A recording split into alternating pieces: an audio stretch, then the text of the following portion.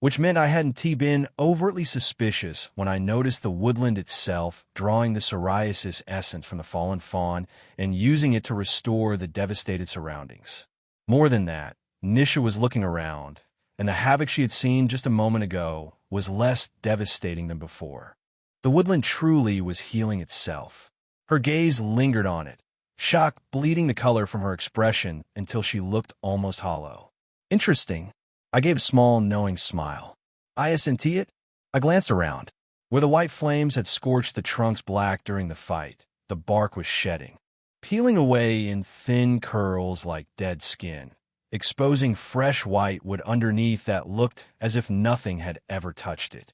Above, new leaves were unfurling from the canopy, slow but spreading steadily across the ceiling line of the forest. Yellow and brown filling the gaps my fire had burned through. And closest to where the fawn's body lay, the ground itself was different. Grass was pushing through soil that had been bare dirt 30 seconds ago, growing toward the corpse like roots reaching for water. Green reclaiming what the fight had scorched, except it wasn't reclaiming. It was feeding. But are anomalies like this common? Nisha's eyes went distant for a moment. Then she refocused. Not quite. There are only two known anomalies, lock gate and variant gate. She held up a finger. The first is the instance where the gateway disappears immediately once someone enters. So once you're in, there's no way out. A second finger. The second is more dangerous.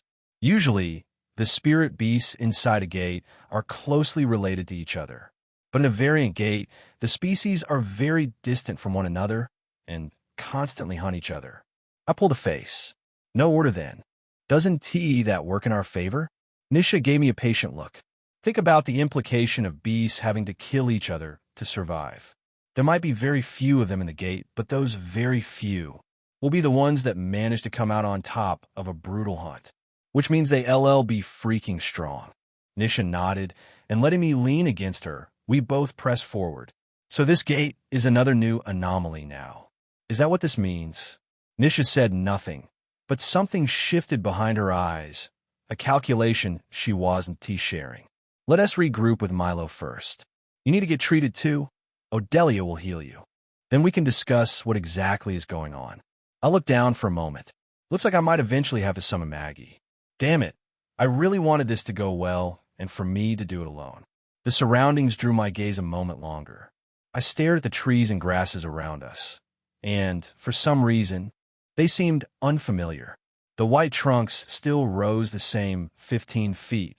The yellow-brown canopy still blotted out the sky above, but something was off. The scorched clearing where I'd killed the fawn should have been behind us. To our left. I was certain of it, but when I glanced back, there was nothing but unbroken forest, white trunks standing in tight rows as if no fight had ever happened there. Not wrong exactly, just rearranged while I was looking. Nisha? Yes, she answered indifferently as we walked. I squinted. Where exactly are we going again? She stopped too and looked around. Where did I come from again? She muttered to herself, her eyes searching the tree line. I exhaled and let out a short laugh. She looked at me with a frown. You're laughing. Why are you laughing? I mean, think about it. This damn forest just lost us, didn't it? Nisha stared at me, frowning, clearly struggling to find what was funny about that. Okay, so, don't you see? This bastard is the enemy all along. Nisha looked at me like I was smoking something foul. What do you mean? These things may have a flow of essence and react to essence, but they are not sentient enough to act individually. I gave her a flat look, and yet this one just absorbed the beast I killed, its supposed protector by the way, and even went and shifted our surroundings. This was not where we were standing a few seconds ago, was it? Nisha didn't answer.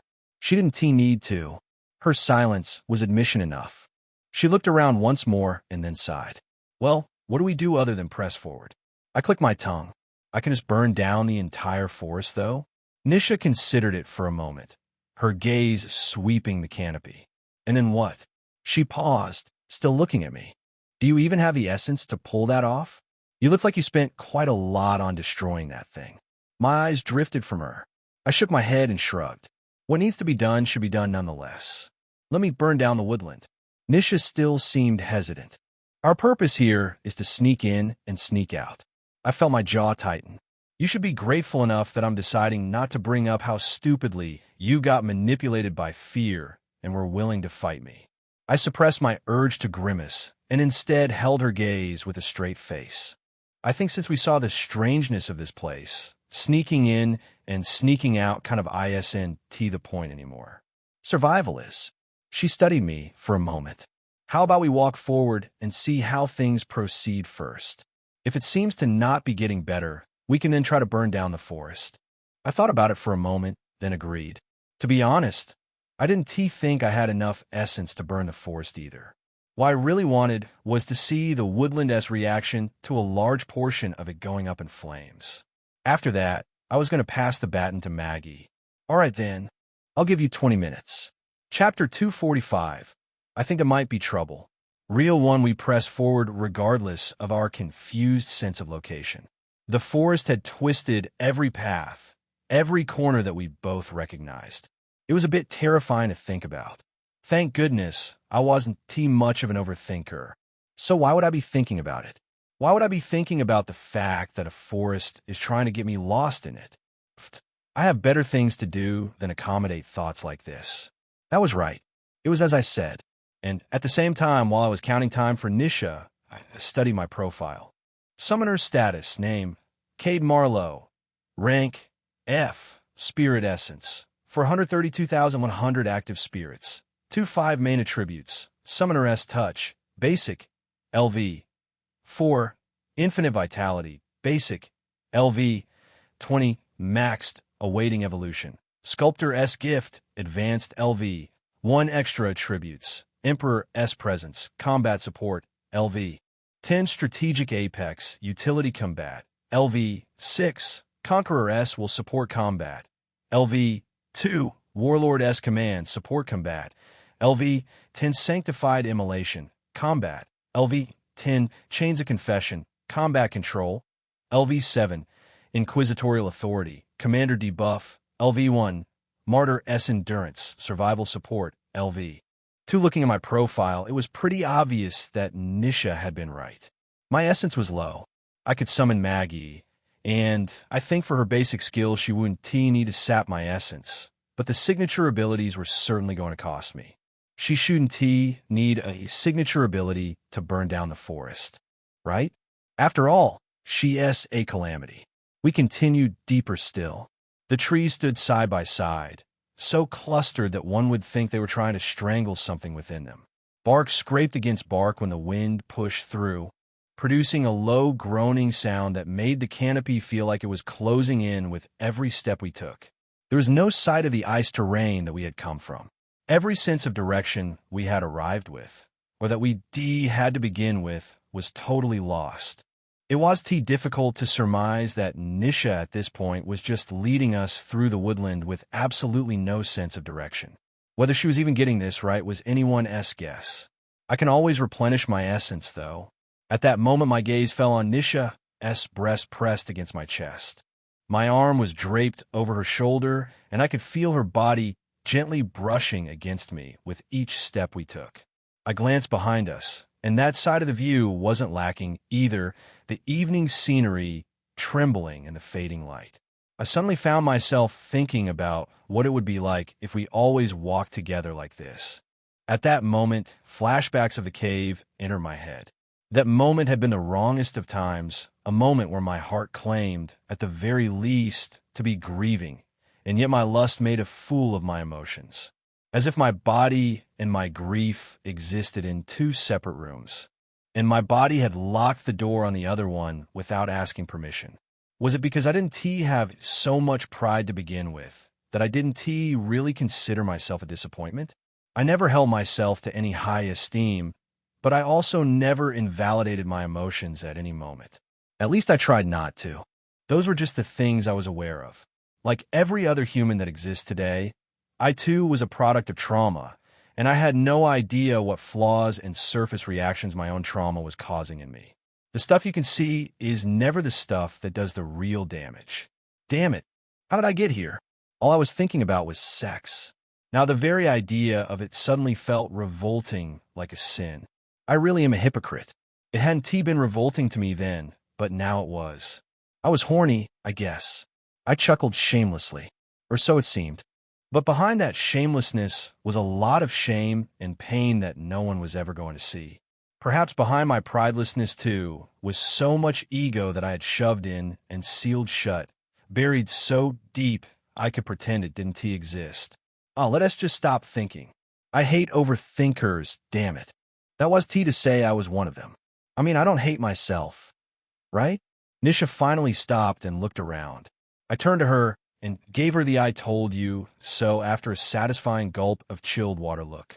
I still think burning the entire forest is dangerous. I gave her a dark glare. Obviously, it is. That is why we're doing it. I exhaled and summoned Maggie. A moment passed. Nothing happened. I frowned and willed Cassie into existence, pushing harder this time.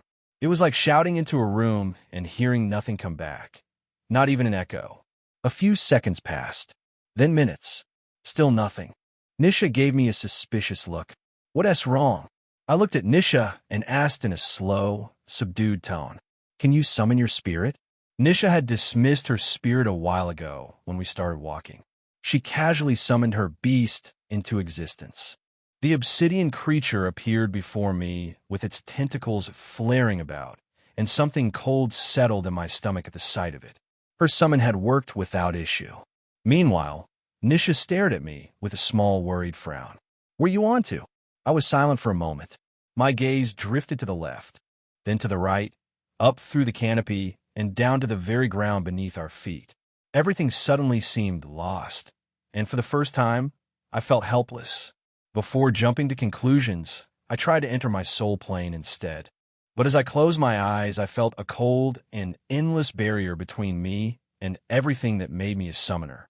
It was like a sea, vast and freezing, spanning between my consciousness and my soul plane cathedral. The cathedral itself, thrown impossibly far off at the horizon, where it shimmered like something half-remembered. I could sense it there. I could feel its presence. But I could not reach it. It was similar, very similar to what I had felt when I tried to reach Cassie. "Kate, what's wrong?" Nisha's tone brought me back to reality, and I slowly raised my head. My voice shook. I can't summon my spirit." Chapter 246. People really like to fuck with my connection with my soul plane. Nisha's expression changed. Not dramatically, like the way people do in stories when they hear something terrible. It was smaller than that. The slight loosening of her jaw, the way her eyes went from suspicious to something else entirely. "What do you mean you can't summon your spirit?" "I mean exactly what I said." My voice came out steadier than I felt, which was a small mercy. I tried to summon Maggie. Nothing happened. I tried to force it. Nothing. I tried to enter my soul plane, and I paused, trying to find the words. There's something between me and the nave, like a cold and massive wall. I can feel my soul plane out there, but I can't reach it. Nisha stared at me. Then she looked at her obsidian beast, which was still flaring its tentacles about like nothing in the world was wrong. "Try again." I just tried. "Try again, Kate." Something in her tone made me obey without argument. I closed my eyes, reached inward, and pushed toward the nave. The barrier was still there, vast and freezing, like pressing my consciousness against an ocean of black ice. I could feel the cathedral at the horizon, a faint pulse, warm and familiar. But between me and them stretched something that didn't care how hard I pushed. It absorbed every ounce of will I threw at it and gave nothing back.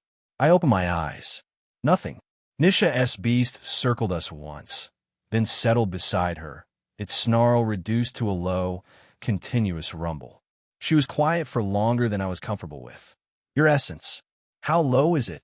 I thought about her question, and what use it was, but answer nonetheless.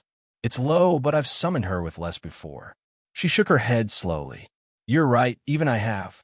Summoning doesn't require that much essence. It's maintaining them that drains you." Well, clearly something disagrees with that assessment, because I'm very much not summoning right now. She ignored my tone. Her eyes were scanning the trees around us. And for the first time since we entered this woodland, I saw genuine unease on Nisha's face. Not the professional caution she usually carried. Something rawer. Can you use your attributes? Try one. Something small. I raised my hand and willed Emperor's presence forward.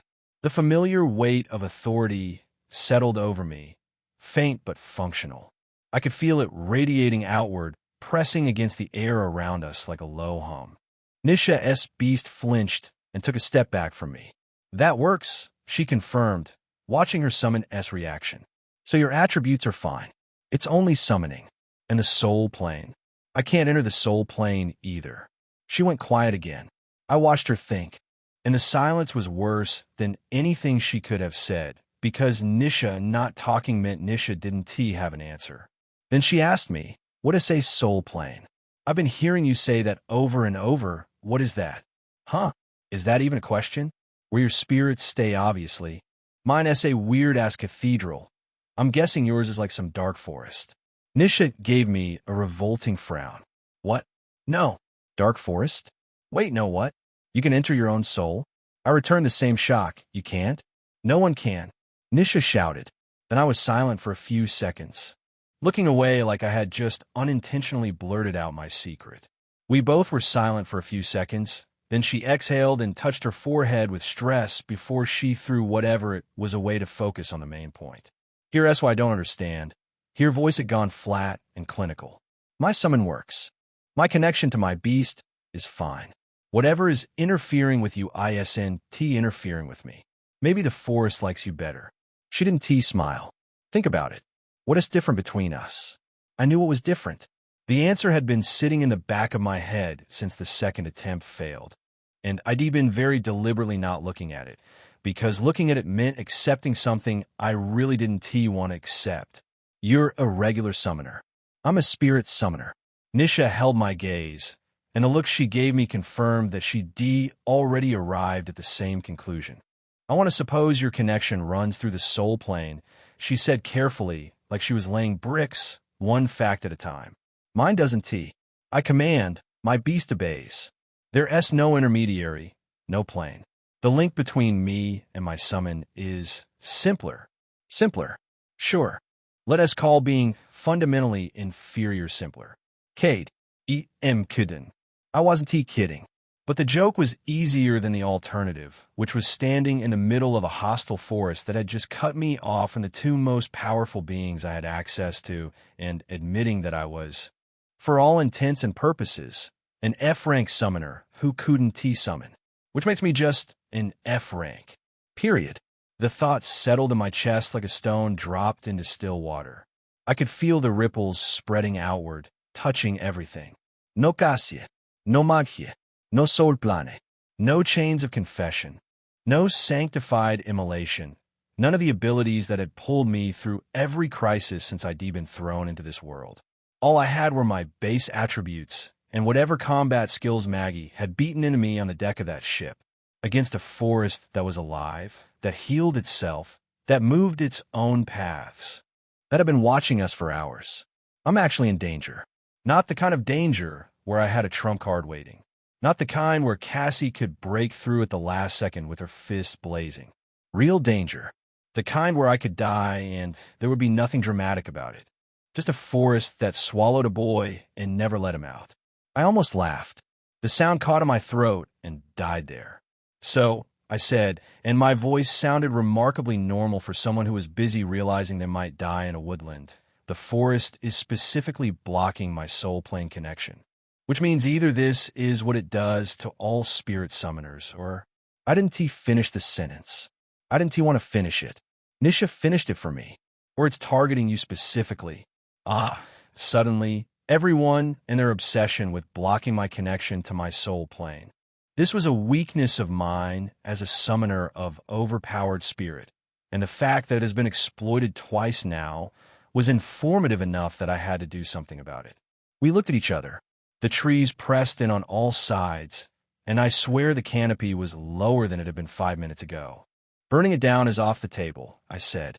You think? Nisha, I'm being serious. So am I. She straightened, and something shifted in her posture. Not pity, Nisha didn't do pity. It was more like recalibration. I watched her mentally reorganize the hierarchy between us. And to her credit, she did it without making it obvious. But I noticed she was taking point now. My bees can still fight. My cleavers can still cut. Whatever is in this forest, I can handle threats while we figure out what is happening to you. But we need to move. Standing still in a place that is actively trying to trap us is the worst thing we can do.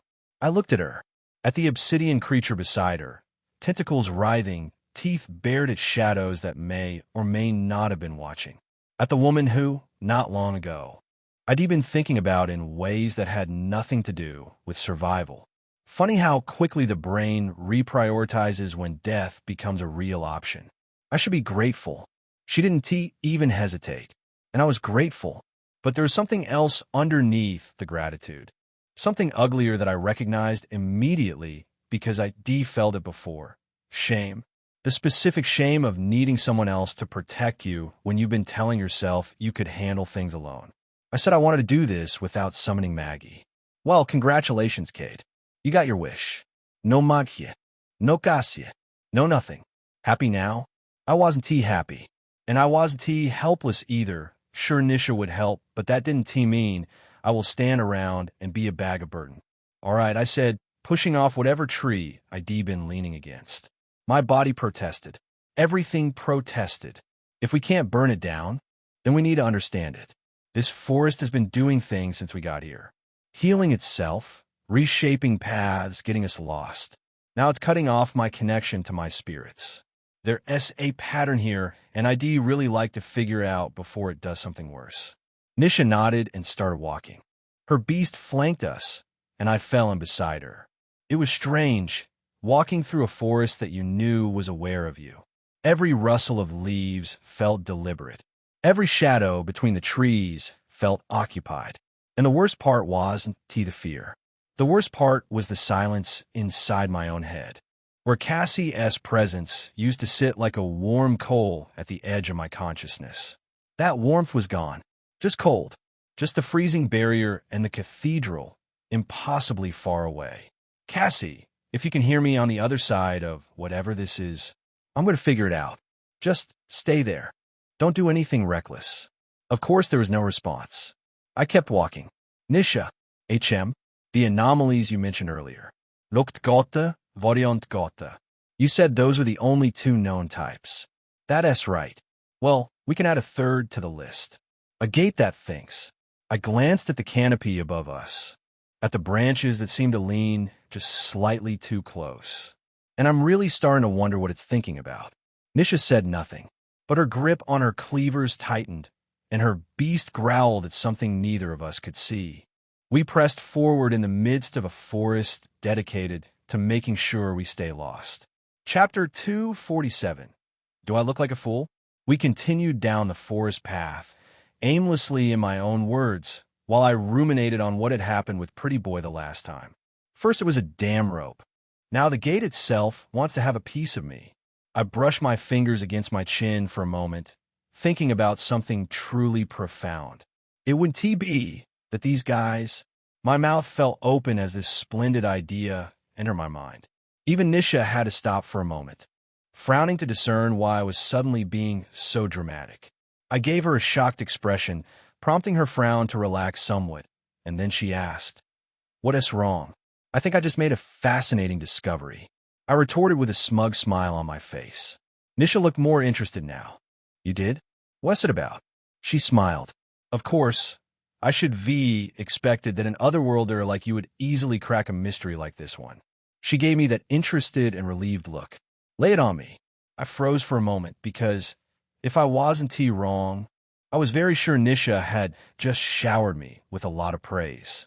And the way things had been progressing, I thought there was some sort of bad blood between the two of us. Actually, I was pretty sure there was, at the very least on my part. Yeah, plus attacking me too. I threw the thought away and refocused on the main point. After all, it was an important and shocking discovery. I pointed to myself. I think I'm hot. There was silence for a moment. Not absolute silence. There was still the soft rustling of the leaves and the gentle humming of something that seemed to be carried by the wind. But the silence between the two of us somehow seemed louder than all of it. I mean, think about it. This is not the first time that people have been trying to get with me. Fairly speaking, the only thing between me and the forces of the world getting with me are my villainesses. Now, if you take those two out of the way, don't you two think life would be much easier and I would be easier to have for breakfast, lunch, and dinner? I wasn't mistaken. Despite her reverse expression, while I reasonably made my case, she seemed to actually think about it. Confident now, I added, this would therefore mean I am hot and everyone wants to get a piece of me. The church, the desert, the sea, the beasts, the gates. But I think the highest on the rankings so far would be the pretty boy in the gates. Oh goodness, you should have seen the pretty boy. He was so desperate, grabbing me and roughing me up. Now that I think about it, could there have been a chance he was always that kind of guy? Nisha glared at me. Have you finally lost your mind? Quite the contrary, actually. I think I just gained it. I frowned. And why the tone? Are you angry? Why are you angry? I don't understand. Are you jealous? Nisha's eyes stayed on me, frozen in a sphere of unbelief. She exhaled and said, look around you, Cade. We are trapped in a forest that possibly wants us to stay trapped. I'm amazed by the voice that told you it was okay to tell a joke like that one. I frowned in confusion. Joke? I was joking, though. I was very serious. I mean, who would joke about being hot? I turned to the trees, flanking us left and right. But you're right. The atmosphere is a little too gloomy for my discovery to get the weight and reaction it deserves, which makes this discovery even more astonishing. At least I know now that the forest, too, is trying to tap that. I chuckled, and for a moment the chuckle hollowed out, swallowed by the canopy above like the trees had flinched at the sound and crushed it between their branches. I actually don't mean it in that way. I prefer to do the tapping, not like I have ever envisioned having sex with a forest. God, who says that? Nisha, who was already visibly irritated by me, expressed a revolting look, staring at me with apparent disgust. Yeah, I understand. How does one even think of such vile things, I paused as I caught my mind, wanting to continue that thought. God, I think I may be more fucked up than I'm giving credit for. Nisha closed her eyes and sighed. Why am I even having a discussion like this with you? I should find a way to get out of this myself. Looking at your disposition, you seem to be enjoying this situation so much. I continued to stare at her for a couple of seconds, just staring and saying nothing. Her irritation sat perfectly on that face. The furrowed brows, the tension in the jaw, the way her nostrils flared just slightly with every exhale. It was all very Nisha. Everything placed right where it should be, like someone had studied the original and recreated it from memory. But that was the thing about recreations. They got the big things right. It was the small things they missed. This caused her brows to furrow and a deep frown to settle on her face. What is it? I showed off my body, making my mangled arm and bruised body more obvious if it wasn't he before. Look at me. I was the one that fought the beast that enslaved you. I am the one in constant pain. I am the one that needs emergency medical attention. I'm the one who seems to be suffering disastrously from this plan. More so, it was all my idea to do this. All of this, I started it all. Do you think I'm not burdened by it? That I live a carefree life and concern myself with all these obvious disasters? She was still looking at me, a deep scowl still on her face. I chuckled and said, I have learned something in the past few months from Derry and even Levi, how they give less weight to the apparent danger before them, being able to be so chill and indifferent towards danger. For a while I wondered, was it because they had enough power to deal with anything? Or was it simply the fact that they had trained their mind to understand that it would always be okay? I remembered Poe once sitting at the edge of a cliff that could crumbled at any second. Picking dirt from under his nails like the void below him was just an inconvenience to his afternoon. That image had stayed with me longer than it probably should have. I held her gaze with a straight face. I'm sure you know them far more than I do, but then I would simply be overestimating you if I expected that somehow you've learned how these people are less reactionary, unlike you. Her frown pierced into me. All this is because I called out your stupid joke? I smiled softly. No, it wasn't a joke, as I said earlier. But I was just trying to teach you a thing or two by voicing out my thoughts. The smile thinned. Also, maybe test you. Nisha scowled even deeper. Test me? For a moment, there was silence, and I just stood there doing nothing. Then I looked at the sword in my hand. I raised it towards her. My mangled arm screamed at the motion, something inside the forearm grinding against something else in a way that sent a sick pulse of heat all the way up to my shoulder. My grip barely held. The blade trembled in the air between us. Nonetheless, I raised it. Then I exhaled. Something shifted behind her eyes. Just for a fraction of a second, the scowl loosened and curiosity surfaced. The kind that didn't belong on the face of someone who just had a sword pointed at them by a friend. How satisfying. My gaze settled on the proclaimed, but fake-ass Nisha. What did you do with Nisha, you bastard? You really wanted a piece of me so badly that you had to disguise as my friend, huh? You vile forest. She stared at me, and then, slowly she smiled. The smile itself was wrong. There had been times where Nisha had smiled, and her smile had never been real. Nisha smiled with reluctance, like the expression had to fight its way onto her face. This smile came easy, too easy, like something wearing a mask had forgotten which muscles to use. Cade, she said softly, you're confused. You're hurt, and you're not thinking clearly. Put the sword down and let us keep moving. Her voice was like she was talking to a wounded animal and trying to coax it into a cage. I swung. Chapter 248. If you want to camouflage, at least get the sizes right. I swung at her, bringing my sword down in a hard arc. But she was nimble. Before I knew it, she leaped a few meters back, landing without a sound. She twisted her head curiously, studying me like something was wrong with my very being, and she was trying to figure out what. I put it to you, aside from being hot, something was indeed wrong with my very being. But if anyone was going to figure it out, it certainly wouldn't be a spirit beast. How did this manage to happen? I'm sure I did everything right. Nisha, no, the creature, beast, whatever it was taking the shape and face of Nisha, almost flawlessly in fact, straightened up and scratched its head in confusion. I stared at it with a dark look in my eyes. Of course I know. What did you think, asshole? I pointed my sword at the thing. First of all, Nisha does not have an ass like that. You rotten creature, what the hell? How could you create that kind of sumptuous ass? It was flawlessly done, but hell no. That's not Nisha's ass. I paused for a moment. Wait, am I complimenting it or chastising it? It almost sounded like both. I yanked my already lowering hand forward with more guardedness. Anyways, a fraud is what you are, and a fool too. Stupid. If you want to trick someone, learn to do it properly. You piece of wooden and leafy poop. Where did you put Nisha?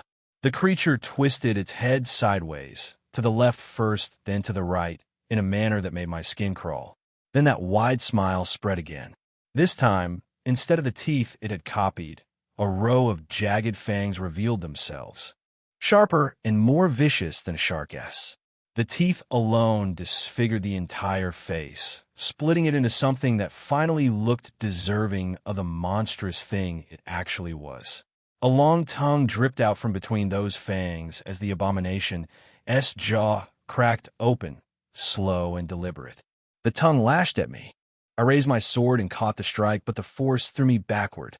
I landed on my feet, boots skidding across the dirt for several meters before I finally stopped. The creature was already moving. It leaped and latched itself onto a tree, claws digging into the bark. Its eyes were changing. So was the body it had worn. The irises turned yellowish, each pupil narrowing into a black vertical slit. They were tearing through the face from the inside, and the skin underneath was beginning to reveal itself, both flesh and clothes simply peeling away like a second hide, as if the beast was merely shedding one disguise for another. Then it croaked, and the entire woodland vibrated in response. Before I could brace myself, the bastard lunged, spinning into a cannonball and slamming into my stomach before I could get my guard up. I folded like a piece of paper and went flying. My back screamed as I crashed into a tall white tree. For a moment I saw nothing but white, and it felt like I might actually die. But the next moment I heard my own voice. No, you piece of ass, they're the ones going to die. I sent waves of red fog rolling outward as I released Emperor's presence. A semblance of strength returned, and I managed to straighten for a bit, my spine cracking in protest. Cassie was unavailable. I couldn't reach Maggie either, which meant I had to deal with this myself somehow. Yeah, this is encouraging. It's just what I wanted. The creature had revealed itself completely now, and what I was seeing before me was a giant chameleon, so to say. It certainly was a normal chameleon, because it was much larger and uglier than any chameleon I'd ever set my eyes upon. Its humongous body latched to the white wood, already half as tall as the tree itself. Its tail wrapped around the trunk, trailing downward and softly sweeping the ground. Its head was a mass of disjointed skull. The eyes were so huge they seemed to sit where they didn't belong, bulging out of their sockets. And then the teeth made everything worse. It was an ugly beast capable of shredding my body apart with little effort. So I had to be very careful and make sure that somehow I didn't find my way into its maw. Why am I even thinking about fighting this bastard? It was tempting to run, even though I had said so many bad things about running. I'm so sorry, running. I didn't know better. At the same time, running would be stupid. Run to where, exactly? Lest I forget, the forest was a trap, and no matter how far I went, there seemed to be no end. I considered that it might be because the spirit beast had been leading me in circles to begin with, but I had noticed the landscape of the forest change with my own eyes. I was the one who had even brought it to Nisha's attention. Or should I say, this vicious monster, whom I had first thought was Nisha until I had to check the ass and notice the size. Knowing there was nowhere for me to run, I slowly stood up and looked at the damned creature, still wincing because even though I was upright, I was still in serious pain. So I guess the only way forward is to defeat you? The chameleon looked into my eyes and spread those vicious teeth, sweeping its tongue across its lips. Then it released a disturbing voice that sounded like multiple ancient creatures struggling to force their speech together. Can you? I grinned. I guess we'll find out. The bastard grinned too and released that disturbing speech once again. I guess we'll find out. It began to laugh. It sounded like someone scraping rocks against each other. Then it looked directly at me, and the strangest thing happened. I guess we'll find out. This time, the creature spoke in a slightly hoarse and clean tone, sounding exactly like me. You motherfucker, how dare you? Chapter 249, A Fraud 2. Can try having to deal with the everyday struggle of hearing myself talk was heartbreaking enough. Hearing my voice from a creature monstrous and abominable was revolting in all manner possible. I had no desire whatsoever to rest until I killed this endearing creature. It giggled right before my eyes, obviously enjoying the annoyance that was climbing my face. I guess we'll find out. It said the same thing again in my voice and laughed again, still latched onto me, seeming to have all the time in the world rather than throwing its long tongue at me and trying to destroy me. I frowned, and somehow that single inaction sent some information straight into my head. I could sense it. Something was wrong. The spirit beast was terrifying because it could mimic, but that wasn't the only thing that scared the shit out of me. What truly did was how almost flawlessly it had acted out Nisha. If it weren't for the inconsistencies, the way she kept hurrying me forward when the real Nisha's disposition towards danger was usually calm and carefree, the fixation on the ass, and a dozen other small things that just felt wrong, I probably wouldn't have known that this was Team Nisha at all. And that alone placed this creature far above every primal tier spirit beast I had ever faced in my life. This chameleon had intelligence, and that made me suspect it was a very high-level spirit beast. This is sad.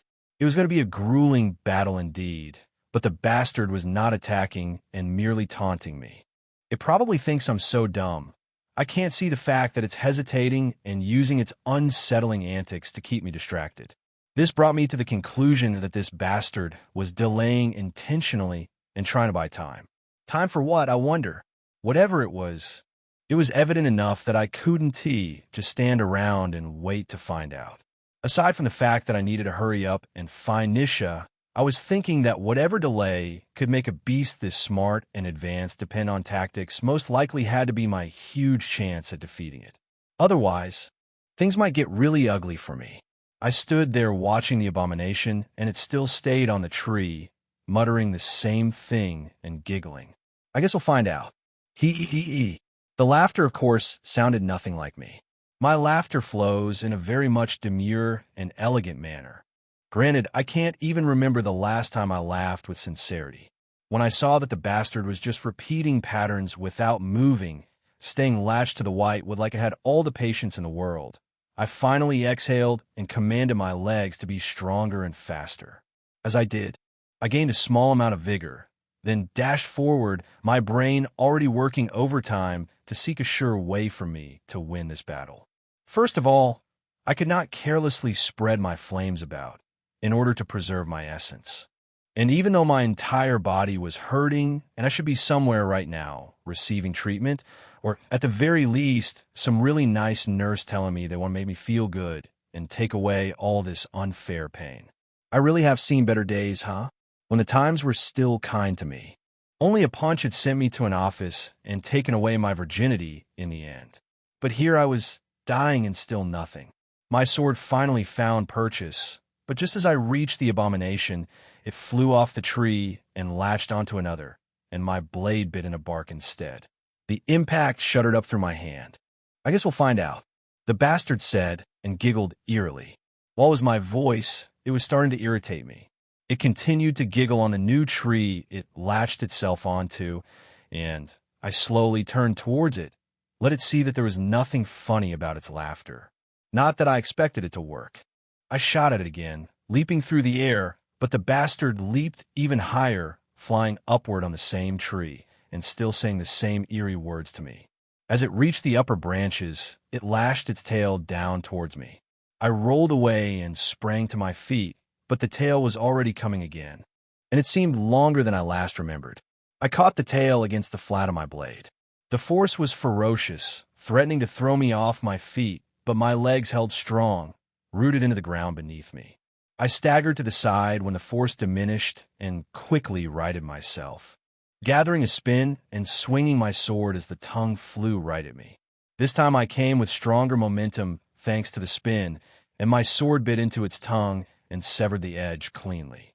A dark and eerie cry tore loose from the throat of the abomination, and I chuckled in satisfaction. Yeah, that's more like it. Now, you're beginning to act more like yourself. The creature's eerie cry faded into a wet, rasping gurgle. Dark ichor dripped from the severed edge of its tongue and spattered across the white bark below. For the first time since this fight began, the chameleon stopped giggling.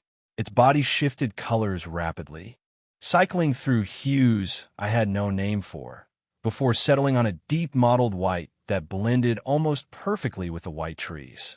Only its eyes remained visible. Two pale, unblinking slits fixed directly on me. There you go, I said, adjusting my grip on the sword. My fingers were slick, and whether it was blood or sweat, it didn't matter. The creature glared at me with death in its eyes and lunged. The difference was immediate. Where before it had been content to latch onto trees and taunt me from safety, now it came down like something unhinged. Its remaining tongue snapped toward my chest, and I barely twisted aside, feeling the air displacement against my ribs. The tongue cratered the ground where I stood, punching through compacted earth and root with a sound like fracturing bone. I didn't have time to thank my stars for dodging in time. Its tail swept in a wide arc from the other direction, and I threw myself forward into a roll, feeling it whip over my back close enough to tug on my clothes. I came up swinging, but the chameleon was already gone, launched back into the canopy with a speed that made its previous movements look leisurely. I chuckled and looked up. Finally, did I beat some motivation into you? This bastard. So this is how you look when you try. Chapter 250. Now I'm growing hatred for reptiles. I tracked it through the pale branches overhead, my sword raised despite my burning legs. My earlier vigor was thinning already. The burst ID commanded from my body wasn't free, and every second of exertion was a withdrawal from an account running dangerously low. It came again, tongue and tail this time, staggered, one after the other, so that dodging the first put me in the path of the second. I parried the tongue with my blade and felt the impact rattle through my shoulder, then pivoted to catch the tail on the flat again. But this time the force was calculated. It didn't just hit. It coiled around my sword with terrifying dexterity and wrenched sideways. The sword tore free from my grip. It clattered across the pale roots and came to rest 10 paces away. The chameleon retracted its tail and stared at me from the canopy, its head tilted and those pale, slit eyes unblinking. "I guess we'll find out," it said in my voice. But this time it didn't giggle. I stared back, weaponless, essence depleted, body screaming at me through every joint and muscle, and I did what any reasonable person in my situation would do. I gathered flames in my fist. So much for preservation. The fire condensed in my palm, hot enough to make the air around my hand ripple and distort. I couldn't afford to throw it carelessly, so I wouldn't. I had to make every shot count. Not that I have a lot. The chameleon's colors shifted again. It pressed flat against the branch, muscles coiling, preparing to launch. Then it stopped. Its head jerked sideways, away from me, towards something deeper in the white forest. The pale, slit eyes widened, and a low rumble built in its throat that sounded almost satisfied. And then I heard it, something faint and distant, coming from the direction the chameleon was looking. Nisha's voice. Not the chameleon's mimicry of Nisha's voice. I knew what that sounded like now. It was sad to say I'd gotten familiar with the subtle wrongness of it, the uncanny valley of copied speech stripped of authentic personality. This was different, raw, ragged, and uncontrolled. It was a scream. The chameleon looked back at me, and I watched its mouth stretch into something that should not have been possible on a reptilian face. It smiled. The smile was knowing, deliberate, and profoundly human in its cruelty. The kind worn by someone who has watched you walk into a trap and wants you to know it. The flames in my fist guttered as my concentration fractured. Every tactical deduction I'd made in the last 5 minutes reassembled in my head with sickening new clarity. The creature hadn't just copied Nisha's voice from a distance. It had mimicked her mannerisms, spoken to me as Leisha would. And for a short moment, I was very convinced. That kind of mimicry wasn't possible from observation alone. This chameleon had been in close proximity to Nisha, close enough to study her, to learn the way she spoke and moved and thought. Or, in a much worse scenario, it had done something to her that gave it direct access to those things. And instead of fighting me when its cover was blown, it stalled. Not because it was afraid. Not because it was waiting for some transformation or power surge. It stalled because somewhere deeper in this forest, something was happening to Nisha, and this bastardess' only job was to keep me here long enough for that something to finish. Nisha's scream meant she was alive. That was the one piece of good news in this entire wretched situation. But something still wasn't sitting right. There was a piece I was missing, lodged at the back of my mind like a word stuck on the tip of my tongue. One moment I almost had it. The next it slipped away, and the chameleon kept smiling. I set my gaze on the chameleon and shot towards it, fire blazing in both hands. As I charged, the chains flew out. All 5 of them scattered in different directions, arcing wide into the forest from angles the bastard skin changer wouldn't have seen coming. And of course, it didn't. Its attention locked onto me, the frontal assault, the obvious threat, and it lunged to meet me head-on. Instead of crashing into it, I let the chains do their work. They whipped back through the trees from 5 different corners, converging on the creature from behind, and wrapped tight around its hind limb, catching it mid-lunge. That had been my plan exactly, and seeing it come to fruition was so satisfying. Finally, something good worked out for me. The chain snapped it back, killing its momentum midair.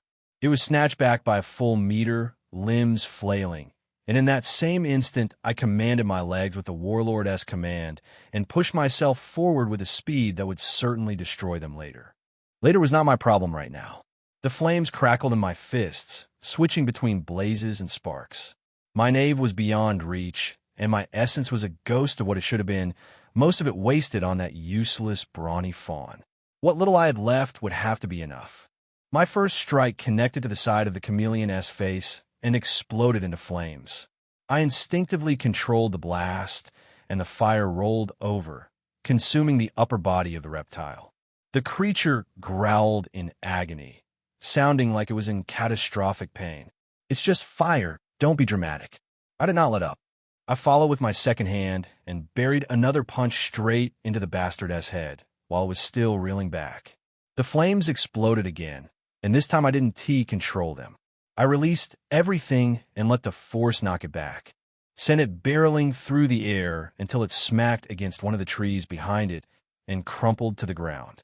It stayed in that position for a moment, and I straightened slowly and sucked in the pain, gritting my teeth. One step after the other, I walked towards it. My fist clenched and unclenched, but the flames were gone. Even when I tried to manifest them, nothing but feeble sparks flickered and died. Nonetheless, I stood before the creature and glared down at it. "Where is Nisha, you nut job fraud?" Chapter 251. Oh no, the chameleon didn't answer. It lay there against the base of the tree, its mottled body still cycling through colors in slow, erratic pulses. Dark ichor oozed from its burned face and from the stump where I severed the edge of its tongue. One of its bulging eyes was swollen shut from where my fist had connected. It looked pitiful, broken, even, and it was still smiling. "I asked you a question." It answered with that knowing, human smile stretched across its face that had no business wearing one. I took a step closer and my left knee buckled. I caught myself before I fell, but only barely, and the motion sent a bolt of pain up through my hip and into my spine that nearly whited out my vision. All right, standing is now a privilege. I'll fuck the warlord as command had extracted its toll with the kind of ruthless efficiency I'd come to expect from anything associated with Cassie. My legs had gotten the speed I asked for. Now, they were collecting their dues like those damn loan sharks with criminal interest rate. I steadied myself and kept my eyes on the creature. It hadn't moved from its position against the tree, and that bothered me more than I wanted to admit. A wounded beast should be doing one of two things: fighting or fleeing. This one was doing neither. It was waiting. I didn't like that. My sword was still lying on the pale roots where it had clattered after the bastard wrenched it from my grip. 10 paces to my left. I glanced at it, then back at the chameleon. It's one functioning. I tracked the glance. Right? So you know I want it, and you want to see if I'm dumb enough to take my eyes off you. I wasn't but I also couldn't fight a creature this size with my bare hands and zero essence. The flames were gone. My fists were just fists now, and they were shaking. I moved sideways, keeping my body angled toward the chameleon, and closed the distance to the sword one careful step at a time. The creature watched me, but didn't lunge. Didn't even tense. That was wrong. Even wounded, even with one eye swollen shut and its tongue half severed, it should have taken the opportunity. I was limping, unarmed, wide open. Any predator with functioning instincts would have pounced. Unless pouncing wasn't an option, I reached the sword and picked it up. The grip was slick with something ichor or my own sweat, and I had to adjust my hold twice before it felt secure. When I straightened and turned back to the chameleon, I saw something I missed during the chaos of our fight. Its midsection, during the combat, everything had been moving too fast. Lunges, dodges, tongue strikes, tail whips. I hadn't had time to study the creature's body in stillness. But now that it was lying against the tree, sides heaving with labored breath, I could see it clearly. The chameleon's gut was distended, swollen outward in a way that didn't match the rest of its frame. The skin there was stretched taut and discolored, darker than the mottled pattern elsewhere. And there was a visible weight to it that pulled the creature's posture downward, even while lying on its side. That's not from the fight. I hadn't hit it in the stomach. My flames had consumed its upper body. My punches had connected with its face. Nothing I'd done would cause that kind of swelling in the abdomen. I filed it away and kept watching. The creature shifted, tried to reposition itself against the tree, and I saw it struggle. Its limbs moved with visible effort, as if its own body was heavier than it expected. The hind legs that had launched it through the canopy with terrifying speed just minutes ago now scraped weakly against the white roots, failing to find purchase. It's not just hurt, it's being weighed down. That was when the second scream came. Nisha's voice, raw and desperate, tearing through the forest from somewhere to my right. Deep in the trees, far enough that the sound was thinned by distance, but close enough that every word of anguish was unmistakable. My body pivoted toward it before my brain could intervene. Every instinct I had said run. Find her now. But I didn't tee. I stayed where I was, sword raised, eyes on the chameleon. Something is very wrong. The first scream had come from ahead, deeper into the forest in the direction the chameleon had been looking when it smiled. This second one came from the right. That meant Nisha was either moving through the forest at speed, which was possible, she was fast, or the direction didn't make sense. The chameleon watched me with its one good eye, still smiling, still waiting for me to run. You wanted to chase it. That's why you're not attacking. You wanted to leave. I planted my feet and waited. My body screamed at me. Not metaphorically, my muscles were in active revolt, twitching and cramping from the warlord's command aftermath, and my joints felt like someone had packed them with ground glass. Every breath was a negotiation between my ribs and my lungs were losing. But I waited. The forest was quiet again. The white trees stood like pale sentinels on every side, their canopy filtering what little light existed into something cold and diffuse. The chameleon's breathing was the loudest thing in the silence, a wet, labored rasp that I could hear from 5 paces away. Then the third scream, this time from behind me, from the direction I'd come from. And that was what broke it open. Not because 3 screams were worse than 2. Not because the direction was wrong, though it was very wrong. It broke open because of the scream itself. Because it was Nisha's voice, twisted with fear and pain and desperation, crying out into the forest like someone who had lost all composure. Would Nisha ever shout? The question surfaced with the quiet precision of a knife being drawn. I knew Nisha, not as well as I wanted to, perhaps, but well enough. I knew her in danger. I had watched her lead me through several dangers, and even in situations where she was useless. I have never seen her stricken with fear. Nisha just didn't come off as the type to shout. It didn't fit into the character of her person. This was a woman who responded to mortal peril with a sigh and taking alcohol. Nisha didn't scream. Certainly not like this. Not helpless, terrified cries scattered across 3 different directions in under 2 minutes. It wasn't in her. So who was screaming? My gaze drifted from the tree back to the chameleon, back to that distended, swollen midsection pressing against the white roots. Back to the creature that could mimic voices with such fidelity, it had fooled me into thinking it was Nisha for an extended stretch of forest. And then, as if the universe had decided I wasn't suffering enough, the truth assembled itself. The screams were not real. They most likely were illusions that the chameleon was trying to use in distracting me. I could prioritize running away in order to find Nisha. However, its fatal flaw was that if it wanted to successfully do that, it should have kept through to one direction. I might have been completely fooled. Then, where is Nisha? My gaze drifted towards the creature midsection, and my mouth slowly came open. Unfidno. Chapter 252. Moment of truth, the stalling. The reluctance to attack. The way it had taunted me with repetition instead of fighting. The way it had stayed latched to trees instead of lunging. The sluggish movement that I attributed to caution, but was actually something else entirely. The reason it couldn't move properly wasn't injury. Wasn't fear or strategy. It was digesting. The chameleon hadn't just mimicked Nisha. It hadn't just studied her from a distance to learn her mannerisms and speech. It had swallowed her.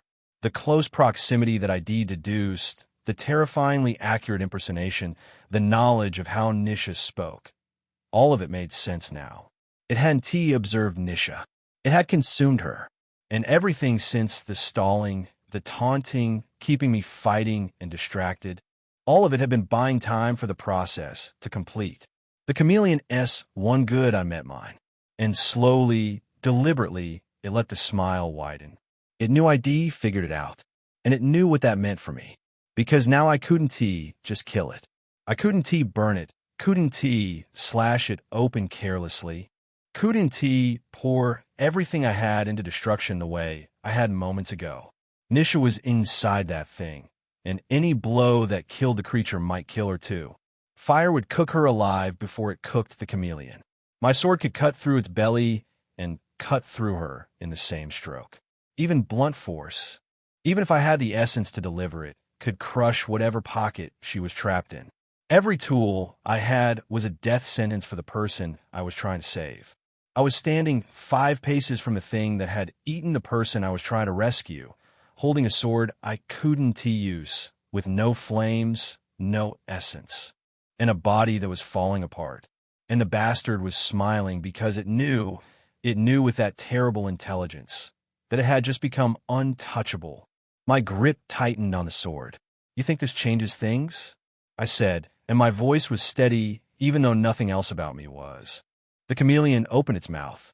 From deep within its throat, muffled and distorted by layers of flesh, came Nisha's voice.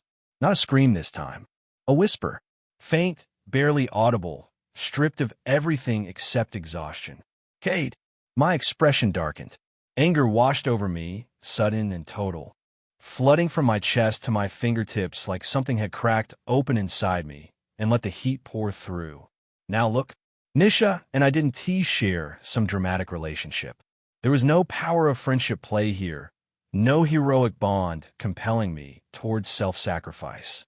I could simply turn around and walk away. Say I was unable to do anything because I was crippled. I mean, am I not crippled? Give me one good look and tell me I'm not crippled. But do you know the reason I wouldn't do that? Why I wouldn't be a fool and abandon Nisha the same way I abandoned Emma? Hiding behind the justification of some lame excuse? Come to think of it, she does deserve it. How dare she be with me and then go ahead and be with another man? Or was I the other man? Either way, how dare she? I gave that woman things. Moments. Experiences that should have had her swearing off other men entirely. And instead she goes and does this to me? The disrespect was staggering. But was he about to be both an asshole and a coward at the same time? I was, after all, a very benevolent person, which means I have to find a way to handle this situation. Having no essence, by the way, I need to be able to generate essence. All the means available to me were currently unavailable, for the simple and unfortunate reason that there was no female here. The only female who would have worked was Nisha, and she was currently dissolving in the belly of a giant chameleon. I sighed and stood there staring at the bastard, who stared right back at me like he could do this all day. Which, considering he was mid-meal, he probably could. And then, while staring at him, it suddenly occurred to me. I have a way out. There was a way. A method to gain essence that had, in fact, been the very first method through which I discovered I could replenish my reserves. The numbers were smaller, much smaller compared to when I used a partner. But it was still something. Does this mean? The thought was revolting. Nah, hell no. I'm not doing that. My mind paused, reconsidered. If I did it, I could gain at least 200 spirit essence. 200. In a battle like this, running on fumes, with the bastard unable to move because he was trying to digest my companion. 200 was the difference between living and dying. The problem was time. Luckily for me, this particular remedy was my foundation. My base. The thing I'd been doing longer than anything else in my entire life, and after all those years of dedicated practice, I knew very well how short my endurance was in that regard. I knew that technique couldn't work here because it required a partner, which I didn't have right now. Unless the lodestar counted my hand as a partner. I chuckled at the thought, then glared at the chameleon, who glared back. Wounded, breath ragged. Looking at the way it was so hindered, something told me either Nisha was fighting back from the inside or the chameleon was reaching a critical point in its digestion. Either way, the clock was ticking for both of us. I sighed and said to it, "Toilet break, please." The chameleon blinked. Its one good eye tracked me with an expression that, on a creature with that much intelligence, I could only describe as bewilderment. like it was trying to process how its prey had just politely excused himself from a life-or-death standoff. I turned and walked behind a tree, exhaled heavily. With my mangled, scraped-up hand, I unzipped and held myself steady. Inhaled, closed my eyes. Let us get this over with. I built the image of Cassie and Maggie in my head, thinking through every detail of the situation. I went over the layout, the timing, the spacing between them. My broken fingers throbbed, sending a spike of pain up my wrist that nearly shattered the image. I gritted my teeth and held on to the fantasy with the same desperation I'd hold a cliff's edge. I grabbed Maggie by the neck and went to work, imagining that composed, saintly face of hers finally cracking under my grip. All that dignity, all that composure, crumbling until the real her came out gasping and desperate. I didn't ignore Cassie, either. When I noticed she was getting a little pissed that I was spending too long on Maggie, I moved over to her and held her close, taking my time. Like two people who actually meant it. Her voice against my ear, the way she whispered my name. Oh shit, I think I'm taking this a little too seriously. But I didn't stop. 1 minute was all I had. No time for an existential crisis about my imagination being too vivid. I went back and forth between them. Maggie until she passed out, then Cassie, same treatment. My hand was screaming at me the entire time, every nerve in those mangled fingers reminding me that I was doing something reckless with a hand that probably needed amputation, but pain and self-destructive impulse have a complicated relationship, and I was not about to unpack that right now. And just as Cassie was reaching her peak, shaking, calling my name one last time, the tension burst and something shot out in front of me. I opened my eyes. The liquid had landed on the face of the chameleon. The thing was right there, right in front of the tree, staring at me with blood dripping down its face. And in that one good eye, behind the wounded malice, behind the terrible intelligence, I saw something I had never expected to see on the face of a monster. Offense. The chameleon looked offended. I staggered back in horror. You creep. How did you? But even as the shock of this deeply violating moment hit me, the messages of my glorious victory were already singing in my ears. Your spirit essence has been restored, your physical stamina has been restored, your spirit essence has been restored, your physical stamina has been restored, your spirit essence has been restored, your physical stamina has been restored, your spirit essence has been restored.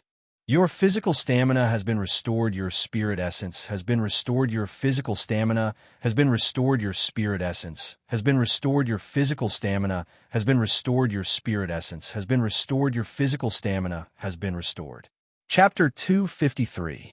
This spirit beast is a real pervert. I froze and stood agape with my pants rolled down. I was flabbergasted to discover that it had actually worked. But then why wouldn't it have worked? This had been the way I was able to discover that I could increase the limit of my essence in the first place. So yes, of course it worked. Dude, I am so crazy. Indeed. I actually used to think I was the least crazy of humans. All I was, really, was a very real and shameless young man who irked people a lot. But right now, it occurred to me that I was the most disgusting person even I had ever set my eyes upon. Goodness? No. It has to be him. I glared at the creature that stood opposite me with my own mess dripping down its face. The sight alone almost made me want to cover my own face in shame and gut myself right there on the spot. Meanwhile, the beast, curiously watching, swiped its tongue across its face and lapped it all up. In that instant, my entire soul line cut, and I felt something in me break. No. Who do I even speak of this to? Right there, in that very instant, I understood something. This was yet another secret that I would rather die with than reveal to anyone. Not my friends, not my enemies, nobody. I would take this filth to the grave and beyond. I inhaled, exhaled, and then steadied my hand. I focused less on the chameleon and instead inspected my body. It was like a miracle. Aside from my torn clothes, the rest of me looked as new as when I had just walked in here. The wounds on my face, my hands, the point where I had pushed my flames so hard that using them against that damned fawn had hurt a great deal, my knuckles, my legs, all of it gone. The fatigue had vanished completely. I felt whole and genuinely powerful. I clenched and unclenched my fist as I stared at the chameleon, who seemed to be having a spiritual epiphany from the strange vision before him. What in the world is wrong with this forest? I picked up my sword and raised it at the bastard. Nothing about this is going to be the same anymore. Just as I said that, waves of white flames rolled out of my body. Along with them came crimson waves that made the wind howl and flee from around me. The red rolled through the fire and changed its color, pushing the flames further at the same time it shifted their nature. It was as though the white flames gained another trait entirely and were not the same anymore. Indeed, using Emperor S presence on the attributes I received from Maggie always caused them to change color. Granted, it was the flames I usually used it on. I should try using it with the chains then. 2 crimson chains flew out of me instantly, and still the chameleon was watching me, looking like it was grinning. There was no way this chameleon finds my food tasty, right? For a moment, I stood there and almost didn't know what to do. However, the sound of the trees and their leaves burning snapped me back. Everything around me was being consumed, fire crawling through the canopy while smoke billowed upward in thick columns. I removed the weight bracelet from my hands, and the metal made a heavy thud as each one hit the ground. The ones on my ankles followed, and the impact left shallow craters in the scorched earth. My body felt lighter now. The noise in my head felt lighter too. I closed my eyes with shame, pulled up my pants, and then looked at the chameleon. Meanwhile, it spoke. This time, it was nothing like I would have expected. "Want big?" The chameleon said it in its grotesque, ugly voice, so it was not in any manner amusing to hear such a statement. And from a spirit beast, no less. I freaked out instantly. "What? No. You pervert. I am never in my life going to do that." I locked in the next moment. "Instead, I'm going to do this." The crimson chain whipped forward and cracked across the chameleon's face. The creature flinched. Actually flinched. Its massive head snapped sideways from the impact, and a sound left its throat that was half screech, half something I couldn't describe. The chain left a glowing welt across its jaw that sizzled against the scales. I didn't give it time to recover. I was already moving, Frostfang on my right hand, a chain coiling around my left forearm, and my legs carried me forward so fast that the ground cracked under my feet. The chameleon's eyes locked onto me, and its tongue lashed out, that same whip strike that had thrown me backward before, the one that had nearly ripped the sword from my hands. I sidestepped it. Not barely. Not desperately. I sidestepped it like it was slow. The tongue cracked the air beside me and carved a line through the dirt where I'd been standing. But I was already past it, already inside its range, and Frostfang came down on the foreleg that was braced against the tree. The blade bit deep. Frost crackled along the wound, and the chameleon screamed, releasing its grip on the trunk as its foreleg buckled. The tree groaned and tilted. I pulled the blade free and pivoted, driving a kick into its jaw with enough force that I felt the impact rattle up through my hip and into my spine.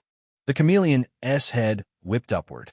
Its body followed, peeling away from the tree and crashing through the canopy in a shower of burning leaves and shattered branches. I stood there, breathing hard, and looked down at my own legs. What the?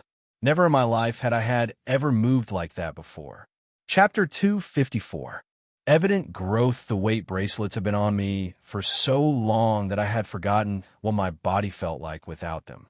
I had been training, fighting, running, swinging a sword that was already heavy enough on its own, all while carrying Cassie's ridiculous weights on every limb. I had gotten used to that slower, heavier version of myself, the one that had to work twice as hard for every movement. This was the real version. I clenched my fist, and the ground under my feet splintered further from the pressure alone. "Cassie, you beautiful, terrifying woman. I understand now." The chameleon crashed through 2 more trees before it caught itself, claws scrabbling against bark. It righted on a thick branch and stared at me. For the first time since this fight began, the grin was gone. Those massive, bulging eyes narrowed, and its head tilted sideways in that skin-crawling way. studying me like I was a different person than the one it had been throwing around earlier. I raised Frostfang and pointed it at the bastard. Surprised? Yeah, me too. The chameleon's body flickered. That was the only warning I got. One moment it was crouched on the branch, scales catching the firelight. The next, the branch was empty. The creature was gone. Not leaping, not retreating. Gone. Vanished like it had never existed, leaving nothing behind but the grooves its claws had carved into the bark. I spun, scanning the trees. Nothing. The forest around me was still burning, fire chewing through the canopy, embers drifting through the air like orange snow, and thick columns of smoke rolling between the trunks. But the chameleon was nowhere. You coward, I spat. You were grinning when you thought you could beat me. Now you hide? Silence hit me. Just a crack and pop of burning wood. I tightened my grip on Frostfang and forced myself to think. The chameleon was a creature built on deception. Disguise. Camouflage. Of course, it could turn invisible. It had worn Nisha's face convincingly enough to fool me for hours. And the only reason I had caught it all was because it couldn't copy an ass correctly. Nisha, she was inside that thing, which meant I couldn't burn it to death even if I wanted to. It also meant I couldn't go all out, which in turn now meant this bastard had a hostage and knew it. A branch cracked somewhere to my left. I swung Frostfang and hit nothing but air. Something heavy slammed into my back.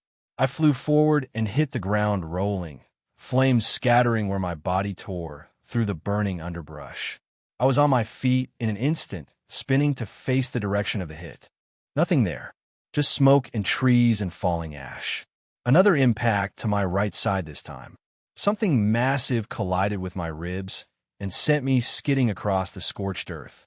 I dug Frostfang into the ground as an anchor and wrenched myself to a stop, coughing.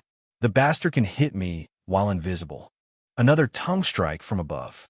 I threw myself sideways and felt the wind of it graze my ear.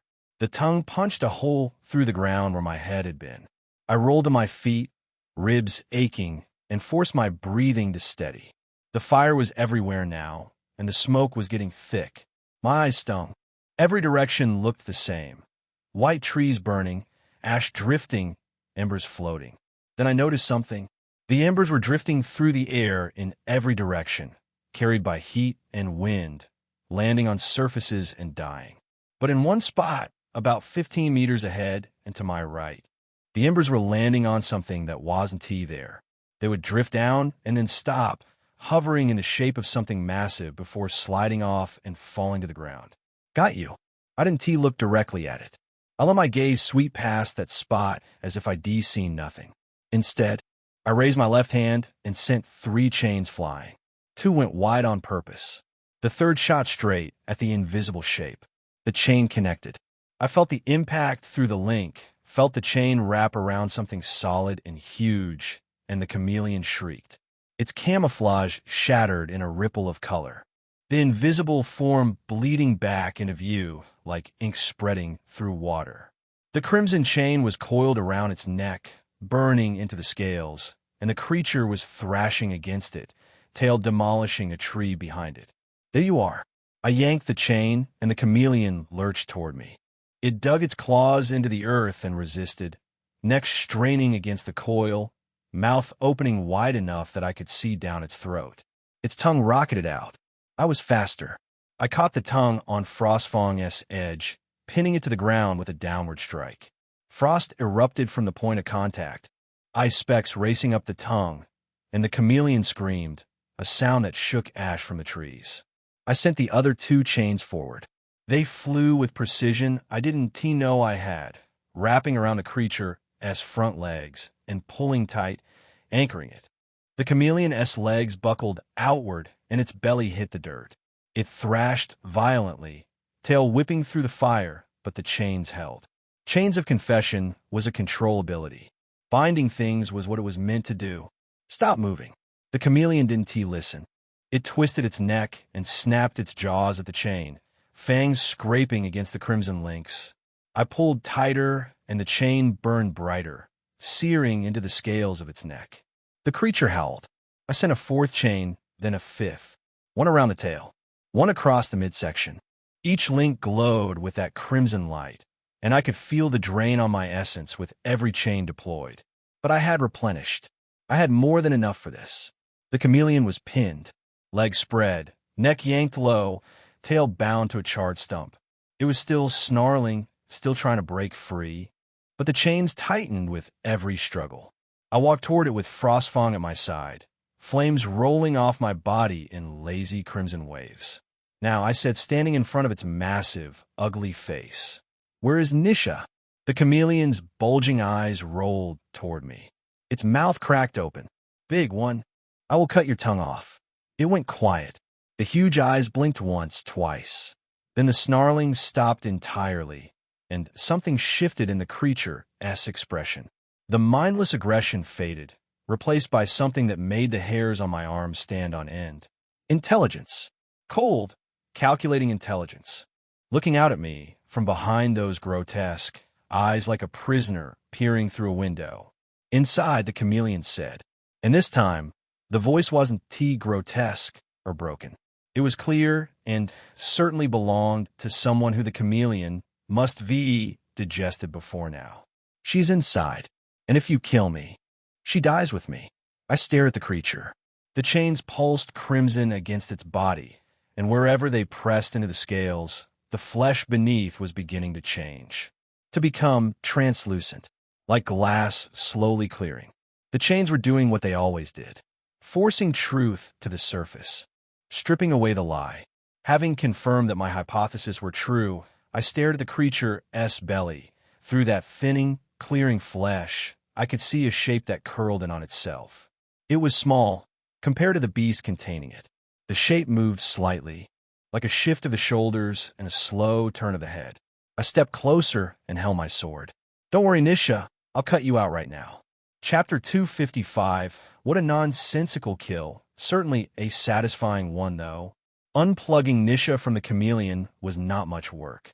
After all, I had restrained the bastard. I spun my sword and took my time tearing through its underbelly, and it writhed and wriggled, trying to break free from the chains, but I didn't budge. Neither did the chains. I tore a straight line along the belly of the chameleon. Ah, this is definitely not a straight line. Kate, stop lying. Anyways, it was a line and I tore it. I dropped the sword, swallowed hard, and dipped my hand into the severed opening, pushing deeper into the chameleon's stomach where I had seen the bulge. Carefully, I used my hand to feel the inside of the stomach, trying to map out the full scope of its body. Enhanced movement was helping me in that regard. As I touched the insides, I could make out a fine picture in my head, organs and cavities and the shape of what shouldn't be there. I felt certain I would have struggled to do the same without enhanced senses and movement working together. I was finally done with the mapping. I scrutinized the texture of the membrane, or whatever it was that Nisha was trapped in. Quite thin, thank God. I pinched the membrane, soliciting another violent shake from the chameleon, but the chains held firm. I pinched harder and tore it apart, and, as I did, a strange sound came from the chameleon. I had to stop for a moment. It had sounded like a female. Not Nisha, but another female, and the sound was wrong in every manner I could think of. I frowned at the bastard. I couldn't see its eyes, but it was still, as if waiting for more. My frown darkened, but I had to continue, so I did. I dipped my hand back in, and the bastard released another voice, this one making it sound like I was doing something deeply, profoundly wrong. There is nothing wrong about trying to rescue Nisha. The wrong thing here is a perverted spirit beast. Of all the things I had hoped to encounter in this brave new world of Yildirim, never once did I think a perverted chameleon was going to be part of it. I need to recount my life experiences. At what point did I go wrong? I finally yanked the membrane from the inside and tore it. From that little tear, I began to work my hand further, ripping the membrane wider while the bastard chameleon continued to tremble and release different voices. Young, old, female, male. This bastard made everything complicated, and it didn't need to be. I expanded the tear, and the membrane just kept ripping, and the fraud chameleon kept making lewd sounds with different people's voices. But I locked in as much as possible and kept at my work. Nisha needed to be saved, and I sure as hell wasn't getting involved with a monster. This bastard was just a very perverted creature. I finally reached through the membrane and pulled Nisha out. As I did, the chameleon trembled, its limbs shaking terribly. Goodness, I feel so disgusted right now. But the good part was that Nisha slipped free. She was unconscious and curled tight, her entire body coated in a viscous liquid that clung to her like a second skin. I pulled off my tattered coat, leaving just the leather armor beneath, and wrapped it around her before lifting her in my arms.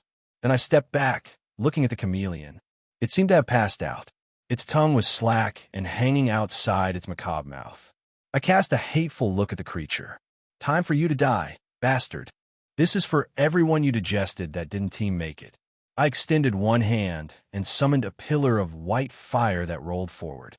It consumed the chameleon, and the moment it did, I heard a cold, terrified cry. The scream seemed to bounce off every corner of the woodland, torturing my ears and almost making me want to drop the flames just so the bastard would shut the hell up. But I didn't trust that insidious feeling. Something told me it was just another trick, the last thing the bastard could do to salvage itself. The attempt was weak, pitiful, despite the flames being searingly hot. The chameleon looked like it was trying to brave the heat. It struggled against the chains that locked it in place and thrashed, wanting to break free at all cost, but it was all futile. I found so much satisfaction in this moment that I was grinning, vicious white flames reflecting in my eyes. Have I been damaged? I knew the answer to that. Vengeance was satisfying, and I had been a child who enjoyed it when I shouldn't have. Nonetheless, when it came to the Eternal Light Church, I was going to enjoy it so much that I didn't mind whatever evil was reflected in my eyes. Finally, the sound I had been waiting for reached me. Congratulations, you have slain a creature. White Lady, due to its strange nature, its tier and level cannot be determined. You have discovered access to a strange essence. Dark essence has entered your soul. The dark essence has met the crucifying flames of the pyre. Saint, the dark essence has been destroyed by the pyre. Saint, I stood there, cradling Nisha in my arms and waiting for the one message that really mattered. It was the one message I didn't get. I raised my head to the sky and for a moment wondered, does a god even exist in this world? This is a very wicked world. I didn't know if it was the gods that were responsible or the lodestar itself. But thinking about this whole thing made me want to start crying. I had just killed a creature that certainly wasn't a spirit beast based on how the lodestar treated it.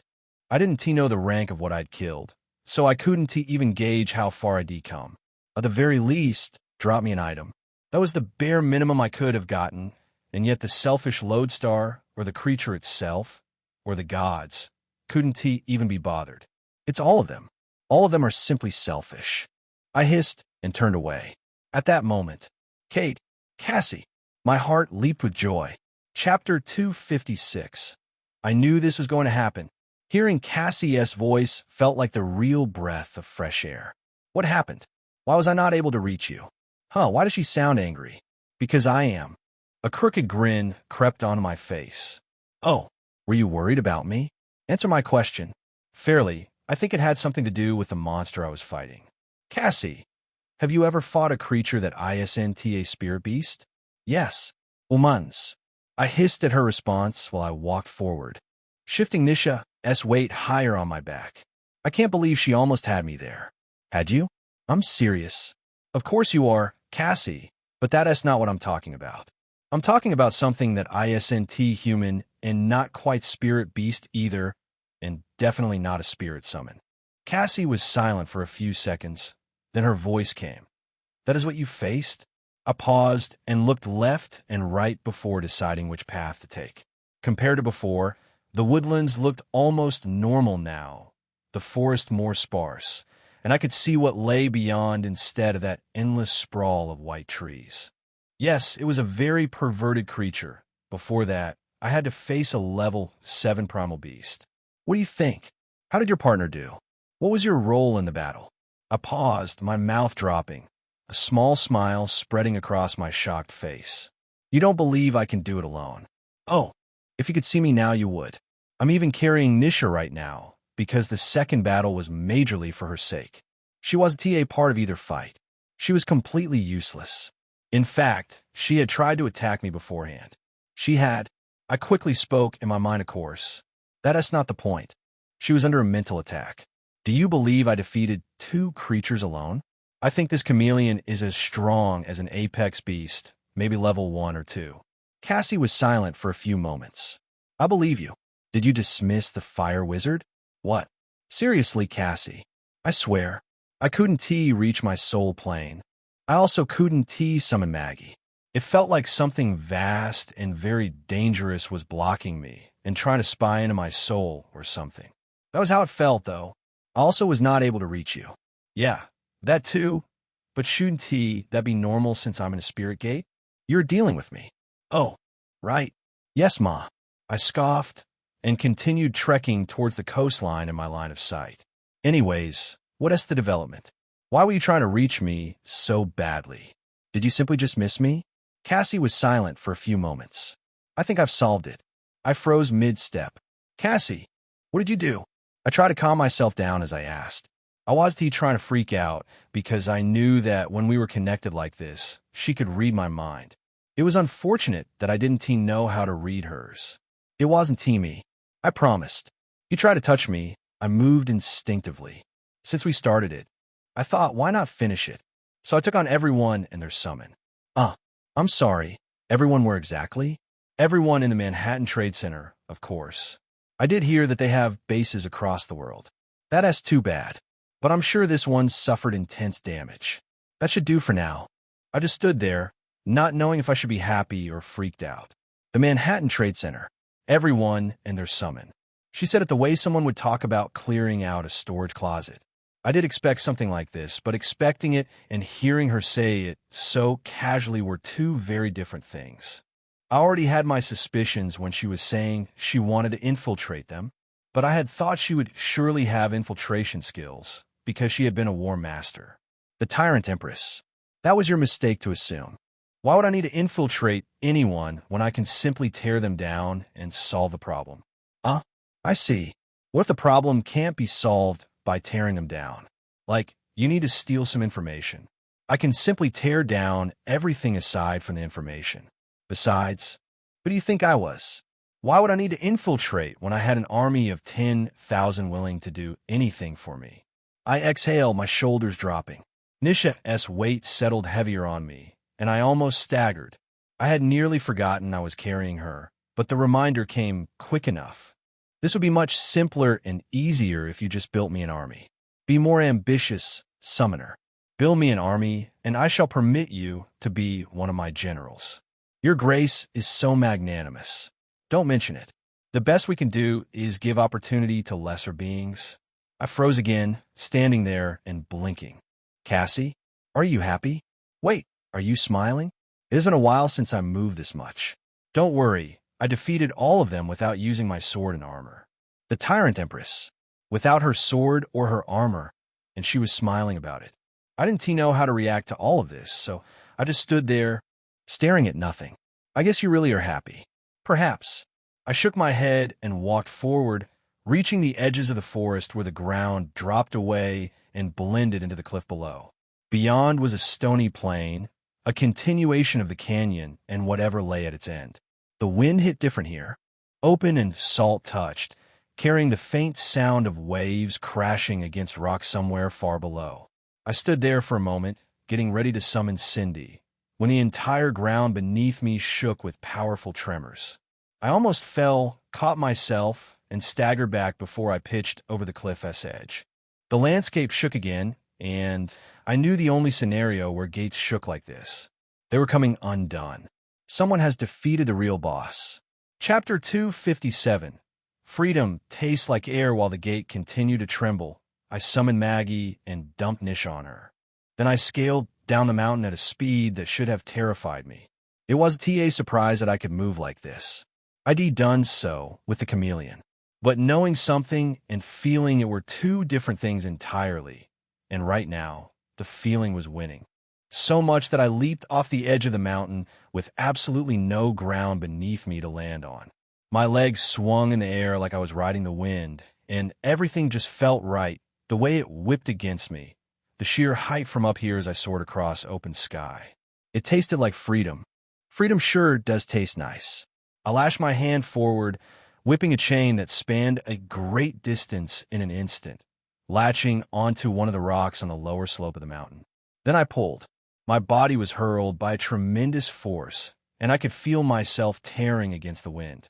Before I hit the rock, I released another chain that flew in the opposite direction and latched onto a separate outcrop.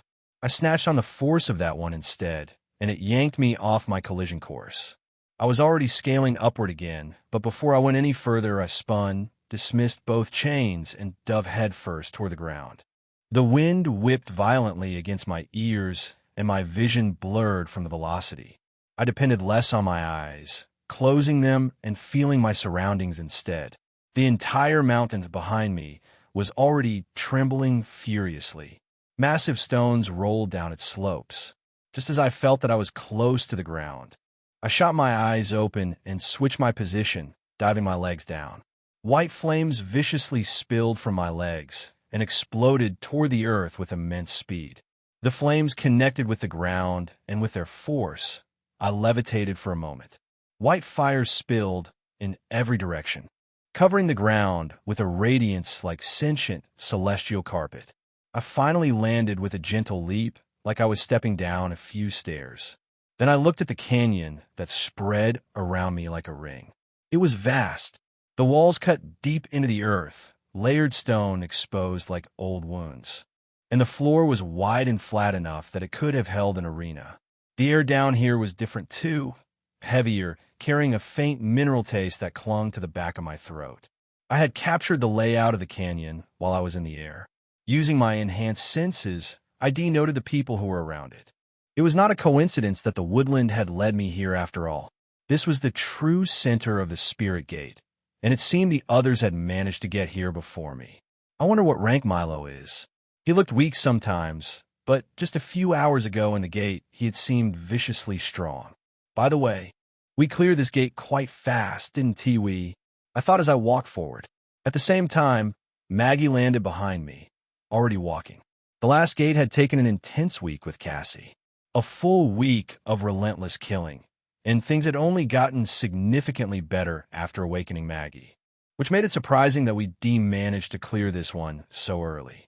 I had expected it to take much longer. Milo did say we want to sweep in and sweep out. I paused, remembering a crucial detail. Defeating the gate was not the plan.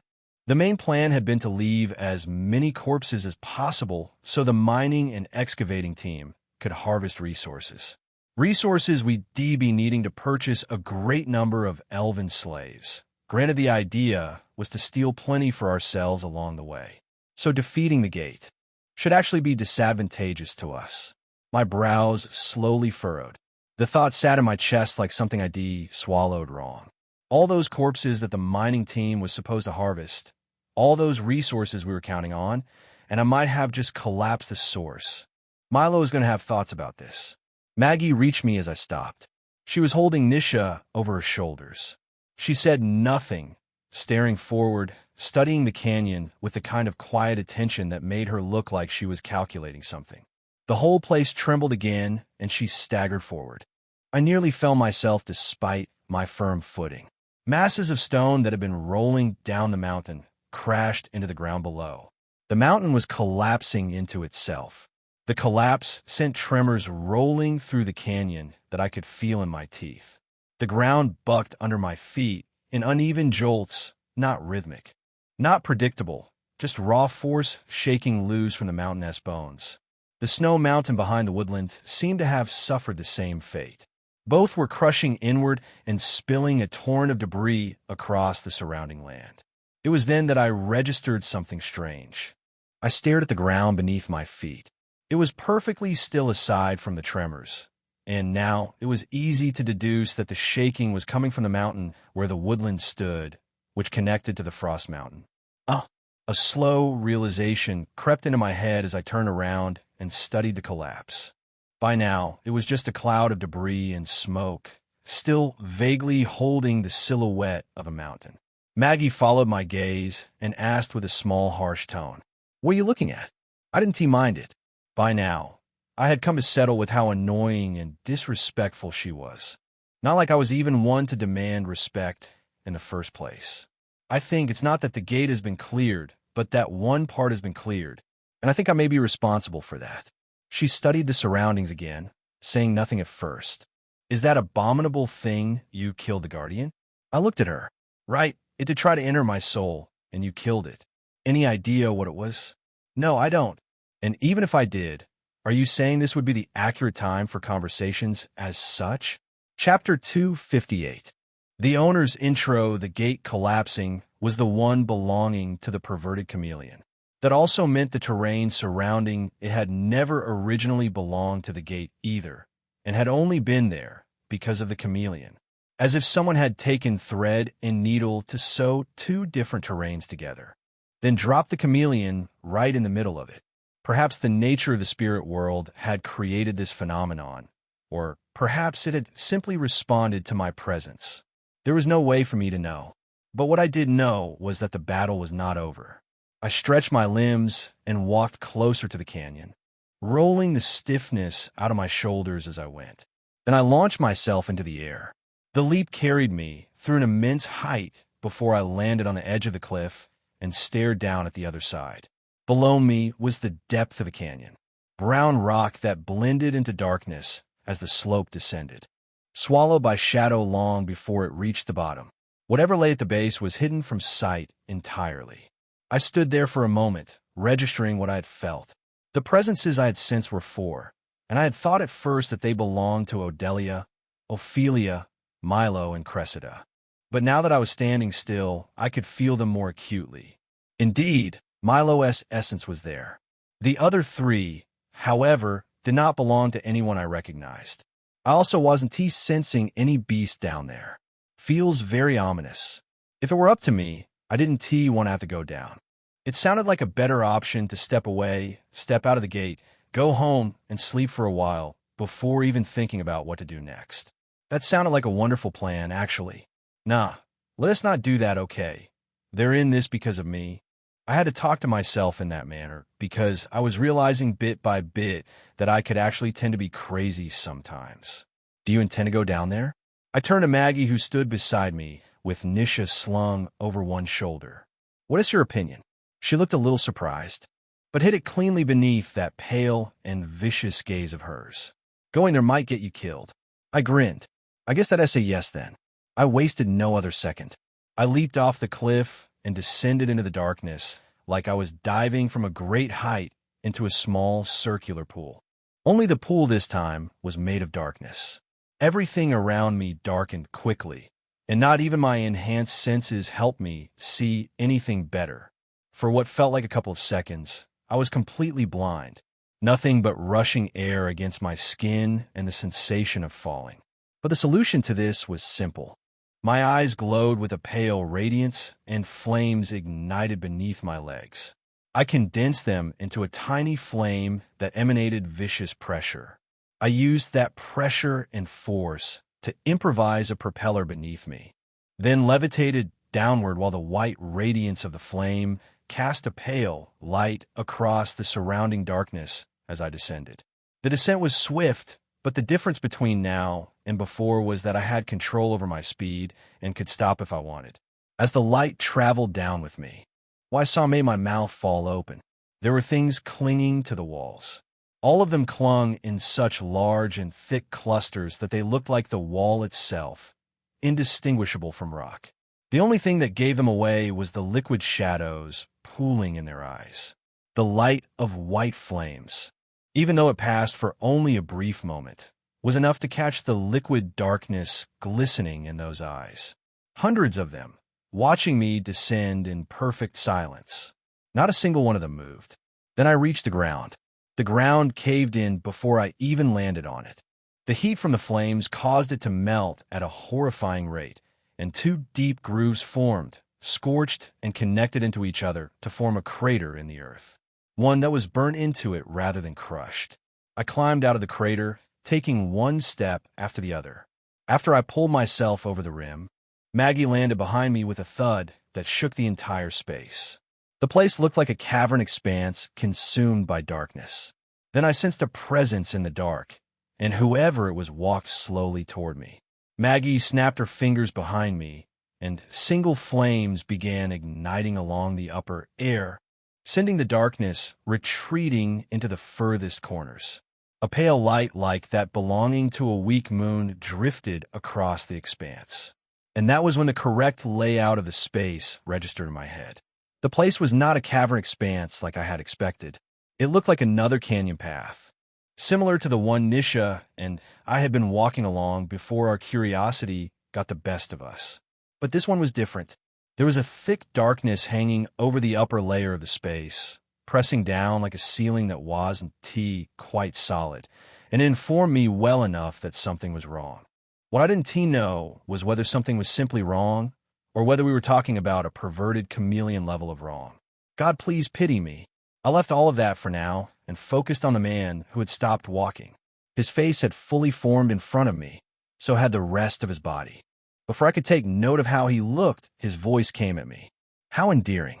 Never in my life did I think that the Black Snow Company would be so reckless. I narrowed my brows and my gaze dropped to his hand. He held something by the arm, limp and dangling, and simply flung it with a casual gesture. My eyes widened when I realized it was a body. I leaped into the air and caught it, twisting mid-flight and landing in a low crouch. I knelt there, looking at the bloodied face. At the same time, the man had moved. He tore through the distance between us in the blink of an eye, arriving behind me. But I didn't move. Maggie did. Chapter 259. My summon our aura farmers. My eyes stayed glued on the person in my hand for a few seconds, unable to say anything. The person was Milo. He was so beaten and battered that I almost couldn't recognize him. His glasses were broken, the frames hanging crooked off his face and barely clinging to one ear.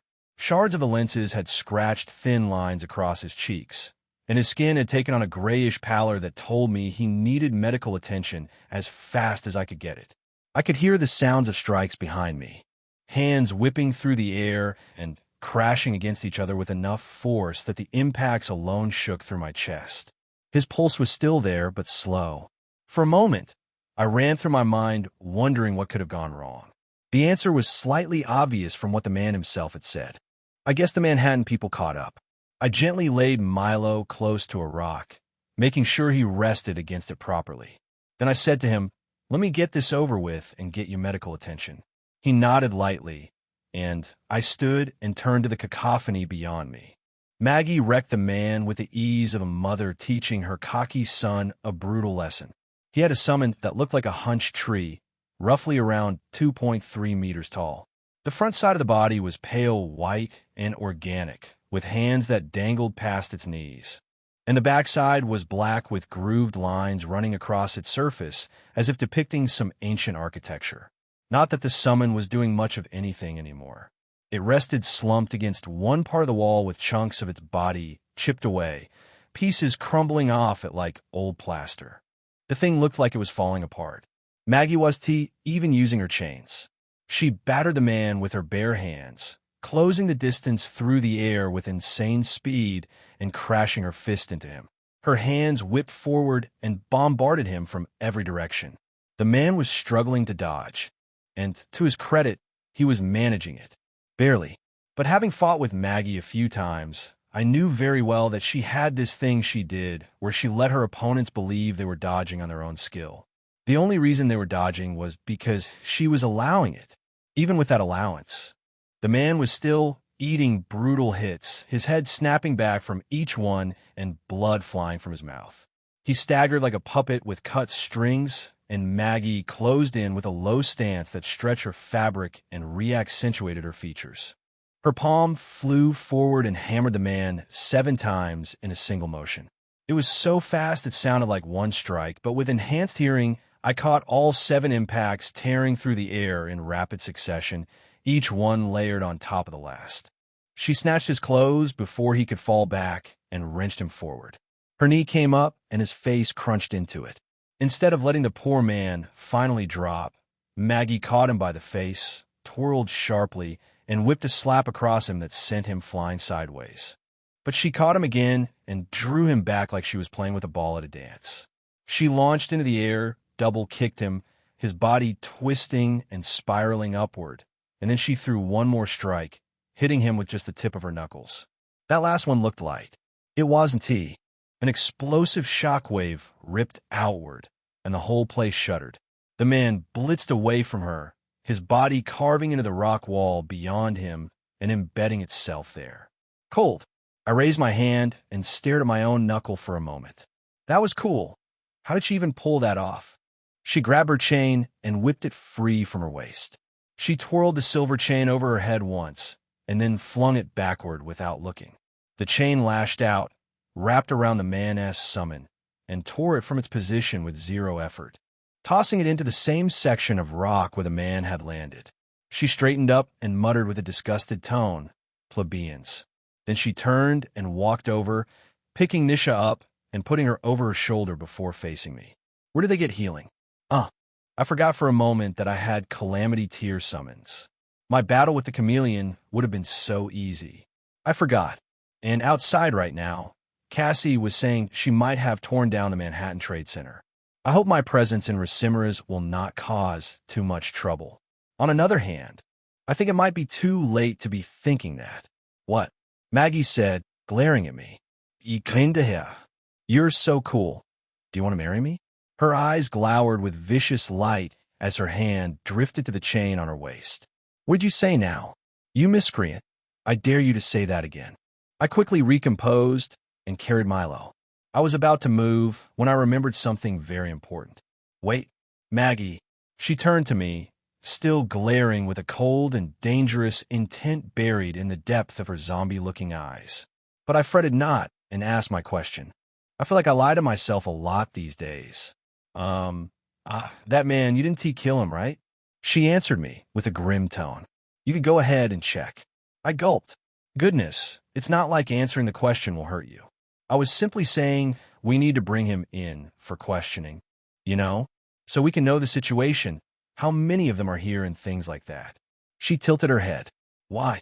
I thought for a bit and answered her. To know how many of them are in the gate.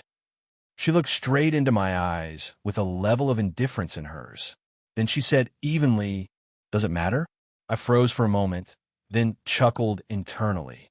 God, my summons are such aura farmers. Chapter 260 involved me Maggie, and I broke into a run barely moments later, hurrying through the darkness. The flames of light she had summoned earlier moved with us, piercing the black and forcing it to retreat into the corners. The creatures I had glimpsed while falling were all on the walls of the canyon, every surface, every ridge. They clung to the stone like living shadows, packed so densely they formed walls of darkness themselves. Something told me they were the true source of the darkness that choked the hollow of the canyon. But since they weren't attacking, I felt no need to go looking for problems. I had enough of those already. More importantly, I needed to save my subordinates. I can't feel any of them with enhanced senses. Maggie was silent for a moment. Both of us just continued to run forward, and the sound of our footsteps was the only thing I could hear, echoing off the canyon walls and swallowed by the dark almost immediately. Enhanced senses, ISNT, ultimately a sense that can be depended upon. At the end of the day, you're getting feedback from your surroundings and their spirit essence that can be interrupted in many different ways and bypassed. She paused, still running. One of the easiest ways, for example, would be simply being strong. An A-rank summoner, or B-rank at least, are strong enough to not be detected by their surroundings. She was silent again before her voice came, quieter. The man back there was A-B rank. Ah, is that why I didn't sense him? He hit himself? Maggie was silent again. We were simply running. We must have covered several kilometers by now, up to 3. My lungs were burning, but I kept pace. If you can't sense your groups, perhaps they're in a guardian room. Usually the space serves to sever the challenger from the rest of the world until they have successfully defeated the guardian of the gate, or have been defeated by it. There was silence for a few seconds more. Then my voice came out, a little annoyed but restrained. Maggie, you need to learn some social skills. You and Cassie, actually, you guys suck at reassurance. Maybe Cassie was slightly better. Her reassurance was always rooted in her own ability. But Maggie, who tells you everything is going to be all right and then immediately follows it with, They're either dead or trying to die. You do not trust them enough? Cassie's voice entered my head. I chuckled internally. I trusted Nisha, and look at her on Maggie's back. I was silent in my thoughts for a few seconds, the rhythm of my footsteps filling the gap. Then I thought back to Cassie. It's not that I don't trust them. I'm just scared. I might have brought all of this upon them. You gave them a job. They took it and are going to get paid. You do not need to carry guilt. I was silent as I ran forward, ruminating on what Cassie had said. The guilt didn't leave exactly, but it loosened its grip just enough for something else to slip through.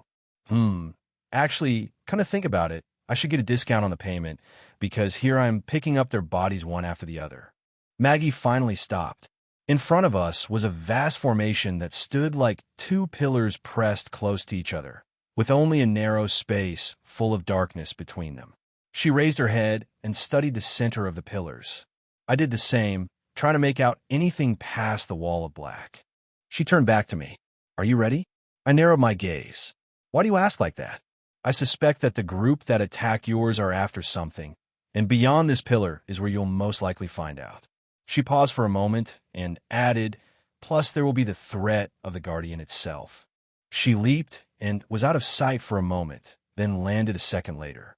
When she landed, she was without Nisha. Inside there will be a mess. She took Milo from me. You can't afford to bring leverage that can be used against you. She leaped again and landed back a moment later, now without Milo too. I glanced up to the top of the canyon where I knew she had been flying. Don't worry, they're surrounded by my flames. Aside from the fact that nothing can enter without being burned to crisps, if anything manages to pass through the flames of a Calamity Tier summon, I will be instantly alerted. A faint smile crossed her face, and that will be interesting, since it will be a worthy opponent. I inhaled and exhaled. Fatigue was settling into my body again. God, wouldn't this have been so easy if Levi and Tristan had just come along? I remember Milo's speech about them being capable and me trusting them. And this was their state now. Annoying. All right, let us do this. I slammed my fists together and glared forward. Maggie stepped forward, her hips swaying with each powerful stride. Not now. Later. I followed close behind, trying my best not to be distracted. As we were about to enter the darkness between the pillars, Maggie spoke casually. Watch your step. And as I stepped into the darkness, I did not find any step at all. The ground vanished. The next thing I knew, I was falling at a horrifying speed and couldn't perceive anything again. Total blackness. Total silence, except for the wind tearing past my ears. I prepared to use the same tactics as I had with the first fall, but something seized me before I could act. Maggie. She grabbed me by the collar of my light armor, and the next moment, we plummeted together. The impact was nothing like a landing. A tremendous crash tore across the vast hall, pale light and shifting darkness thrown apart by the shockwave that ripped outward from where we struck the ground. Stone cracked. Dust erupted. Everything in the space froze for a single breath. The clashing of metal stopped. The cacophony that had been propagating through this depth went silent, and a cold, grave stillness tore across the air in the wake of our ground-shattering arrival. Chapter 261. Satisfying entry as we dropped into the pit at the hollow of the canyon. Everything grew still. Just a moment before the fall, there had been violent clashing of metal, and I could register them coming from 3 different places, but after the thunderous announcement of our arrival, everything went silent. A fog of dust swallowed us whole. Then a ring of fire bloomed around us, rose through the air, and drifted toward the upper reaches of the pit's atmosphere where it stayed, emanating a radiance so blinding that the darkness around the place gained legs for a moment and skittered to the far corners that the light could not reach. But the radiance of Maggie's ring of flame pursued them even there, slamming against the corners of the walls with relentless intensity. The darkness changed form. It twisted into creatures that latched themselves onto the surface of the wall, their bodies rippling as they solidified against the stone. They looked like they were watching. Ominous. These things, I didn't even know if I should be glad that all they were doing was clinging to the canyon wall and forming a deep darkness along it. or if I should probably prepare to fight them. I think I just jinxed it. Yup, definitely need to prepare now. The light cast itself over the vastness of the pit, and now that I was looking at the full expanse of it, I was seeing how truly massive it was, and I was seeing every person standing against each other with cautious expressions on their faces, half their attention on their opponent and the other half on the new entrance, which of course was the hot, yours truly. Damn, talk about an entrance. Far in the distance, there was another sound. It was faint enough that I hadn't noticed it until everywhere else fell deathly silent. It was not a clash of metal, but a clash nonetheless, one that sounded brutal, breaking stones and shattering the ground with thunderous impacts. That was where my eyes drifted first. There was someone there battling a creature twice his size, a ram that was 12 feet tall without a doubt. And it moved with such destructive force that every slam of its demonic horns against the rock surface of the wall shattered it outright and sent debris flying across the pit floor. Holy shit. The fog was clearing now, and the people surrounding me could easily see us. A dark-skinned lady with blonde hair narrowed her crimson eyes and shouted, "How did you get past Berlin?" Her eyes were full of disappointment. My radiance.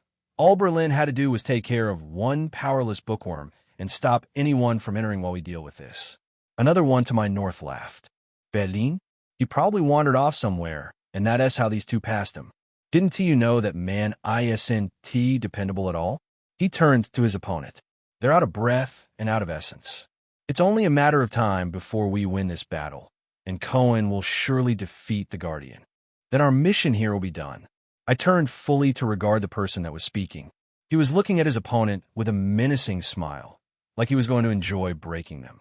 Then my eyes drifted to the opponents themselves. They widened. It was none other than Cressida.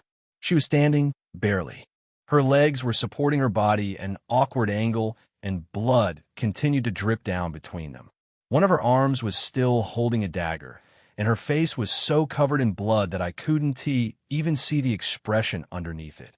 She was silent, locked in that position, her breathing ragged. To my west was where the other pair had been fighting. They had also paused. A lady with golden hair stood behind what looked like a millipede, except it seemed carved from plates of gold. And Odelia, or Ophelia, was standing against that. I couldn't tell which one. It was because both of them right now looked too battered to be recognized, and they were too similar to begin with. The other enemy beyond them was a hairy young man with gray fur extending from his scalp down the back of his neck. He had fierce eyes and looked perpetually infuriated. Behind him was a gigantic gray wolf that had paused its assault on its opponents. All of this I took in no more than a second, and slowly, a cold feeling that I couldn't quite recognize settled into the pit of my stomach. Something was crawling up through my chest and replacing whatever warmth had been there a moment ago with nothing at all. Maggie! My voice was cold and empty. Instead of responding, Maggie moved behind me. With a fluid motion, she pulled out her chain and spun it in the air. The one facing Cressida was a short guy with black hair. He looked like the type to easily pass for a genius. He grinned like a broken doll, too, and he talked a lot. Arrogant of you. Do you think you can take us? Us, the elites of the Manhattan Trade Center, DUEV, before he could finish. Maggie had already moved. He didn't even know she had moved. His eyes widened as he found himself finishing the rest of his statement with half of his head rolling into the air, his tongue and jaw still remaining on his neck, while his tongue danced like it really wanted to finish that speech. Maggie's chain had swiveled across the expanse of the pit in the same motion, making a full circle before wrapping around the flying head and slamming it toward the lady with the millipede summon. The head flew and cracked against her face. She was thrown backward by the impact and went tumbling before landing on her backside with the severed face wedged between her thighs. She stared down at it and reacted in shameless horror. Malin. I looked at her with a satisfied grin and folded my hands. You should thank me. I didn't present your friend Berlin's head in such a manner. Goodness, why do people have to be so sharp-tongued? Of all places to be sharp, why the tongue? I gestured irritably at the still twitching thing. Look at that now. It's not even like his sharp tongue could resist getting cut. Chapter 262. I may have contracted madmen for this job. The death of their subordinate drove a wedge of horror through their expressions, and it was just so satisfying to watch. Meanwhile, Maggie turned and looked at Cressida, who still stood almost lifelessly. It was insane. The members of the elite team of the Manhattan Trade Center had been fighting the black snow, and they were without a single scar or wound, not even a scratch. The gap between these people and the black snow wasn't just wide, it was a chasm. And they took the job, and still Levi didn't come along. And then that guy was giving me some nonsensical speech about trusting us. I was infuriated at their carefreeness as a group, and what really bothered me was how exactly this would have gone if I was not here. Why exactly had Levi not come with them? Although I saw Nisha defeating these people, but at the same time, even she had fallen prey to mental assault, and here we were. All the Black Snow Company Center teams were down. Every single one of them, except for me. God, I had such high hopes for them. Now I can't help but be so disappointed. I cast all of them a pitiful gaze before walking to Cressida and holding her by the waist. She saw me as I came to her front, then she grinned. "Kate, you made it." Still grinning in this position? Yes, I did. I carried her gently. "You can rest now." After setting her down beside a rock outcropping, she looked at me with a bloodied face, still smiling. She looked fulfilled, like a weight had been lifted from her the moment I showed up. "Levi say strong trust. We want to see." I stopped and stared blankly at her fragmented words. I didn't need knowledge to puzzle them together. Levi said I was strong, so they can trust me. And then they wanted to see? Was that why they allowed themselves to get beaten? It didn't make sense thinking about it. Were they psychos? Why would they throw their lives on the line because they wanted to see how strong I was? But I dismissed the thought and just focused on the present, then said back to her, "Well, whatever he said, I'll be right back." I moved across the battlefield like I was walking across my parlor. I moved Odelia next. She had the same look on her face. Relief. It was the same thing with Ophelia. She smiled as I set her down and muttered, finally. It was clear that they had been expecting me to come to them for some reason, but the perverted chameleon had taken so much of my time. I wondered about it as I moved away from Ophelia to stand in my initial position where the crater was. Now, I can't help but think, is it that the Manhattan elite were stronger? Or these guys decided they were not going to attack them and instead were going to wait for me? That was the idea their relief was giving me. That they had not fought and were simply taking the attacks while waiting for me to come and deal the damage.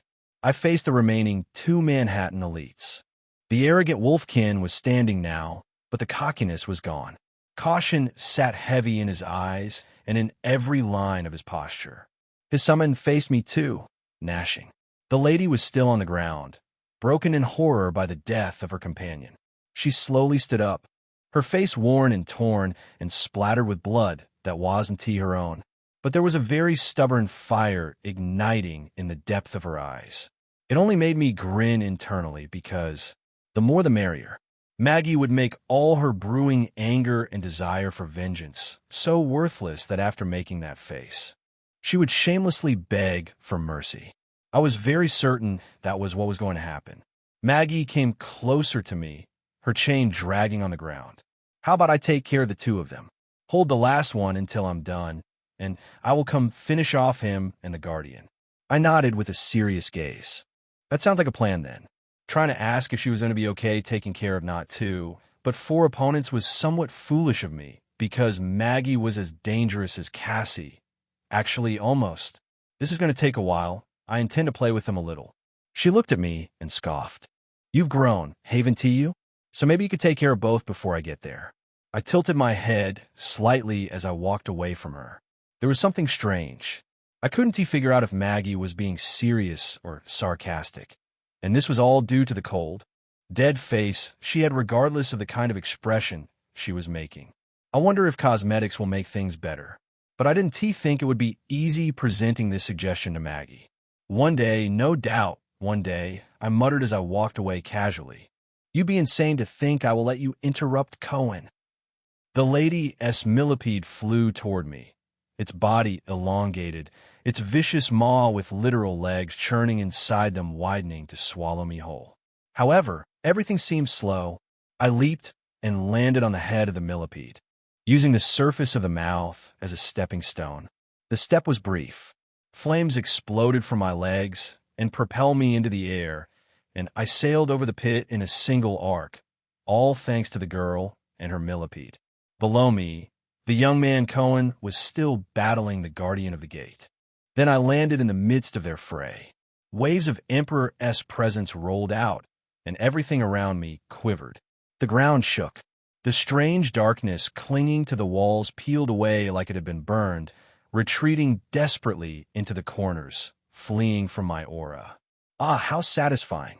I gave a cool smile as I straightened amidst the rubble my entrance had caused. Chapter 263. Failed trap. For a moment, I caught a glimpse of the young man fighting the gate guardian while I leaped through the air. I didn't have the time to study him closely, so it was brief. But it was enough to notice that the person was fighting the spirit beast with his bare hands. That alone was baffling. The guy was lithe, tall, but certainly not up to 6 feet. The creature he was fighting was twice his size, and yet he was contending against it with nothing but his fists. I didn't think much about it. I simply landed between both of them and exploded waves of Emperor-S presence outward to instantly weaken them. I didn't think it had much effect on either of them, aside from making them more aware of my arrival. It did, surprisingly, have an astonishing effect on the strange creatures that formed the darkness clinging to the walls. But they were not my concern right now. I muttered to myself as I straightened amidst the cloud of rubble. How satisfying. Opposite me to my right was the young man with white and black hair. Cohen, I believe the lady had called him. And to my left was the gate guardian, a creature that looked like what would happen if an elephant got a severe heartbreak and decided to hit the gym. Except this wasn't an actual elephant. This one was a massive lion-bodied predator clad in overlapping plates of dark slate-colored stone hide, like natural armor forged by the earth itself. Its face and heavy mane were made of jagged white crystal, pale as bone. 2 enormous antlers of blackened ironstone swept upward from its skull, scarred and chipped from centuries of battle. Those antlers were now facing me. The creature fixed me with a ferocious look, smashed its hooves against the ground, and lowered its head. Careful, Black Snow new boy. When he gets like that, he becomes unstoppable. Cohen said this with a small, dangerous smile on his face. He stood casually, watching me with cold calculation hidden behind the ease of his narrow eyes. I know people like you. I was not able to complete my thought before the beast lunged towards me, driving forth with its antlers. I rolled over it in the air and spawned a chain that wrapped around its neck. As I landed behind it, my muscles strained as I pulled back with all the strength I could muster. The chain bit into my palms, and the beast's momentum dragged my feet through the stone, carving grooves into the floor before I found my footing. Cohen's mouth went round with surprise as he witnessed this. Then he furrowed his brows almost immediately. Oh no, can't have that. We are not supposed to let you defeat it. He lunged forward with terrifying speed. One moment he was standing across from me. The next he was upon me. I don't know whether I expected him to seize the opportunity 1D presented, to take down the Guardian so that the two of us could be alone and battle this out properly. But that isn't what happened. He vanished from my view, and less than half a second later, he reappeared at my flank. I sensed him one moment before the blow landed on my ribs. Something cracked through my torso, not just force, but a shockwave that rattled my bones and emptied my lungs in a single violent pulse. My grip on the chain slackened, and the Guardian immediately surged forward, the sudden lurch nearly ripping the links from my hands entirely. This was more than a punch. It was as if he had packed raw concussive force into his fist and simply detonated it against my side. I groaned, still holding the chain with both hands. I could have reeled from that attack. I expected to, but I dug my feet into the ground instead, hauled back on the chain, and felt every muscle in my arm scream as the Guardian strained against me like a mad bull trying to tear itself free. I managed to regain my grip and released a ring of fire that rolled outward, Cohen leaped back and flew into the air, dodging the waves of flame. He landed in a crouch on scorched ground, touching the blackened stone with one hand while embers drifted around him. That same interesting smile sat on his face. "Eh? This is quite amazing. I thought you were merely an F rank. How is it that you managed to withstand my impact wave?" Impact wave. So he is a bloodline user then? A flicker of relief washed through me, and that relief itself made me uneasy. Bloodline users were considered weaker than summoners, but only because of the summons themselves. I had to quickly remind myself that I was a summoner without any summon right now. The Guardian strained against my grip, and I had to pull back even harder. The chain groaned with the effort. Right now, I was contending against the might of a 12-foot spirit beast pushing forward with everything it had, blasting steam from its nostrils and intermittently baring vicious rows of teeth. And on top of that, there was now a bloodline user who considered killing me in this state a better option than killing the Guardian first. Damn it, I thought he would take the bait. I turned to him with a sharp, reproachful glare. "Aren't you a senseless one? Should you not be killing this beast right now, with the window I have provided you?" He froze for a moment. Then his head turned to the creature that was leaning forward, pushing itself step by step against my pull. He turned back to me, pointing at himself with a blank look in his eyes. Me? The chain jerked in my hands as the Guardian surged again. I braced and held. He waved his hand with a polite smile. "No, no, no, no, no. All your being is a hindrance. I need to make sure you don't defeat that thing. Besides, you're restraining it like this to make me create an opening for you. After I fail, you'll slip in, and who knows, you could decide to unleash it just when I get close." Huh? Aren't these things obvious? Why would I go and fall for them? Would you? Chapter 264. Counterattack. To be honest, I used to think traps were so easy to create and easy to fall into. I guess I was wrong. I had thought this guy would be greedy, that while I was busy fighting, he would run in to steal the kill. Then I'd unleash the beast on him. If the beast failed to deal fatal damage, I'd make sure I finished whatever it started. But he didn't even show any interest in my plan. It seemed like he had read me like an open book, or he just wasn't the greedy type to begin with. I'm so out of luck. I released the chain while the beast continued to push forward and let it run on free, unimpeded acceleration, smashing itself into the rock on the opposite side and sending tremors across the entire structure. Meanwhile, Cohen leaned forward and a wide, unsettling grin settled on his face before he sprang off the ground like he was wearing propeller boots. He rolled his body in the air and landed on me with a kick. I raised my hand and blocked, but my knee buckled. The ground below cracked.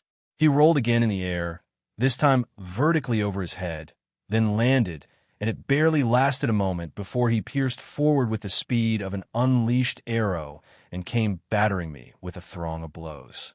In a crucial time like this, I did well to listen.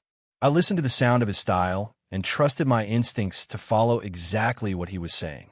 My hands flew in each direction that it came from, and I needed not to worry because I was keeping up with him. While I blocked the first blow, a powerful burst of air rang out. I felt like my bones were going to be wrenched from the inside. The second attack was even worse, forcing me to stagger backward. But he already followed through with a double punch. One almost landed on my face, but I tilted my head, and the other found its way to my gut, but I threw my stomach back to minimize the damage. However, that was not what happened. Even though his fist didn't meet me, the impact did. It exploded from my back and caused me to vomit a gout of blood before staggering some steps away. As I staggered away, guess who was going to surprise me from behind? Before I could allow the muscled elephant of a Guardian to render my spine useless, I released waves upon waves of white flames while simultaneously using Emperor's presence to intensify their pressure. So the advance and force of the Guardian could be delayed, even if it was for a moment while I gathered myself. At the same time, I twisted out of the way. As I suspected, the beast tore into the waves of flames with terrifying stubbornness and resisted the crushing authority of an emperor that was supposed to weaken its will and reduce its stats. It was as though this creature was completely immune to my attributes. Not that it was resisting all of them entirely. They did affect it, just not enough to make the difference I had calculated. Damn it, am I dealing with another high level? Before I could rest a moment, after tearing myself away from the creature's path, from my right flank this bastard appeared again. I instinctively released a storm of white flames, thinking he'd back off, only for his hands to twist out of the wall of fire a moment later, grab my armor by the collar, and wrench me forward. He met my face with a blow that crushed into it and folded it. My head flew back from the impact, and my entire body followed, flying through the air and landing in a roll. Before I could pick myself up, the Gate Guardian crashed against Cohen from the side.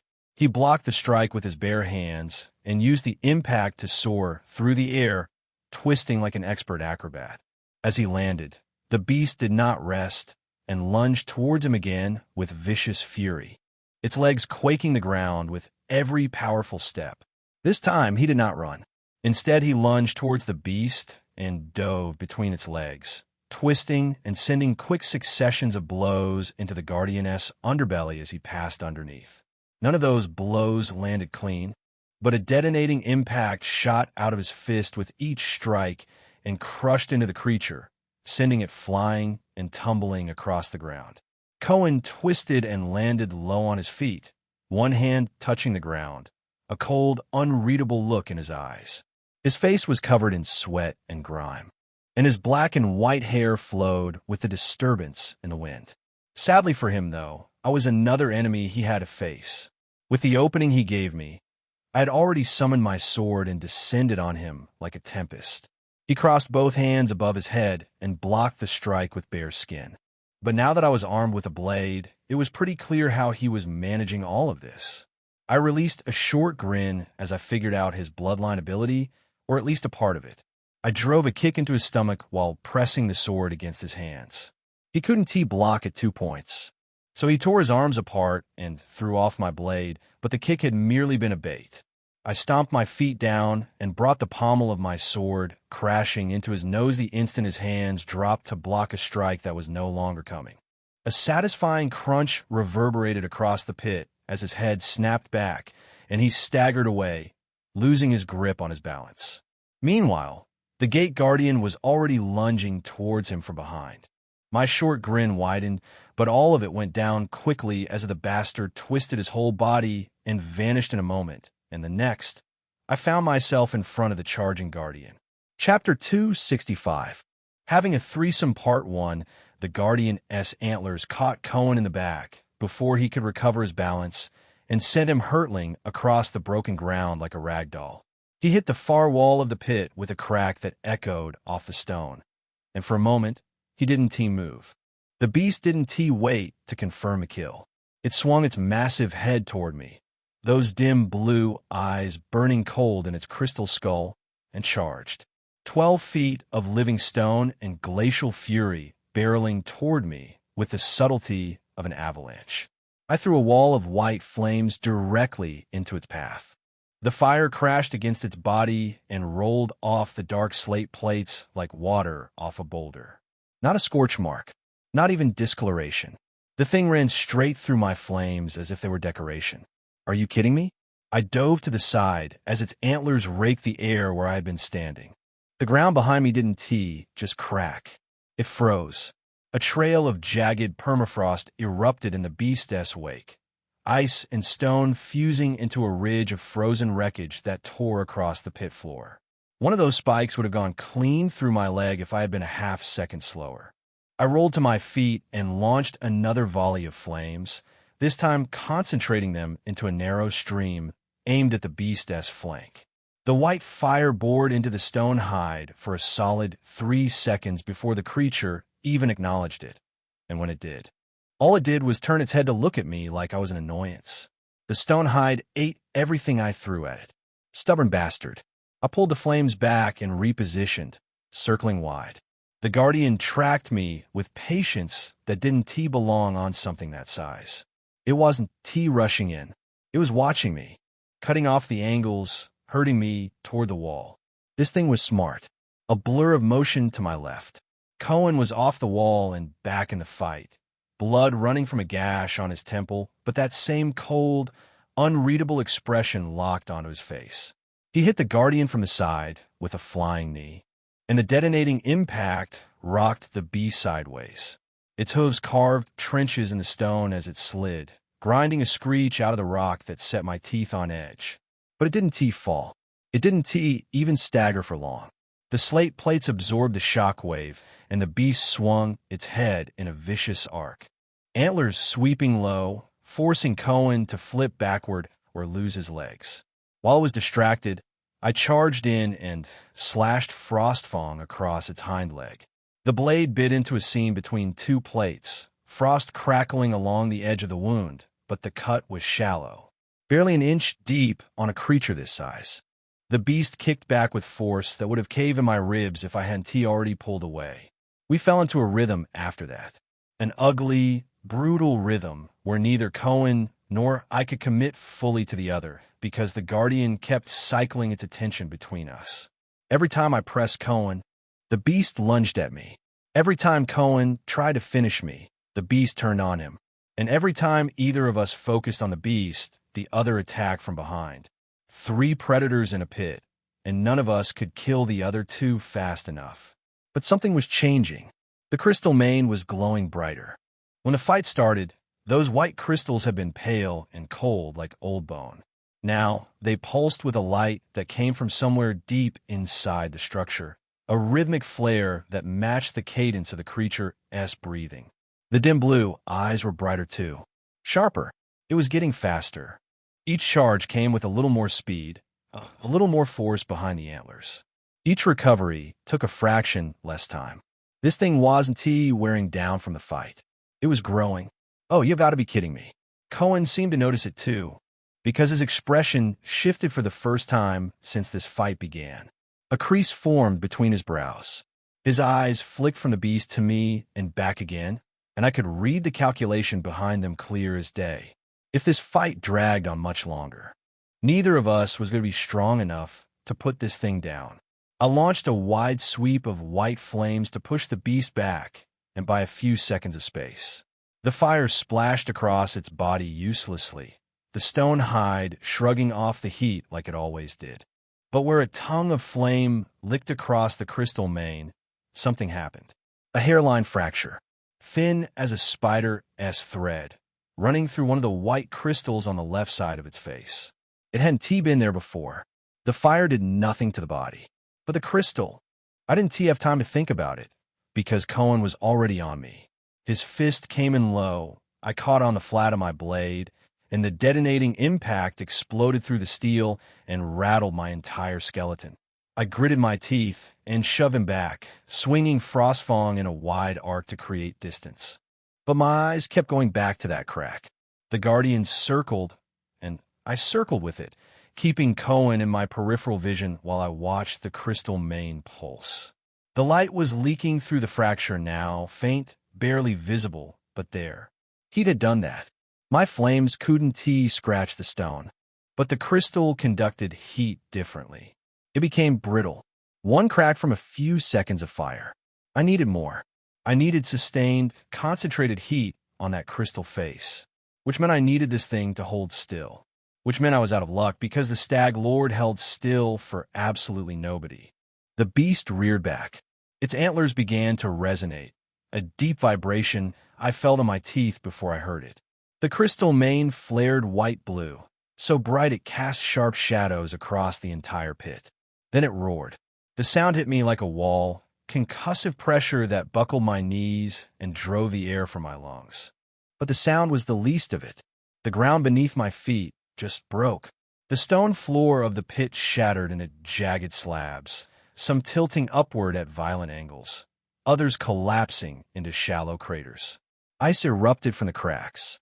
Not clean ice, but brutal permafrost spikes that shot up at random like the earth was growing teeth. Chapter 266. Tempting Fate Part 2. My footing vanished, causing me to stumble, but I caught my shin on a jutting slab of frozen rock and went down hard on one knee. A spike of ice punched through the ground inches from my hand. When the tremors stopped, the pit was unrecognizable. The flat arena was gone. In its place was a jagged, frozen hell's cape of broken stone and ice, uneven ground that would make it impossible to move fast on 2 legs. But not on 4. The Staglord stood at the center of the destruction, untouched by its own devastation, its 4 massive legs planted firmly on the broken terrain. It was staring at me with those burning blue eyes, and the cold radiating off its body hit me from 30 feet away like opening a furnace door in reverse. Cohen had recovered faster than I had. Of course he had. The acrobat was already perched on a tilted slab 20 feet away, crouched low, watching.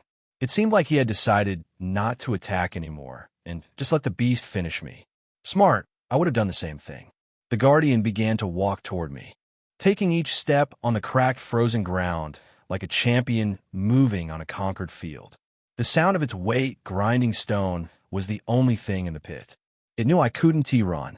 The terrain it had created was its home now, and I was caught in it like a fly in a web.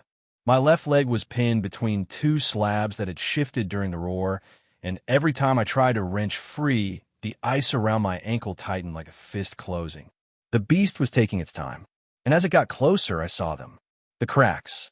Not just the one hairline fracture from before, but a network of them, spreading across the left side of its crystal face from where my flames had hit. Pale light bled through each one like veins of cold fire. 3 of those, maybe 4. That was what it would take to shatter that mask and expose whatever was underneath. I didn't have time for 3 more hits, but I had Frostfang, and I had 1 shot. The Guardian was 30 feet away now, 25. Each step deliberate, patient, savoring the kill it knew was coming. I stopped struggling against the ice pinning my leg. Instead, I gripped Frostfang with both hands and let white flames pour down the blade in a slow, sustained burn, pouring every ounce of heat I could muster into the steel until the sword was wreathed in fire, so bright it hurt to look at. The Staglord paused. Its blue eyes narrowed within the cracked crystal, studying the flame. Then it lowered its antlers and charged. The ground froze in its wake. Permafrost spikes erupted behind it. 12 feet of living stone launched toward me like a siege engine, and everything in its path shattered. I waited. 20 feet. 15.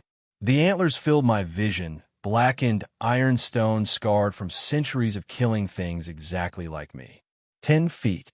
I wrenched my leg free with everything I had. Something in my ankle tore, a wet pop I felt more than heard, and I didn't care. I threw myself sideways at the last heartbeat, and the beast's antlers carved through the space where my chest had been and split the stone slab behind me clean in half. But the Staglord's momentum carried it past me, and for one single breath, the cracked side of its crystal face was right there. I didn't swing, I drove. Both hands on the hilt, white flames screaming along the blade, and I buried Frostfang into the cracked crystal main with everything I had left. Fire made it brittle, and frost made it shatter. The crystal didn't just crack. It exploded. A spiderweb of fractures raced across the entire left side of the Staglord's face, and then the mask came apart in a cascade of white shards that scattered across the frozen ground like broken glass. Pale light erupted from beneath, blinding, and the beast let out a scream. One so raw, animalistic, and shocked, the sound of something that had never known pain learning what it felt like. Beneath the shattered crystal was flesh. Dark, pulsing, vulnerable flesh that had never seen the outside of that mask. I twisted the blade. Frostfang sank deeper, frost spreading from a wound in branches of white ice that burrowed into exposed muscle and froze it from the inside. The beast convulsed. Its legs buckled. One of its antlers snapped off and tumbled across the ground as the massive body listed sideways and crashed into the broken terrain with an impact that shook the entire pit. It twitched several times, then the dim blue light in its remaining eye went dark. You have slain a primal, level 9 beast. Iron Mane Staglord, you have received Permafrost Antler Shard, you have received Staglord Iron Plate. I stood over it, both hands still locked on the hilt of a sword buried in a dead goddess skull. My chest heaving, my ankle screaming, my essence reserved somewhere in the vicinity of absolute zero. The pit was quiet. and from somewhere behind me, I heard Cohen's boots crunch against the frozen stone as he landed on the ground. His footsteps were calm, measured. The footsteps of a man who had just watched his opponent spend everything he had killing something else. I couldn't move. Couldn't turn. Couldn't pull the sword free because my fingers were locked around the hilt and my body had decided it was done listening to me. He stood there, and for a moment there was nothing written on his face. Then he raised his hand and scratched his head. This is bad. I didn't actually think you'd be able to kill it. He glanced at the body of the beast with visible regret spreading across his face, and for a moment I wondered, did it really matter that much who killed the beast? But looking back at him, although he was wearing a smile that did not quite reach his eyes. Oh well, now I can't avoid killing you. Chapter 267. Lamest excuse to ditch a battle, I could barely stand straight. I stared at him with a cautious gaze, and then, slowly, it spread into a cocky grin. Oh, all right then, let us do this. I can do this all day, by the way. I will kill you just like I killed the damn beast over there. Cohen changed his posture entirely, and his facial expression shifted with it. Before, he always had a small smile on his face, something playful like all of this was a game to him. But now he was dead serious, and there was nothing left but cold anger. I must have really struck a nerve, huh? And that made me all the more curious about what exactly was going on. What did I do by killing the Gate Guardian, and why does it bother him this much? Before I could think on that any longer, he lunged at me. He was faster than before, moved differently too, and before I could even prepare for his arrival, he was already upon me. But since I was already aware of how his ability rode on impact, how he could send that force outward into anything, I threw myself back. Impact oftentimes dampened when it had to travel a longer distance than intended. So my thought was that if he meant for this hit to land at close range, throwing myself backward would reduce its effectiveness. But I was very wrong. Despite the distance I gained, the impact slammed into my chest like a boulder carried by a titan and hurled with everything he had. My body hit the ground and bounced, then rolled, blood exploding from my throat. I almost choked on it, but by some mercy I landed face down, turned over, and just kept coughing. Tons of blood spilling from my throat with each hack. I slowly pushed up with my arms, but it was slower than slowly. Getting back up after that was far more difficult than I expected. Even after the coughing stopped, my lungs felt twisted, and every organ in my stomach seemed devastated, all of them losing sense of their function for a long, horrible moment. I stayed there on the ground while he walked closer. His face was dark, and his eyes glinted viciously. He said nothing. Finally, he arrived above me, and knowing he was close, I managed to push myself up, and he waited, surprisingly. I straightened, but was still holding my belly, blood smeared across my jaw, a tired, pale look sitting in my eyes. Yet there was a demented grin stained on my face that made it seem like I was enjoying all this pain. To be honest, I think I must have looked more like the villain than the hero in this case. Wait, was I even ever the hero? I did not fret despite being in this position. At the end of the day, all I'd have to do was find a good corner and relieve some tension again. Such convenience. I hope this one doesn't watch this time around. It took me a moment to call myself out on my bullshit. Hey, we're not supposed to get comfortable with that. Tilting his head sideways with a curiosity and suppressed indignation that gave way to a hollow smile, Cohen asked, "Why are you smiling? Do you find the situation that funny? Your approaching death amuses you?" I raised my chin and laughed. After laughing, I fixed my gaze on him with a little bit of that laugh still lingering. Approaching death? The laugh resounded again. I scratched my temple this time around. I have considered different ways this could end, what could possibly happen. I have gone to the future to find how many ways you could defeat me. My gaze darkened on him. I only found one. Then I chuckled again. Meanwhile, I went and found 101 ways to kill you. But since I'm feeling really merciful right now, I'll employ them. I'll just let my fire wizard take care of this. I paused. Or should it be fire none? He looked at me with a frown and belatedly widened his eyes, leaping away from his position. Maggie's leg swiped past the front of his eyes, missing by a hair's breadth. He had sensed her late, but was still able to twist away from the incoming kick. Wow, That is commendable. This Cohen fellow wasn't a fluke. Despite being a bloodline user, he was a genuinely astounding fighter. Why is it that all the bloodline users I've been meeting are freaking strong?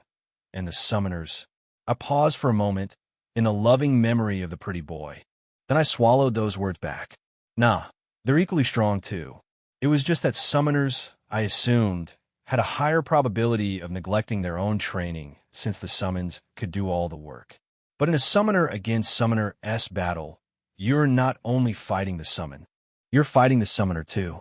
It sounded a bit lame for two summoners to just stand behind, barking commands while their summons are fighting. Like two kids arguing over whose action figure would win. Cohen stood differently now, staring at Maggie with extreme caution. Huh, what is that? I had only noticed it as she stood straight and revealed her other hand. Is that the head of a wolf? In her left hand, Maggie was wearing the scarred head of a wolf as a gauntlet. She extended it toward Cohen and made a come here gesture. Cohen, of course, was not stupid enough to jump right ahead. Instead, he glared at his comrades who lay lifelessly on the ground in pools of their own blood. Something passed behind his eyes then. Something ugly. In that moment, the entire depth shook ferociously. This time, the gate itself was coming undone. Cohen suddenly broke into a childish laughter, which fit him perfectly. He looked like a child, even though he was a destruction machine. My goodness, I suddenly remembered I left the soup on fire before coming here. Shit, I didn't even feed my red ear rabbit before leaving. What in the world is wrong with me? He shouted at himself while hopping back, slapping his own forehead for good measure. I guess we'll have to meet again.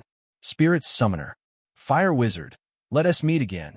He winked and exploded upward with an impact that shook the ground, vanishing into the darkness above like he'd been yanked by a string. Meanwhile, Maggie and I stared dumbfounded. Did that man just use a pet rabbit as his excuse to run away? Chapter 268. A terrible escape plan. Did that man just use a pet rabbit as his excuse to run away? For a solid 5 seconds, neither Maggie nor I moved. The absurdity of it was almost impressive. Then the ground shook again and the moment shattered. This tremor was different from the ones before. The previous shaking had been deep and rhythmic, like something massive breathing beneath the earth and tearing away from it. But this was violent, the kind of shaking that told you something structural had given way. Stones broke loose from the canyon walls above, plummeting past us and crashing into the ground with dull, heavy thuds. Cracks split across the floor of the pit, zigzagging outward from where the Gate Guardian's corpse lay. Right? Killed the Guardian. Gate collapsing. We need to leave. That thought should have come sooner. In my defense, I had been busy getting my ribs rearranged. Maggie, we need to go. Now. She was already moving, scanning the upper walls of the pit with those pale, vicious eyes. The ring of flame she had suspended overhead flickered as a chunk of stone the size of a carriage crashed through part of it. Then I noticed something that froze me mid-step. The darkness on the walls was moving. They were not retreating or fleeing from Maggie's flames like before. The shadow creatures that had clung to every surface of the canyon were peeling off the stone in smooth, liquid motions, hundreds of them, flowing together into something larger. They poured across the walls like black water rushing downhill. I tensed and my hands drifted to my sides, already preparing to conjure flames. But no attack came. They were flowing upward toward the surface. There, running? But it didn't seem to be running from us. Perhaps the collapse was also going to affect it as much as it would us. Every single one of them, streaming up the walls in a river of living shadow, their forms rippling as they climbed. They moved around Maggie's flames, not through them, giving the fire a wide berth but showing no interest in us whatsoever. We had gone from being intruders to being furniture. Even the creepy wall things think this is a bad place to be right now. Kate, Maggie's voice carried an edge. I didn't need to be told twice. I turned and sprinted toward the bodies of Cohen's fallen comrades. No, past them. Toward Cressida. She was where I had last seen her, propped against a section of rock, barely conscious. Blood still dripped between her legs, and her grip on the dagger had not loosened even in unconsciousness. Her knuckles were white around the hilt, stubborn even when she out. I knelt and slung her arm over my shoulder. Hauling her up, she was lighter than I expected, or maybe the adrenaline was doing the heavy lifting. Her head lolled against my neck, and she let out a groan, but did not wake. Beyond her, the twin that I could not identify in her current state, either Odelia or Ophelia, was slumped beside the golden millipede that had long since gone still. The summon had dispersed, and its summoner lay crumpled like a discarded doll. I reached her and grabbed her by the waist, pulling her against my other side. 2 people, both dead weight. This is not ideal. The ground bucked beneath me, and I staggered, nearly dropping both of them. More stone fell from above, crashing closer this time. The entire pit was groaning like a beast in its death throes. I needed a way out. I needed a mount. I needed Cindy. Cassie. The response came almost instantly, sharp and alert. Granted. Summon her. The thread of our link hummed with warmth, and I felt the permission settle into my soul like a key turning in a lock. I reached for the connection, the secondary thread that branched from Cassie's, the one that burned hotter and smelled faintly of smoke even in my mind. A whirlwind of sparks erupted beside me. Cinderheart materialized in the pit with a furious neigh that echoed off the collapsing walls. Feet of crimson muscle and white smoke mane, her molten core pulsing orange gold in her chest. Her hooves scorched the broken stone beneath her, leaving black marks where fire met rock. She tossed her head, nostrils flaring at the chaos around her, and fixed me with eyes that looked perpetually furious. Hello to you too. The destrier snorted smoke, which I chose to interpret as a greeting rather than a threat. Another tremor, worse than the last. A massive slab of the canyon wall sheared away and crashed into the floor of the pit, sending debris spraying across the space. The shadow creatures flowed around it without breaking stride, still pouring upward. I moved fast. I laid Cressida across Cindy's back first, draping her lengthwise and praying she would stay. Then Odelia and Ophelia. 3 bodies slung over a horse that was radiating enough heat to cook meat. They want to burn, right? Cindy's fire will not harm those you do not intend to harm. Cassie's voice came through the link. Then after a beat, probably, I'm mostly certain. Move faster. I looked around wildly for the rest. Where's the other twin? Maggie. I shouted over the roar of falling stone. Nisha and Milo, they're still on top of the canyon. She was already in the air. One leap carried her to the canyon wall, where she pushed off the stone surface with enough force to crack it, launching herself toward the upper rim. She vanished over the edge in a blur of pale hair and dark armor. That left me with 3 unconscious girls on a furious horse, a pit that was actively trying to bury me, and approximately 0 time to figure out the best route out of here. Cassie, is there a way up that doesn't involve climbing? Cindy can run on air, right? Briefly. After the comet ability, her stamina suffers. But she has not been summoned in a while, so she has a full reserve. Good enough. I grabbed Cindy's mane and hauled myself up, settling in front of the 3 bodies. The heat rolling off her was immense, sitting right on that edge between warmth and pain. Behind me, Cressida and the others were draped across her back like sacks of grain, held in place by nothing but gravity and luck. This is a terrible plan. Chapter 269. Trusting an angry horse in a collapsing gate warrants a little drama. It was indeed a terrible situation, but the ground was splitting apart beneath us. So terrible would have to do. Go. I kicked my heels, and Cindy surged forward. Her hooves left the stone and caught air. Not running exactly. More like each stride found invisible ground for a fraction of a second before the next one landed.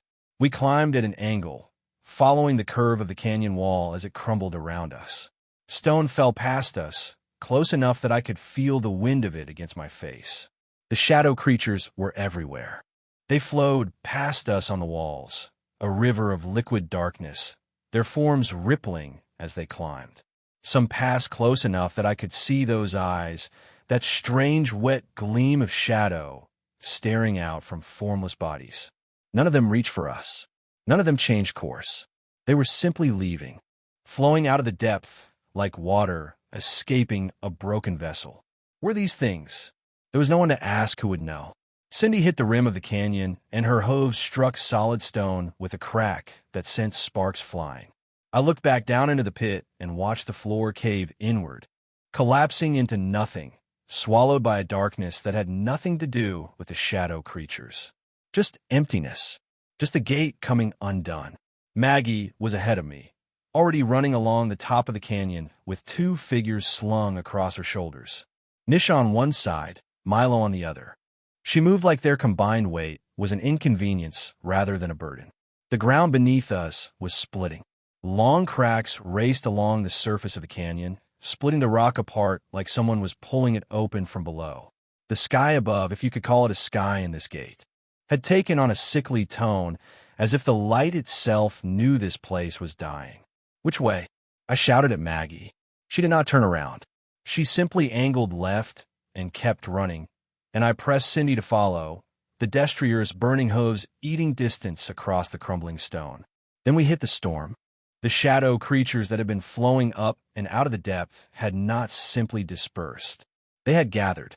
Ahead of us, the canyon path was choked with them, a wall of writhing darkness so thick and dense that it blotted out everything beyond it. It looked like a black sandstorm, swirling and shifting, except the particles were alive. Cindy reared, and I nearly lost my grip. Behind me, the bodies slid, and I threw one arm back to hold them in place, feeling Cressida's weight shift dangerously. Maggie stopped. She stopped, turned, and looked at the storm of darkness with an expression I could not read. Her flames flickered along her arms, casting pale light across the roiling black. For a long moment, I expected her to burn through it, to shear the darkness apart the way she had down in the pit. But the darkness was not attacking. It was not blocking the path. It was moving along it, flowing in our direction. Toward the exit. They're going out, the same way we need to go. I stared at the storm of living shadow and felt something that I could not quite place settle in my gut. Not fear exactly, something stranger, like standing in the presence of something vast and old that had simply decided you were not worth noticing. They're leading the way. Maggie, follow them. She looked at me. That pale gaze, always measuring, always calculating. For a moment, I thought she would refuse. Pyre Saint did not follow. She led, or she burned. But the canyon behind us was gone. The collapse was eating the ground faster than we could retreat. There was only forward, and forward meant through the storm. She turned and ran into the darkness. I kicked Cindy's sides, and we plunged in after her. The world vanished, and everything was drenched in a drowning darkness that made it seem like the world had suddenly gone off mode. Cindy's molten core pulsed against my legs, a distant heartbeat of warmth in a sea of nothing. I could not see Maggie, could not see the canyon walls, could not see even my own hands gripping the mane of the horse. But Cindy kept running.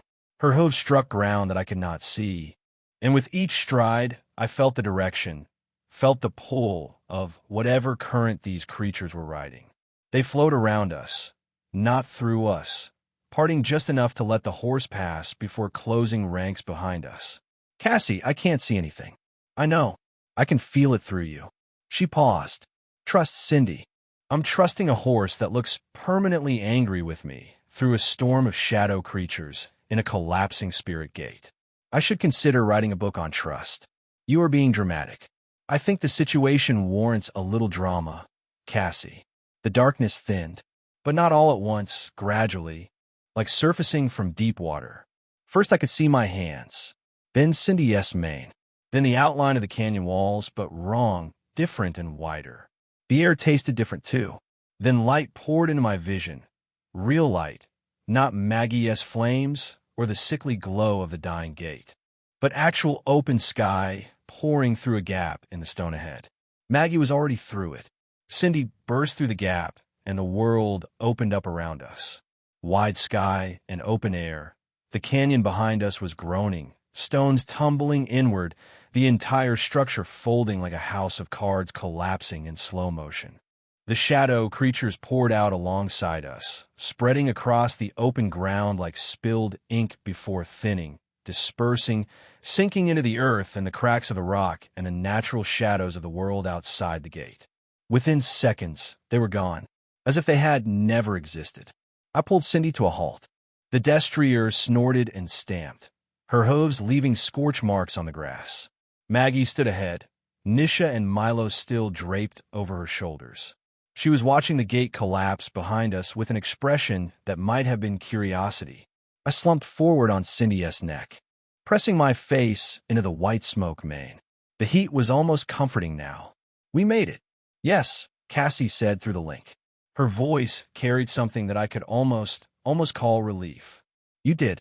I lay there for a moment, breathing, feeling my ribs complain and my lungs burn and every part of my body protest the last hour of existence. Then I lifted my head and looked at the three unconscious girls draped behind me, at Nisha and Milo slung over Maggie's shoulders, at the collapsing mouth of the gate behind us, still spitting stone and dust. That storm of darkness, it let us out. It had not attacked or consumed us like I thought it would. Instead, it had escaped and also helped us escape too. Why?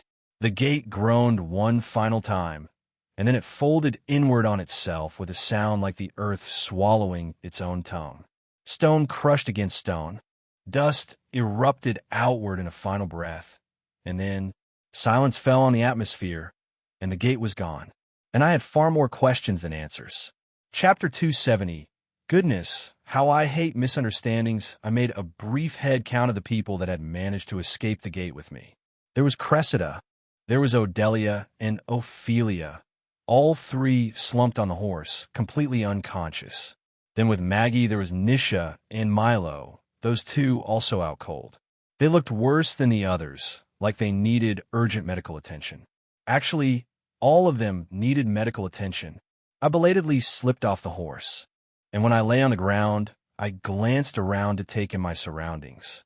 I was in the woods, but it was clearly different from the woods that had led us into the Spirit Gate in the first place. This forest was twisted. There were a lot of leaves on the ground, leaves that had gone a sickly yellowish color. The trees that stretched across the expanse had charred black bark, and their branches were stripped bare, as if they had all just withstood some tormenting storm that had sucked the life out of everything in its path. While I was stranded in a strange place with the bodies of my company members, the same people who had confidently told me to trust them, I didn't feel it in me to search any further for where exactly ID ended up. I was tired too. I simply lay on the ground and stared at the canopy of the forest. The sky was dark and starry, a wide and seemingly endless expanse of dark blue, scattered with sparkling specks. I blinked and continued to observe the starry sky. Beside me, somewhere around me, Maggie and Cindy were there, standing and waiting. I could even hear the Destroyer-S snort from time to time. But at some point, the snorts grew fainter, drifting further and further away.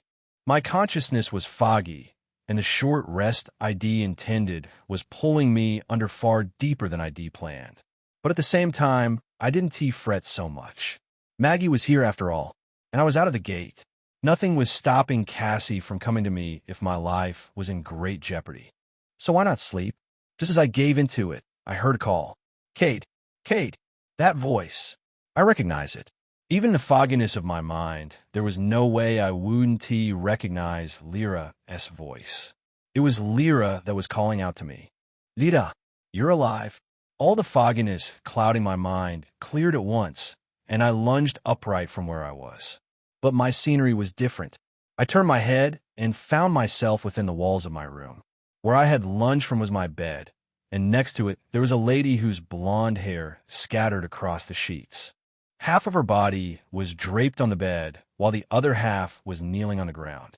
She seems to have fallen asleep while she was tending to someone. I looked at myself, then looked at the lady. Indeed, I was cleaned up. No part of my muscles ached anymore, and my armor was gone, replaced by a simple, thin gray linen shirt. I'm in my room. I'm changed. There's a lady next to me. ISNT this the classic? A grin spread across my face. For some reason, I felt like I could understand why I suddenly heard Lyra calling to me. If this wasn't the same situation as our first meeting, I didn't know what it was. The only difference was whoever had designed ours had gone the extra mile. For this one, they didn't seem to put in a lot of effort. I exhaled and shrugged. It's not like they can cuddle me forever, right? Right? I agreed with my genius self. Hence, I started to get ready to get down to business. I pulled off my shirt first, and for a moment, I couldn't help but be distracted by my awesome muscles. I had changed since that day when I met Lyra in the hospital. Although my muscles were lean, they were far more defined now. Their contours clearer than ever before. The kind of build that made shirts an obstacle rather than an accessory. Very nice. I ran my hand through the lady's golden blonde hair and felt its silkiness. I inhaled deeply, like I was breathing in the very feeling of the hair itself. Pulling her hair while taking her from behind would hit the spot. HM. What are you doing? What am I doing? EM. I paused the moment the owner of the voice fully registered in my head. Cassie? I slowly turned towards the entryway. Cassie was standing there, donned in a casual gown with her hands folded beneath her breasts. Behind her was Maggie, who raised her head and looked at me with disappointment. Her gaze caused a tear in my heart, majorly because I genuinely thought both of us were going somewhere already. We had especially gotten closer in this gate. Hadn't we? I was willing to build on the small victories. And Cassie, we had even been much better when we conversed with our mental link. But all of a sudden, the two of them had caught me in a situation like this. This misunderstanding. This was unfair. It was genuinely unfair to whoever had thought it fit to throw me into a misunderstanding like this one. That person, deity, or cosmic force responsible, I hope they choked. I wasn't even doing anything wrong. I was appreciating the scenery. The scenery just happened to be attached to a woman. Cassie gave me a look of pure disbelief. You were hauled all the way here, unconscious. You suffered damages that had taken a while to heal, and the next thing you think about doing when you wake up is harassing someone who helped nurse you back to life? My gaze faltered, my eyes widening as I shook my head. What? No.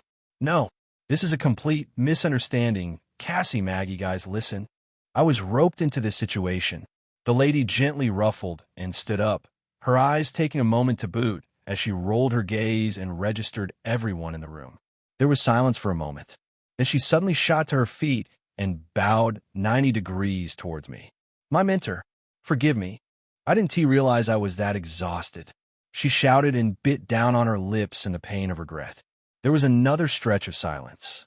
Drenched to the bone in confusion, I raised my hand and pointed to myself. Me? When did I become someone else's mentor? But the lady, she quickly gestured with her hand for me to move aside. She did it so casually, so disrespectfully, that I felt awkward for a moment. Then I slowly moved to the side. I had been blocking her view of Cassie. My mentor, she said, stylishly stealing a glance at Cassie's face. Cassie, meanwhile, was looking at me instead of looking at her. She shook her head and turned to her finally. It was not your fault that you slept. You should get more rest. Kindly excuse us. I was a bit taken by surprise at Cassie's polite tone. Has she been taking social lessons while I was in the gate? The lady straightened and quickly stepped out of the room. It was only as she turned that I caught a proper glimpse of her face, and while it was indeed sparkling and radiantly resplendent, that was not the quality that rang the loudest bell. It was her chest. How could I forget?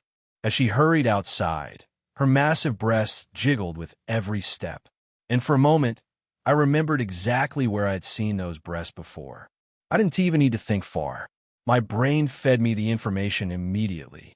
The elf lady, the one this whole rescue mission was all about. I was so close, and yet so far. If only they hadn't interrupted. Who knows what would happened? Cassie glared at me. Are you hating us for coming in time and ruining how this was supposed to go for you? I flinched. Jesus. Did she read my mind? What? No. I quickly responded and added a smile. There was absolutely nothing going wrong. In fact, I think you guys came in just in time.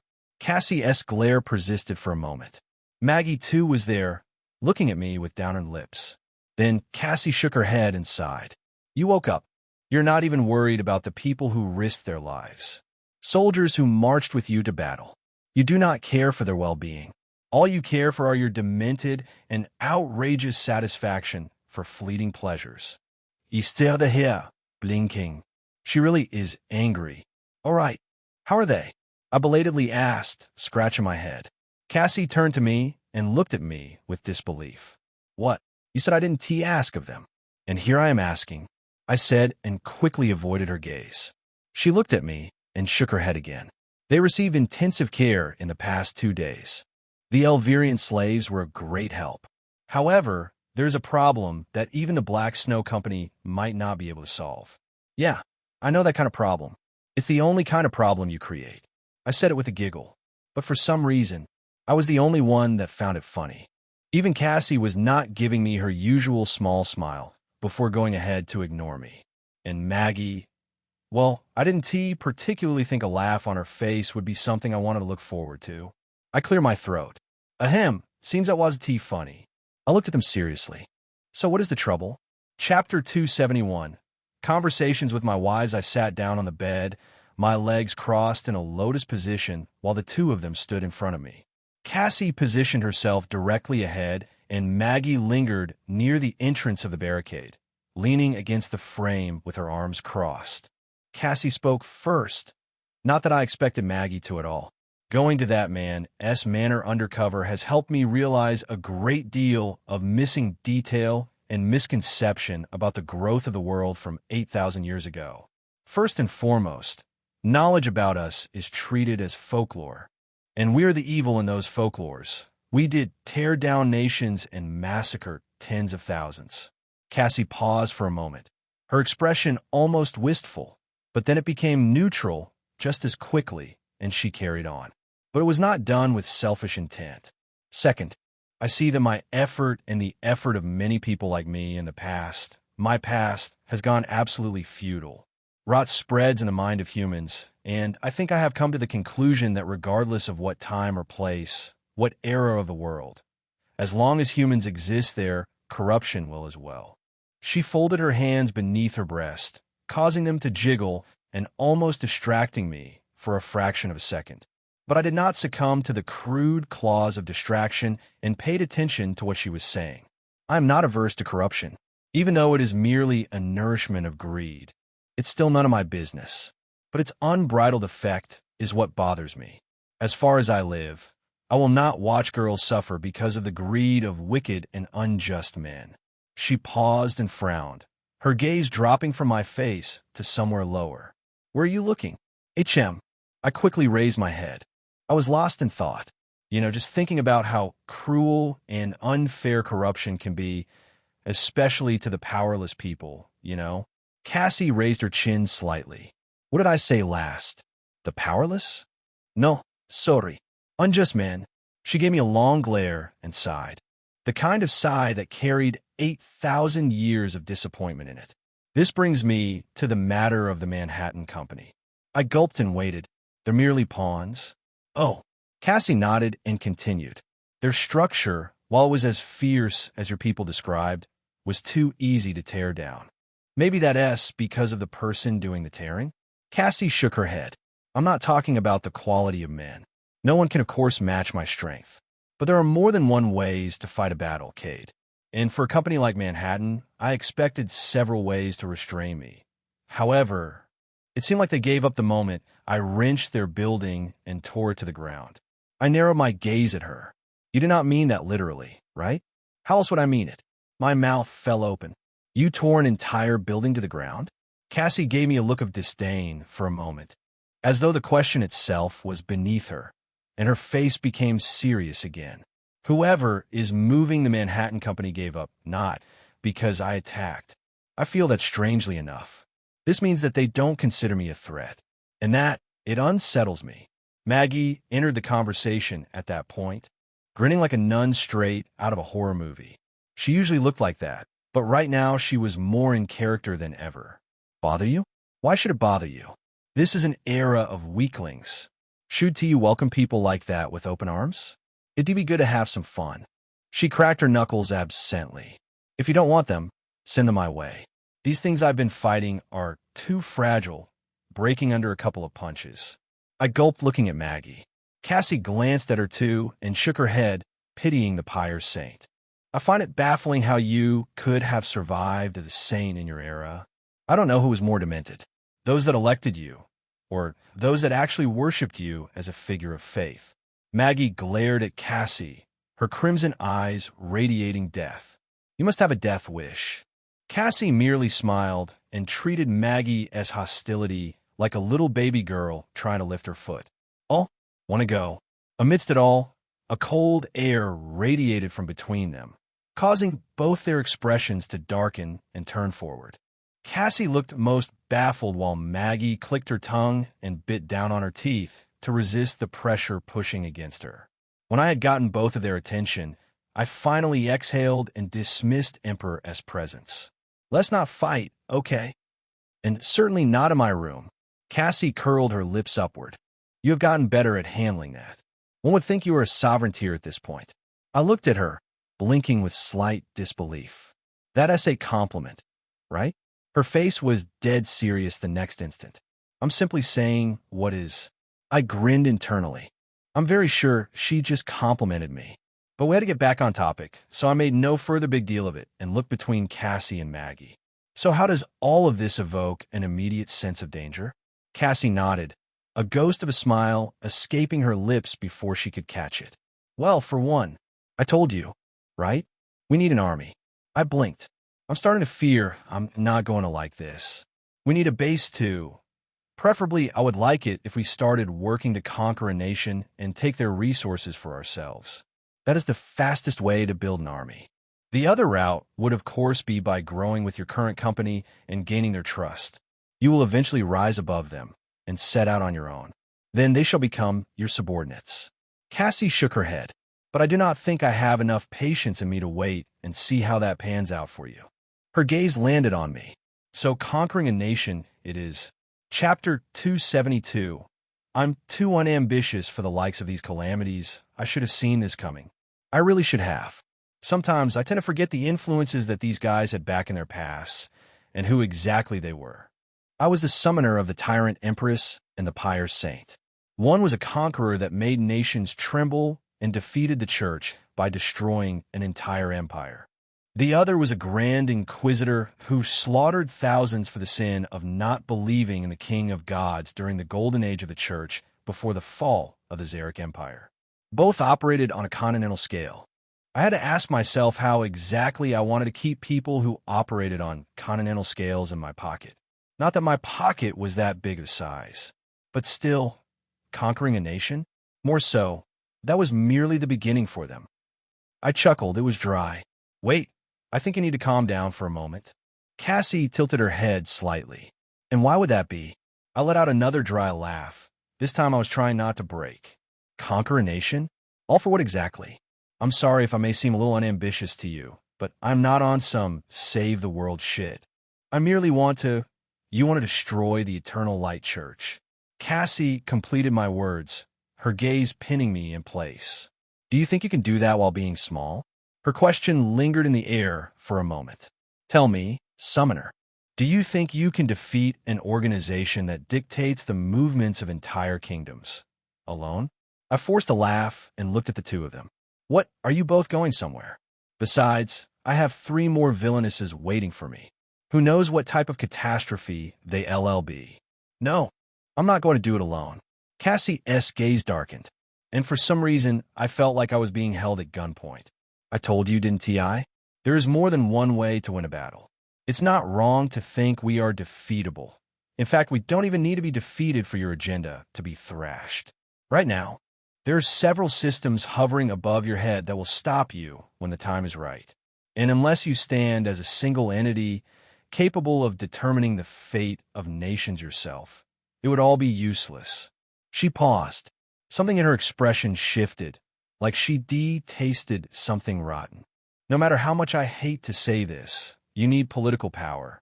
Her rigid posture loosened, just barely, as though the admission itself had cost her something. If you want to defeat the church, that is, although I have a feeling we will be doing much more than that with how rotten the world has gotten. I sat there for a few moments. My face was blank and my eyes registered nothing but the ground while I turned over what she had said. The worst part was that none of it sounded wrong. Then I raised my head, shaking it slightly. I paused and breathed coolly first. I understand what you mean, but conquering a nation? Do we even have the manpower for that? Are you going to tear your way forward across armies for no justifiable reasons and just sit atop their throne while tearing away their king? What about the people, innocent lives? I couldn't care less about optics, but it sounds like stealing. Stealing someone else's woman and all sounds nice, but I do not want to indulge myself in stealing a nation. I let that settle for a bit and added, I am not averse to creating my own nation, though. I leaned back and grinned. But managing people is the one thing I suck at. You're overthinking this. Ricimeras. For example, we can simply... My gaze went blank as I stared at Cassie. It was beginning to be less funny now. She went silent with a look in my eyes. Then I exhaled. We're not going to steal Ricimeras. Let us say we do that. What happens next? We force people to become soldiers? Or force their soldiers to fight for a cause that does not concern them? Or better yet, you take their own resources to pay them for their effort and their lives? Can't you see the unbridled effect that you speak about playing out here? Cassie was silent for a moment, her expression unreadable. Then she grinned. Her grin caught me off guard, and I narrowed my gaze suspiciously at her. Wait, is this a test? She scoffed. No, ISNT. But it's reassuring to know you aren't too far gone. She crossed her arms. I wasn't joking about political power, and should the only possible way be taking a nation to have it, I do not mind. So you're pretty much still saying the same thing? You may not be too far gone, but you're far too naive. She held my gaze without flinching. Because war is the best thing I can do does not mean it is the only thing I can do. I was an empress. I governed a nation and wielded its military power against it. I tore the influence of the light church from them, and I used the political power of the empire to wrench them to pieces, after which I destroyed the empire itself with its own power. A small smile graced her lips. The first day I stepped into court, many were convinced I was in the wrong place. The smile didn't waver. I made sure those people were the last set of people I killed. They needed to watch how far I went. Her gaze held mine.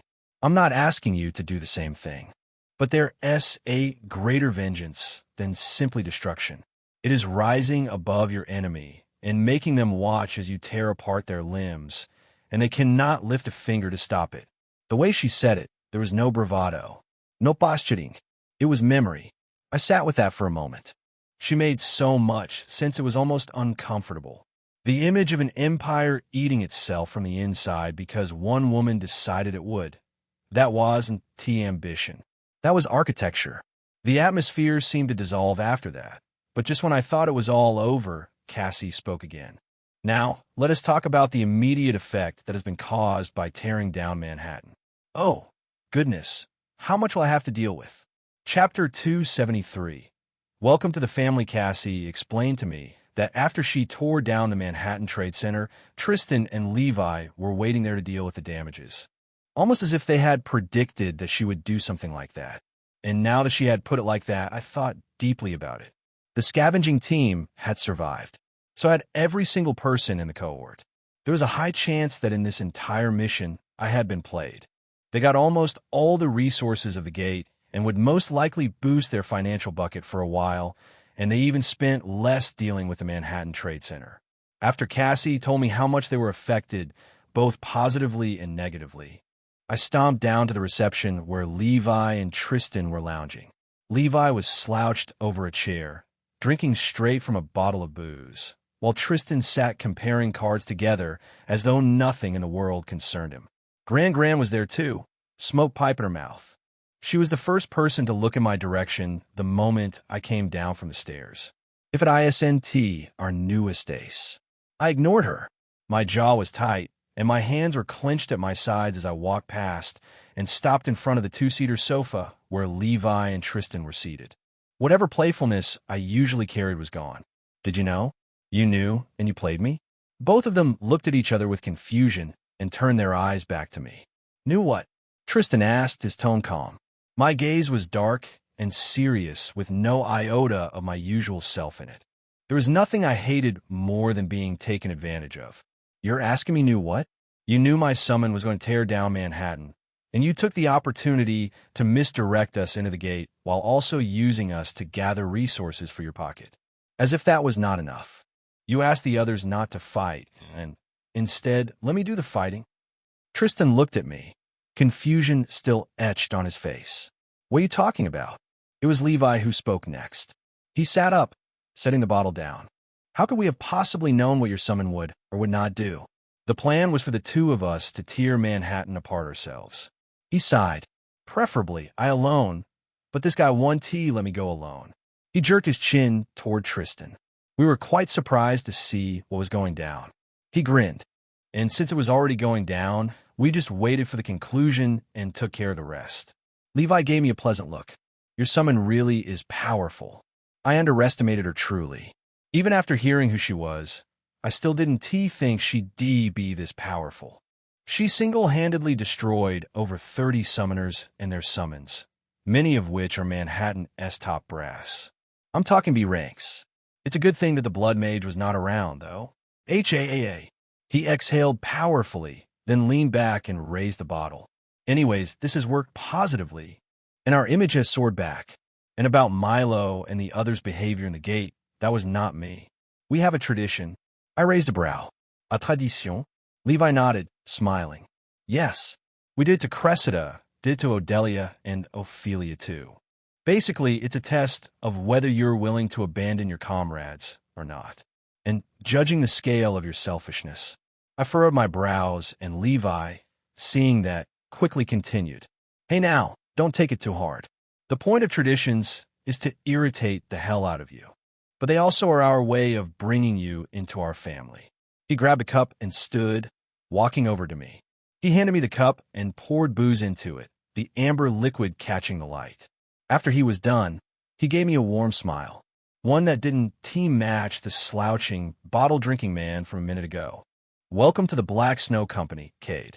You're a part of our family now. At the same moment, the room erupted. Starlight and sparkles exploded from every direction, bursting across the ceiling, raining down in glittering trails. Welcome to the Black Snow Company. Cade. Everyone poured into the reception from every door possible. Ophelia, Odelia, Cressida, Nisha, Milo.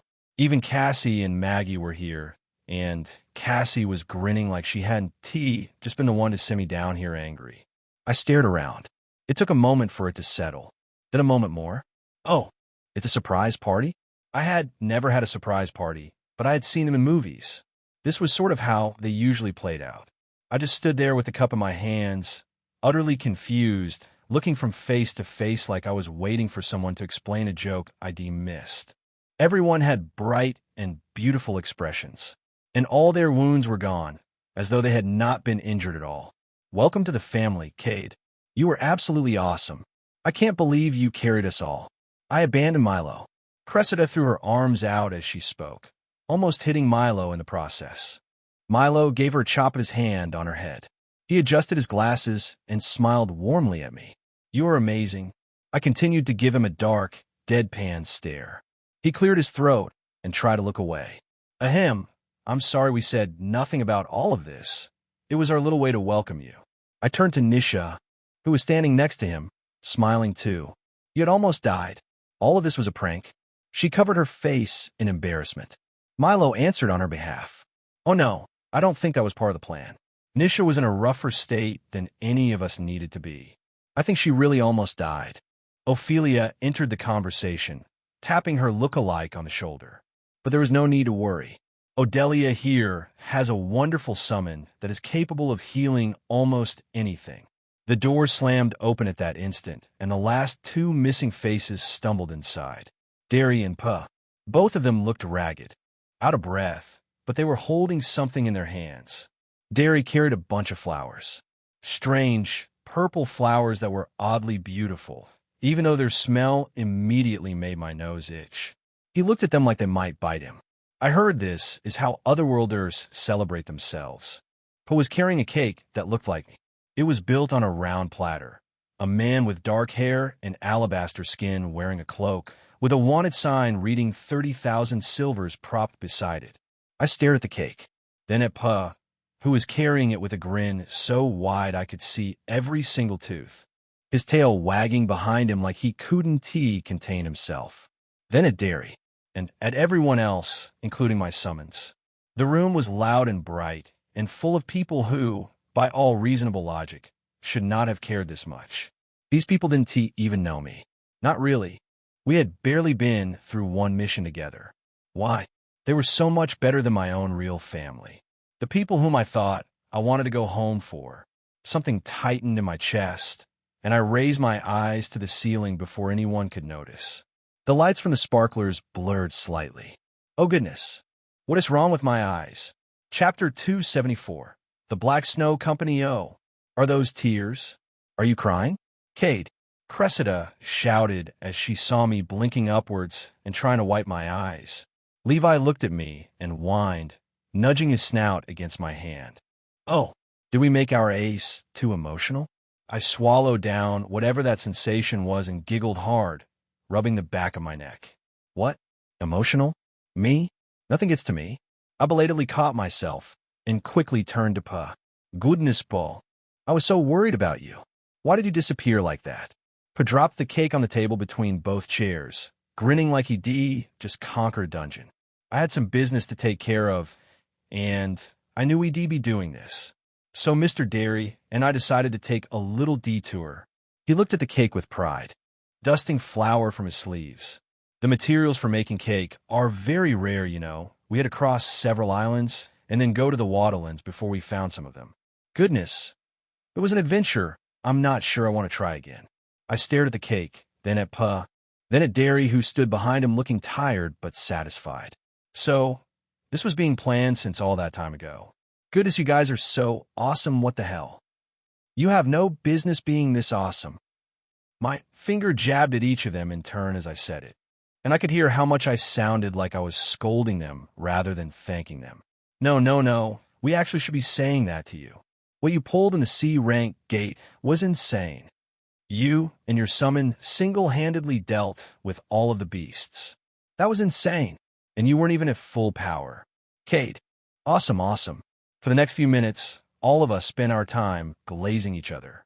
Everyone had something to say about everyone else, and every compliment got returned twice as hard. From there we drove into further parts of the conversation, and Milo, Cressida, Ophelia, and Odelia expressed how difficult it'd been for them to pretend like they were really getting beat. Apparently Cressida, who hated blades, had intentionally put herself at a disadvantage. Otherwise, she didn't know how she would have fared against the elites of Manhattan. She was convinced she would have killed them when they all should have been waiting for me to see what I was going to do. Milo had no such difficulty to pretend. The person that fought him was actually stronger than he was. But he'd also put up less fight than he normally would. Ophelia had the same problem as Cressida, while Odelia just maintained her silence. She sat with her arms folded, watching the rest of us talk without offering a word. Typical. While I was talking, someone kicked me so hard on the leg that I curled down and grabbed it before seriously considering whether to swipe the person's head off their neck. But I halted when I found out it was Gran. She seemed displeased with me, her lips pressed into a thin line, but she extended a heavy pouch in my direction. There, a payment of 5,000 gold crowns for your assistance with this mission. She brought out the core I had given away before and returned it. Learn to not give out things so quickly. 2. She shoved them into my hands and turned away. Grandma, how many times did we have to say it? If you have something against anyone, just say it instead of yelling, and not even yelling about what is actually hurting you. Nisha spoke with her hands folded, frown already in place like it'd been waiting. Cressida tried to suppress a laugh and barely succeeded. Granny is shy. You, shut up, she yelled, spinning back around. I stepped forward and bowed my head towards her. I was rude towards you earlier. I'm sorry, it wasn't intentional. She looked away. A pink shade painted across her cheeks and the bridge of her nose. It's all right. Not like I'm angry or anything like that. Nisha gave her a flat, disbelieving look. Yes, Granny, you are angry. Gran glared at Nisha and pointed a bony finger at her. You mind your business. I'm better now. Nisha took a step back, her expression one of exaggerated shock. Really? I'm the one you can express anger to.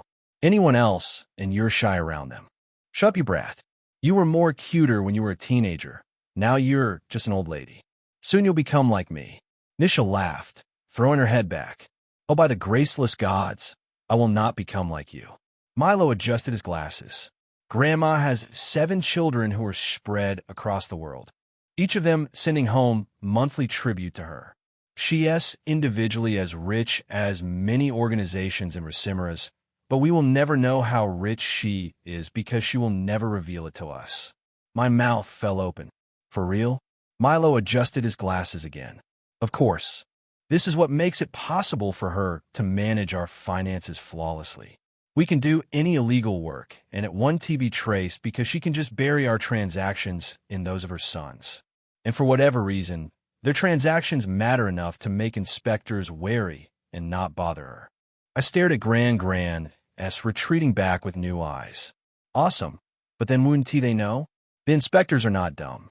Or are they? Milo nodded, smiling. That is precisely what I'm saying. They know, but still never do anything anyways. That is simply how influential her sons are. I watched Gran settle into her seat in the distance, her hunched back somehow looking a lot more imposing than it had 5 minutes ago. I leaned towards Milo, lower my voice. But then, why does she bother doing something like this, even though she is richer than you guys as a company? He stared at her for a moment and shrugged. Hell if I know. I don't know she likes mathematics, though. I reeled back. Mathematics? They have that here. Of course they do. But an old lady who kicked people in the shins, blushed when you apologized, and liked mathematics? Really? Who the hell is she? Then I remembered. I had just been handed 5,000 gold crowns. This meant I was rich. I could finally go shopping for myself, Cassie, and Maggie. There were a couple of things I needed money for. I was thinking about the brothel, too. A cold crimson light tore across the distance and pierced my skin. When I turned, Cassie was glaring at me from across the room, her eyes burning through the crowd of people chatting around her like they didn't exist. I gulped and shoved the money deep into my pockets. Then I kept smiling and continued with life like I didn't just get threatened from 30 feet away. Puff found me shortly after and started sharing his adventures gathering ingredients in Crystalis while everyone else shouted and played around us. Chapter 275. Prince Altharion, a brunette-haired lady, knelt before the altar where a statue of a man holding a judgment scale in one hand stood tall, a sun of 7 rays blazing behind him in carved stone. At the foot of the stairs stood a lady with blonde hair draped over her shoulders and down her back. Her breasts so massive they seemed like 2 mountains that had lost the purpose bestowed upon them by nature and rediscovered it on her chest. She wore a blindfold, but was exceptionally charming all the same. Beyond her knelt a group of people, all of them donned in white and crystal blue armor, each set elegantly carved, with pale blue cloaks that flowed behind them. In the front line stood a boy with short brown hair, a lady with brunette hair, and a young girl with crimson hair. The girl's armor was noticeably lighter than the rest, cut to reveal her waistline and even her breastline, though granted, those breasts were almost non-existent. All of them knelt before her while she uttered a few words of prayer and finally bestowed her blindfolded gaze upon them. My children, it has been a year since you stepped into this world. Many have left, some have been lost, but many more of you have fulfilled your training in the academy and become the finest light knights this diocese has ever produced. And I'm proud of you lot. She paused, receiving a golden scepter which the archpriest brought to her on a cushioned pillow. On the authority and approval of the Radiant Judge and the Solar Pontiff, I hereby bestow the title of Templar upon you and announce the establishment of the Crystal Sky Crusade Order, starting from the brown-haired boy to the brunette-haired lady, and then the crimson-haired girl. All of them stepped forward one after the other to receive the laying on of hands from the cardinal.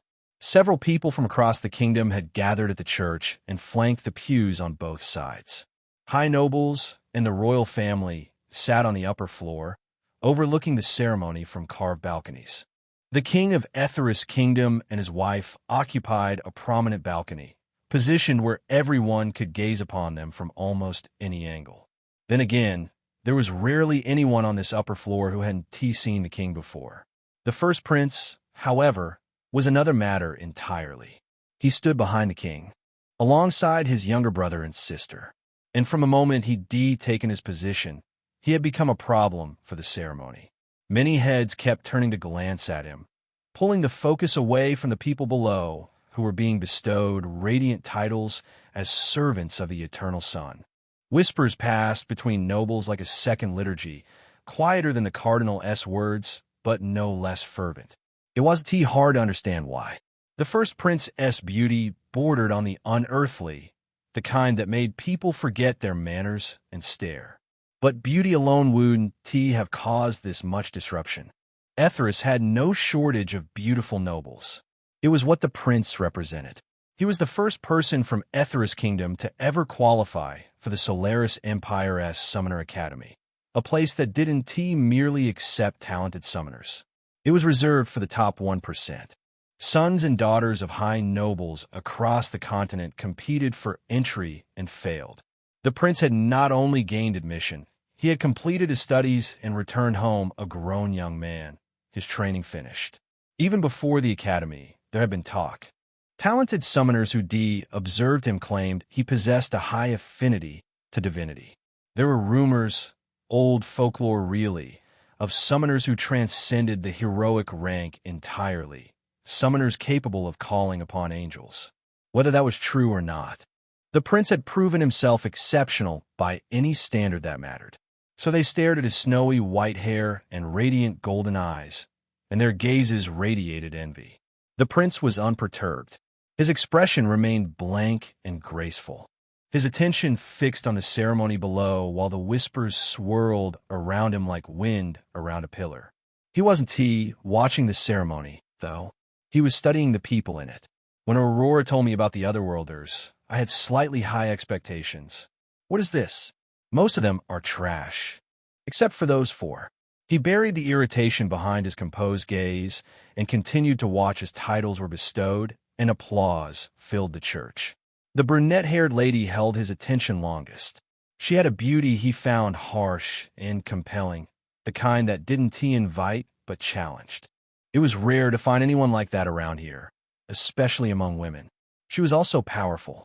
Her aura was refined and tightly controlled, and despite being of a lower rank, the level of mastery she had over her essence struck the prince as remarkable, more so than the obvious S rank in the group. The one who was practically announcing his presence by letting his essence bleed into the air around him like an open flame. The brunette kept hers coiled and disciplined. That kind of control wasn't taught easily, it was earned. The other one, the guy with glasses, was impressive in a different way. He radiated a deep, quiet skill that hid behind a polite face and respectful posture. The kind of person who wanted you to underestimate him. The prince recognized the type, but it was the little red-haired girl who bothered him the most. She gave him a sense of wariness he couldn't quite place. He studied her for a long moment, turning the feeling over in his mind, and for a brief, uncomfortable instant, he almost felt like she was stronger than him. He banished the thought immediately. She was strong, perhaps the strongest of the 3, but she was also clearly inexperienced. He could tell from the way she moved. It was like she hadn't been properly trained yet, like the raw power in her body was a weapon she was still learning to hold. Why is she being decorated as a Templar, then?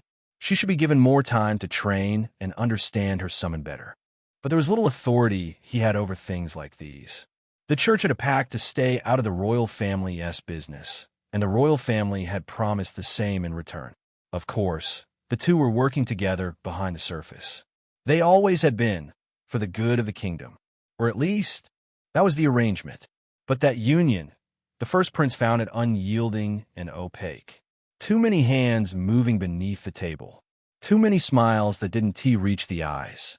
And looking at what was transpiring right now, at these otherworlders being elevated and organized under church authority, He couldn't tell whether this was the start of something that would ruin the kingdom or help elevate it. A small smile curved on his lips. I guess I'll watch for now. Chapter 276. Let all hell break loose. A vast mountain of darkness spread across the horizon. On its surface, twisted and dark trees stood in unnatural clusters, looking more grotesque than any tree I had ever laid my eyes upon. They were tall, though, really tall, to the point where wind that flowed with the clouds grazed their spiraling tips. Each tree was like a corkscrew of bark with spikes protruding from every angle. The kind of thing a deranged sculptor would carve if you gave him too much time and not enough sunlight. Having to cross that forest had been a nightmare, but it was a good thing I was out already. And now, I stood at the edge of the mountain, looking down at its eastern slope that descended into a sea of darkness, as wide as the sky above it. From that sea, crimson eyes glowed and glared at me, the lonesome being who had dared to challenge them in their home. Yes, I dare enter your home, wreck your children, tear your lands, and even dare to challenge you, the Godfather. What are you going to do about it? Whine and cry to your ancestors? And who would those even be, I wonder? I chuckled eerily while staring down at the sea of darkness. Focus, it's coming. Geez, Cassie, I know that much already. You're babysitting me at this point. After that, I didn't hear anything. Cassie went silent while I stood at the edge of this gate and watched the sea of darkness as it rose, swelling upward like something breathing beneath it. While it was rising, I also took the time to see how far my growth the past few months had been. Summoner status name: Cade Marlowe. Rank: F Spirit Essence. 1,342,500 active spirits. 2-5 main attributes: Summoner S Touch, Basic, LV. For Infinite Vitality, Basic, LV. 20. Awaiting requirements: Sculptor S Gift, Advanced, LV. 2 extra attributes: Emperor S Presence, Combat Support, LV. 16 Strategic Apex, Utility Combat, LV. 13 Conqueror S Will, Support Combat, LV. 10 Warlord S Command, Support Combat, LV. 17 Sanctified Immolation, Combat, LV. 18 Chains of Confession, Combat Control, LV. 15 Inquisitorial Authority, Commander Debuff, LV. 10 Martyr S Endurance, Survival Support, LV. 10 I shook my head painfully as I stared at my main attributes. Infinite Vitality, sitting there at level 20 with that smug little awaiting requirements tag mocking me.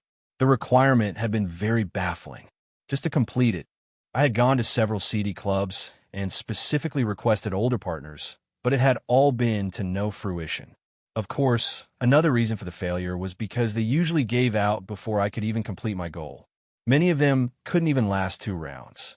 7 was a stretch, a very long one, and I doubted there was going to be anyone who would be capable of such a feat, even Cassie. I wasn't sure Cassie lasted up to 2 hours. Granted, it was her first time.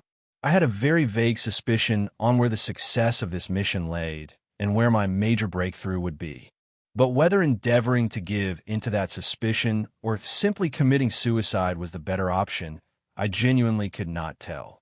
Now, the shadows had risen towards me, standing as tall as the mountain itself and forming into the shape of a shadow wolf. The wolf had 6 crimson eyes that burned through the dark with a menacing red glow, each one fixed on me like I was already dead. In my right hand was the pale blue sword. Frostfang was emitting a thin mist of snow that curled around my fingers. In my left was something far less impressive, an ordinary longsword. I twirled both swords easily. Despite the fact that there were black-colored weight bracelets on my wrists, the swords felt surprisingly light. I think I should try increasing the weight again. From the depths of my dark, hollow eyes, a crimson light was birthed, vanishing the darkness and hollowness and replacing it with a feral, regal gaze. As my eyes glowed crimson, the shade of the world seemed to change.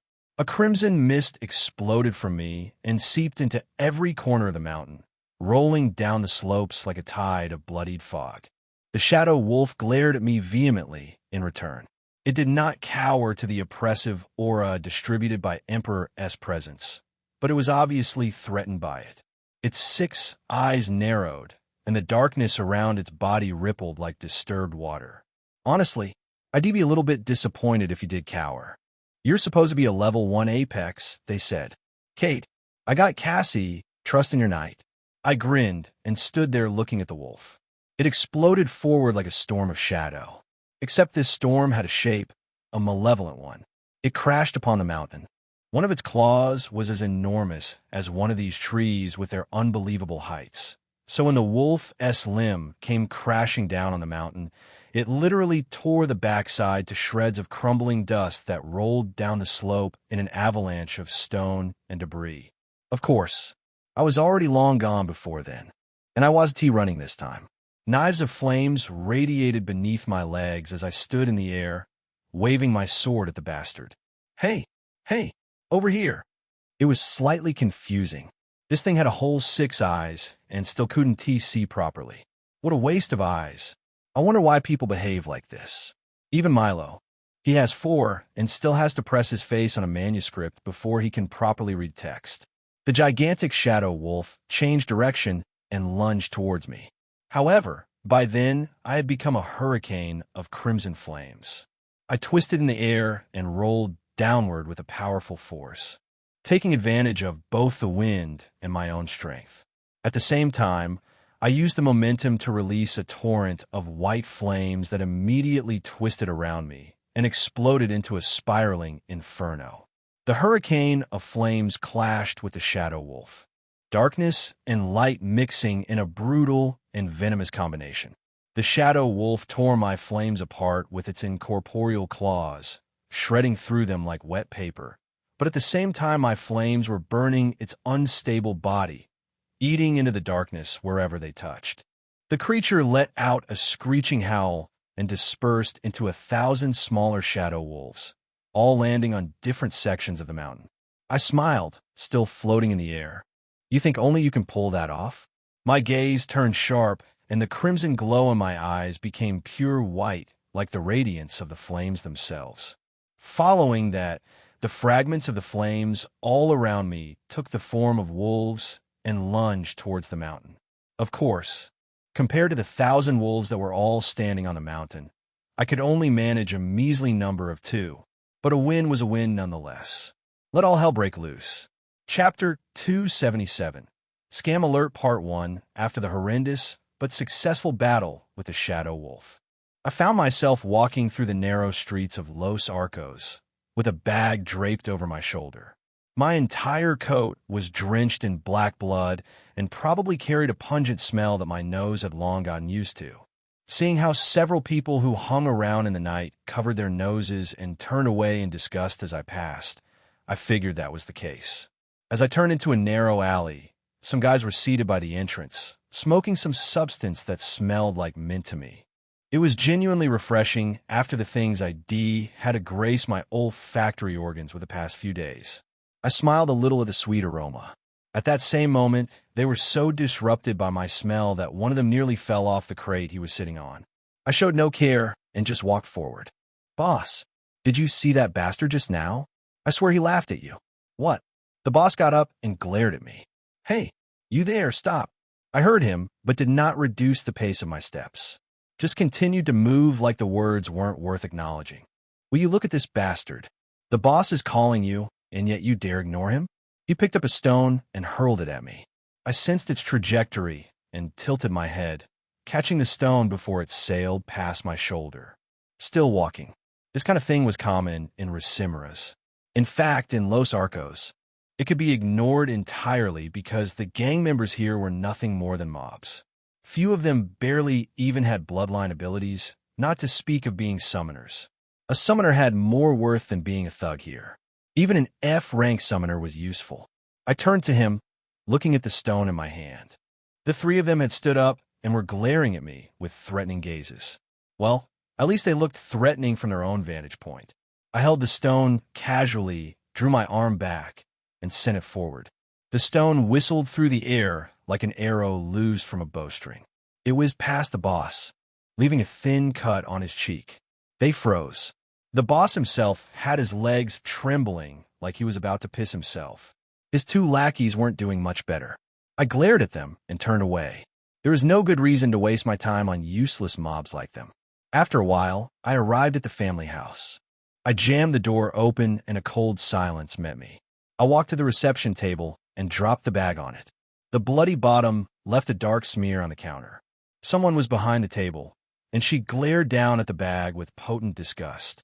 Then her hollow, corpse-like gaze fell on me, her crude tone coming out. Remind me why I have to do this again. Because you're my summon. Everyone is on a mission right now, so it's up to you, me and Cassie, to manage the family house until they come back. I looked around. Where's Cassie?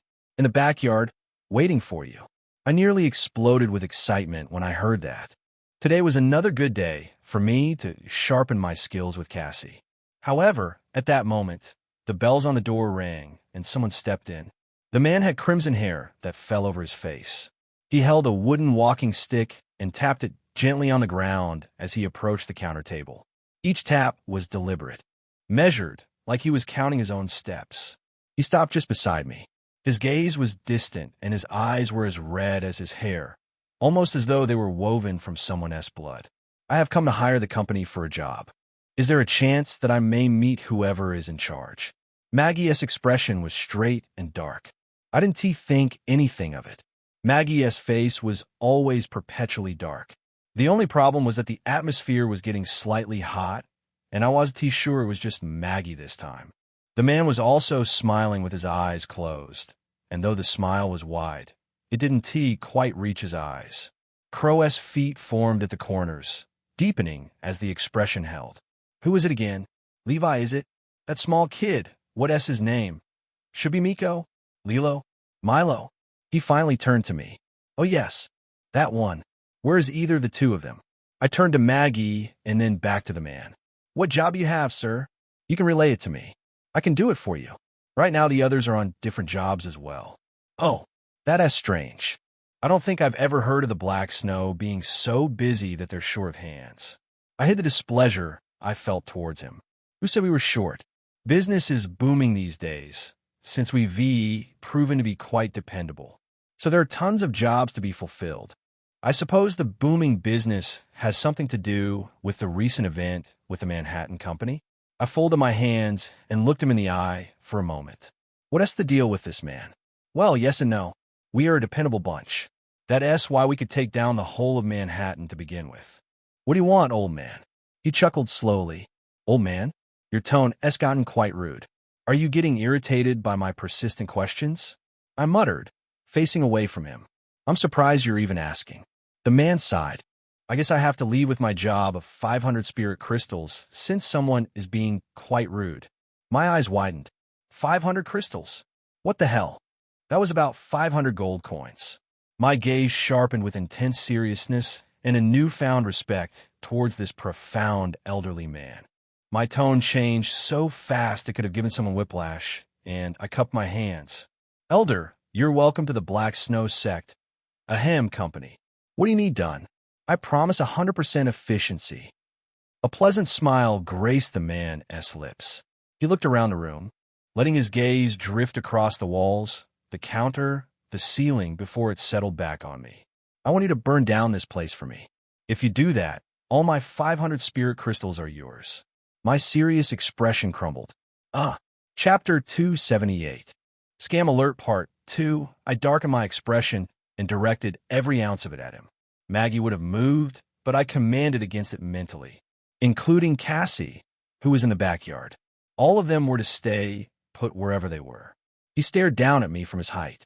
His red eyes studied every bit of my body with a quiet thoroughness that made my skin crawl. You're one strong lad, aren't you? Makes me curious if you happen to be like me then. He turned his gaze to Maggie, who simply leaned on one hand and stared back at him with a bored expression. Then he fixed his eyes on me again. Who the fuck are you?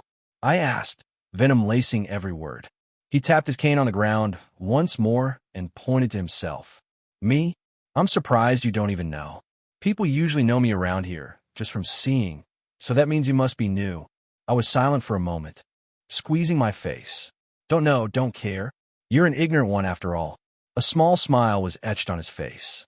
Does that mean you are refusing to take the job of 500 spirit crystals then? Fuck your crystals. If I burn down my house, where will I stay? Oh, trust me. 100 gold coins will get you a mansion here, and you will flourish for a while with servants around you. My eyes widened as he said this. Meanwhile, he continued, voice smooth and certain. You are really new. You don't need to feel committed to them here. Just take the crystals and go get yourself a mansion and very pretty slaves. All you have to do is burn the place before your comrades return. You also don't need to worry about being hunted. I will protect you.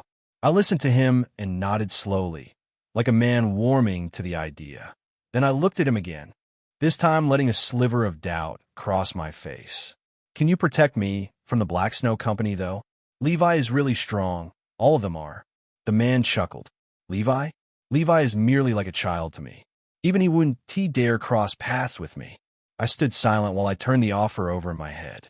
It was tantalizing indeed, especially when I thought of the fact that I could have all my maids the way I wanted them. My harem was going to have a proper base too. Ho ho ho. I raised my gaze to meet his. You seem like someone who is strong and could very much burn the Black Snow Company on your own. How do I know you're not just lying to me and trying to lead me into a trap? For all I know, this bastard could be Brutus, whom Tristan is finding clues about. My gaze stayed cold. He could be testing me. It could be anything. I see you do not trust me. I shrugged. I'm about to betray this place. Can't I be thorough? He nodded. Agreed. You're right. I am strong enough to burn the building to the ground, but doing that would simply be merciful upon the Black Snow Company. After hearing him, I nodded with approval and extended my hand. Say no more. Drop your full payment and step out so I don't burn you too. The man pulled a small bag from within his coat. He paused as he was about to hand it to me, then looked at Maggie, who watched the whole exchange with an indifferent expression. What about her? I weaved hand signals at Maggie. She retreated to the table and went outside. She asked Def, you don't need to worry about her. Our conversation is completely safe. I gestured for him to place the bag on my palm. He studied me for a second, smiled, then dropped the bag onto my hand. The moment he did, I clenched it and tucked it into my clothes. As he turned to leave, my voice stopped him. How very rich of you to think that I would actually betray my family members for a few hundred coins. He stopped and turned back, still smiling. Then, what did you collect the money for? I chuckled. What else? I just scammed you, old man. If you've got 500,000 gold crowns to waste on hate, I might as well pocket it, don't you think? He looked distraught for a moment, utterly shocked. Then he laughed. Kids these days. How do you do that? He was still laughing, and that was sure as hell not the reaction I had expected. Maybe he has more money? I would love to plunder his resources if there were more. But I was not a thief. Be gone. Scram from here. I extended my hand and unleashed a velocity of fireball that blasted him out of the reception. At the same time, a flame sphere, normal orange flames, formed over him and tore through my white fire. The next moment it shot towards me. I was already moving, agile on my feet, leaping away and landing further inside. I came down on the center table where we usually stayed and faced the man. Oh my, did I just fail to recognize Mount Tai? His expression had gone cold and vengeful. The sphere of flames surrounding him cleared with the wind, and his long red coat fluttered before falling still. His eyes burned towards me with the same light as an insane, consuming fire. It seems I was not wrong about my suspicions about you. A smile curled my lips. My eyes ignited with white light, and white flames leaked from the corners of my eyes, from my elbows too. So you were a heroic summoner then? The man smiled back, equally dangerous. Do I give off the vibe of one? My goodness. I thought I was good at suppressing my powers. Well, will you be kind enough to share who your summon is? Right after you. I'm not sure you'll be familiar with a Fire Lord named Ifrit. Oh. Chapter 279. The Sword of a Child Fire Lord Ifrit. That was not a name I expected to hear. He was popular in every magical fantasy anime back on Earth. Simply the manifestation of the ego of flames. The name alone would have been enough to shake me. But the part that shook me the most was the implication. This Fire Lord was most likely a heroic spirit, which meant he was going to be freaking strong. Of course, not as strong as my summons. But for the past 4 months since settling in the Black Snow Company, I had been doing most things solo. I started from raiding rank F gates and climbed to rating rank C gates on my own, with no help from Cassie or Maggie. Even though this usually meant spending days and sometimes weeks inside a spirit gate, I was getting the job done and getting stronger with it.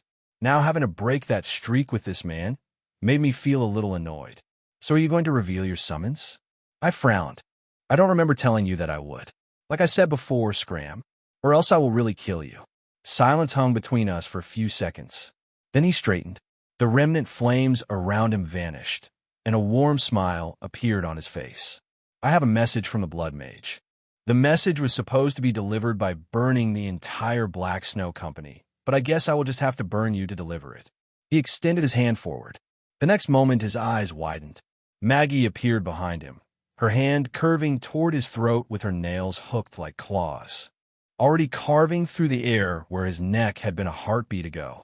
He vanished in flames and reappeared behind her, but Maggie was already gone. White flames seeped out of her like wind as she tore forward. Before he fully materialized, she had closed the distance, and the moment he appeared, a powerful kick bludgeoned into his stomach. He folded like a piece of paper and blasted out of the building. Maggie followed, and so did I. He landed outside, rolling across the ground, but managed to catch himself and stand with a painful groan. When he straightened, his gaze fell upon both Maggie and I. So that was your summon there. How did I miss that? I said nothing, just regarded him with a cold and focused expression. I opened my hand, and the greatsword materialized in my grip. Over the past few months, I employed a lighter greatsword for 2 reasons. It was impossible to wield both in battle, so I usually attached the other one to the chains of confession, giving the chains a brutal edge. But here the area was too limited. I didn't want to go around cutting lampposts or slashing apart trees. Those were damages I didn't have the money to fix, and right now, every coin was going into savings. I held Frostfawn with both hands and raised it to shoulder level, dropping into a stance that let me gather immense momentum the instant I moved my dominant leg. My line of sight flowed straight along the blade, completely locked in. Handle his summon. I'll handle him. The man laughed. How preposterous of you to think I will call my summon into a battle with a child. Huh? Who asked this bastard calling a child? I turned to my side briefly. Maggie, please stay out of this. The man watched me with an insidious smile. A very annoying one, too, I have to note. Flames ignited across Frostfawn. The frosty nature of the sword bled into the white fire, turning it a blue gradient that made the blade look more ornamental than deadly. I'll make you eat that statement. The man grinned like a battle-crazed bastard and twirled his arms through the air on some fire-bending type shit. Flames ignited behind him. I counted 6 balls of fire that formed a cog at his back and connected into a wheel as I lunged toward him. As I reached him, the wheel moved once. The moment my sword fell, an explosion of flames resonated outward and blasted me into the air. For a split second, I fought for balance. But I manipulated the flames and summoned the flame knives, condensing them sharper, already stabilizing before I drove back toward the ground. The earth beneath softened and melted inward as I neared it. I didn't let myself land. I exploded forward with the sword already mid-swing. The cogwheel moved again, but I had anticipated that. Instead of lunging headfirst with the blade, I sent chains flying in every direction, aiming to snare his limbs. At the same time, I channeled flames and shot them forward like a storm, swallowing the entire space between us instead of a single focused attack. My advance was embedded in that storm. He sent the same explosion of flames forward, but this time I deflected it better. His flame power against mine. The ground vibrated ferociously as his orange flames collided with my white flames, and the disastrous combination trailed upward like a rising tide from a devastated ocean. The trees wheezed under the heat, and for a moment my heart faltered because I thought they might catch a fragment and ignite on the spot. I consciously curled the edges of the white flames back into the explosion, and that meant intentionally reducing their temperature, which also cut their power. But that was not even my main attack system. The flames and chains were support, with the storm of white fire successfully countering the first explosion of his cogwheel. I spun forward and unleashed a cacophony of strikes that followed each other, eating into and out of each spinning movement that broke into a forward thrust and then another spin that broke forward again. The man evaded me, and he was adept at evasion too. He shot flames toward me as he dodged, but that was no issue. My footwork pattern let me sidestep or counter with white flames whenever he threw fire from an angle. Wow, this level of swordsmanship? There is no way you are not a renowned man. Instead of responding, I doubled down. Frostfang slashed horizontally in reverse, returned, then spun into a diagonal cut from the left. I twisted my grip and drove the sword down as he dropped to a crouch after another dodge. The cogwheel saved him again. He turned sharply and exploded backward with blistering speed, while the cogwheel sent rapid explosions forward that drove me into preservation mode. I crossed the chains over my face and manifested the flames like a fortress wall, but the sheer force of the explosion still threw me backward. I whizzed through the air and landed on my feet with perfect balance, breathing coldly before I lunged forward again. Chapter 280. Count down till you eat your dirty words. The cogwheel had 4 charges left. I knew because I'd been counting. Each rotation burned one of the 6 flame balls. 2 were already spent, their positions in the cog now dark and empty, which meant he had 4 walls of explosion left before whatever reload mechanic powered that thing kicked in. 4 walls. I needed to eat through them fast. I closed the distance again, but this time I changed the approach. Instead of leading with the sword, I sent the chains of confession wide, looping them in arcs that cut off his lateral escape routes. Not to grab him, not yet, just to shrink the space he had to work with. He noticed. His eyes flicked to the chains on either side, and his grin tightened at the edges. I swung Frostfang in a wide horizontal arc, deliberately telegraphed. He dodged backward as expected, and the cogwheel rotated. Third explosion. Flames billowed outward, but I was already twisting to the side, letting the blast shove past me while the white flames along my forearms ate the residual heat. 3 left. The chains pulled inward as I advanced, tightening the corridor. He tried to vanish with his flame teleport, but the moment the fire licked around his body, I flooded the surrounding air with white flames, and his reappearance stuttered. He materialized barely 2 meters from where he stood, stumbling instead of landing clean. That was new information. The white flames interfered with his teleportation if the concentration was dense enough.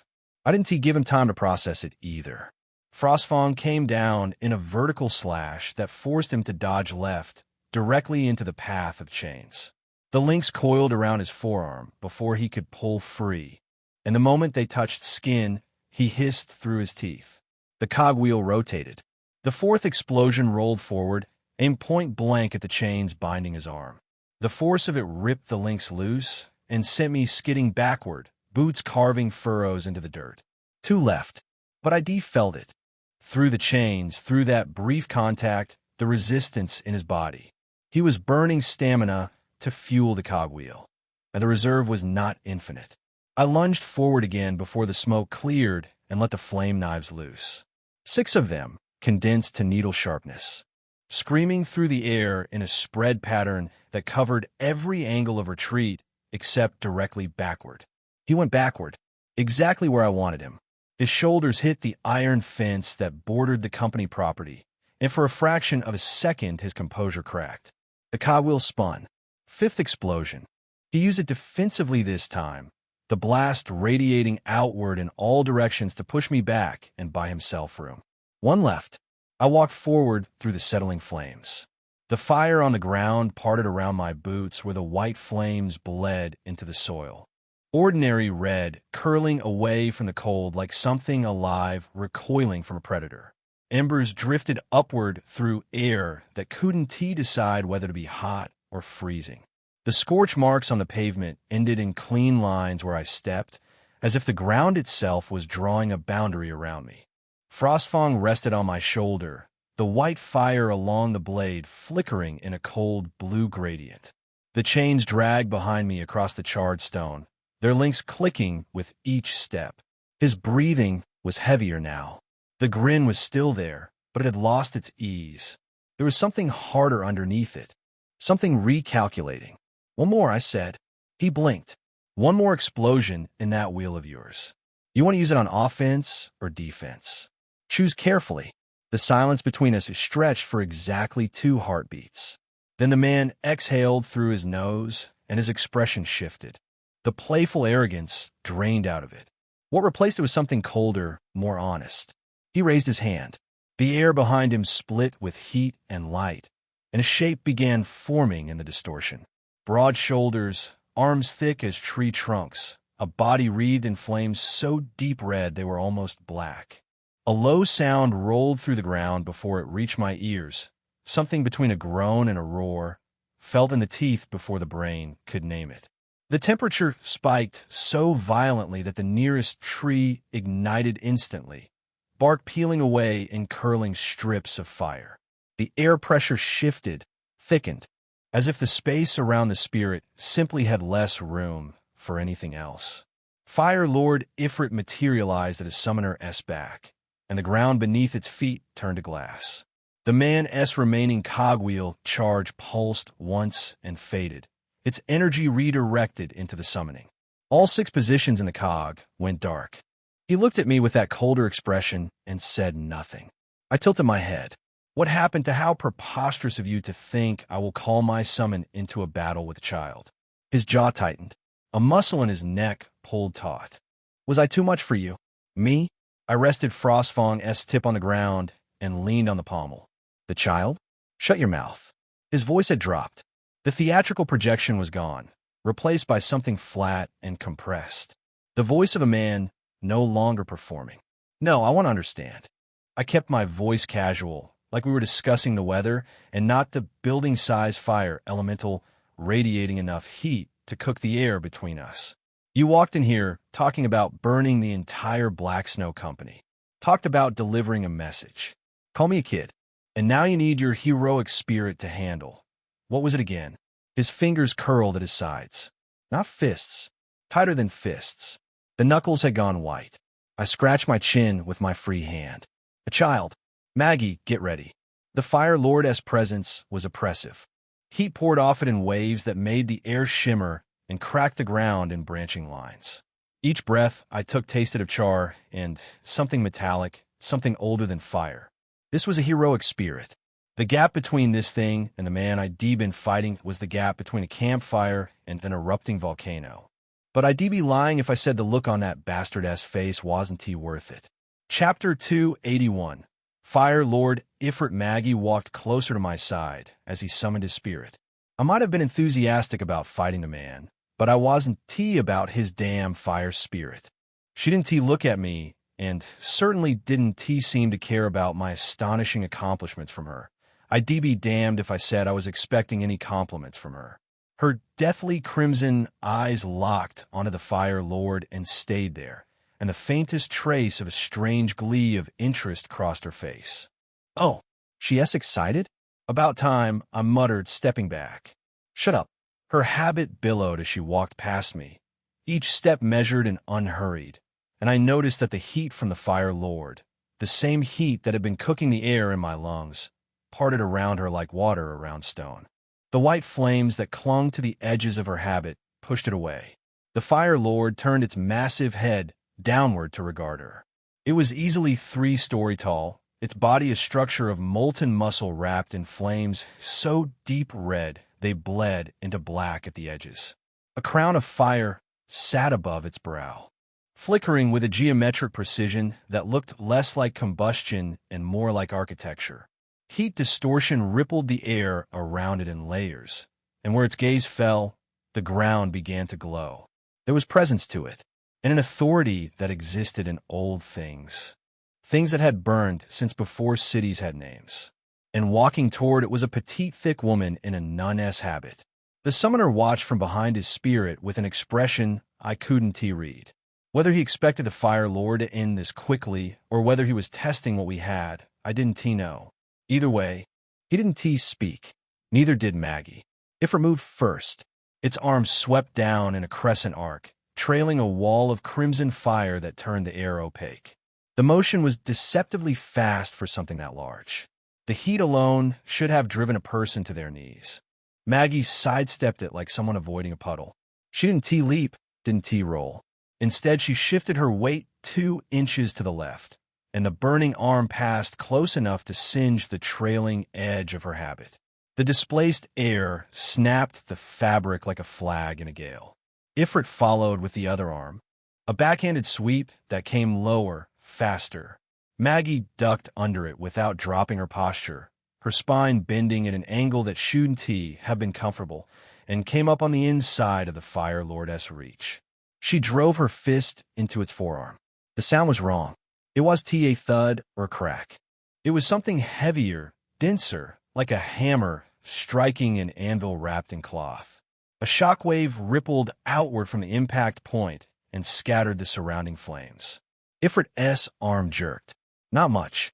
A few inches, maybe, but the Fire Lord's burning eyes widened. It had felt that. The Pyre Saint had just punched a heroic spirit in the arm and made it flinch. "That is my girl," Ifrit roared.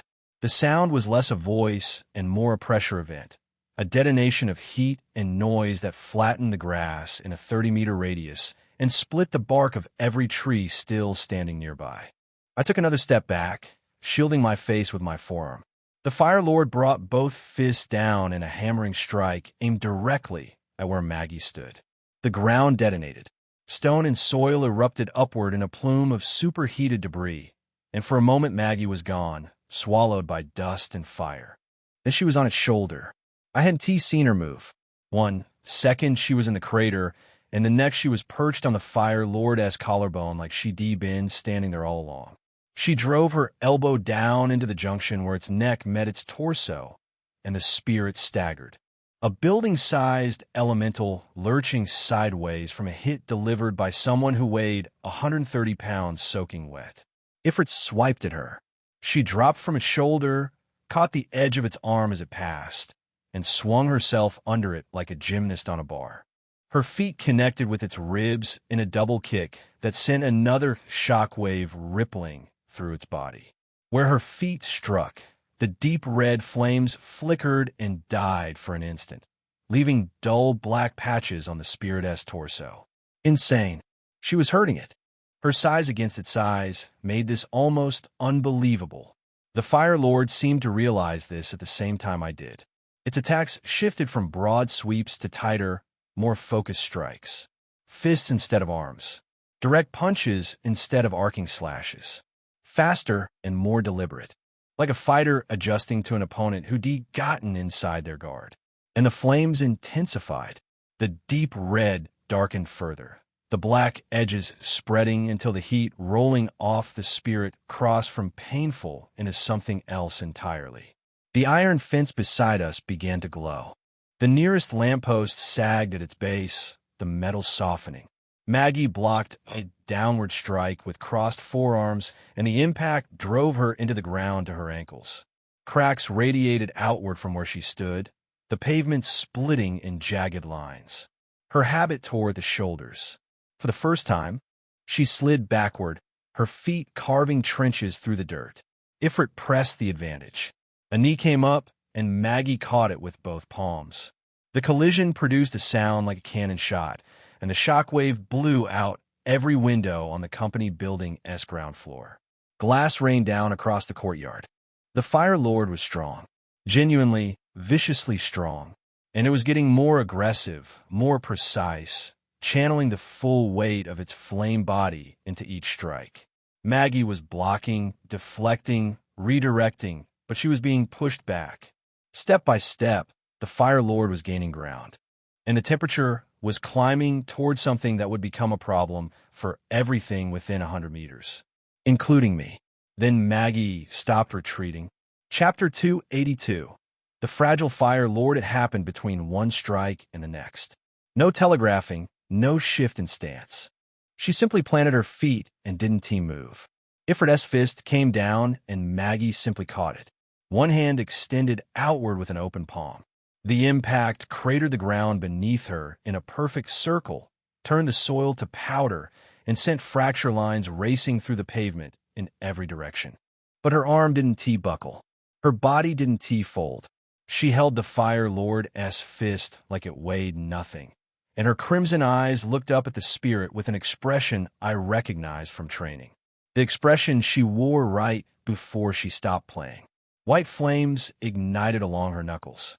They didn't T-spread gradually. They didn't T-creep or build. They engulfed both her fists in a single instant, burning so bright and so cold that the air around her hands crystallized in a frost before evaporating. The white fire climbed to her elbows and stayed there, dense and controlled, each flame licking upward with surgical precision. I'd done this once, against the Minotaur, coated my hands in white fire and fought bare-knuckled, using the flames as a multiplier on every strike. But watching Maggie do, it was like watching a child's crayon drawing come to life beside the original painting. She released the Fire Lord's fist and hit it in the chest. The sound that came from the impact had no business existing. It was a detonation, a concussive blast that I felt in my sternum from 20 meters away. The Fire Lord's chest caved inward where her fist connected, the deep red flames collapsing like a sinkhole, and the spirit was launched backward. Its feet left the ground. A building-sized fire elemental, thrown through the air by a punch from a woman who barely came up to its midsection. It crashed through 3 trees on its way down. The trunks didn't T-break so much as vaporize where the spirit's body struck them, the wood turning to ash and superheated gas in an instant. The ground shook when it landed. Maggie was already walking after it. She hit it again before it could rise. A straight right that connected with its jaw and snapped the spirit's head sideways. The crown of fire above its brow flickered violently. Then a left hook to the ribs that blew a hole clean through its flame body, revealing the skeletal structure of molten energy underneath. The Fire Lord swung back. Maggie slipped the punch and buried her fist in its solar plexus, and this time the impact sent a column of white fire erupting from the spirit's back. The trees behind it ignited from shock waves. The compressed air hitting them was hard enough to shatter bark before the flames even arrived. A lamppost far away bent in half from the pressure wave alone. The Fire Lord roared and grabbed for her with both hands, trying to trap her in its grip. Maggie ducked the first, deflected the second with a forearm strike that scattered crimson flames like sparks from a forge, and launched herself upward. Her knee connected with the underside of the spirit's jaw. The crack that followed echoed off the company building and came back louder. Ifrit's head snapped upward so violently that the crown of fire separated from its brow entirely, dissipating into the night air like embers thrown from a bonfire. The spirit stumbled, one leg buckling, and for the first time its roar sounded less like rage and more like pain. Maggie landed in the crater her own attacks had made and didn't T-stop. A flurry of strikes, each one wreathed in white fire, each one landing with that same devastating force. Ribs, stomach, thigh, chest again. Every impact blew chunks of the Fire Lord's body apart, scattering crimson flame like gore. The spirit tried to reform, its elemental body knitting back together, but Maggie's white fire was eating the seams. Wherever her flames touched, the deep red couldn't grow back. It left black wounds in the spirit's body that smoked and hissed. The ground around them was gone. What had been pavement and grass and soil was now a crater of fused glass and scorched earth, still glowing orange at the edges. 2 more trees collapsed, their trunks eaten through by conducted heat. The iron fence had melted into a puddle of slag. The lamppost was gone entirely. The summoner was backing away. I saw it before he probably wanted me to. The way his weight shifted to his back foot. The way his eyes moved from the fight to the street behind him. The way his jaw worked as if he was chewing on something bitter. He was calculating whether this was survivable. Maggie hit the Fire Lord with an uppercut that lifted the entire spirit off the ground, and the shockwave blew the summoner's coat open. He raised his hand. Enough. He said it to himself, not to us. The word was quiet, barely audible over the sound of the Fire Lord crashing back to earth. Ifrit began to dissolve. The massive body lost cohesion, the deep red flames unraveling from the extremities inward. Arms first, then legs, then torso, the elemental coming apart like a bonfire in a hurricane. The Spirit-S face was the last to go, and for an instant those burning eyes found Maggie S. And I could have sworn there was something close to respect in them before the Fire Lord dissipated entirely into sparks and heat distortion. The summoner was already running. He wasn't running dramatically or leaving us with a parting threat or a vow of revenge. He simply turned and ran, his coat smoking, his face carrying the expression of a man who had just revised a fundamental assumption about the world. I thought about chasing him for about half a second. Then I looked at the battlefield, at the crater that used to be a courtyard, at the melted fence, the collapsed trees, the glass-smooth earth where the Fire Lord had stood, at the company building with every ground floor window blown out and scorch marks climbing the facade, and at Maggie, standing in the center of it all with white flames still guttering along her forearms, her habit torn at the shoulders, her crimson eyes tracking the retreating summoner with the detached focus of someone deciding whether the prey was worth chasing. She decided it wasn't. The flames died. She turned back toward me, and her expression settled into its default state. Cold, bored, faintly disgusted by everything in her general vicinity. That was his heroic spirit? I nodded. She looked at the dissipating embers where the Fire Lord had been and clicked her tongue. Fragile. I wanted to scream and shout about how she just got a fanboy right this instance, but this wreckage was making my stomach twist with pain of loss of money. That bastard. You and that blood mage. I will find and bleed money from you too.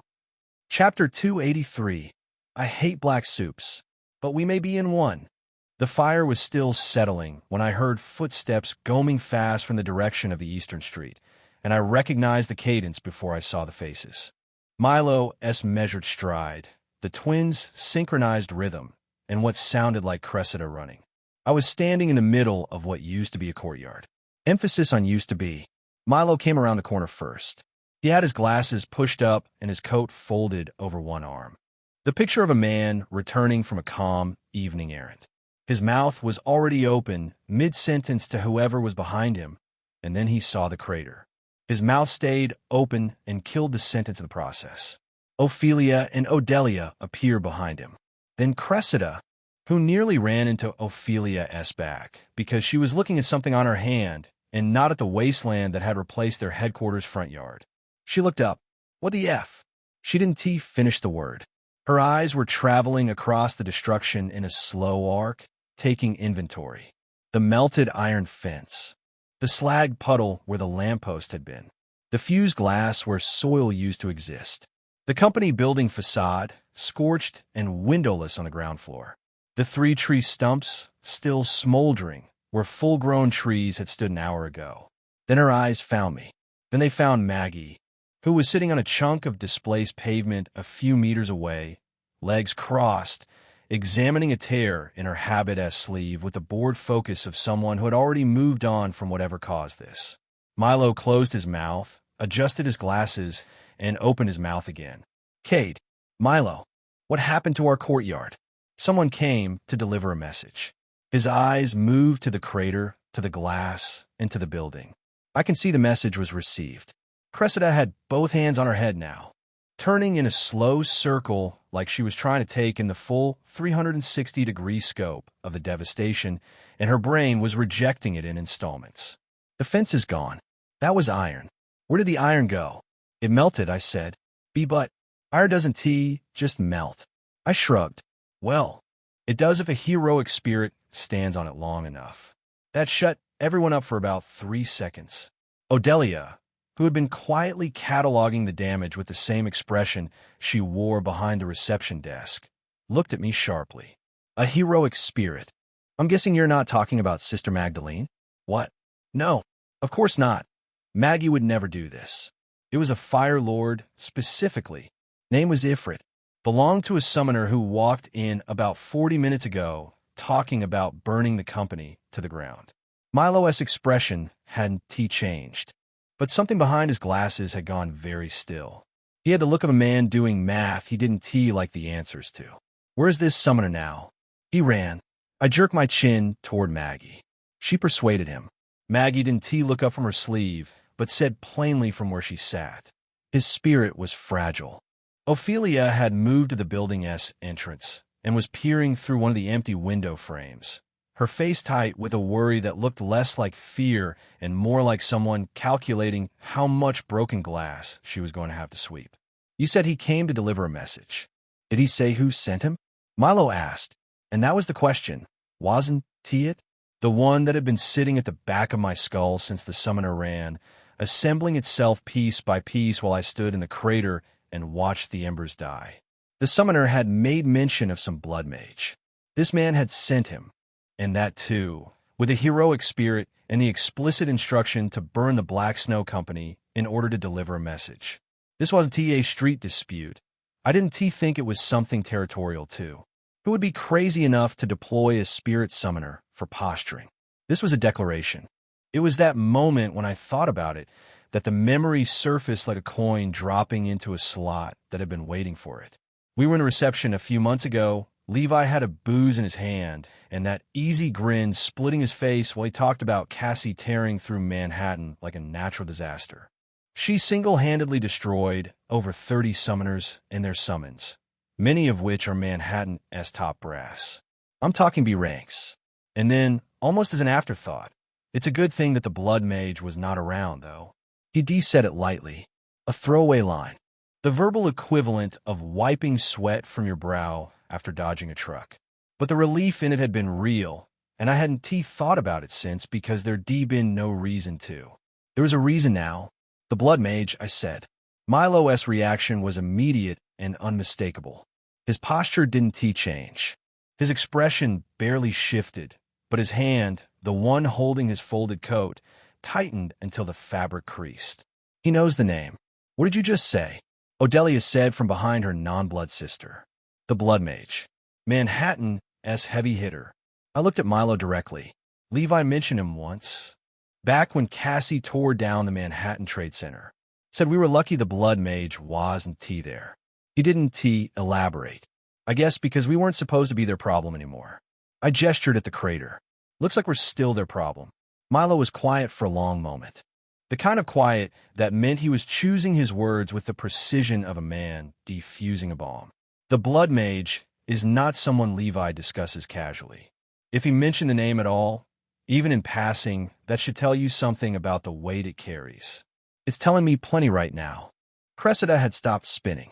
Her hands had dropped from her head to her sides, and the shock on her face had reorganized into something harder. She wasn't looking at the damage anymore. She was looking at me. Manhattan sent a heroic summoner to our front door to send a message. Odelia spoke next flatly, like she was testing the words to see if they stay together. Most likely because of what happened to their trade center. That is how I'm reading it. Then this ISNT over. No. Silence settled over the group. Not the comfortable kind. The kind where everyone is thinking the same thing and nobody wants to be the first to say it out loud. Maggie said it anyway. It's retaliation. She stopped examining her sleeve and was looking at the group now with those crimson eyes. Her expression carrying the cold clarity of someone who watched empires declare war over less. The first move was yours, destroying their center. This was the response. The question is not what happened. The question is what comes next. She stood, brushing debris from her habit. In my era, when someone sent a champion to your gates with a message of fire, it meant one of two things. She held up a finger. Submit. A second finger. Or prepare for everything they have. Great. So it's war. Milo exhaled slowly through his nose. We need Levi. Where is he? He and Tristan went on a different mission, after which, he said, they would also be going for a meeting with a contact in the outer districts. He should be back within a month. The Blood Mage had sent a summoner with a heroic spirit to burn us down. And the one person who actually understood the full scope of what that meant was not going to be around for the next 1 month. Didn't this mean we would have to keep the company from any external attacks for the next 1 month? I looked at the crater again, at the glass and the slag and the scorched earth, at the company building standing wounded but intact behind it. The summoner had come to deliver a message. Instead, he had his heroic spirit dismantled by a petite nun in under 2 minutes, and he run home with nothing to show for it except singed eyebrows and a shattered ego. Which means the message he delivers won't be the one the Blood Mage wanted. It would be worse.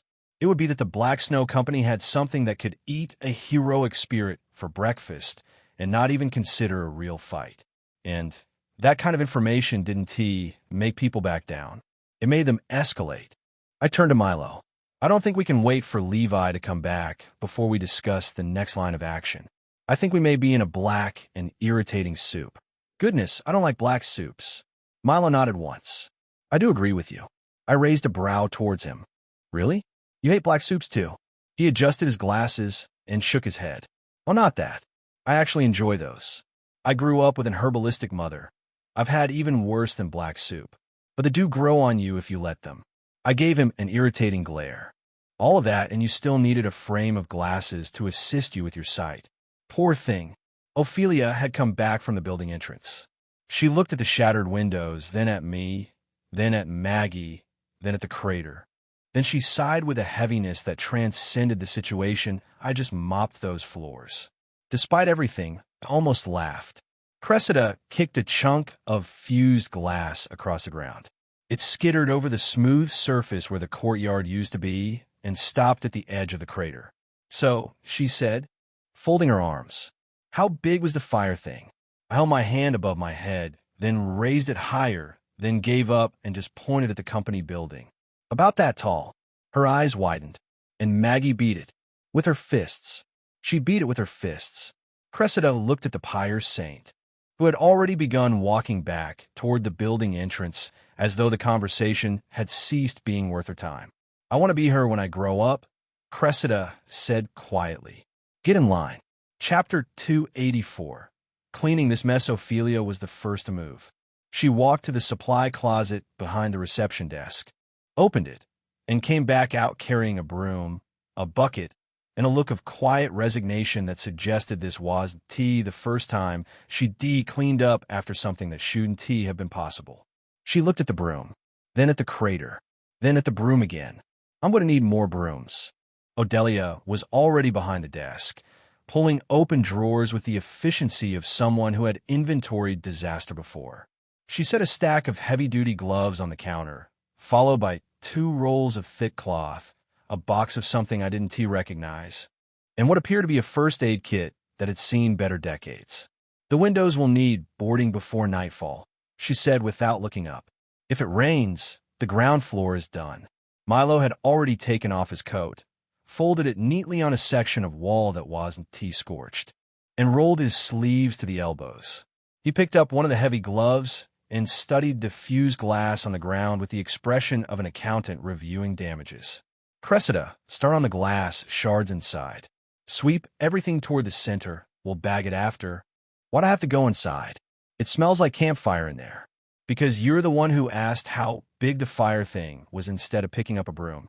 Cressida opened her mouth, closed it, then grabbed a broom from Ophelia with the energy of someone who'd just been given a prison sentence. For the record, she said as she disappeared through the empty window frame, I still think this is cool. I'm cleaning, but I think it's cool. There was nothing that shocked me more than seeing how they easily pulled each other together and started doing something about the mess. I stared at them all for a moment, wondering inside my mind for a moment. Milo threw his gaze at me. You're not going to contribute? Let him be. He protected our home on our behalf. That is more than enough. I glanced in between the two of them for a moment. Wow, you're not going to ask for reparation fees? Milo looked at me and exhaled. That's kind of the point of all this cleaning. We must try and make this place look presentable in time, else our income for the next few days will certainly suffer it. But I caused this.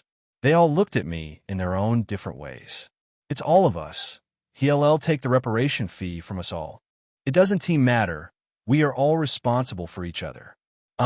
I was silent for a moment, unable to say anything to that.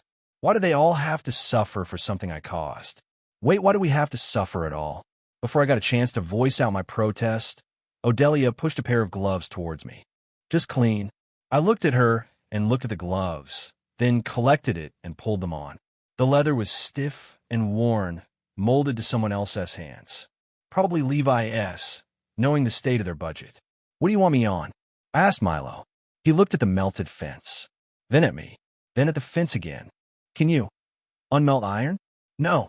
"Then you're on rubble. Start clearing the larger chunks from the courtyard so we can at least walk through without breaking an ankle." Fair enough. The work was immediate and mindless, which was exactly what I needed. My body was still running on the fading edge of adrenaline from the fight, and the Blood Mage revelation had settled into the back of my skull like a headache that hadn't fully committed yet. Lifting scorched stone and tossing it into a pile at the edge of the property gave my hand something to do while my brain caught up. Maggie, predictably, did not help. She had relocated from her pavement chunk to the front steps of the building, where she sat with her back against the doorframe and her eyes half closed. The torn sleeve of her habit hung loose, and she made no move to fix it. Cressida stuck her head out of the window frame. "Is she going to help?" "She just fought a heroic spirit," I said, "and won, which means she has energy left." Maggie opened one eye. The crimson iris caught the fading light and held it. "I do not do manual labor, but you're sitting right there. You could at least hold a bag open or something. I could also set you on fire. Would you prefer that?" Cressida pulled her head back inside very quickly. I grabbed a chunk of displaced pavement that weighed more than it looked and heaved it toward the pile. My shoulders burned. The white flames had taken more out of me than I realized during the fight, and now that the moment had passed, my body was quietly submitting its list of complaints. Ophelia had abandoned the broom, recognizing its futility against fused glass, and had instead started wiping down the interior walls with wet cloth. Through the empty window frames, I could see her working in methodical lines, top to bottom, left to right. She didn't rush. She didn't skip patches. She has cleaned up after worse, hasn't she? It occurred to me that a criminal company probably generated messes on a regular basis. Maybe not heroic spirit melting the courtyard messes, but the principle was the same. Break something, clean it up, keep moving. Odelia appeared beside me, carrying a leather satchel filled with flat wooden boards and a hammer. "Help me with the windows." She simply stated what was happening next, like you either participated or got out of her way.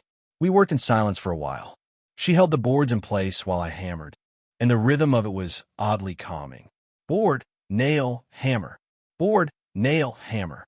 The empty frames filled one by one, turning the ground floor from an open wound into something that at least resembled a building again. On the third window, Odelia spoke without turning her head. "Sister Magdalene S. flames. They're white. Yes. The fire that melted the fence was red. Deep red, almost black. That was the Fire Lord S. Ifrit." She was quiet for a moment, her dark eyes tracing the scorch line where the two types of fire had met on the building's facade. One mark climbing upward in jagged streaks. The other pressed flat against it, leaving a clean border where white had pushed red back. Two different fires fought here. That is what happened, yes. She nodded, as if filing the information away in whatever internal ledger she maintained, and held the next board in place while speaking flatly. "I might know who the mage is." Chapter 285. Morning routine that will be Zarian. I looked at her with interest. The man hadn't introduced himself, so there was no way for me to tell if she was right or wrong. But she went on to describe him further. Red hair, weathered face. Dresses like some weird sage? I nodded quickly. All she needed to say was the red hair. I hadn't met many people with red hair in this world, and that alone was confirmation enough. "I see that livestock." I took a few moments before I eventually asked. "You speak of him like you know him. Do you?" Odelia said nothing immediately. Instead, she looked at me with something like expectation, her gaze dropping pointedly to my hands. I belatedly remembered the hammer. When I did, I lifted it and brought it down again, falling back into the rhythm of our work. Once we finished the section, she straightened up and stretched. Zarian is a lone wolf mercenary. He is also a struggling and desperate criminal. I turned my head slightly. "Are you sure?" Odelia nodded. "Why do you ask? You noticed anything different?" I thought about it for a moment. How can a struggling person afford 500,000 gold crowns? Of course, the answer was simply that the blood mage had given him that obscene sum. But there was something else that bothered me. Zarian had chickened out early, which felt unexpected given how strong his summon actually was. I expected it to be at least a hero-tier summon based on that level of power. And yet he bailed, just like that. Only someone with no true sense of loyalty or duty bails in that manner. I shook my head. I'm just thinking. That means the blood mage sent a mercenary after us. Did he expect the mercenary to fail? Odelia sighed and nodded silently. It's possible the whole encounter was only meant to check the situation of the company. You may have defeated Zarian, but he was certainly part of the plan, his defeat just as much as his victory. So, he is going to come for us himself. No doubt. Odelia didn't answer right away. She thought about it carefully, or rather, she was visibly turning it over, weighing something she wasn't willing to share. Eventually, she smiled. Anything that happens, we have it under control. I looked at her. Do we, though? I mean, I had Cassie, and there was Maggie. More than that, there was Cassie's new mentee, Evangeline, who had been training brutally under Cassie to grow stronger and set out to find her sister. We weren't helpless. The problem is that we don't know how he'll come at us. But as long as he does it physically, it's nothing we can't handle. I see. The next few days passed without incident. Well, that wasn't entirely true. Odelia had the company running repairs on the damaged sections of the building, and Milo had been tracking Manhattan's movements with the kind of quiet obsession that made me glad he was on our side. But as far as direct threats went, the Blood Mage didn't follow up on Zarian's failed visit, which either meant he was regrouping or planning something worse. I chose not to think about which one it was. Instead, I found myself gravitating toward the back courtyard every morning, because it had become a ritual of sorts. Watching Cassie pummel the elf girl from a few months ago, Evangeline, who had decided she wasn't leaving until Cassie had trained her to the bone. It took a while, but Cassie had eventually taken the girl under her wing. In a way, the difference was that Cassie had trained me knowing I was her summoner, knowing that my growth somehow tied to hers. With Evangeline, there was no contract, no benefit, no obligation binding them together, which meant Cassie was doing it because she wanted to. I sat on the low wall bordering the courtyard with a cup of something that Ophelia had brewed and insisted was tea. It was not tea. It tasted like someone had boiled tree bark in rainwater and then apologized to the cup. But it was warm, and the mornings in Ricimeras carried a chill that surprised me given how brutal the afternoons were. Below me, in the wide stone clearing that Odelia had designated as a training ground, Cassie circled Evangeline like a predator evaluating wounded prey. Evangeline was on her feet, which I respected. She'd hit the ground 4 times in the last 10 minutes, and each time she got back up faster than the last. Her breathing was ragged, her clothes filthy, and there was a cut along her forearm that she hadn't bothered to acknowledge. Cassie noticed, though, your left side drops every time you reset your stance. Cassie's voice carried across the courtyard with flat certainty. You're compensating for the cut. Stop it. It's not that deep. Evangeline said through gritted teeth. I didn't say it was deep. I said you're compensating for it. Pain is information. You process it and you move. You do not let your body make decisions your mind hasn't approved. Evangeline adjusted her stance. Wider this time, lower. Her jaw was set, and her eyes held a focus that I'd seen in people who had something to lose. Not the abstract kind that came from ambition or pride, but the concrete kind that came from knowing someone you loved was out there, waiting, possibly suffering. She was thinking about her sister. She was always thinking about her sister. Cassie moved. It was almost unfair to watch. Even suppressed, even holding back what had to be 90% of her actual capability, Cassie's movements carried a fluidity that 35 years of war had burned in her body. She closed the distance in 2 steps and threw a combination that would have flattened me during our early training sessions on the ship. Evangeline blocked the first strike, redirected the second, ate the third on her shoulder, and used the impact to spin into a counter that actually made Cassie shift her feet. Oh, that was new. Cassie's expression didn't change, but I caught the slight pause before she reset. She felt that.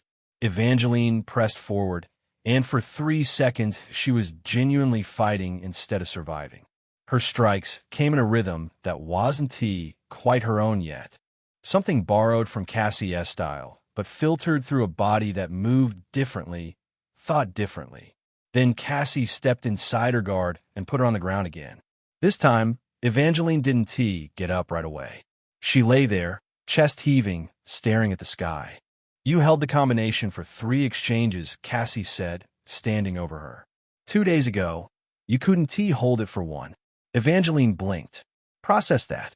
It was praise exactly, but coming from Cassie, it landed close enough to make Evangeline's expression shift from frustrated to something cautiously less frustrated. My timing on the counter is still off. Your timing is fine. Your commitment is off.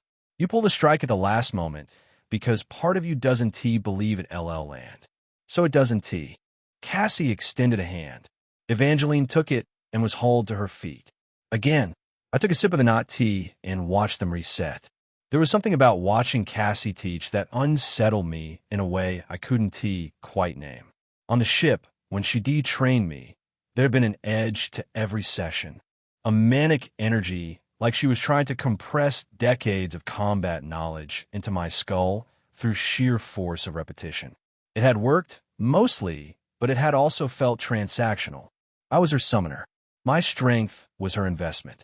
With Evangeline, something was different. The intensity was still there, but the energy behind it had shifted. Cassie corrected Evangeline's form with a patience I hadn't known she possessed. She explained principles instead of just demonstrating them. She waited for understanding instead of demanding it. She actually cares about this girl. The thought settled in my chest like a small, uncomfortable stone. I wasn't jealous. That would be ridiculous. A grown man being jealous that his spirit summon was giving better training to someone else? Absurd. Childish. The kind of petty nonsense that didn't deserve a second thought.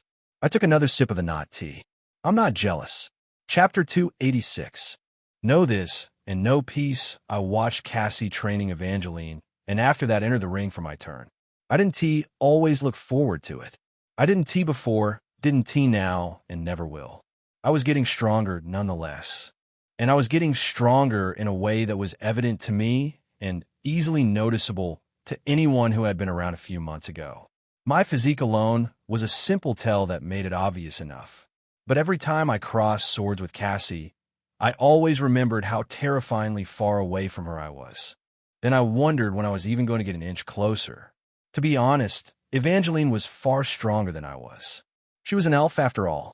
Milo had told me that elves were usually blessed by the spiritual realm. They had an internal composition that made it easy for them to gather spirit essence into their bodies and circulate it efficiently. This also had to do with their extra lifespan. It was because of the kind of body they had that they could live as long as they did. Although Evangeline never once revealed her age. Milo had said that elves usually reached close to or over 100 years old before they enter maturity like Evangeline had, which meant there was a high chance that Evangeline was over 100 years old. I didn't know how hitting a 100-year-old woman would feel. How was she any different from Gran, who was 96? I found myself in a moral dilemma since then, and even though I always loved the way Evangeline's breasts danced and bounced during her spars with Cassie, it was always difficult to look away from the fact that she was an old hag. Well, Cassie too sort of is. No, I didn't agree with my own vile thought on that one. Cassie was very different from these old hags. My villainesses all were. First of all, there was an 8,000-year gap between when they died and now. It didn't necessarily mean that they were 8,000 years old. I preferred to see it as their lives had been placed on a brief pause that unfortunately lasted for 8,000 years. Brief doesn't even begin to cover it. I chuckled internally. But I must have let some slip because Cassie's gaze narrowed for a moment, and I felt a crushing force wrench me away from the position I had been holding while defending her strikes. My body flew through the air. I slammed into the wall behind me, and the stones scattered outward, chunks crumbling loose and raining down around me. I glanced at the crater with widened eyes and quickly winced in pain, but it might have been a different and less corporeal kind of pain. There was a part of me that mourned the fact that I had been distracted in the first place. The other part mourned what I had been distracted by. Old women. Cassie spoke casually while taking casual steps closer. If you have the time to be distracted during a spar session, I should take you with intense caution, shouldn't I? Since you might be able to give me a handicap. I looked up at her as she stood above me. There was a burning pain in my back that was spreading to different parts of my body, crawling through my muscles like something alive. Against all of that was Cassie's crimson glare, which carried too much seriousness and a faint spark of irritation. I feel like she likes the elf lady better than me. This was another reason why I didn't like this woman and always stayed away from her. She was starting to get annoying. Cassie was my summon. My spirit summon. I was the spirit summoner here. But this girl, I didn't think I existed to her at all. I only existed to her whenever Cassie mentioned me. This girl was completely oblivious to my presence, and it was quite funny because I had been the one who started the operation that set her free. For those boobs, I had been willing to sacrifice an Apex Beast Core, which I now knew was valued at around 15,000 gold crowns. And I had sacrificed it for this woman's boobs, only for her to come back around and start acting like Cassie was the sun and I was just the dirt beneath her feet. Everything about the way she looked at Cassie and the way she ignored me was like a needle being slowly pushed into my pride. Mun, I miss you on. I was the shit. I deserved more recognition, and I wasn't going to get it until this tag of F rank was somehow gone. At what point am I even going to be a D rank? After spending so much time as an F rank while being able to beat an S rank, I could only wonder what exactly the standard to B rank would be for my broken lodestar. If F rank already let me punch that far above my weight, the gap between here and there felt like staring up at the sky and asking how far space went. Cassie was still staring down at me, frowning slightly at my silence. My eyes were fixated on those juicy breasts of hers. She wore a long, free skirt with the type of blouse where you needed ropes to tighten the edge. Should it not be tightly tied enough, the cleavage would be revealed and the breasts themselves would dangle very dangerously. There was nothing more pleasant than that in this battle. Every loss to Cassie came with at least one reward. Lady Cassandra, is it all right if I help you adjust your blouse? I heard the voice from behind me. Evangeline, scathed and sweating with her pointed long ears and full breasts, trudged towards Cassie and tied the rope of her blouse into a tight knot. I glared at her from my vantage point, but she didn't even look my way. Not even a glance. Not even the smallest acknowledgement that I was sitting right there, embedded in a wall she had walked past. I was boiling inside. This girl. Cassie dropped the pommel of the staff she was using in place of a sword on my head, and her eyes sharpened for a moment. Because you've gotten better at managing your movement does not mean you are the strongest man alive. You don't stop training. Even when you reach the pinnacle, you don't stop because the moment you do, there are 1,000 people below you hoping to tear down your throne of strength at the slightest carelessness you display. She raised her jaw, still looking down on me. People don't need obvious weaknesses and disadvantages to win battles anymore. They just need you to get careless. As she said this, I stood up and got serious, holding Frostfawn with both of my hands. The sword was almost biting, but at the same time, it was cooling my grip and the flow of blood in my body, making it easier for my gaze to lock in on Cassie. This time, I fixed my gaze directly on the breasts. It was a little act of defiance. I hated to admit it. But this new elf girl needed to understand that I owned this villainess that was standing before us. I owned them all. Chapter 287. I would have caved your ribs if you weren't Cassie came at me harder than she had before, and that forced me to brace my defensive wall even stronger than the last. It was just about actually defending anymore. It was about the force behind the defense itself. Or else, I would get thrown across the air like a rag doll. But at the same time, it was slightly funny trying to contend with Cassie's strength. Not that she was using everything she had on me to begin with. I staggered back, and Cassie followed through with a brutal overhead arc strike. She treated the wooden stick like it was a great sword, and honestly, I had no idea how she was doing it. The thing certainly wasn't T1. Frostfang was supposed to be far stronger than a mere stick, and yet in Cassie's hands, for some reason, that stick carried almost equal force as her actual blade. As the overhead strike fell toward me, I didn't wait to receive it. Instead, I twisted and rolled away to the side like a desperate rat, trying to survive at all cost. I shot up quickly, dashing away because I knew for certain that she would already be after me. Before I looked back, no, I had felt a gust of wind that prompted me to look back, to see how far she was from me. Despite my increased speed, Cassie had closed the gap effortlessly, appearing right in front of my face as I turned around to gauge her. Seeing this, I instantly switched tactics. I lunged my head toward her nose. But of course, Cassie had just appeared before me without a plan. Her chin shot up and smacked my jaw from beneath, throwing my head upward. She twisted in the air and landed a backhand slap across my face that sent my body rolling out of position. I spun through the wind, but managed to stabilize as I was about to land, dropping to my knees instead of stumbling across the ground. But even as I landed, Cassie was already upon me again.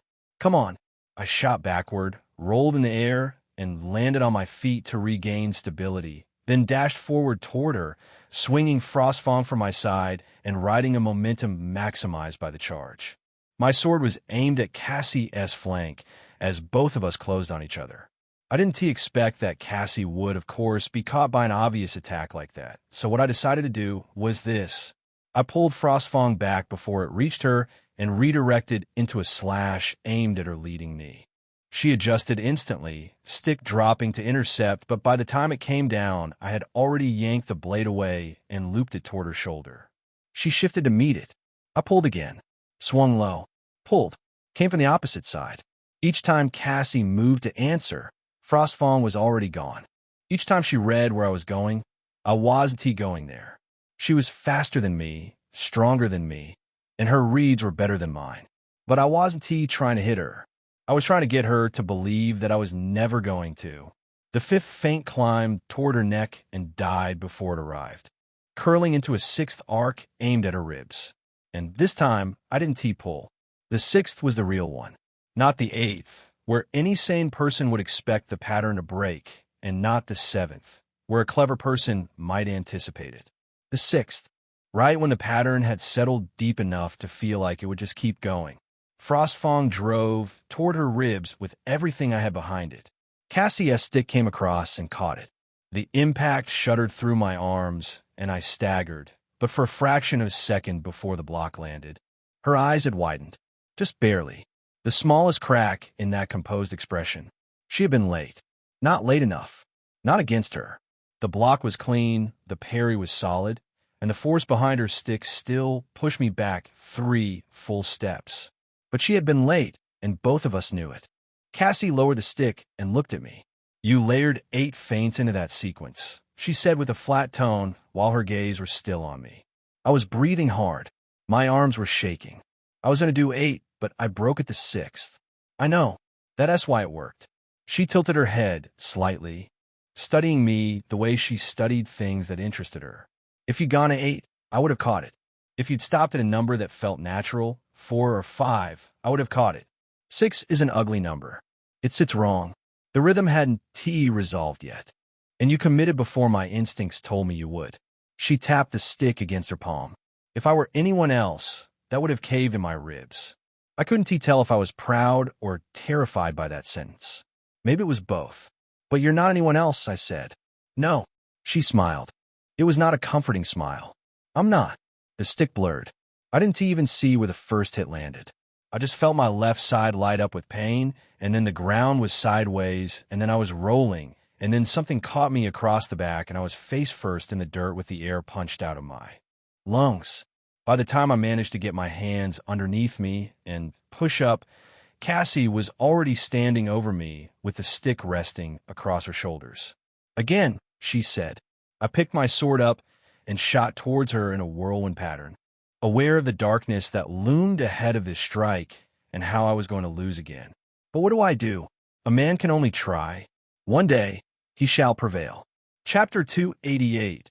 A little holiday after the intense training with Cassie, my day was free. I had spent the past 3 weeks on a job of my own, and Milo, Cressida, and the unrelated twins had also finished their jobs. All we had left for the day was to laze around. Times like this had been rare over the past few months. Ever since the Black Snow Company brought down the Manhattan Trade Center, we'd been flooded with jobs from people who suddenly trusted us a whole lot more. In fact, that was why Gran and Derry weren't around. The 3 of them had gone on a delivery job, just as Levi, Tristan, and Nisha had left on a job of their own. The company had been so busy that a day like this could be considered a holiday. So I decided I was going to spend it doing something a bit different. I had been hunting for an armor that would fit me. Not just any armor, something unique, something worthy of the materials I collected over the past several months. Resources weren't the problem. In fact, resources were the one thing I had too much of. I had materials from bestial, feral, primal, and apex beasts, though the primal tier dominated my collection. The issue was finding someone who could actually work with them. Local blacksmiths? Every single one of them swore up and down they could forge a spirit gear for me. Confidence pouring out of their ears. Then I'd pull out the materials and watch the same scene play out like a bad comedy routine. Their expressions would shift from eager to confused to something resembling a man who'd just been handed a live snake and told to make it into a necklace. What even is this? One had asked, holding the glacial patriarch's ice crown like it might bite him. Making a spirit gear wasn't the problem. Using my materials to make one was. And because of that, Cressida had promised to take me to the blacksmith who forged that wicked weapon of hers. I was excited about it. At the same time, I wasn't. One, I wasn't sure about traveling with Cressida. She had a noisy and poky nature, and I didn't know how that would play out over a long trip. Actually, maybe I knew exactly how it would play out, and that was why I was reluctant. But at least my desire to use these materials was greater than my dislike for Cressida's mouth. After my training with Cassie, I went back inside and took a very cold shower, washing away sweat and humiliation from my body. 6 months had brought a lot of changes. My abs had formed visible contours, even though they still lacked real rigidity. My shoulders were fairly spread, and my back was marked with intense ridgelines of muscle.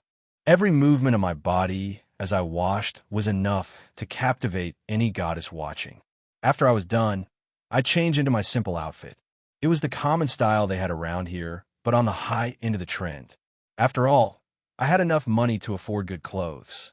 I'd bought clothes for Cassie and Maggie too, and it had been a while since I'd seen Cassie wearing her malevolent armor, while Maggie had refused to change out of her nunna's habit. Maybe I should consider getting her something like that, but tighter, juicier. An evil grin split my face as I conceived these malicious thoughts. They were the kind of things my head could roll on the floor for. Granted, they couldn't exactly kill me. Still, being able to pull atrocious acts like this and get away scot-free was the crux of the life I was hoping to live with my villainesses. Imagine making Maggie feel suddenly exposed, and all she can do is shrink in shyness and embarrassment.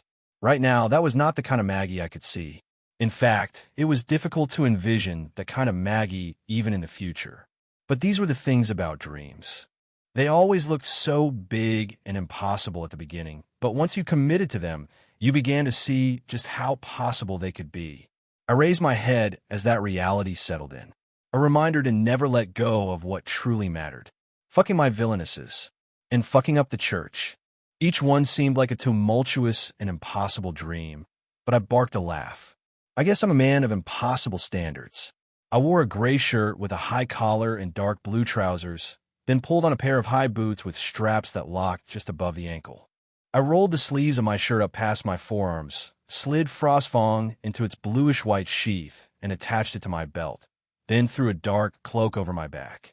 This was the criminal city, after all. There was no telling who I could encounter, so it was important to stay careful at all times. After that, I stepped out and found Cressida waiting for me downstairs. She was munching on a pastry that Odelia had just made. She finished the last of it and quickly dusted her hands over her clothes, speaking even though she was still chewing. "May you ready for you Ash Ventures?" I stared at her for a few moments, wondering if I should just call it off right now and spend the rest of my time in the Red District instead. But I sighed. I put this off long enough. I glanced back at Milo and Ophelia, who seemed engrossed in some card game. Milo suddenly let out a cry of pain and protest. That's unfair. I had the king card just now." Ophelia responded with an indifferent expression. "You lost. That's all." For a moment I worried about leaving them, but then again, there was Cassie and there was Evangeline, and those two were strong enough to be taking on A-rank missions by themselves. They'll all be fine. I turned to Cressida and trudged forward. Well, let us depart to this El Mercado Eterno. Chapter 289. You should have warned me sooner. Cressida and I set out for El Mercado Eterno, what she had described as the second most important and overcrowded city in Ricimeris. Funny thing was, I hadn't attributed crowds to Ricimeris at all. That was perhaps due to the particular location where we de-nested ourselves. This was Los Arcos. After all, a place inhabited by people who had attachment and sentimentalism to it rather than any real reason to be there. It was not a hub of activity. Never had been. And that was one of the reasons the Black Snow Company was always falling into decline whenever another organization rose up and proved themselves. The Manhattan Trade Center, for example, had existed in La Frontera, the outer ring of the free country, where merchants were constantly arriving from Ashura or the center of Solarium. Fresh blood, fresh coin, fresh opportunity. Los Arcos had none of that. But the thing about these organizations was that their nature laid in trust. There were people willing to travel thousands of miles to commission a job from the Black Snow Company because they knew it was going to be a certain success. And that was what we had achieved and gained from tearing Manhattan to the ground. Granted, that act had been committed by a single lady. But no one needed to know that part now. I mean, look at me. I'm traveling all this way for one blacksmith. It's the same thing. Beside me, there was an offensive crackling sound tearing into the warm interior of the carriage. Cressida, eating again. The carriage itself was warmly put together. I'll give it that much. Anything less would have warranted that I smash the chauffeur's head to the ground, because the money he charged for this ride was outrageous. I'd pay a ground knight in Ethris with that amount of money. I ruminated about it, letting the irritation simmer. And here she was, tearing through snacks, dirtying the floor, crumbs scattering everywhere. She couldn't even contribute 10 silvers. But she had the money to buy snacks. Even had to stop the carriage for it. I inhaled and exhaled, trying my best not to get angry. I knew what my problem was, and it had started from the morning. As they say, once your morning goes wrong, it is entirely possible for you to carry the whole rotten energy of it and dump it on the rest of the day. Although Cressida was annoying in her own way, she didn't do anything out of the ordinary, at least within her sphere of character. I folded my arms and leaned back, looking out of the window while the carriage rolled forward and through the scenery backwards. Eventually, at some point, I must be drifted off. And when I woke up again, the scenery outside had changed completely. Los Arcos was somewhat dark. Many of the buildings there were aged, and although you would pass a few that were resplendent and vibrant, they were rare exceptions. This scenery, however, was different. The vibrancy was astonishing, radiating through every corner of the city. The floors were tiled in something almost white, and every facet of the streets was clean, not particularly dirty despite the sheer volume of people moving through them. I leaned closer to the window. How much did they spend on infrastructure alone? Many people walked along the sides of the road, and many more rode on bestial creatures. There was a six-legged one with a neck so long I couldn't even see the head from the carriage window. It carried a bulk of loads strapped across its back, and the person controlling it sat perched on top of them, unbothered. There was another creature that looked like some kind of enormous bird, overflowing with feathers in a pattern that combined sea blue, forest green, and a hint of yellow here and there. I would have stared longer, but more carriages were moving along the same road, blocking the view. I also caught glimpses of men who wore silver helmets with pale blue plumes and tabards of the same color. They carried spears and were scattered across the city in twos and threes. Some were talking to merchants, some to store owners, and some were approaching people in the crowd. Guards, clearly, or something close to it. None of them reached us before the carriage came to a halt. Cressida's head lunged forward at the stop, about to crack against the small table between us, but I caught it in time. Her eyes swung open instantly, and she wiped the drool from her mouth with the back of her hand. She chuckled, as if that could take away anything. Hee. Have we arrived? I looked at her. You tell me? She opened the blue curtain on her side and peered through it, then crossed over me to check my window and finally grab her large bag. We're here. Let us go. She kicked the door open and jumped down. Hey, are you going to ruin my carriage door for the measly 70 silver talents you paid? Measly? If it's so measly, I wonder why you drove over 400 kilometers for that same amount. I shouted back at him and slammed his carriage door shut before following Cressida. I was not on Cressida's side, but that man definitely did not just call my 70 coins measly. Cressida threw a dark gaze at the chauffeur and turned forward, leading us toward the destination. She spoke as we wove through the throng of people beneath the harsh heat of the sun. You have to be careful not to lose sight of me. And guard your pockets well.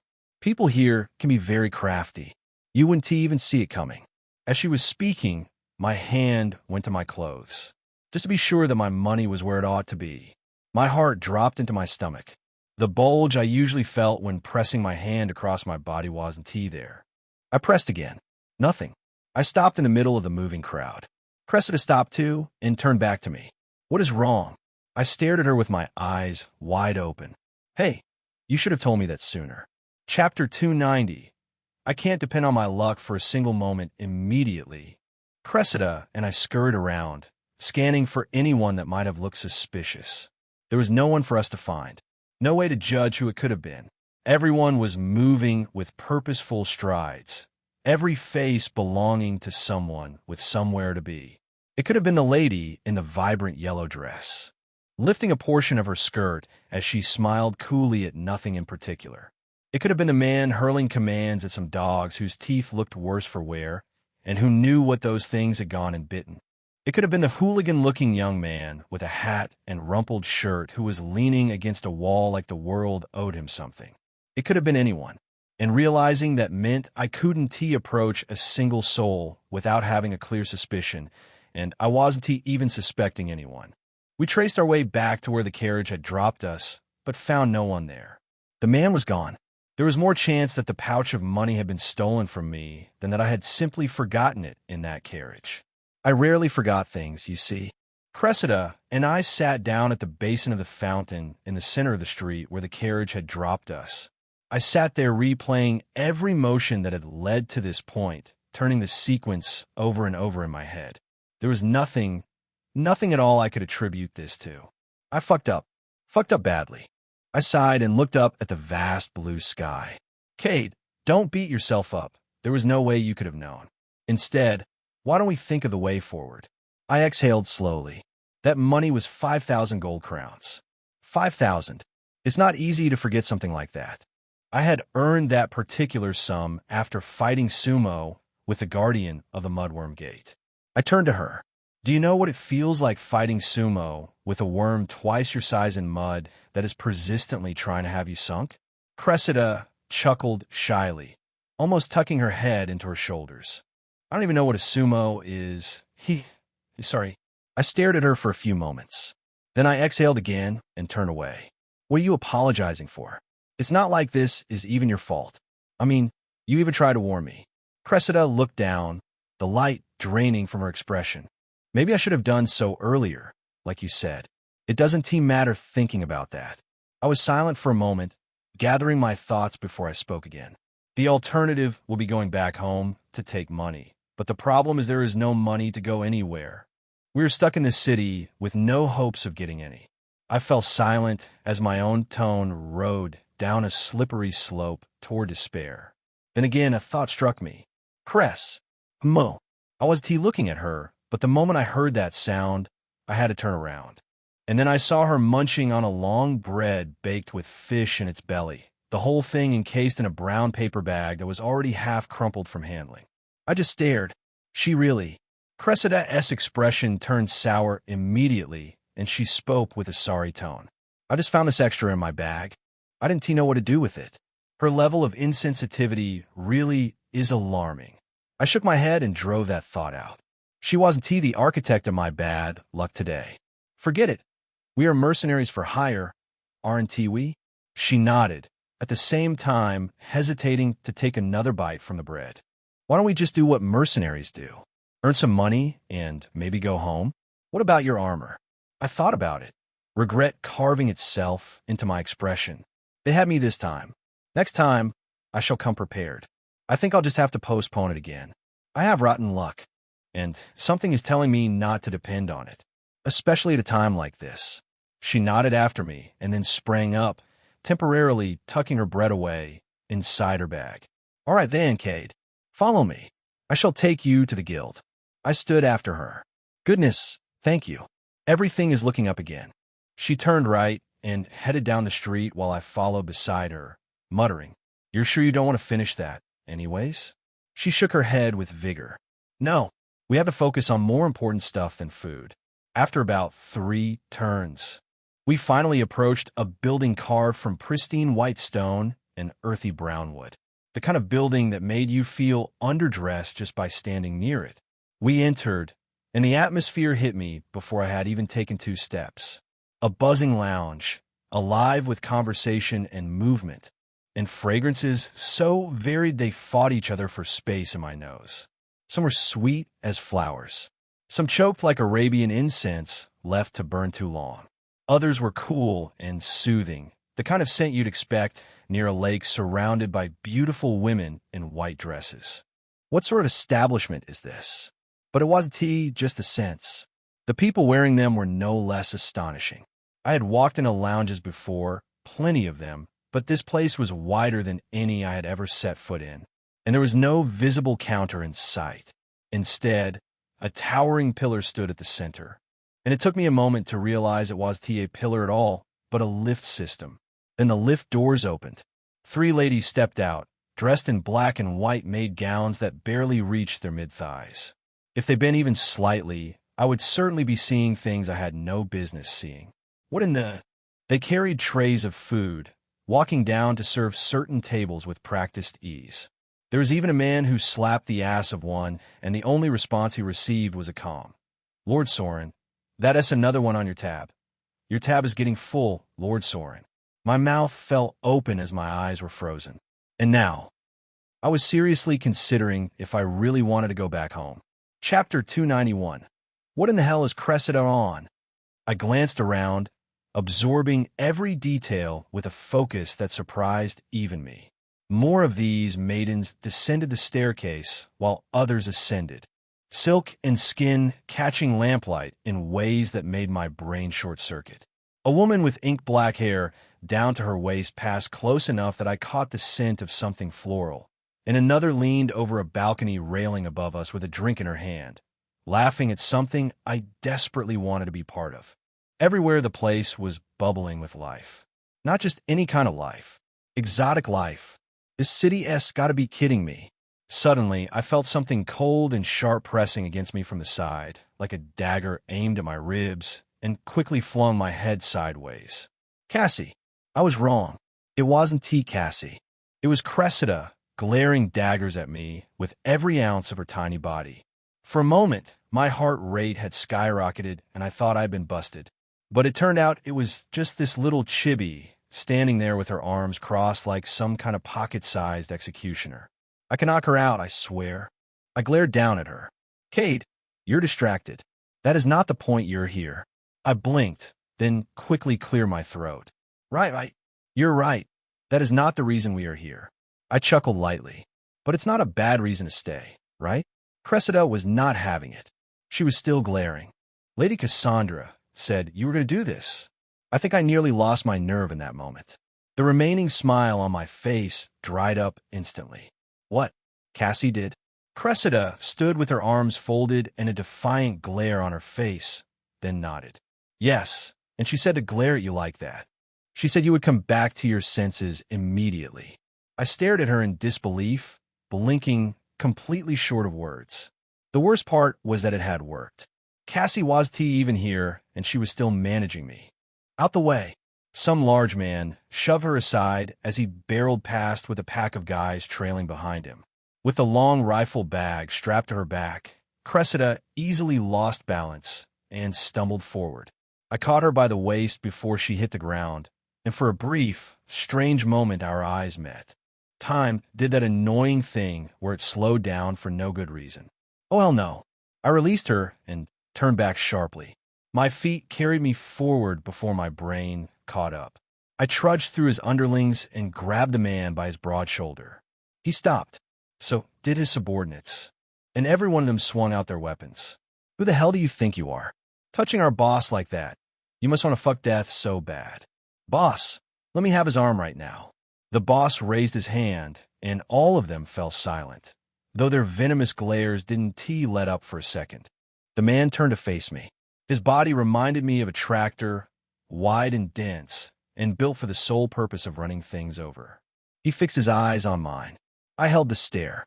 Just now you hit my friend and caused her to almost fall. I would like you to apologize. Cressida was already behind me, tugging lightly at the back of my clothes and whispering, Kate, it's really okay. These people are trouble. Let's not make trouble. The man continued to stare at me. Then he glanced at his subordinates. Which one of you wants to have his hand? One of them quickly stepped forward. He had dark brown hair that fell messily over his face, lean muscles almost like mine, and was dressed in expensive clothes with gold necklaces that glittered against his chest. I caught 1 or 2 gold teeth when he flashed his grin. Boss, I right here would do the gesture. All right then. The boss's eyes drifted past me to where Cressida stood, and something shifted in his expression. It was a slow, appraising look that made my stomach turn. The lounge noise around us seemed to thin, like the nearby tables had gone quiet. I want you to take that bastardess arm from me, and I shall reward you with that little girl behind him. The gold-toothed subordinate's grin widened. Shall be fresh enough, won't she? I'll do you the honor of being the first one through that door. A gunshot cracked through the lounge. My eyes widened because I hadn't seen it coming. Hadn't heard her move. I hadn't even finished deciding what I was going to do to this man's face. I turned back, and Cressida was standing with a handgun raised, long-barreled, smoke curling from its muzzle. Her expression was flat, completely still, like she'd done nothing more remarkable than swat a fly. I turned back to the boss. He was still standing. For one impossible second, he was still standing, staring at me with 3 eyes. The third one, new and centered on his forehead, was dripping blood. Then his legs gave out, and his massive body folded to the floor like a building coming down. Silence. A single heartbeat of pure, crystallized silence where every person in the lounge processed what had just happened. Then the place erupted. Screaming tore across the room. People threw themselves through windows. Others dove under tables. Chairs toppled, glasses shattered, and the air filled with the sharp tang of gunpowder and the chaos of bodies scrambling over each other. The man's subordinates stood frozen, eyes wide. You frog, what have you done? Cressida shifted her aim with that same cold expression, and the one who had lunged forward shuddered backward, reconsidering every decision he'd made in the last 30 seconds. I killed him. That's what I did. She tilted the barrel slightly. Care to be next? My eyes have been wide since the gunshot. Is Salenti come back down? Oh my freaking, what is she on? Chapter 292. Finding jobs, I stood there in disbelief at this mess. Young men in dark light armor had surrounded us from all sides, but they did not press further.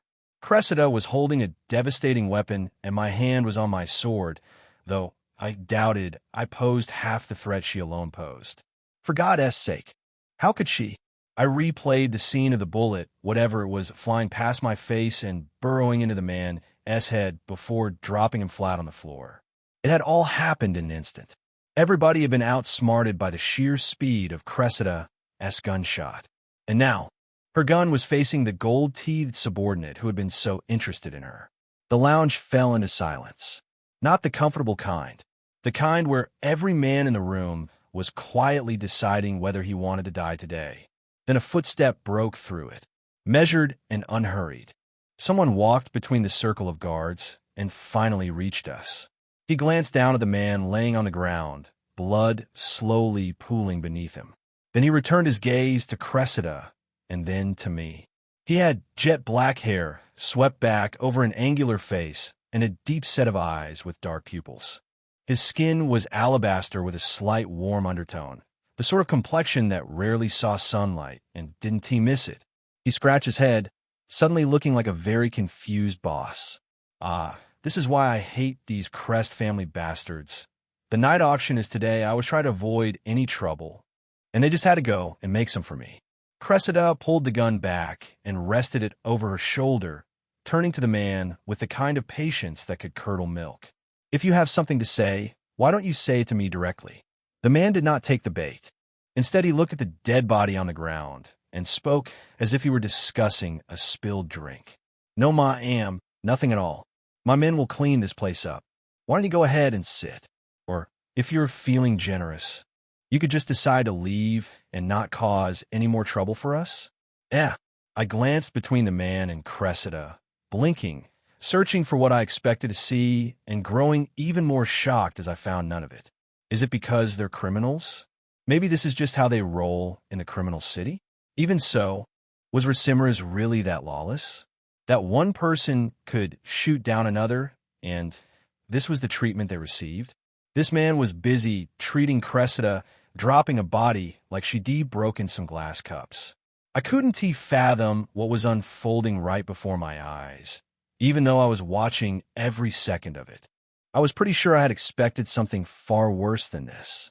I swear, I thought we were going to be apprehended or something. Cressida merely sighed. We're only here for jobs. We didn't intend to cause any trouble. What did you expect me to do when he was speaking of me in such a vulgar manner? The man nodded, hands clasped in front of him like a merchant smoothing over a bad transaction. Yes, milady, I understand your concerns. I really do. But are you sure you don't want to find another mercenary guild to look for a job?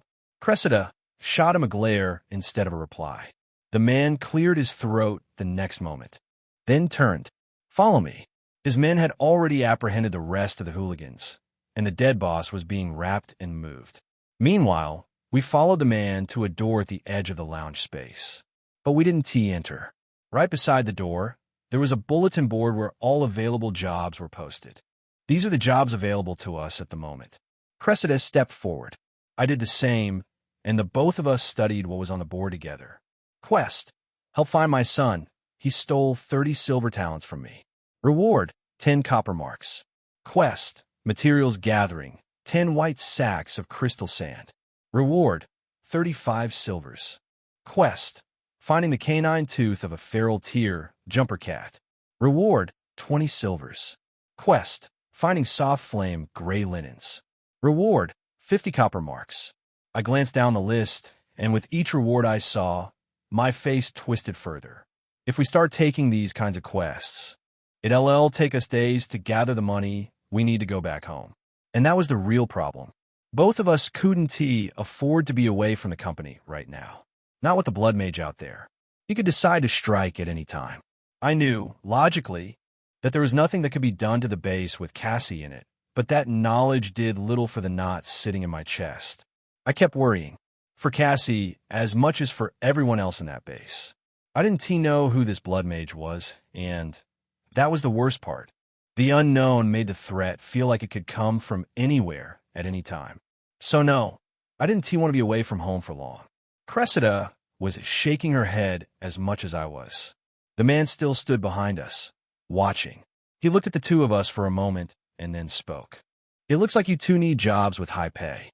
How about we do this instead, and then you quietly leave after tomorrow? Both of us turned, curious about what he was about to offer. There is a night auction coming up tonight, and I'm going to be needing guards who can keep things running smooth. I'm willing to pay 50 silver each if you're willing to do the job. For a moment, I was struck speechless. What? 50 silvers for just one night's work? Don't knights have to work for an entire month to earn that? But Cressida's voice came on strong before I could even process the number. How selfish and dubious of you. A job like the night auction guard house is one that not many people will accept. The only reason you're even offering it to us instead of handling it yourself is self-preservation. And what? You want to pay 50 silver talents? The man cleared his throat while Cressida pinned him with a reproachful glare. Well, I thought you needed something urgently. He coughed and tried to look away before eventually saying, What about 100? 200. 200 per person. The man frowned, but Cressida pressed on, pointing to herself. At the very least, you know the quality of hands you're getting. The man stared at her for a few seconds and then shifted his gaze to me. Cressida spoke quickly on my behalf.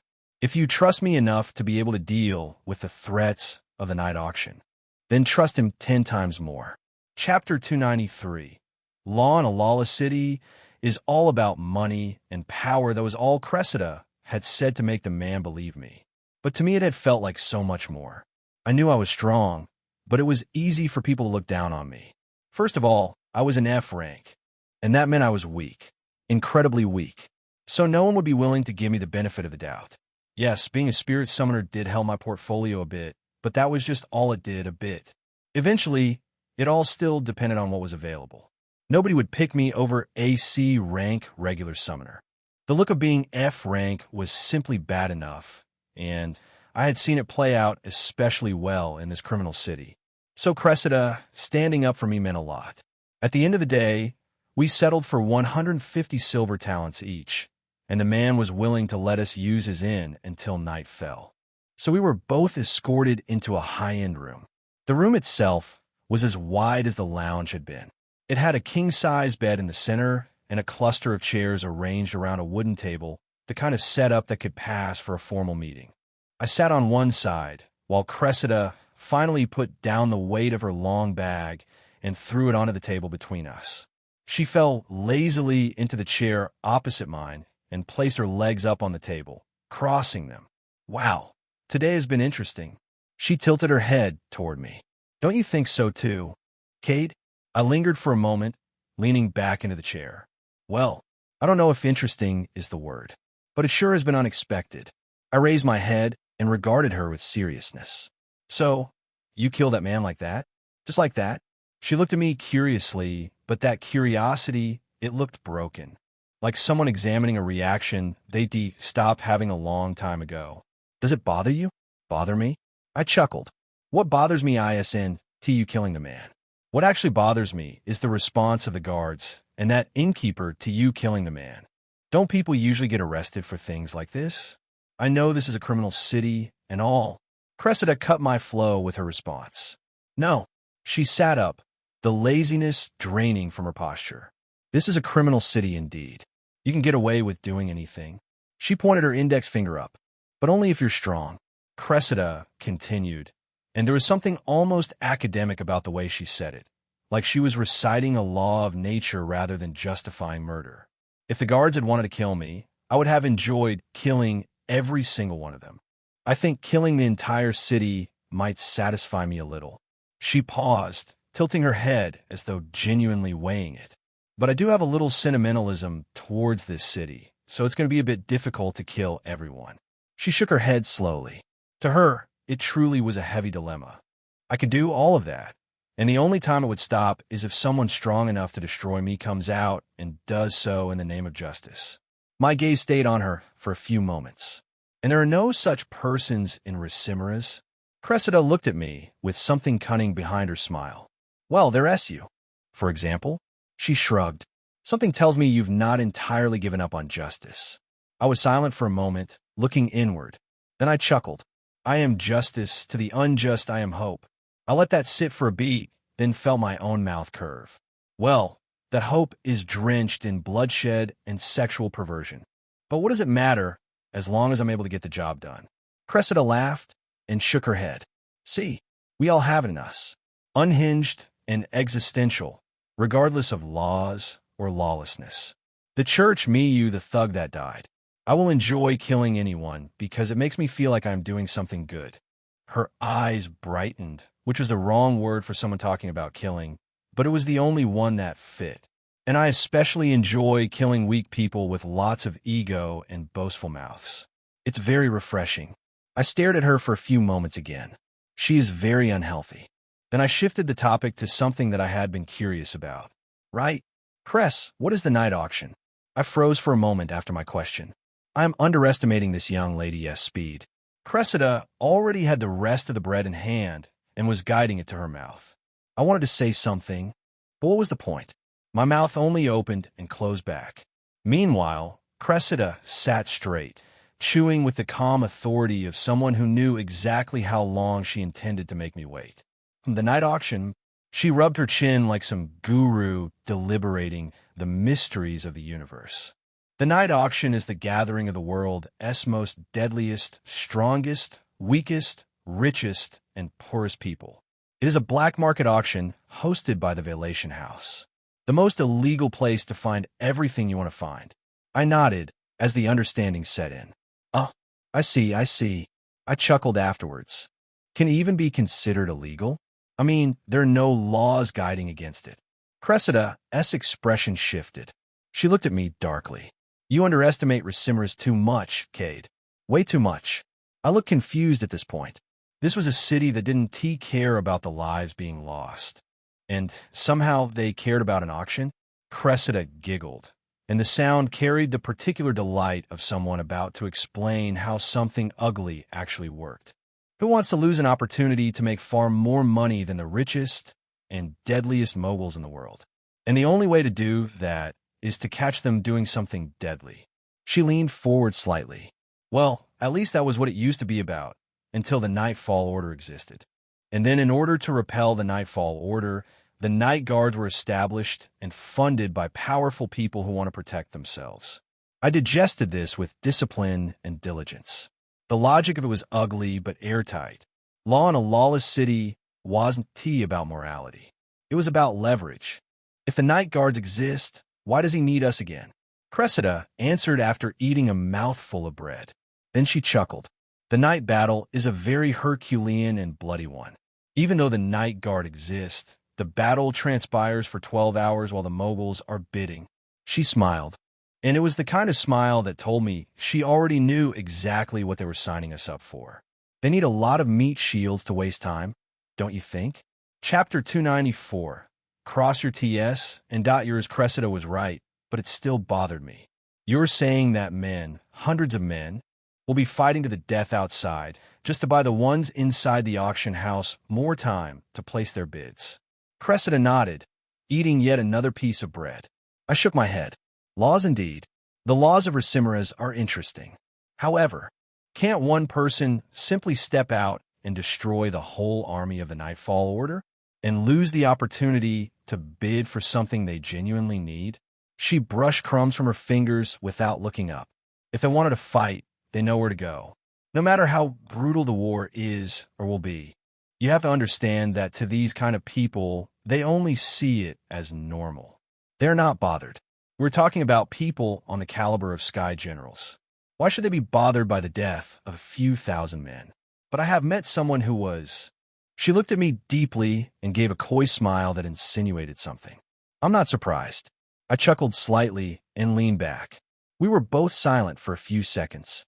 The noise from the inn below us felt distant, muffled by the walls and by the weight of what she had just laid out. Then I leaned forward again and squinted my eyes. I'm getting an idea, Cress. She had finished with her bread and was squeezing the paper bag into a tight ball. She brought her gaze up to meet mine. I'm thinking, how about we also join the auction? How about we join? Cressida gave me a strange, bleak look. Then she shook her head a moment later. You really have high standards, but the night auction cannot be entered by someone of your caliber. Do you even know who House Velation are? If you did, you wouldn't be asking so simply. I shrugged. I don't know anything about a lot of things. And when has that ever stopped me from doing what I need to do? I fixed her a dour look. I want to join the night auction, and I intend to find every possible means. I think I should be able to make more money selling these materials than we would need from fighting a 12-hour battle. Cressida was thinking about it. She looked at me and nodded with a little light of acceptance. You do make some sense, but being a guard for the auction is most likely the only thing that will get us close. The location is always undisclosed, and only the important people who have been invited can know where it truly is. So if we decide not to work as guards, we won't be anywhere near the night auction. And if we decide to work as guards, I have to fight a 12-hour battle when I could be making real money. Cressida and I sat in graveyard silence for a couple of minutes before she eventually spoke. But I have an idea. I raised my head and looked at her with light of hope shining in my eyes. Cressida shared her little plan with me, and eventually we had to rest and prepare for the night auction. No matter what we had planned, it still involved us being a part of that battle, so we were going to need all the rest we could get. At some point, we got served trays of food, which Cressida ate a generous amount of. After that, we drifted off to sleep, me on the couch, Cressida on the bed. A knock on the door woke me up after a few hours. I stood up grumpily to check who it was. The innkeeper stood on the other side, staring at me with a tired, sleep-heavy set of eyes. "You guys had enough rest?" I nodded. "I'll get Cressida." The man sighed and turned away. "Meet me downstairs." I went back quickly and woke Cressida. It took a few dozen minutes, but we eventually made it down. When we arrived, there were very interesting new faces to see. The initial crowd that had filled this place during the day was nowhere to be found. The maidens who worked here were gone too, and everyone present now were the guards in black armor, along with a handful of typical mercenary-looking people, though there were some outstanding few among them. There was a guy with deep green hair and a scattering of little scars like scratches across his face. A dark-haired lady with sharp, upturned eyes that were closed, as if she were asleep sitting up. And another one wearing a band across his forehead, right underneath his dark bangs. Everyone was dressed in different attires, all light and fitted for easy movement. None wore metal armor. I think, after a few moments, the innkeeper walked to the front of the room with a tall, voluptuous lady behind him, holding a book. The mercenaries were all seated around the lounge in different sections of tables. So in order to enter everyone's view, the man stood right in the center, in front of the lift pillar. He glanced around everyone. As he did, several of his guards moved through the room, dropping black cloths in front of us. Some people picked them up and inspected them with curious expressions. I did the same. A blindfold? At once someone shouted, "What the hell? What is this blindfold for? We signed up for a mercenary job. We didn't ask to be kidnapped." It was the green-haired mercenary.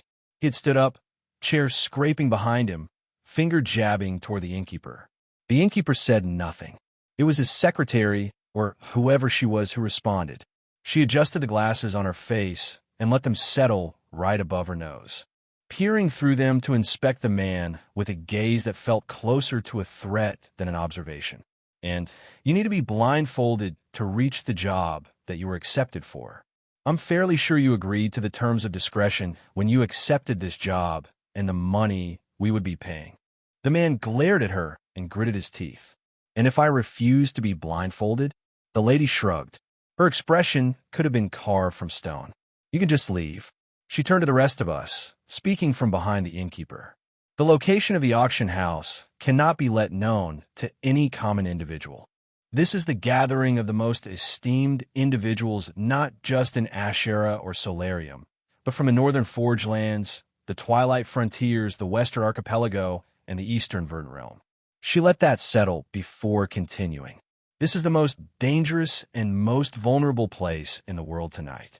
Not even you can bear the consequences of knowing the location of such a place." Her gaze ran through everyone as she spoke with finality. "You will wear the blindfolds and follow every single one of our instructions. The only time you will be removing the blindfold is when we ask you to." Chapter 295. Watch your back. I was quite sure what happened after that. Between putting on the strange blindfold and being asked to take it off, everything in that span felt like a gap carved out of my memory. One moment I was tying it behind my head, and the next someone was telling me to remove it. When I pulled the blindfold from my eyes, I found myself standing in a ruin. Not a building, a city, an entire city hollowed out and rotting, abandoned for over a decade at the very least. Collapsed roofs sagged into the streets. Walls had crumbled into heaps that nature was slowly swallowing. The air smelled of old stone and something faintly acrid, like burnt metal left too long in the rain. I was shocked, but belatedly swung my gaze around to confirm who was beside me. Cressida was not there.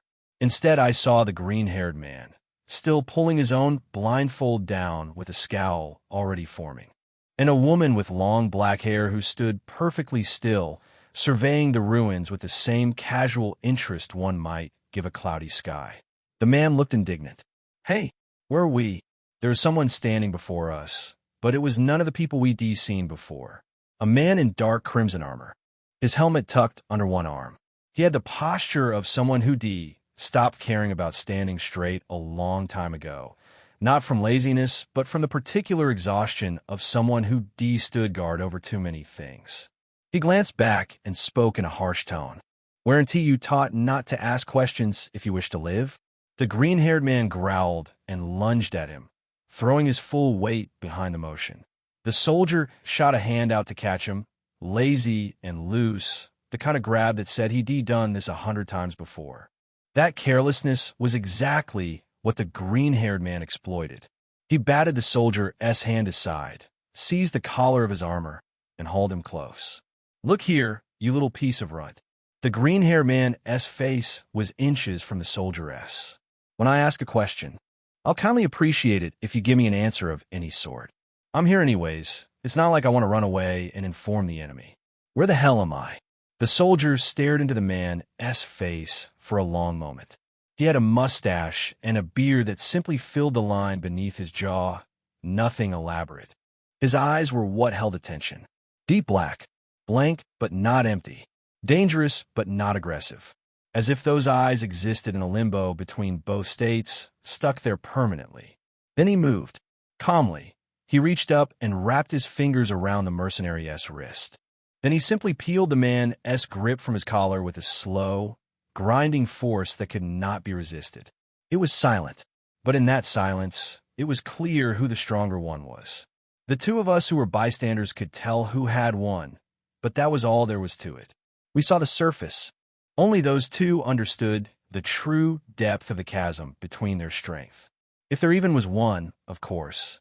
The soldier turned to all of us and spoke in a genteel manner, as if nothing had just happened. "No one is owed the privilege of information. This group is to travel from this point to the center, where we shall all assemble and survive the night." He looked over us and shook his head with something close to pity. Who in their right mind would agree to jobs like this? He muttered, but clearly enough for us to hear. The green-haired mercenary said nothing. He was rubbing his wrist with a small frown etched across his face, the kind of man wears when he's recalculating someone he underestimated. "Follow me."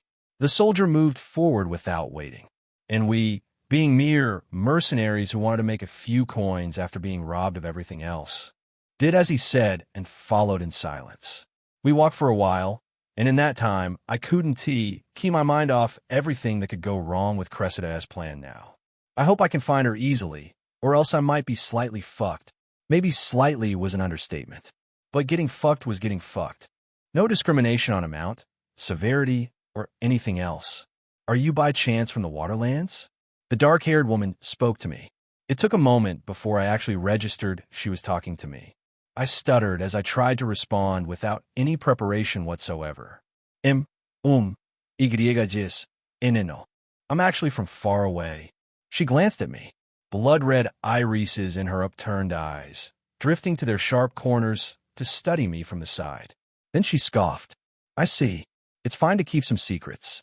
I'm just fascinated by your sword. Did you have it made far from here?" Her gaze dropped to my waist for only a moment before returning to my face. Then she simply looked away without ceremony. "It's a good sword."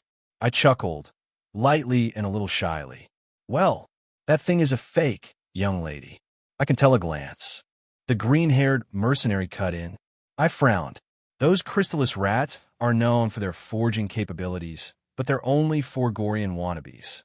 No matter how hard they try, their craftsmanship will only look stunning and excel in beauty. There's nothing authentic about it. He grinned, sharp and mean. That thing will break. I give it 3 strikes for my bone-piercing spear. I wrap my hand around my sword hilt and turn to face him. My gaze went dark. Do you want to test that theory? The man flashed me a wicked grin and stopped walking, one hand reaching behind him to grip the long shape wrapped in cloth across his back. The woman stood behind us both, watching, saying nothing. The soldier glanced back. Out with it, you too. Save that energy for the nightfall. I gave the mercenary one more glare and sighed. People are really working hard to piss me off today. Okay. All right. I see.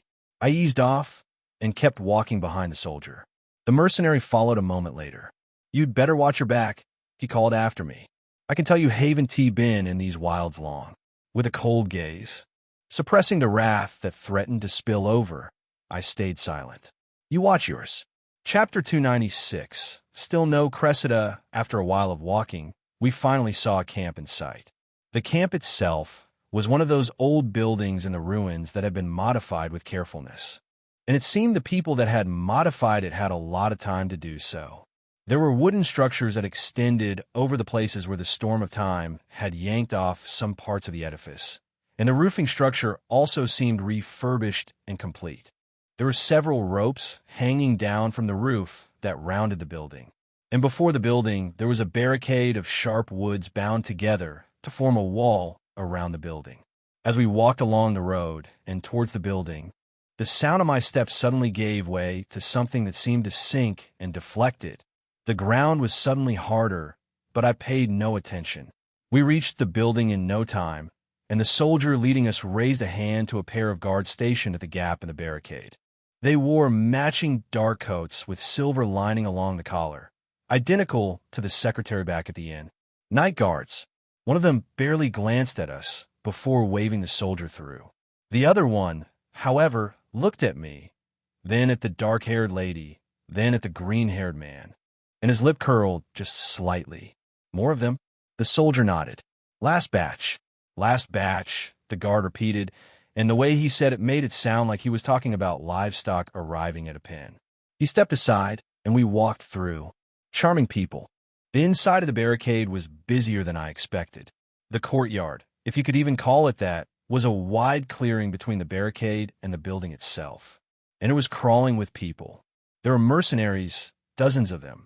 Some sat in clusters on the ground, sharpening weapons or eating from tin bowls. Others leaned against the barricade with their arms crossed, watching the newcomers with the lazy vigilance of people who already measured everyone in the area and decided they weren't impressed. A few were actually sleeping, stretched out on the hard ground like they'd done this 100 times before. How many people did they hire for this thing? I scanned the crowd as we moved through the courtyard, and my eyes were searching for anyone with a long bag and childish face. Cressida was nowhere. I scanned again, more carefully this time, checking the clusters near the building entrance, the people sitting along the barricade walls, even the ones sleeping on the ground. Still, there was nothing. She should be here by now. My chest tightened just slightly. Cressida was strong, stronger than most people I'd met in Ricimerus. There was no logical reason to worry. And yet the fact that I couldn't see her sitting somewhere with that ridiculous bag of hers, eating something she definitely shouldn't have been eating, made me uneasy. Keep moving, the soldier said from ahead, not bothering to look back. We followed him toward the building itself. As we got closer, I could see that the inside had been turned into a proper staging area. Through the open doorway, I could make out tables with maps spread across them, oil lamps throwing unsteady light across the walls, and night guards moving with purpose and quiet authority. Their territory, their operation. We were not invited inside. Instead, the soldier led us to a section of the courtyard near the east wall of the building, where a cluster of other mercenaries had already been corralled. And corralled was the right word for it, because there was a night guard standing at the head of this group like a shepherd tending to something he didn't particularly care about. This one was different from the guards at the gate. He was older, maybe late 40s, with the kind of face that had been handsome once before life decided to rearrange it. A thick scar ran from his left temple down past his jaw, and his eyes were the gray of an overcast sky, flat and disinterested. He was in the middle of speaking when we arrived, and he didn't T-stop for us. The formation will be given to you when the call is made. Until then, you sit, you eat if there is food, and you don't wander. Anyone caught past the eastern perimeter before the signal will be treated as a nightfall combatant and dealt with accordingly. He means killed. Jose let out a low whistle beside me, just quiet enough that only I heard it. Friendly bunch? Aren't they? I didn't respond, but I agreed with the sentiment. The audacity to even be talking to me. The older night guard's eyes swept over the gathered mercenaries with the practiced disinterest of someone who had done this many times before and expected very little from the people in front of him. When his gaze landed on our small group, it lingered for barely a second before moving on. We were nothing to him. Find space, sit down, and wait. That was all we got before he turned and walked toward the building entrance, where another night guard was waiting with a set of scrolls. Jose found a spot near the wall almost immediately, dropping himself onto the ground with the ease of a man who had spent many nights sleeping on worse. He stretched his legs out, crossed his arms, and tipped his head back against the stone. "Wake me when they need us to die," he said. The dark-haired girl, Sulin, said nothing. She walked to a spot a few feet from Jose, lowered herself to the ground with far more composure, and sat with her legs folded beneath her. Her blood-red eyes swept the courtyard once, cataloging, and then settled into a neutral stare that didn't seem directed at anything in particular. I remained standing for a moment longer, scanning the courtyard one more time. Still no Cressida. Where's she? The worry was harder to push down now. We had been separated when the secretary divided us into groups, but Cressida had been assigned before me. She should have arrived first, unless something went wrong on the road, or unless the group she was assigned to took a different route, or unless... I cut the thought off. She is fine. She has to be fine. If anything, whatever tried to stop her is the one that isn't fine. Chapter 297. Meeting others, I sat down between Jose and Sulin, leaning my back against the cool stone of the building wall. The three of us formed a loose triangle, not quite together, not quite apart. Circumstance rather than choice. As I settled, I noticed another group of mercenaries nearby. 3 of them, and they looked like they'd been here for a while. The first was a heavy-set man with arms like small tree trunks and a face that seemed permanently set into a frown. He was cleaning a short axe with a rag that was dirtier than the weapon itself. The second was a woman, wiry and lean, with close-cropped hair and a thin scar that bisected her left eyebrow. She was sitting cross-legged and eating something from a cloth bundle, her movements quick and efficient, like someone who had learned to eat fast or not eat at all. The third was younger than the other 2, maybe my age. He had a narrow face and nervous eyes that kept darting between the night guards and the other mercenaries. His hands were restless, constantly adjusting the sword at his hip. First-timer. I could recognize the look because it was probably close to how I felt right now. Maybe I was just doing a much better job at chunking it down. The heavy-set man noticed me looking and met my gaze evenly. No hostility, but no warmth either. Just the flat assessment of someone measuring whether I was a threat or an asset. "You lot just come in?" His voice was a low rumble. "Obviously." Jose answered without opening his eyes. The man grunted. "Name S. Dull." "Dull? That S. Fitting, actually." "Kate," I said. I glanced at the other 2 in my group, but Sulin didn't offer her name, and Jose seemed content to pretend he was asleep. The woman with the scar looked at me. "How much they paying you?" "150 silver." She snorted. "They're paying the early arrivals 100. You walked in late and got premium." "Supply and demand," I said. I didn't even know I was getting premium. "Good. At least the money is decent." The younger one, the first-timer, spoke up. His voice was thin. "Is it true? About the 12 hours?" Nobody answered him for a moment. Then Dull set down his axe and looked at the kid with something that could have been pity if you squinted hard enough. 12 hours is what they say. Could be more, could be less. Depends on how fast the rich bastards spend their money. The kid swallowed visibly. I looked at him and then looked away. There was nothing I could say that would help. A horn sounded from somewhere inside the building. Not loud, not alarming, just a single note that rose and fell. Everyone in the courtyard went still for a moment, then relaxed when it became clear it wasn't the signal. Just some internal communication between the night guards. But the stillness told me something. Everyone here was wound tight. The mercenaries might look casual, might be sleeping or eating or sharpening their weapons. But every single one of them had flinched at that horn. They're all scared. They just hide it differently. After a while, a night guard emerged from the building carrying a crate. He dropped it in the center of the courtyard without ceremony. "Rations," he announced. "1 portion per head. Take more than your share, and we take it out of your pay." Nobody moved for a second. Then the scramble started, and I watched as mercenaries who had been lounging casually moments ago became remarkably motivated. The crate was surrounded in seconds. Jose opened one eye. "Should we?" "Go ahead," I said. "I'll wait."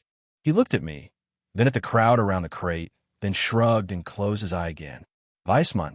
Sulin stood without a word and walked toward the crate. The crowd parted for her, just slightly. Not a lot, but enough that I noticed. She returned a minute later with 3 cloth bundles and dropped one in front of me and one in front of Jose.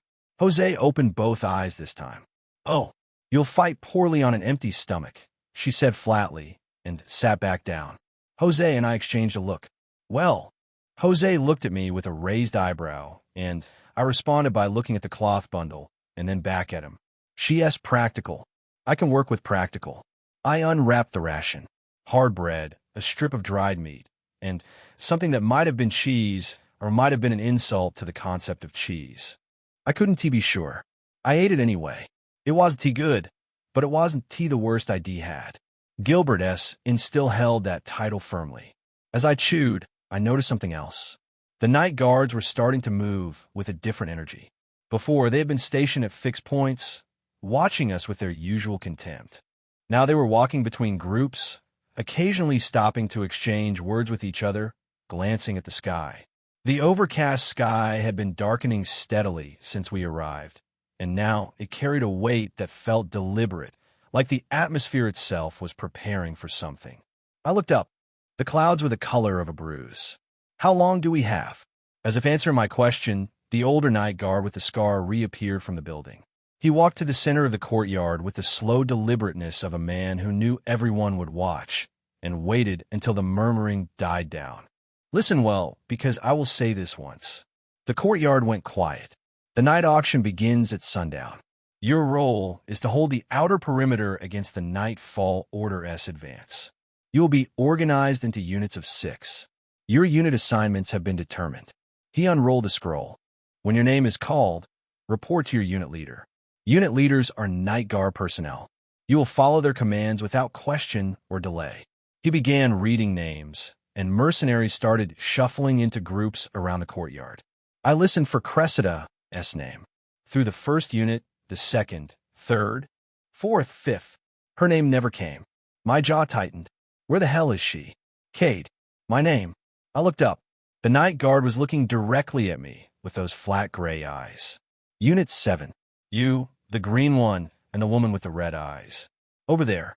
He pointed toward the east section of the courtyard where a night guard unit leader was already standing, arms folded. Jose sighed theatrically and stood up. The green one. Love that. Sulin was already on her feet. The 3 of us walked to our assigned position, and I noticed that the other 3 in our unit were dull, the wiry woman with the scar, and the nervous kid. 6 of us in total. Our unit leader was a night guard woman, young, maybe mid-20s. She had dark skin and close-cropped hair, and the kind of expression that suggested she'd rather be doing literally anything else. She looked at us the way someone looks at tools they've been given and aren't confident will work. Unit 7, she said. Sergeant Cade. You follow orders. You hold your position. You don't run. She paused, and her eyes lingered on the nervous kid, who was practically vibrating. If you run, I won't chase you. But the Nightfall Order will. The kid went pale. Jose whistled again, low and amused. I didn't care about the threats. I didn't care about the unit structure. I didn't care about Sergeant Kale and her dead eyes. I cared about the fact that Cressida's name had not been called. Not in any unit. Not at all. Something is wrong. The sky continued to darken. Somewhere in the distance, beyond the ruins, something that sounded like a war drum began to beat. Slow, steady, getting closer. Sergeant Kale looked toward the sound. And for the first time since I'd seen her, something other than disinterest crossed her face. "They're early," she murmured. Then louder, "To us. On your feet. All of you. Now." The courtyard erupted into motion. Chapter 298. Let the night battle begin. The war drums didn't stop. They rolled through the ruins like a second heartbeat, deep and uneven, bouncing off collapsed walls and broken archways until it was impossible to tell where the sound was coming from. It was everywhere. Inside the stone. Inside my teeth. Around me. The camp had exploded into motion. Men who had been sleeping were now on their feet, strapping armor, pulling blades, shoving bread into their mouths. The routine of it was sickening. They'd done this before. They'd done this enough that there was a rhythm to it. Sergeant Kale's voice cut through the noise. "All units, form on the eastern barricade. Night Guard takes the inner perimeter. Mercenaries forward. Meet shields to the front." That was what Cressida had said. Wasn't he it? And I still don't know where the hell she is. That thought stuck in my ribs like a splinter I couldn't pull. But then I try not to worry too much at the same time. Cressida was a sniper. Maybe she was assigned differently. I shoved that down and moved. Sulin fell in beside me without a word. Her black hair was already tied back, and her red eyes were fixed forward with an expression that said she had no intention of talking. Jose trailed just behind us, his green hair catching the torchlight as he yawned with the audacity of a man being asked to wake up early for work rather than a man walking into a war zone. Dull was already at the barricade, his axe resting on one shoulder like a man waiting for a bus. He nodded when he saw us. The eastern barricade was where the ruins opened into a wide stretch of collapsed ground, old foundations and shattered pillars forming a jagged no-man's land that stretched for about 200 meters before the terrain rose into a ridge. Beyond the ridge, according to what Kale had briefed us on, was where the nightfall order would come from. 200 meters of broken stone, collapsed arches, half-walls, and craters where buildings used to be. It was a nightmare to defend and a nightmare to attack. Every 5 steps, the ground changed elevation. Rubble formed natural walls in some places and blind spots in others. There were pits where basements had caved in, covered in moss and loose stone that could swallow a man if he stepped wrong. The barricade itself was crude but functional. Sharpened logs bound together with rope, driven into the ground at angles. Behind it, mercenaries were lining up in groups. There were a lot of us. I'd expected 50, maybe 60. There were closer to 300. Men and women in mismatched armor, carrying weapons that ranged from quality steel to rusted iron that looked like it had been pulled out of the ruins themselves. Some wore leather, some wore chain. A few were nothing but cloth and stubbornness. The night guards were behind us, forming a tighter line near the building we'd come from. Their armor was uniform, dark gray, with engravings along the breastplates that caught the torchlight. They carried halberds and short swords, and every 5th guard held a lantern on a pole that burned with a pale blue light. So that's the difference between the funded army and the expendables. The wiry woman from our unit appeared beside Dull. She'd found a spear from somewhere and was testing its weight with practiced flicks of her wrist. "First wave is always mundane," she said to no one in particular. "The order sends their chaff first. Tests the line. Finds the weak spots. The real trouble comes after." The nervous kid was there too, gripping his short sword so tightly his knuckles had gone white. He looked like he was trying very hard not to vomit. Jose glanced at the kid, then at me, then back at the kid. "Hey," Jose said, his voice carrying the lazy calm of someone who had either been through this before or simply did not give a damn. "Loosen your grip. You'll cramp before anything even gets here." The kid looked at him like he'd spoken a different language. Jose shrugged and went back to leaning against a broken pillar. "Or don't. Your funeral." What a guy. But he was wrong. The tension in the air was thick enough to cut. I could feel it in the mercenaries around me. Men tightening straps that were already tight, checking blades that were already drawn. the kind of nervous energy that preceded something that couldn't be taken back. From this side of the barricade, looking out across that stretch of broken ground, the ruins looked different than they had during the day. The torchlight only reached so far. Beyond it, everything was shadow and silhouette. Broken walls became teeth. Collapsed archways became open mouths. The wind moved through the hollow structures and made sounds that were too close to breathing. And then the drums stopped. The silence hit harder than the drums had. 300 mercenaries went quiet at once. Even the kid stopped his fidgeting. Somewhere beyond the ridge, I heard movement. The collective sound of hundreds of bodies shifting over stone, like gravel being poured from a great height. Then they crested the ridge. At first, it was just shapes. Dark figures moving against the darker sky, pouring over the top of the ridge in a wave that seemed too wide for what I'd imagined. They came in no particular formation, just a mass of bodies flowing downhill and into the broken ground.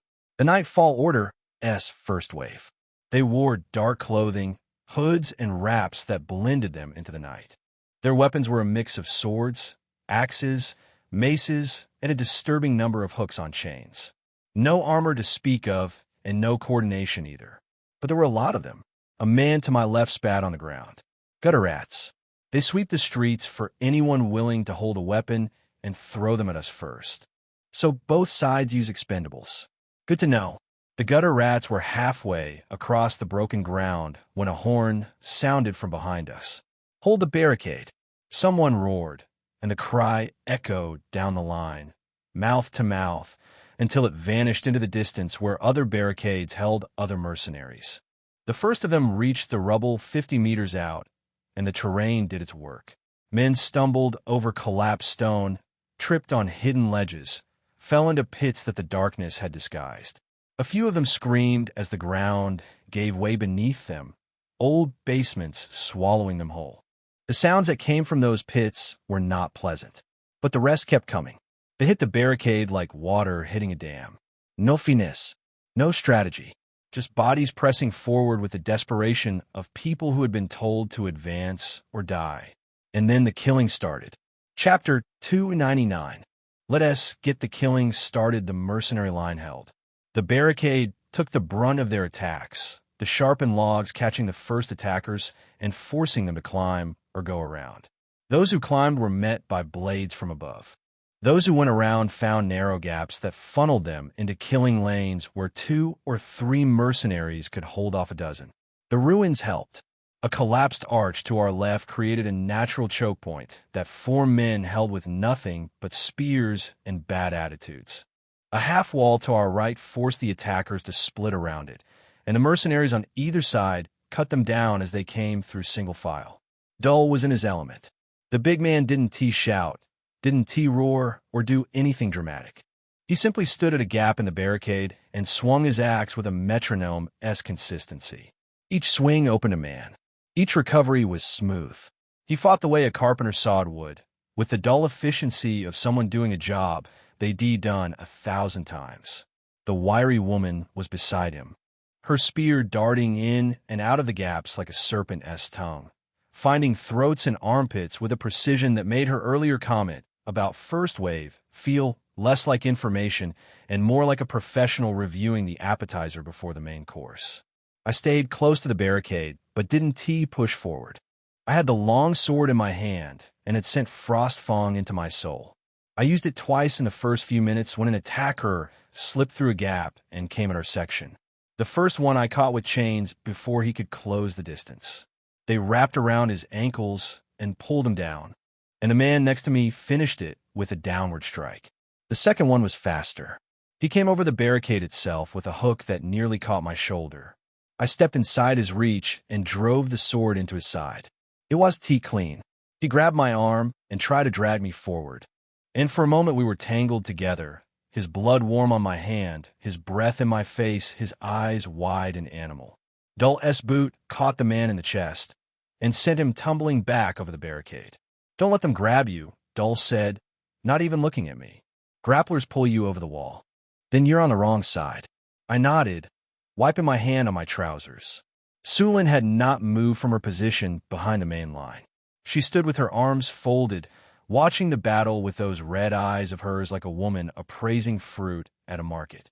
When an attacker somehow got past 3 mercenaries and came barreling toward our Section S interior, she unfolded her arms, took a single step, and struck him in the throat with her open palm. The man's feet left the ground. He hit the stone wall behind him with a sound that made several people flinch, and he did not get up. Sulin folded her arms again. I'm going to pretend I didn't see that. Jose, for his part, had found a position on top of a broken pillar where he could see the battle spread out below. He sat there, legs dangling, occasionally kicking rubble down on attackers who came too close to the base. The first wave broke after 20 minutes. That was what it felt like, though I had no way to measure. The attackers that remained alive turned and ran back across the broken ground, stumbling over the same terrain that had tripped them on the way in. A few of them fell into the same pits that had claimed their comrades. Nobody cheered or even dared to celebrate. The mercenaries just reset. Men checked their weapons. Women rebound wounds they'd taken. Someone passed water down the line. The nervous kid was still alive, his short sword stained red, his eyes wider than they'd been before. That was it, I asked, looking at the bodies strewn across the broken ground. They'll gave me a look. That was the greeting. The wiry woman cleaned her spear on a dead man as cloak. Now, they know where we're strong and where we're not. The next one won't be so stupid. She was right. The second wave came 10 minutes later, and it was different. They came with shields this time.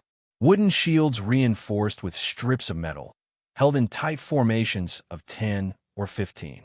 They moved through the broken ground more carefully, using the terrain the way we used it. Half walls became cover. Craters became staging points. They advanced in bursts, formation to formation, closing the distance in controlled pushes rather than a single reckless charge. Shields up. They're organized this time. The shout came from down the line. The battle became slower and harder. The barricade that had been a wall against the first wave was now a contested position. Shield formations stacked against the logs and pushed. Men behind the shields reached over with hooked weapons and tried to pull the sharpened stakes apart. Others threw grappling ropes. The choke points that had worked so well were being tested. Attackers with shields plugged the gaps and created cover for others to move around the flanks. Having no choice, I was in the fighting now. 3 men came through a gap that had been ripped open in the barricade, their shields interlocking. And I had to choose between the white chains and sword. Ishu's Shan. The link snaked out and wrapped around the edge of the nearest shield, and I pulled. The man behind it stumbled forward, his guard broken, and the soldier beside me put a blade through the gap. The second shield bearer turned toward me, and I released the chains, drawing them back, then lashed them out again at his legs. He went down, and someone else finished him. The third man saw what was happening and dropped his shield entirely, pulling a short axe from his belt. He came at me with a speed that surprised me, and I barely got the sword up in time. The impact jarred my arm to the shoulder. Sulin appeared beside me. She caught the man's axe arm at the wrist, twisted, and the axe clattered to the ground. Then she struck him twice in the ribs with a precision that folded him like wet paper. "You are too slow," she said, her voice flat. "Thanks." It was not a compliment. I know. The second wave lasted longer. By the time it broke, there were bodies stacked 3 deep at some points along the barricade. The mercenary line had held, but barely. I could see gaps where sections had been pushed back. I could see men sitting against walls with injuries they were pretending weren't serious. And that was just 2 waves. Mundane ones. No summons. No spirit abilities. Just men with weapons. The realization settled into me with an ugly weight. I wonder just how many hours we have used already. Chapter 300. Testing the waters 12 hours. Cressida said 12 hours. We'd been fighting for maybe 40 minutes. The third wave didn't come immediately. Instead, there was a pause. Long enough for the silence to crawl back in. Long enough for the nervous kid to start shaking again. Then the air changed. It was TA sound. It was TA sight.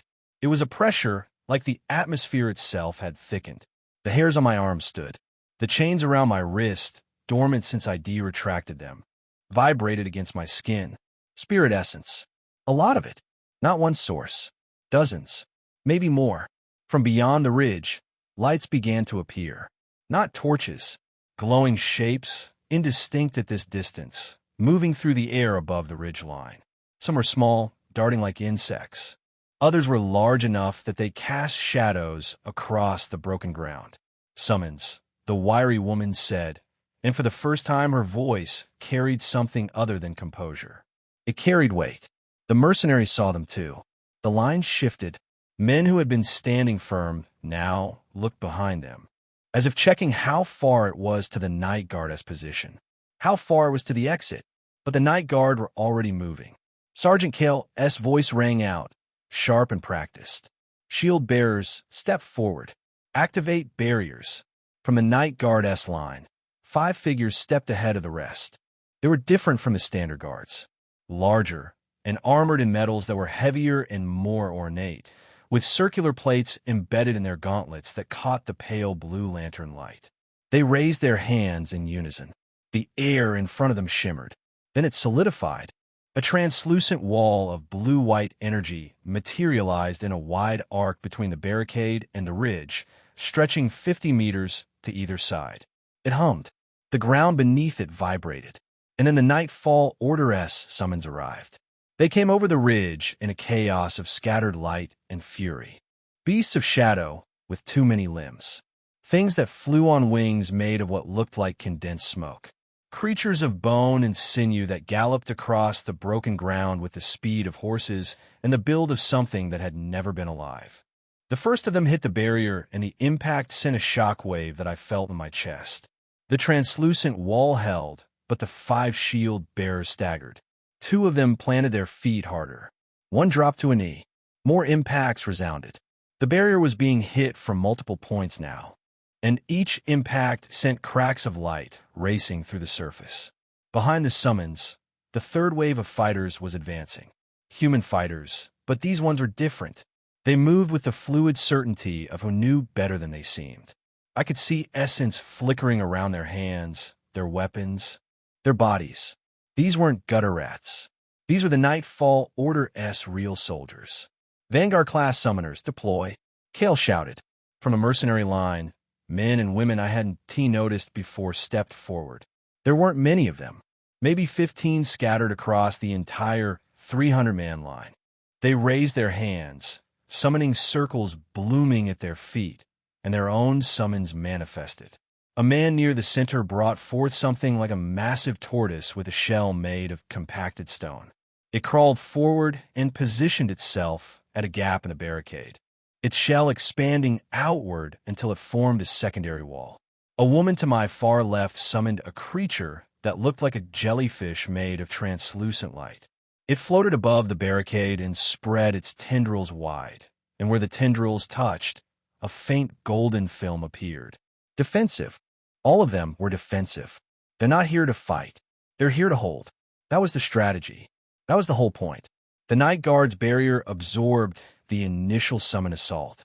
The mercenary summoners reinforced the physical line. And the rest of us, the meat shields, the chaff, we held the ground between. The barrier was cracking. I could see it failing at the edges where the Nightfall Order-S summons concentrated their attacks.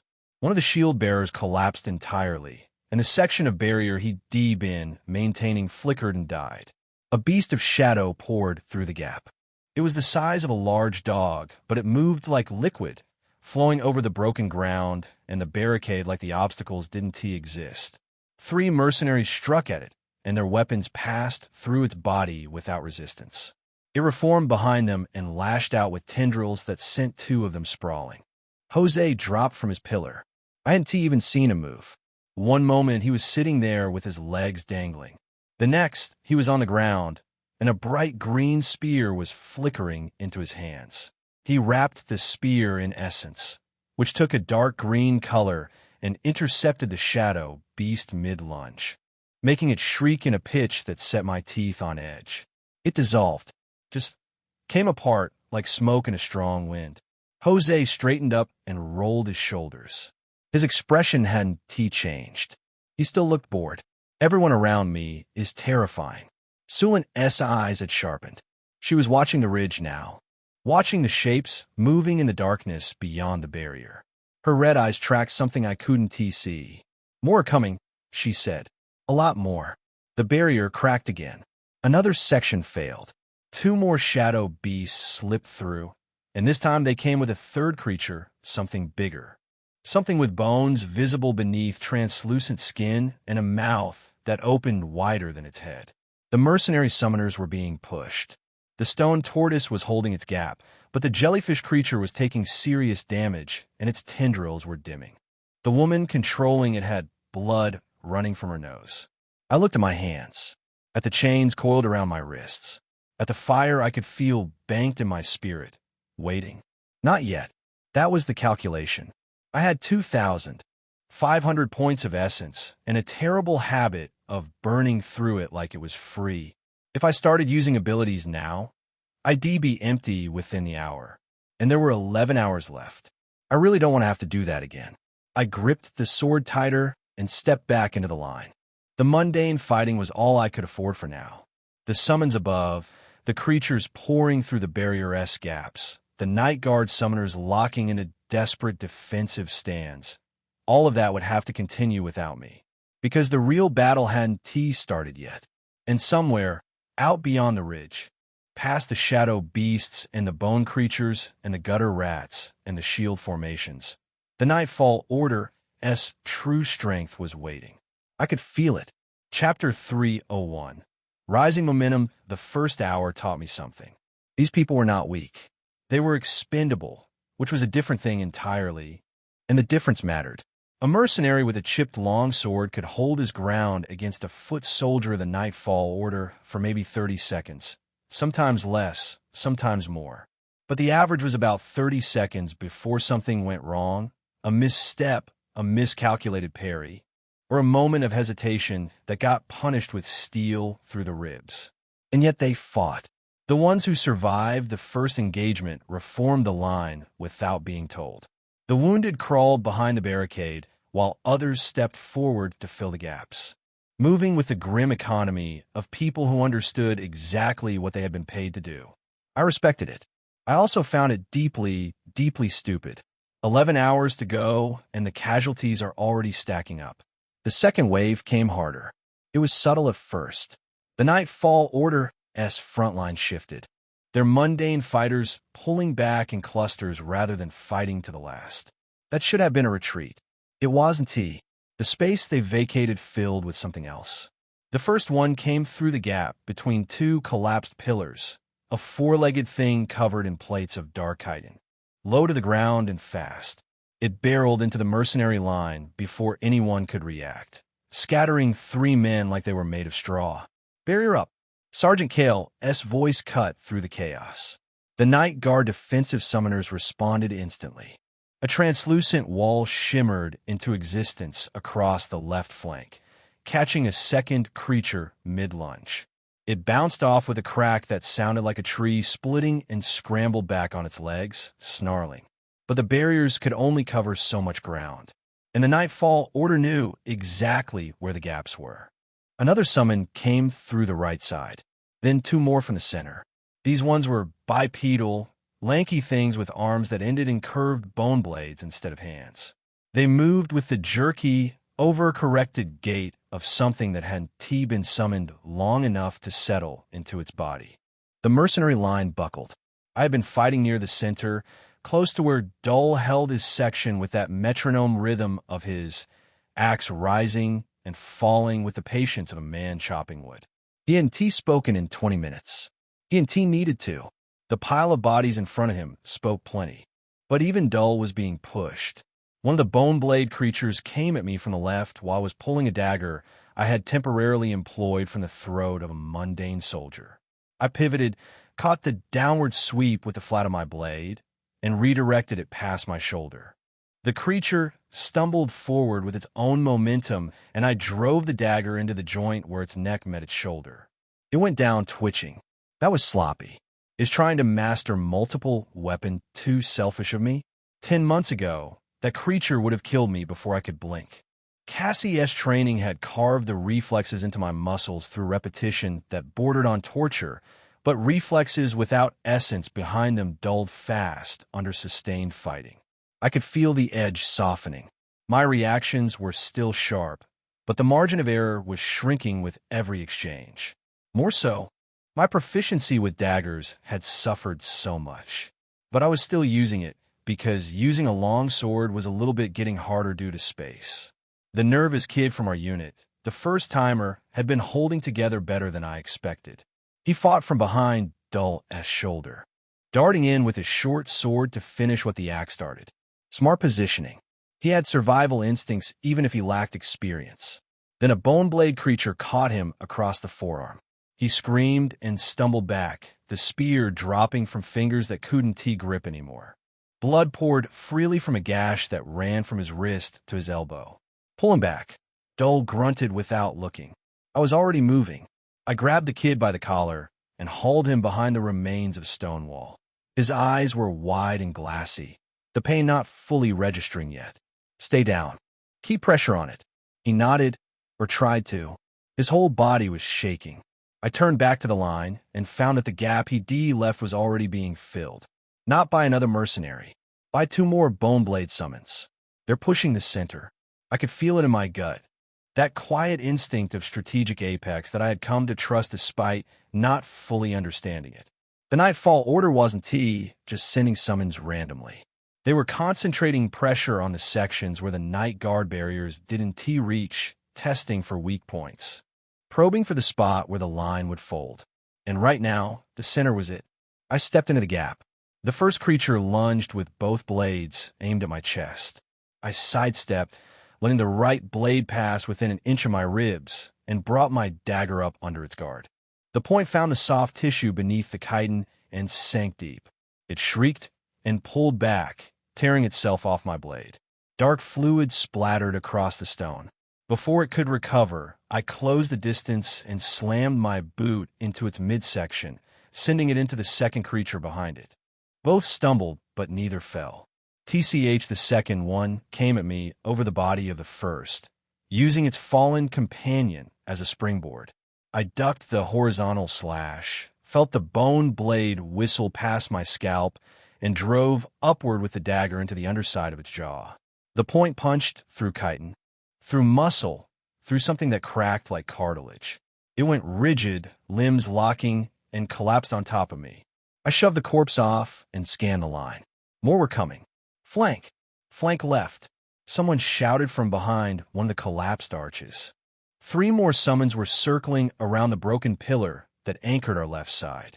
They moved in formation, one leading while the other 2 stayed wide, cutting off angles of retreat. Chapter 302. Something big is coming. The wiry woman from our unit stepped forward with her spear, its rusted head still serviceable enough. She caught the leading creature in the shoulder, the impact knocking it sideways, but the other 2 were already past. One went for Dull. He caught it with a backhand swing of the axe that caved in its skull and sent it spinning into the rubble. The second came for me. It was faster than the others. I raised my dagger to block and realized, in the space between heartbeats, that the angle was wrong. The creature's Boneblade was coming in from below, not above, an uppercut slash that would gut me if I tried to redirect with my current guard. So I didn't redirect. I stepped into the strike instead. The Boneblade scored a line of fire across my left side, splitting the fabric of my coat and drawing a thin line of blood. But the step put me inside its reach, closer than its blades could operate effectively, and I drove my elbow into its throat. It staggered. I followed with the dagger, 2 quick punctures into the gap between its chest plates, and it folded. I pressed my hand against my side. The wound was shallow, annoying but shallow. The wiry woman gave me a look that lasted about half a second before she turned back to the fight. But I caught it. She was clearly surprised by my movement. An F-rank shouldn't be fighting like this. An F-rank shouldn't be stepping into strikes and punishing with the kind of precision that came from training with something far beyond what the battlefield offered. She didn't know that, of course. She just knew that the kid who'd been assigned to their unit was suddenly fighting like he'd been doing this for years. The next 10 minutes were chaos. The Nightfall Order committed more summons to the center push, and the mercenary line held but barely. Bodies piled on both sides. The Night Guard barriers flickered and shifted, trying to cover too many gaps with too few summoners. Sergeant Kale's voice was hoarse from shouting orders that the noise of battle swallowed halfway. And somewhere in the middle of it, I became aware that Sulin was watching me. She hadn't moved from her position behind the line, still standing with her arms folded, that black hair catching the dust and firelight, those red eyes tracking the battle with the patience of someone cataloging what she saw. But now those eyes were on me. I killed 2 more summons in the next exchange. The first one, I caught with a throw, the dagger spinning end over end and burying itself in the creature's eye socket. The second, I killed with its own momentum, redirecting its charge into a broken pillar that cracked its spine on impact. When I retrieved my dagger, Sulin's expression hadn't changed, but she unfolded her arms. That was about when things stopped being manageable. A horn sounded from beyond the ruins, low and resonant, the kind of sound that didn't come from a human throat. It rolled across the battlefield like fog, and every summon on the Nightfall Order's side responded. They pulled back. All of them simultaneously pulled back, as if someone had yanked on an invisible leash. The Boneblade creatures, the chitinous runners, the half-formed shadow beasts that had been harassing the flanks. All of them withdrew behind the line of Nightfall soldiers and vanished into the darkness beyond the torchlight. For a moment, the battlefield was silent except for groaning and the crackling of small fires that had started in the rubble. "That's not a retreat," Dulce said. He was breathing hard, the axe resting across his shoulder, his face and arms painted in dark fluid that wasn't his. "I don't know what it is, but it's not a retreat." He was right. I could feel it. Something in the atmosphere had shifted, the same way pressure changes before a storm, not visible but absolutely present. I wiped the dagger on my coat and looked down at the blade. It was good steel I saw while looking for a blacksmith back in Los Arcos and was reliable. But it wasn't enough for what was coming. I'd known this moment would arrive. I'd been calculating it since the first hour, measuring the escalation against my essence reserve, against the hours remaining, against the feeling in my gut that said the real battle hadn't started yet. I opened my arms, sending back the dagger into my soul and bringing forth Frostfang. The blade sang, as it cleared the sheath, a thin crystalline note that cut through the ambient noise of the battlefield.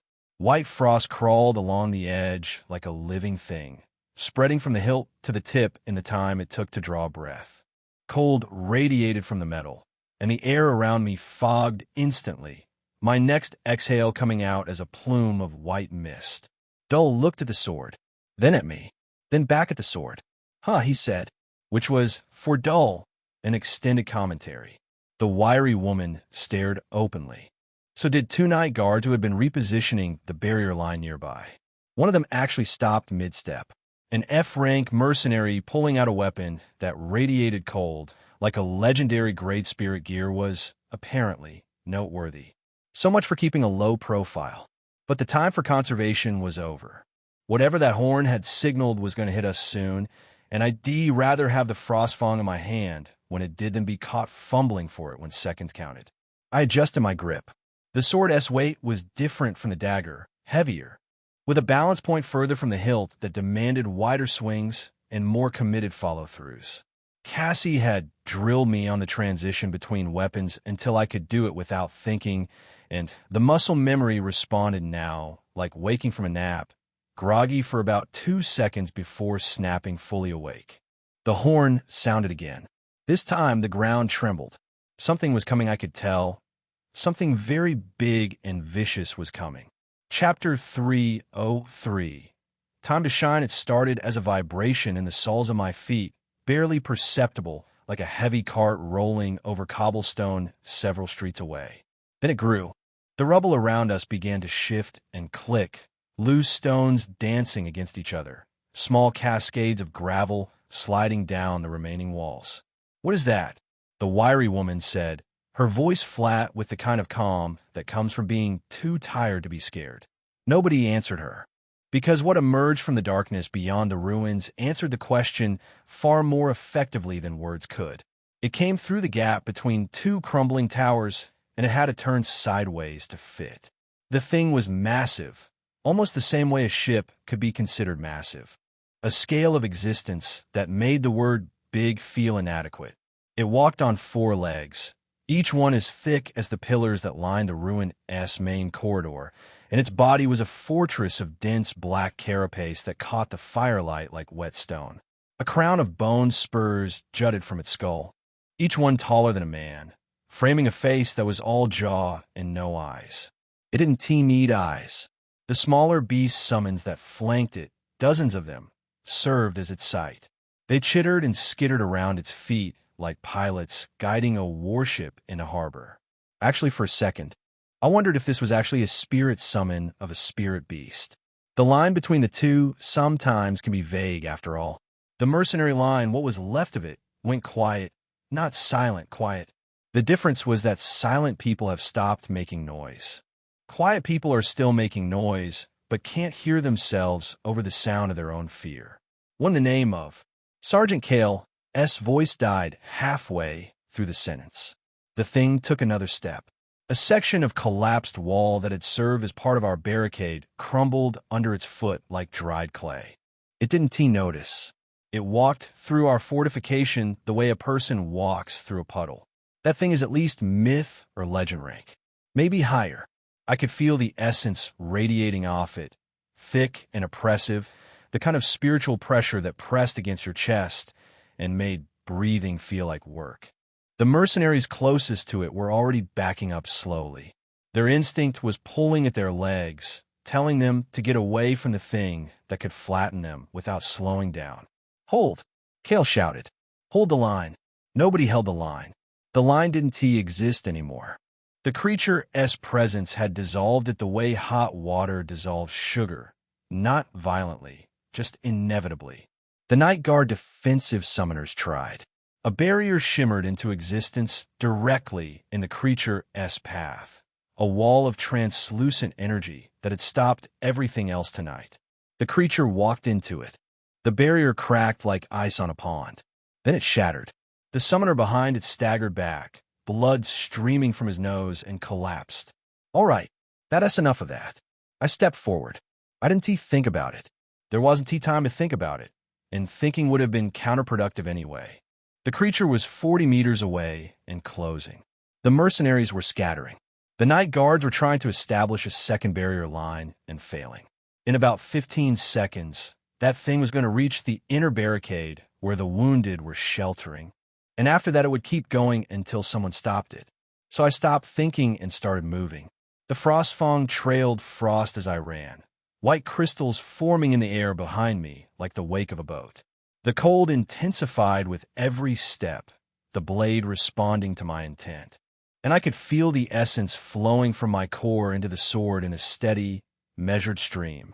I moved with measure because 12 hours was 12 hours, and I still had to be standing at the end of it. The smaller summons noticed me first.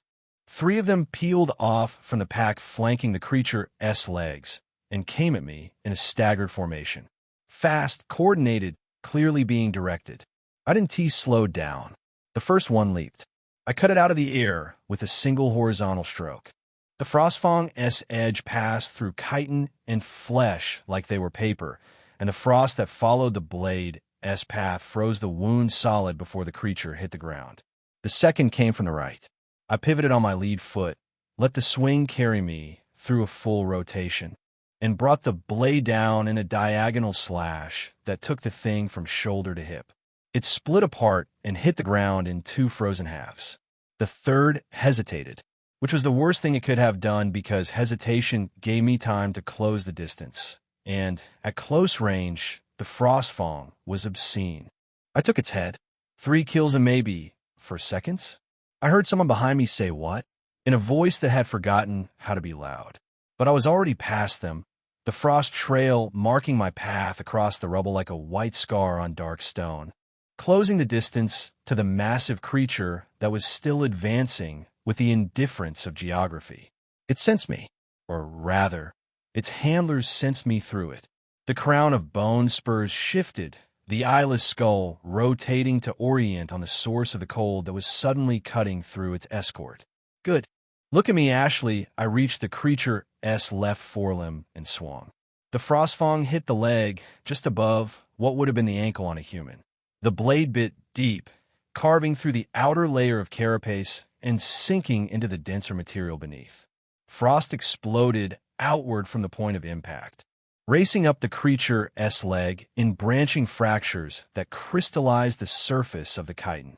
The creature's leg buckled, but it was merely a fraction, the kind of stumble that would be invisible if you were watching from a distance. But at close range, I felt it, the shift in weight, the momentary loss of balance. And I knew that the frostfang's frost was doing what it was designed to do, making things brittle. I pulled the blade free and swung again, hitting the same spot. This time, the frozen carapace shattered under the impact. Chunks of black chitin, laced with white frost lines, broke away and scattered across the ground like dark hail. The flesh beneath was exposed, pale and dense. The creature screamed, not with a mouth, with its whole body. The sound was a vibration that ran through the stone underfoot, through my bones, through my teeth. It was rage and pain compressed into a frequency that my body understood before my brain did. Then it swung its leg. I was already moving, but the sheer mass of the thing made the swing wider than anything I'd trained against. The limb swept through the space I'd occupied half a second ago, clipping a stone column that had stood for probably centuries and reducing it to gravel. What the hell is it that fast? I rolled, came up on one knee, and reassessed. The creature was turning toward me now, abandoning its forward advance to deal with the thing that had hurt it. Good. At least it meant it wasn't heading for the barricade anymore. However, at the same time, it was bad, because now all that mass and all that rage was focused on me. Chapter 304. Priorities. The bone spurs on its skull flared outward, and I felt a pulse of essence that made my vision blur for half a second. Some kind of area attack. Concussive force, spiritual pressure, something. It hit like a wall of hot air, and I planted the frostfang point down in the stone to anchor myself against it. The pulse passed. I was still standing, and a crimson wall of fog had rolled forth from me, slamming against the spiritual pressure and pushing back against it. It was exactly matching it, certainly not overpowering it, but creating enough resistance that I could breathe and move. Around me, mercenaries who'd been caught in the pulse were picking themselves up off the ground. Some weren't getting up at all. The creature lunged. Both front legs came down simultaneously, aiming to flatten me into the stone. I dove sideways, feeling the impact through the ground as those pillar-thick limbs cratered the spot where I'd been kneeling. Dust and debris erupted in a cloud that turned the air opaque. I used the dust. Visibility was gone, but I knew where the creature was. I could feel its essence, a vast, dark pressure to my left, and I moved toward it rather than away. The frostfang found the underside of its jaw. I drove the blade upward with everything I had. Strength, momentum, the measured stream of essence that I'd been feeding the sword. The blade punched through the softer tissue beneath the skull, through the layers of muscle and bone that protected whatever served as this thing's brain, and the frost detonated inside its head. The creature's entire skull erupted in a web of white cracks. Frost raced along the bone spurs down the neck, across the carapace, turning black chitin white in seconds. The creature shuddered once, a tremor that ran through its entire body and transferred into the ground beneath my feet. Then it was still. Your soul plane has expanded slightly from slaying multiple spirit summons and absorbing a fragment of their spirit essence permanently. A small frown creased my face as I saw this. I had no idea I was doing that. I was dazed for a moment. I wanted to pull my information up to see how much was slightly, but there was no time. Granted that indeed, I could feel my energy climb a little bit higher and a small refreshing feeling washing over me. But it was still nothing compared to what I experienced when I was alone with myself, not to even talk about those moments with you on. I sighed and pulled the frostfang free. The blade came out coated in dark fluid that was already freezing solid. The battlefield was quiet again. The real kind of quiet this time. The creature's legs gave out one by one, each impact sending a shudder through the ruins. When the body finally settled, it lay across the width of the corridor like a fallen building, its frozen skull resting within arm's reach of where Dull stood with his mouth slightly open, which for Dull was practically a standing ovation. The smaller summons scattered, without whatever was directing them through the larger creature. They lost cohesion and broke in every direction, some fleeing back toward the Nightfall Order's lines, others simply running blindly until they hit walls or rubble. I stood there for a moment, catching my breath. The frost on the Frostfang was receding, crawling back toward the hilt like a tide going out, and the cold around me softened from biting to merely uncomfortable. My essence had dropped noticeably, but at the same time had increased a bit. However, that increase wasn't enough to diminish the expenditure. That attack on the skull had been reinforced by Emperor's presence, and had cost more than I would have liked, the frost detonation especially. But I budgeted for this. One major expenditure per hour was sustainable if I kept the smaller fights efficient. The math still worked. Barely. The math barely works. The mercenaries were staring. Not all of them. Some were still dealing with wounded. Some were watching the Nightfall Order's line for the next wave. But enough of them had seen it. Enough of them had watched an F-rank mercenary kill a creature that had shattered the Night Guard's barrier like glass. Sergeant Kale was looking at me with an expression I couldn't quite read. It wasn't the contempt she'd shown at the encampment. It wasn't respect either. It was something in between, the face of someone recalculating. Jose had slid off his pillar at some point during the fight. He was standing now, which was the first time I'd seen him do that voluntarily, his green hair catching the firelight, his expression somewhere between amused and genuinely interested. "Hey," he said. I had no idea this kid was a monster. Sulin hadn't moved, but her eyes had changed. They were narrower now, sharper, the casual assessment replaced by something more focused. I walked back to the line. The frost trail behind me was already melting, leaving dark streaks on the stone. From beyond the ruins, the horn sounded a third time, and the ground trembled again. Everyone readied themselves again.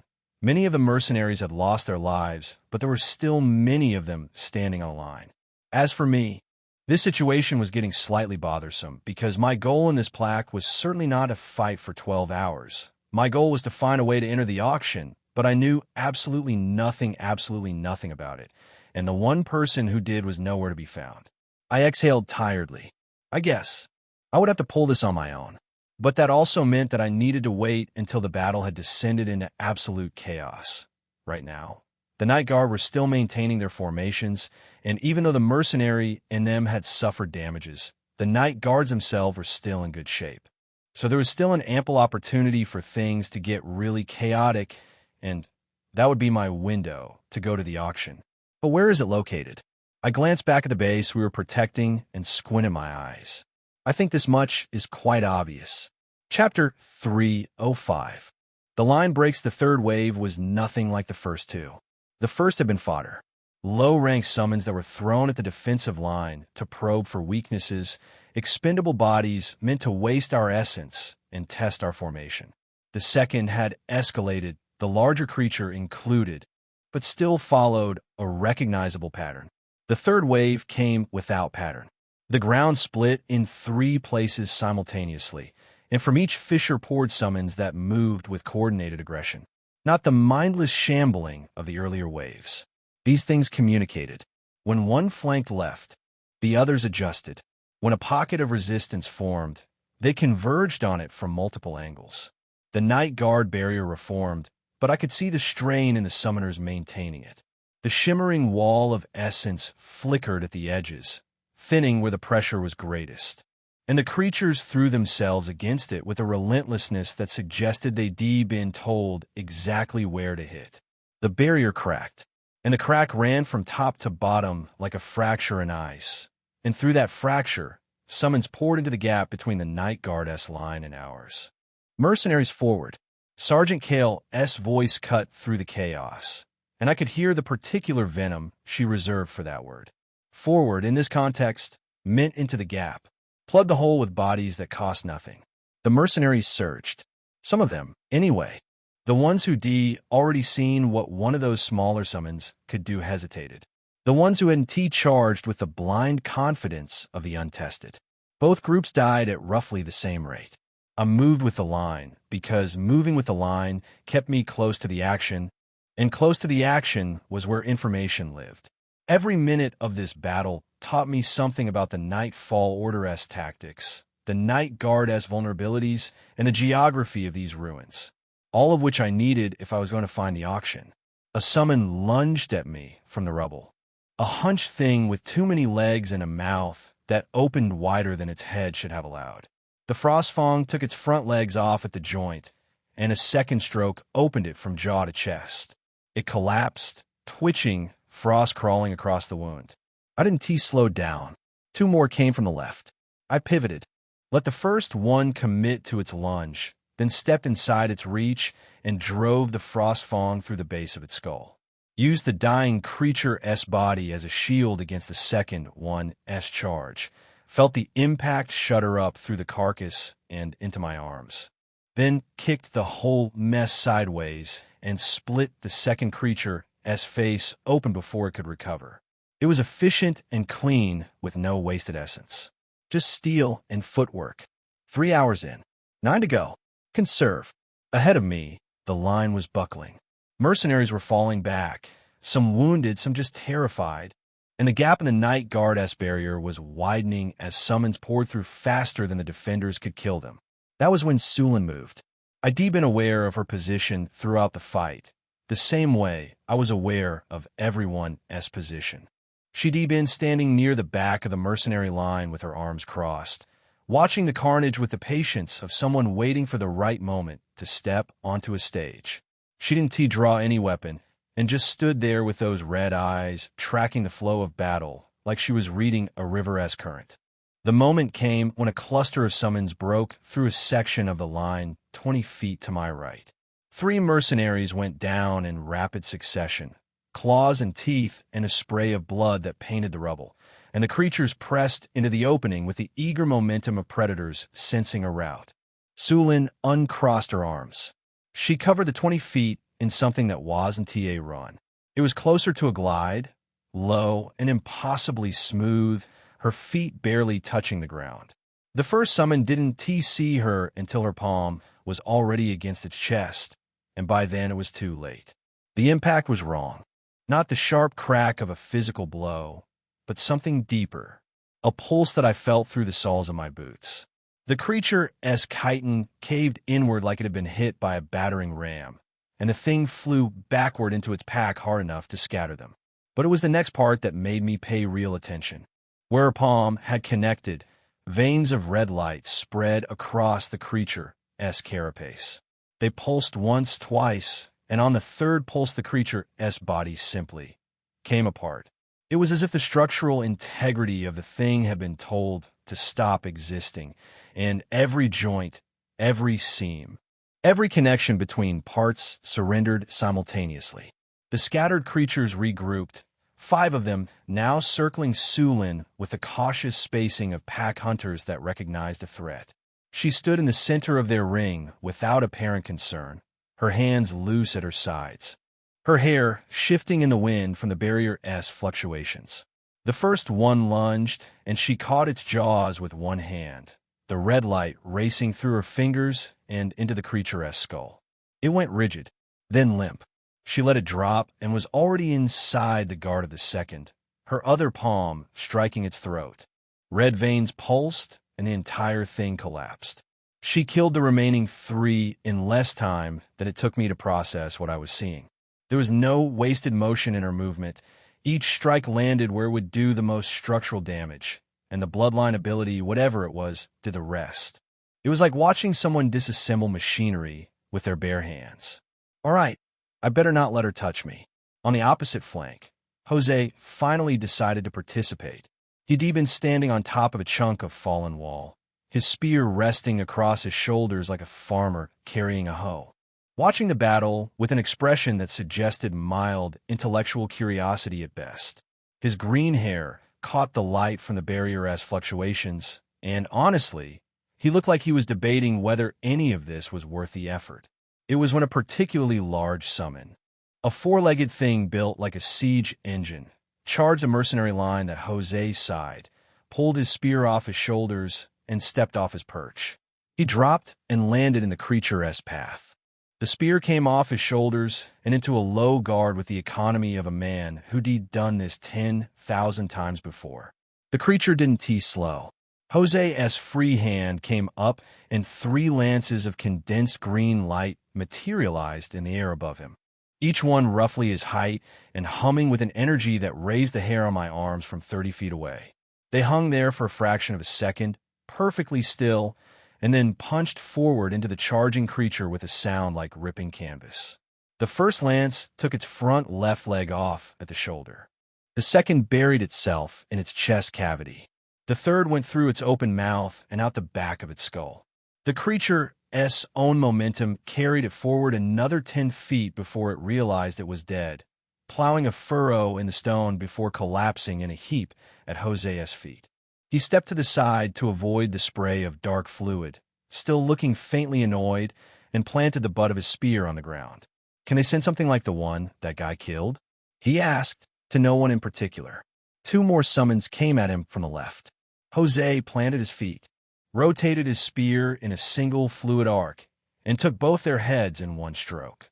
The green light trailed behind the blade like an afterimage, and where it passed, the air sizzled.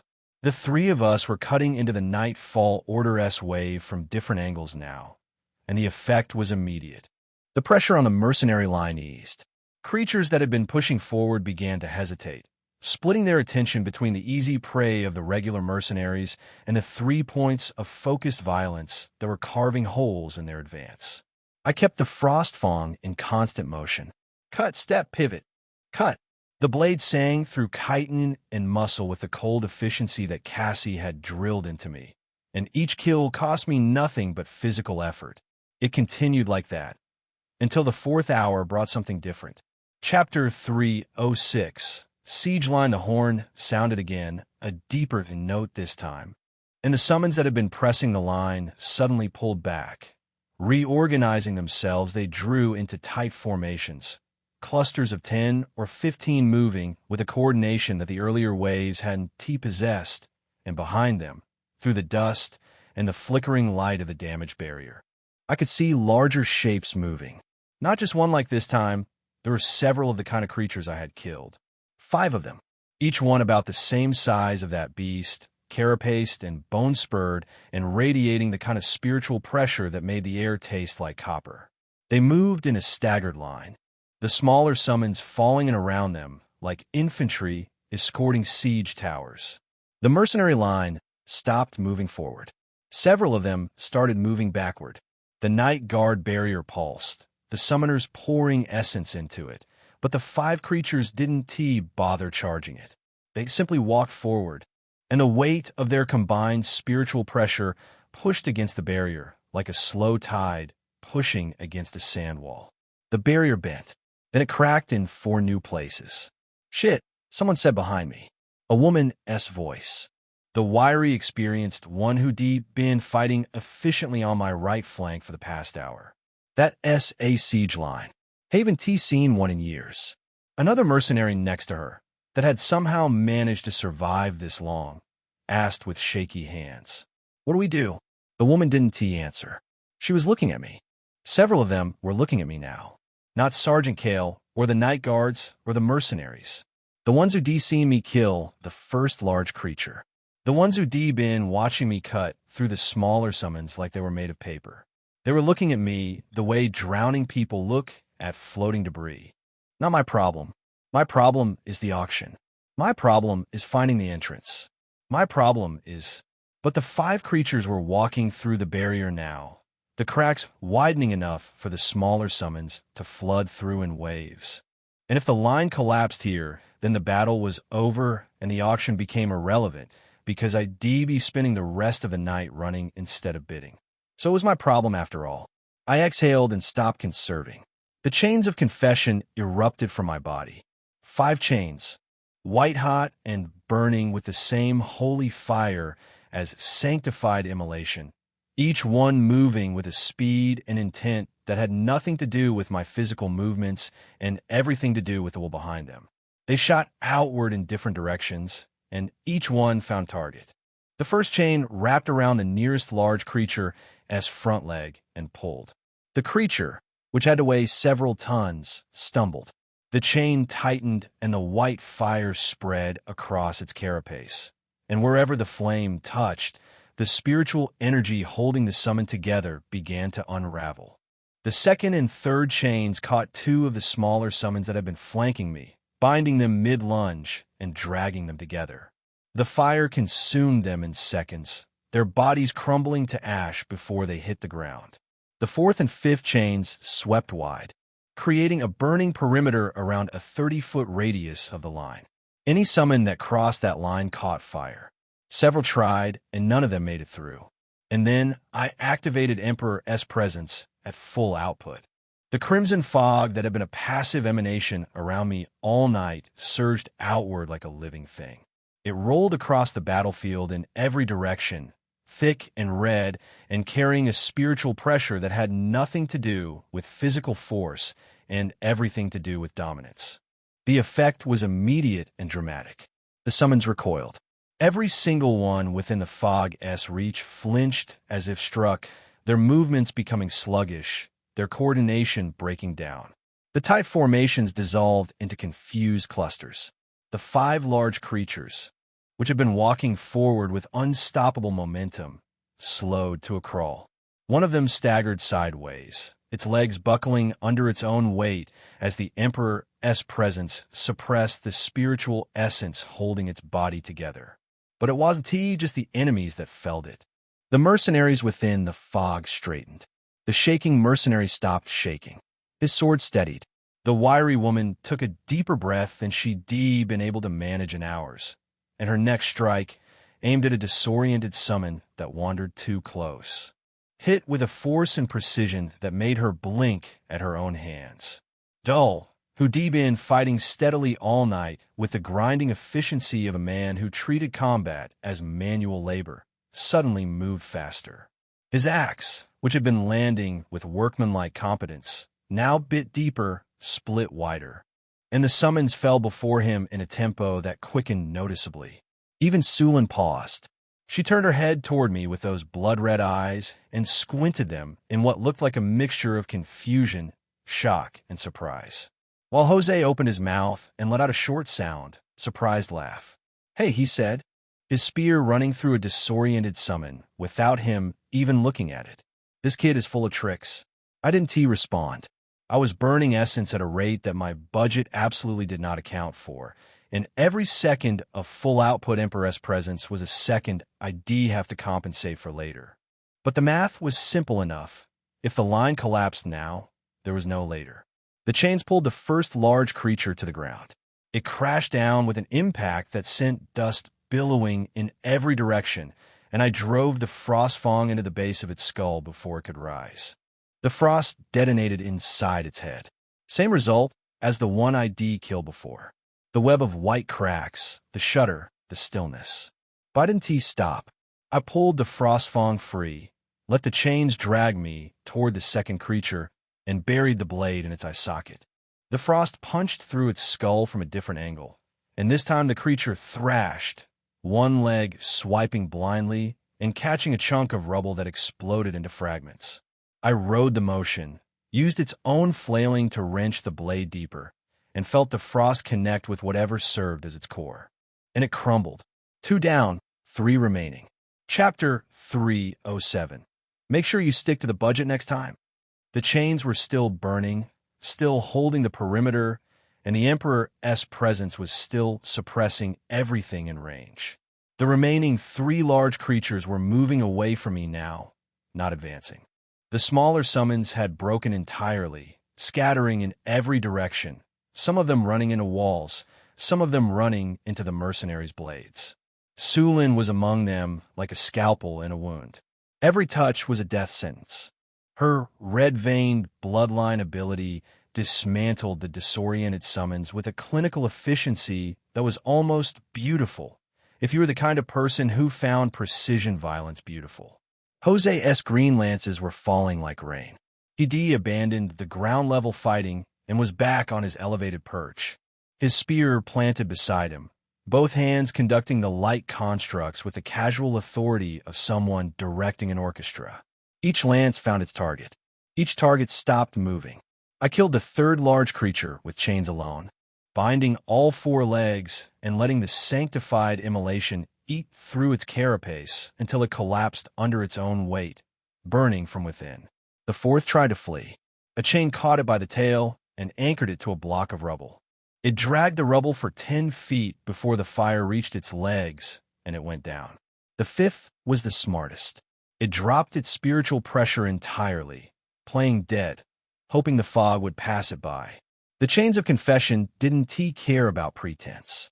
That was rather the point of them. The chain found it, wrapped around its skull, and the fire asked a question that the creature couldn't answer honestly. Are you still a threat? The answer was yes. The fire responded accordingly. I pulled the chains back in. They retracted into my body with a heat that settled into my bones and my blood. And I scaled back Emperor's presence to its passive state. The fog thinned, and the battlefield came back into focus. And following that, everything went quiet again. The quiet this time was more like the calm after the storm, the kind that followed slaughter rather than peace, filled with the sounds of the wounded and the settling of dust and the distant crackle of flames that hadn't quite burned out. My essence had cratered. I could feel the deficit like a physical weight, a hollowness behind my sternum that made my breaths feel shallow. The budget was destroyed. I spent 3 hours of reserves in about 4 minutes, and the math that had been working was now a problem I need to solve very creatively over the remaining 9 hours. Damn it. I walked back toward the line. The frost on the Frostfang was receding again, the blade returning to its dormant state, and the cold that had surrounded me faded until it was just me and my own body heat and the night air. The mercenaries parted from me. That was new. They didn't just step aside. They actively created space. The shaking first-timer was staring at me with an expression that I could only describe as religious. The wiry woman nodded once, which from her was probably the equivalent of a parade. But it was the conversations I caught in fragments that told a real story. No way that SF rank. No way in hell. He lied. Has to have. You saw those chains? That fire? The whole battlefield felt different when he did whatever that red fog was. Maybe he undercover. Nightguard plant. Nobody registers F rank with abilities like that. My cousin is a C rank summoner, and he can't do half of what that kid just did. Not a quarter. F rank my ass. He must be an S rank spirit summoner. Sergeant Kale had stopped looking at me entirely, which I was fairly certain meant she was looking at me more than ever. She was talking to one of the night guard summoners in a voice too low for me to catch. But the summoner kept glancing in my direction with an expression that was halfway between suspicious and afraid. Sulin appeared beside me without making a sound. Her hands were clean, which was disturbing considering what I just watched her do with them. You've been holding back, she said. I chuckled shyly, scratching the back of my neck. I say, I've been budgeting. I have never had to fight a 12-hour battle, so I had to. She considered this, her red eyes studying my face with the same focus she'd given the battlefield. Then she scoffed. Budget blown now. Yep, you don't seem worried. I shrugged. Worry expensive. I can't afford it. Like you said, budget blown. The corner of her mouth twitched. It was a smile that I was sure about. It was almost like she stopped herself from being so terrified. Jose strolled over, his spear back across his shoulders. His expression settled into its default state of amused disinterest. He looked at the 5 massive carcasses scattered across the corridor, then at me, then at the mercenaries who were very carefully not making eye contact with our group. So he said, when we talk about how an F rank just soloed a siege line. We don't, I said, right? He grinned, because that would require acknowledging it happened, and that would be inconvenient for whoever registered your rank. I really should reconsider what I said then, shouldn't I? Sorry. I hope you didn't take it to heart. I was joking. I didn't respond to that. From beyond the ruins, the horn sounded again. Fifth time tonight. And I was less than halfway through this battle, with less than a third of my essence remaining. The ground trembled. I really need to find that auction. I looked back at the base we were defending. The structure loomed behind our position, its architecture older and more deliberate than the ruins surrounding it. The Night Guard were defending it with a ferocity that went beyond professional obligation. This wasn't just a strategic position to them. Something was underneath it, or inside it. Something worth 12 hours of blood. Quite obvious, ISNT it. The horn's echo faded, and the next wave began to move. I think I may need Maggie's help this time. Chapter 308. People really need to take classes on common mannerisms. In as much as the mercenaries were employed as meat shields for this battle, it made no sense that they would simply drive us into the battlefield with no economical account for rest. So even though the horn was sounding for the fifth time tonight, we weren't tasked with the burden of having to ready our weapons and descend into the battlefield. Instead, Sergeant Kale was pulling back with her night guards, and our mercenary line was following last, while the sergeant who had brought me, Sulin, and Jose was pushing forward to the front line with an entirely different batch of mercenaries. The formation of the retreating soldiers sank into and mixed with that of the advancing ones, and the same thing happened with the mercenaries, myself included. No sooner than later. We were already back in a yard where we had been resting before we were let loose onto the battlefields of the ruined city. I sat there for a minute, leaning against the rock and patiently letting every breath that galloped through my lungs roll out as more rolled in. There had not been a unique method of spirit essence recovery aside from the one I had discovered, but breathing certainly helped one way or the other. Cassie had mentioned it, and Yuan had also implied how important breathing was to both the physical and spiritual stamina. So I breathed, in and out, slow and deliberate, while the aches in my muscles argued against the idea that rest was actually happening. There were Night Guard soldiers who had not participated in the battle. They were going around sharing water and a little bowl of food to people, while Sergeant Kale's commanding voice sounded across the yard. We have only 3 hours, 30 minutes to rest. If you know what's best for you, spend this time recovering your stamina and tending to your wounds. She shrugged. Well, I'd be damned if there's any one of you that decides to do otherwise. She then glanced at me and said flatly, Care to follow me? Mr. Cade? I was confused for a moment, but I nodded and stood up. People's eyes were on me even as I did, and it was difficult to tell what they were thinking. Whether it was respect for what I'd done on that battlefield, or the quieter, more familiar suspicion that came with being singled out by authority. I followed Sergeant Kale. We walked beyond the yard and into the main building. The guard that led us in seemed to think twice before he opened the door, his gaze lingering on me a beat too long. Immediately, I was led into a completely different hall. It was vast and endlessly adorning, not radiant or carrying anything celestial. Instead, it was as vast and dark as the palace of a tyrannical emperor could be. But the place had definitely been taken and molded into something that served the nature of the battle going on outside. There were long tables scattered across the hall, and there were men dressed in black and crimson armor, all hunched over those tables, talking to each other in low voices. Maps from the look of it, troop movements, the kind of planning that decided who lived and who was thrown into the next rotation. We passed them, and none of them glanced behind to question why Sergeant Kale was bringing a mercenary this deep. They all just turned away, and soon we cut left and walked down a hallway where we entered another large room. We finally stopped, and Sergeant Kale stood straight and saluted the man that sat at the end of the room.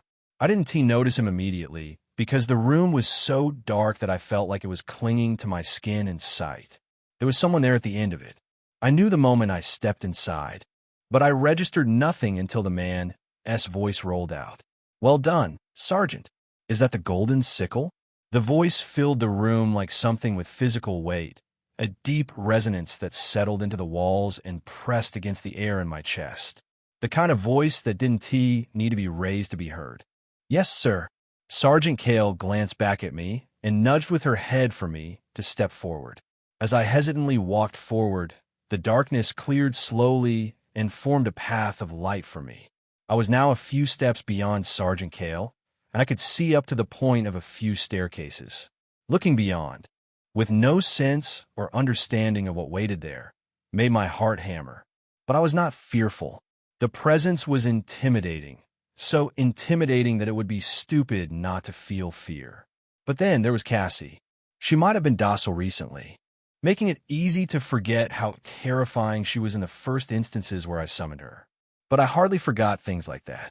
The memory of Cassie's overwhelming aura, the first time it spread out, was still etched deep in my head. This didn't come close, and I was sure that whatever Cassie showed that day, she hadn't even been serious. I was yet to see Cassie at anything resembling serious, and yet. So, you're the one who went and turned things around for us, huh? I could hear steps as he spoke, a deep and vibrating baritone descending toward me. You speak as though that's a problem. I don't hear any tone of gratefulness. Sergeant Kale flinched. You. Let him be, Sergeant. I've grown rather bored of people always shouting about who I am and how much I need to be respected. This right here is a fresh start. He finally came out of the darkness, smiling. He was tall, disgustingly tall. The kind of tall that felt like a personal insult. Layered black robes with crimson accents hung from broad shoulders. A scale-patterned collar rising to his jaw, and serpentine embroidery running down the front panel. Geometric red trim lined the hem. Long black hair, half pulled into a top knot secured with a gold crown pin, the rest falling wild past his waist. His eyes were sharp, downturned, and a permanent scowl was etched upon his brows despite the smile he wore. The kind of face where even the friendliness looked like a warning. I gave him an irritated look. Did I offend you? Have we met before? Yes, your height offends me. I breathe in and breathe out. Slowly. The envy wasn't worth showing. I want to know why I was called here. His smile widened. That sharp face emanating an authoritative darkness that his friendly expression was trying very hard to contradict. He brought out a paper in his hand and read it with a casual tone. You slaughtered some very powerful spirit summons with just your skills. Sources of information say you deployed a crimson fog that made people stronger and the enemy relatively weaker. And then there was a white chain and flames that stopped the advance of the Nightfall Order summons. He let the paper drift to the ground. A man who could afford to let reports fall where they pleased. I don't know a lot of high-rank summoners who can single-handedly disperse multiple heroic tier summons. Your existence baffles me, because you are not in any record. His gaze met mine, and at that moment I felt like I was being pulled into a vast and endless darkness. However, at the same time, I felt acutely aware of myself and the fact that this was a deceit on my mentality. I had two attributes shielding my head. After all, so this wasn't going to be a walk in the park for him. I scoffed and looked him back in the eyes. When you start asking politely without a sorry attempt at intimidating me, then I can start taking you seriously. He froze and looked at me. Then one loud, annoying laugh resonated from him. Chapter 309. This is the coincidences of all coincidences. His laugh was truly loud and annoying, but I was going to complain about noise pollution and whatnot. After all, he was in his own little dark castle. I continued to look at him indifferently while he laughed like there was anything funny, like I had come all this way to entertain him. Behind me, I could feel Sergeant Kale's glare drilling into the back of my skull. I didn't ask you to bring me here. Stop looking at me like I'm the problem. I inhaled and exhaled, doing that made it easier to tolerate very annoying people. It was a method I had perfected over many, many annoying encounters. I underestimated you greatly. I suppose that has to do with how young you are. I had no doubt that you lacked experience, and I needed to see if you were a fluke. His laughter settled, and his expression became something more considered. As far as the sorry attempt went, I did enter your head, though. I felt your fear. I glared at him, and you also know it's not about you. Not even in the slightest. The man was silent for a moment, perhaps because I had been right in a way and he knew it. He gathered a handful of his sleeve and held it to his chest, the gesture almost contemplative. "You are very weird, but I acknowledge your strength, and I will be direct about this. I would like to extend a privileged invitation to you." I raised my head. "Oh, you didn't say?" My scowl had turned into a smile. "Look at my problems solving themselves. I will offer you the position of captain and all the privileges that come with it if you decide to join the Night Guard today." Behind me, even Sergeant Kale flinched, a sharp gasp escaping her before she immediately swallowed it. She said nothing, but the silence that followed was louder than any complaint she could have voiced. I guess this is the preferential treatment that comes with being strong. This was a big issue. I felt like I couldn't just go ahead and make this decision on my own, especially since Cassie had been searching for an opportunity to command a bunch of people. I had to be very careful with how I handled this. I need to seek Cassie's advice. I didn't reach out yet. Before I did, there was something I wanted to confirm. The privileges that come with being a captain. Does it involve being able to participate in the auction? The man raised his thick, dark brows. "You want to participate in the auction?" I shot him a guarded look. "Yes." "Is that a problem?" "No, not at all." He leaned back slightly, regarding me with renewed curiosity. "I didn't take you for one with deep pockets, considering that you're here working a job that might very well take your life for meager coin." He looked beyond me at Sergeant Kale. "How much do they offer them these days?" "I think between 50 and 100 silver talents, sir." He nodded and chuckled.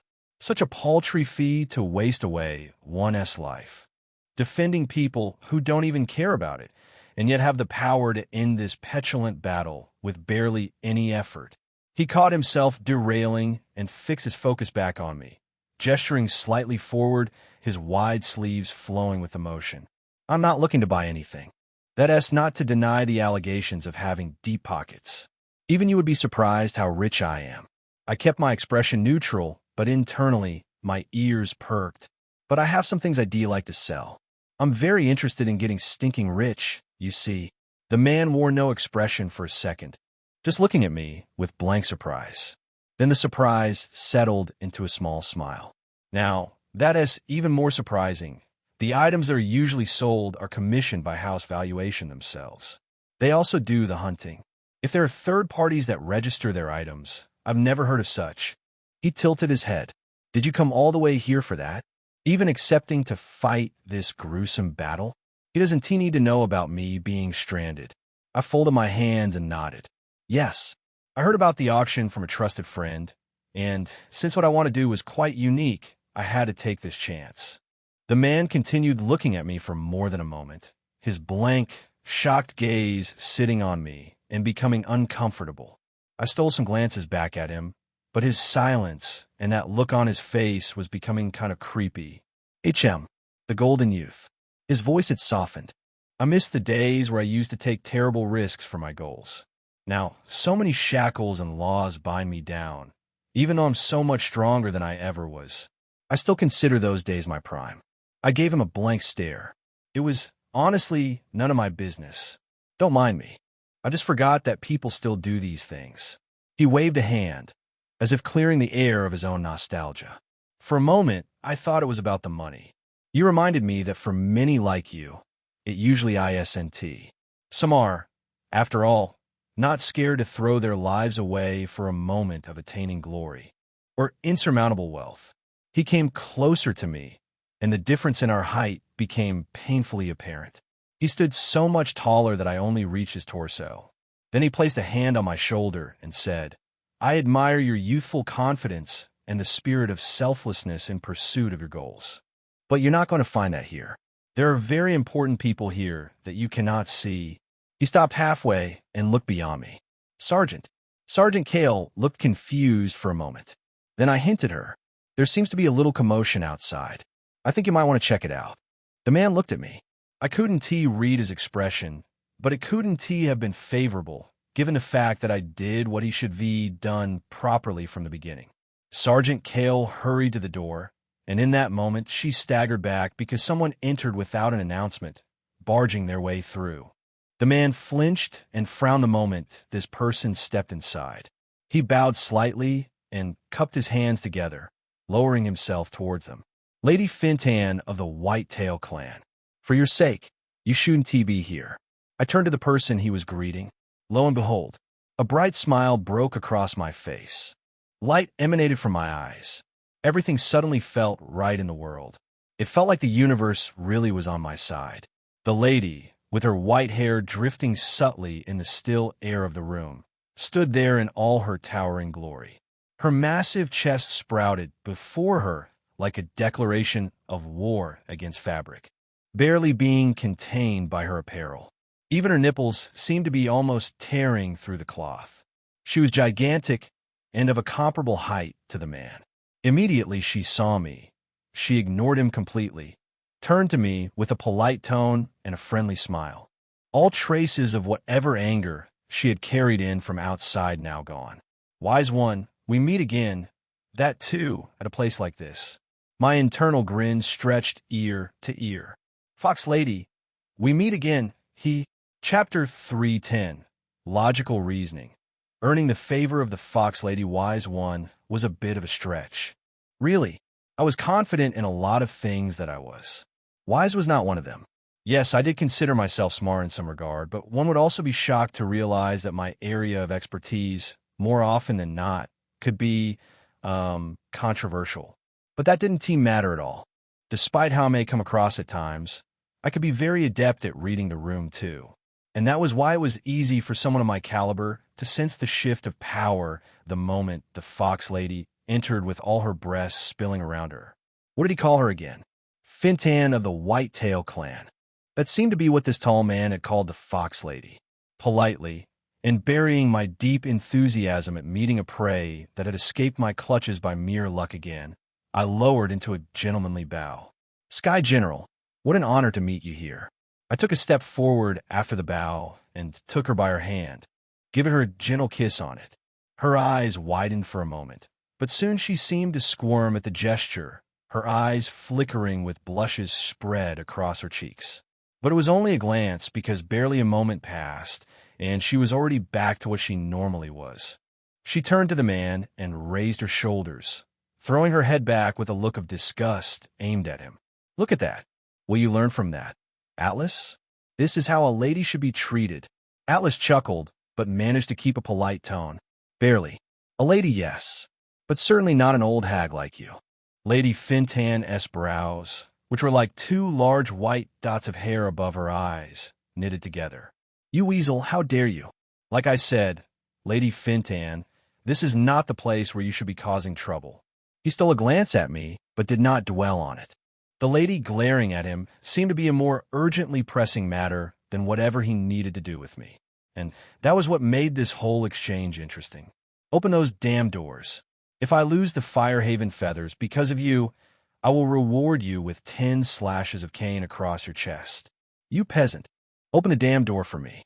The man, Atlas, as he had been called by Lady Fintan, stood straighter, as if to physically reinforce whatever answer he was about to give. Rules are rules, my lady. Once the auction starts, no new bidder can join anymore. You were late, and this is usually the case for you almost every time. She groaned painfully and shook her head.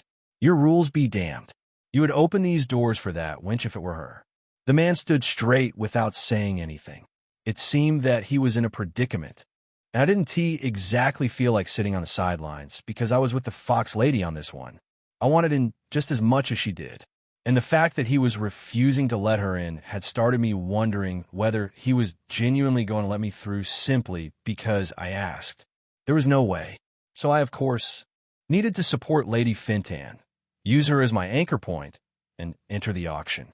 It's just a damn place where they sell a lot of shit. Why the hell are they all so guarded about it? The harder it was to get into that place, the harder I wanted in. Selling what I could was part of it, but the major reason I believed was networking. If there were many people like Lady Fintan here, it could be my chance to catch a glimpse of the powerhouses of the continent, maybe even the entire world. Thinking about it and giving myself all the reasons only made me want to get in worse than before. But I still had to figure out a way past this situation for Lady Fintan. If she couldn't be allowed in by this man, and she was stuck here, furious, What could possibly come out of my mouth that would carry more weight than the argument Shidi already made? She was a Sky General. Shidi played the authority card and lost. Because even though I was the shit in my hometown, I wasn't quite unaware of the fact that I was even an Earth General, if there was anything like that. My voice was not valued here. And in fact, I believed I would be speaking out of line to the man Atlas. For anything I said to be reasonable, to Lady Fintan or to him, it had to make intense sense. I thought about it and turned it over multiple times. In that single moment, we all stood there. Atlas unmoving, Lady Fintan simmering, and me pretending I wasn't calculating angles like my life depended on it. Then eventually my voice came. If I may. Both of them turned to me. Atlas with the look of someone who had forgotten I existed. Lady Fintan with the sharp glance of someone who hadn't I cleared my throat and turned my attention to the tall man, choosing my words with the kind of care I usually only reserve for spending money. You mentioned that once the auction starts, no new bidder can join. I understand that. Rules exist for a reason, and I assume House Valation set them because they need the process to be trusted. If anyone could walk in whenever they pleased, the whole system falls apart. Am I wrong? Atlas blinked. He hadn't expected agreement from me, given this strange predicament. That much was clear. You are not wrong. Good. I took a breath and let the next part come naturally. Then let me ask you something. The Firehaven feathers Lady Fintan mentioned, those are a rare commodity, yes? Atlas said nothing, but the slight tension in his jaw told me I was on the right track. Rare items drive high bids. High bids drive commission. And when someone of Lady Fintan's caliber enters a bidding war, I paused and gestured loosely towards the Fox Lady. No one in that room is going to let a Sky General outbid them without a fight, which means the price climbs. Not just for the feathers, for everything. Because the moment she walks through those doors, every person at that auction is going to feel the pressure to bid harder, louder, faster. They want to prove they belong in a room with her. I let that sit for a moment. Atlas's expression didn't change, but he wasn't interrupting either, and a man like him probably would have if my words had no teeth.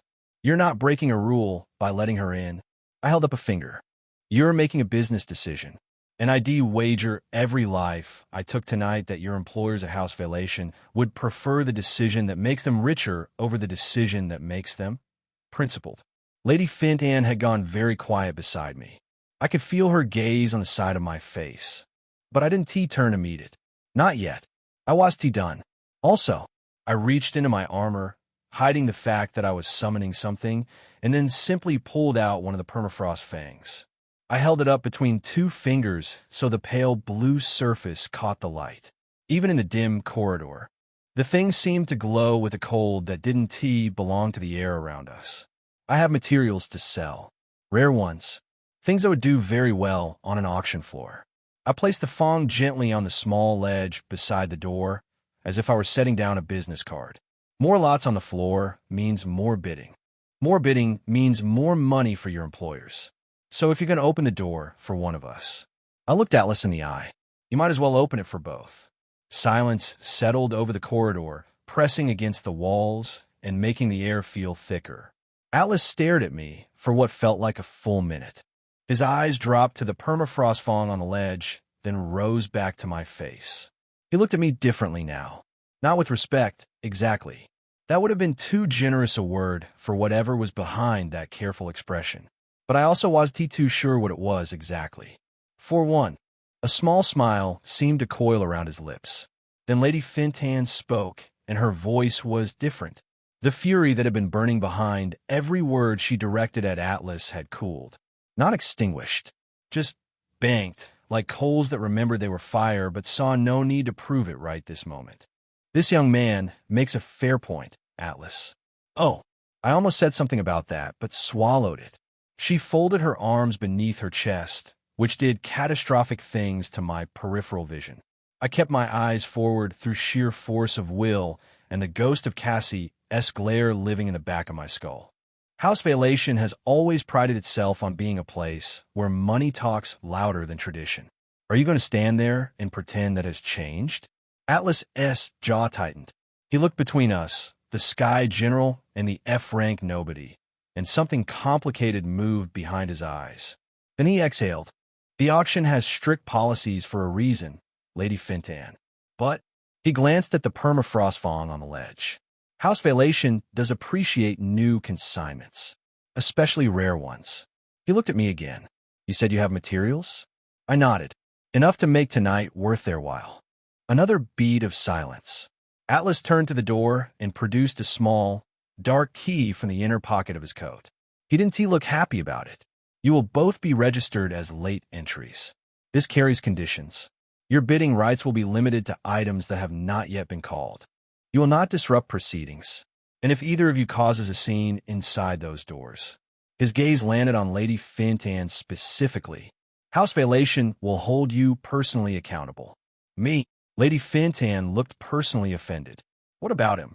She pointed at me. Atlas looked at me, then back at her. He is not the one who threatened me with 10 slashes of cane, my lady. Lady Fintan opened her mouth, closed it, then turned away with a dignified huff that fooled absolutely nobody. I said nothing. I was too busy trying not to grin like an idiot. We're in Chapter 311, Bargains of Chips, but there's something. My heart caught as he mentioned that. Something? The fuck you mean something, Mr. Man? Less to the damn night auction, you violent pillar of excretion. His gaze shifted to me. What about the front line? How are we going to take care of that? You've gone and become a key to the battle today. I can't just let that go. I raised my brows, surprised and offended. What does he mean he can't let that go? For some reason, I was smelling a ploy here. This man was about to be sketchy. He spoke before I could press the point. Yes, you're right. The House Valation values profit far more than anything. And inhibiting you would most certainly be disadvantageous to them. But in this special condition, letting you go will also work against them. He breathed before he continued, and even that breath felt measured, like he rationed his pauses the same way he rationed information. Letting the Nightfall Order take tonight's win can destroy a decade of what the House Valation has been working for. At the end of the day, I have to weigh which choice carries more weight of consequences. He glanced at the Fox Lady and then returned his gaze to me. However, I am willing to make a special exception for you. I knew it. I kept my face neutral and stared into his eyes, which were like way up there. The man was unreasonably tall. And what will this exception be? A smile curled upon his lips. He changed his stance, standing more casually with all those robes draping around him. The shift was too smooth. Rehearsed. He'd already decided what he wanted before this conversation started, and everything between then and now had been theater. Wonderful. A businessman pretending to negotiate. My favorite kind of con. It's simple. You see, I'm sure, after seeing all the reports that were made about you, I'm certain that you are a heroic summoner. Hence, I want you to do 2 things for me. He raised 2 fingers forward, looking at me in the eye. 2. I stood there, watchful, while he was still smiling and the Fox Lady was beside us. Silent, but looking interested enough that she hadn't left. Well, it was up to Atlas that she could enter the auction after all. All right? First, I want to know your rank. I scoffed. That's simple, He stopped me before I could talk any further by putting a finger over his lips. Shush. I don't care about what your rank says on paper or what the runes say. We have our own way of knowing. I simply want you to submit yourself to it. Undergo the test. That is 1. He folded 1 finger down. 2. I need your summon for that destruction that is outside. If your attributes are that strong, then I'm sure that you're holding a monstrous thing in there. I want you to send it outside to change the tide of the battle and aid us as much as you can. After that, we can then discuss making you a captain. I thought about the things he said without responding right away. Well, a reevaluation of rank does no harm. After all, I know I'm F rank, so he'll be very disappointed actually. The real problem was the second thing he wanted me to do. Sending Maggie out there felt like sending her on slave work. Then again, who was to say they couldn't do a little slave labor for me? After all, I'd been pampering them the whole time. Every last one of them. My gaze sharpened at the sweet thought. Yeah, no bad. Let her too work for her rent. It was actually not a bad idea. After all, thinking about it thoroughly, I sighed and looked at the man. I have a countercondition, too. Atlas chuckled, but the chuckle didn't quite reach his eyes. His expression stayed arranged, controlled, like someone used to laughing without it meaning anything. You don't have the right to object to anything, Mr. Cade. I believe you have made your conditions clear from the very beginning, and by doing this, I'm merely doing you a favor. He shifted his gaze to Lady Fintan, a favor you very much owe to the lady of the Whitetail clan. He was right. This chance I was only able to take so much advantage of because the perfect opportunities had presented themselves, and I used every one of them to slip myself through. That was not to say that things weren't proceeding well for me. Still, though, I only asked you for one thing. You're going to ask for two, and in that regard, it'll leave me thinking if the profit I seek is enough for me to expose myself in the way you want me to. I breathed. It's only right that I make this fair, so I can be satisfied with the choices I make. He continued to stare at me. I shrugged. Or, if that's not enough, we can simply just withdraw all of this. I can tear my way to the enemy's camp and decide to help them instead. A pale smile fell from his lips. Mr. Cade, I do not respond so well to threats. There was no iota of fear in my gaze. His stare held mine with cold and subdued contempt, and yet all of it affected me in no way at all. Either I was getting somewhat too cocky, or the attributes that affected my head were getting powerful enough to dampen my fear and whatnot. I think I've always been a fairly cocky person. You can try me. Nothing can hold me down, and I am very confident about it. Nothing here can. The Fox Lady at that moment nodded and spoke. He says the truth, Atlas. Listen to the young man, if you value your place. He single-handedly humbled me and that pretentious war prelate of the Iron Covenant. Atlas was silent, and wasn't he one to show emotions, but that silence was quieter than just not saying anything. Something shifted behind his eyes. His gaze drifted towards me, and a small smile played at his lips. Certainly, a re-evaluation of your rank will be very much appreciated. In that case, I shall consider your request. What is it? I inhaled and exhaled. I need to find a companion of mine. We left the mercenary guild in El Mercado. From there, I've heard nothing of her. I assumed that she would be providing support from some higher elevation since she was a sniper, but then there's been no sign of her. Atlas rubbed his jaw. A sniper. Now, those are very rare summoners, and the best of them that I at least know about are from the House Velation. He paused, still rubbing his jaw, and looked down on me with one of his brows slightly raised. What is the name of this person? I responded casually. Cressida? Immediately, as I uttered the name, a dark frown knitted his brows. You wait. His voice changed. The practiced smoothness cracked, just slightly, just enough. Have I bothered to ask? Who are you, and where do you come from? Chapter 312. How did we get here again? I was surprised, and not just by the question. The tone caught me off guard. Atlas hadn't exactly been polite before now, but he'd been neutral about it. His condescension had structure. Through every word, it was as though he was simply expressing his place in the hierarchy, letting me know he was stronger than me, that he knew where my power started and where it ended. I didn't mind. Everybody was stupid about that particular topic, even me. I didn't know where my power ended. It certainly was just leaving from the starting point. I mean, what could I say? I only had 2 villainesses of the 5 available to me. But being the good and outrightly just person that I am, I wasn't going to cut a man's head off for underestimating me. Now, though, I felt like I would.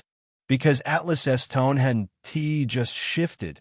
It had dropped off a cliff into something straightway threatening. And it wasn't just his voice.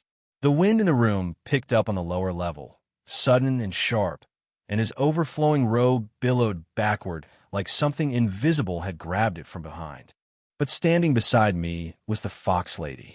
The moment the wind surged, it collapsed, fell flat, dead air, and I had a feeling that was because of her.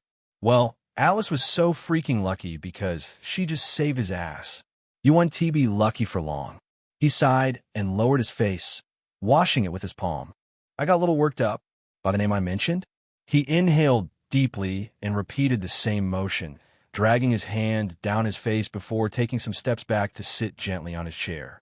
The darkness that had been shrouding the room had cleared now. Or maybe it was simply my eyes that had adapted. I was too sure. I did not keep tabs of them, but in the very least I know them when I hear their names. He settled into the chair like a man preparing to deliver bad news.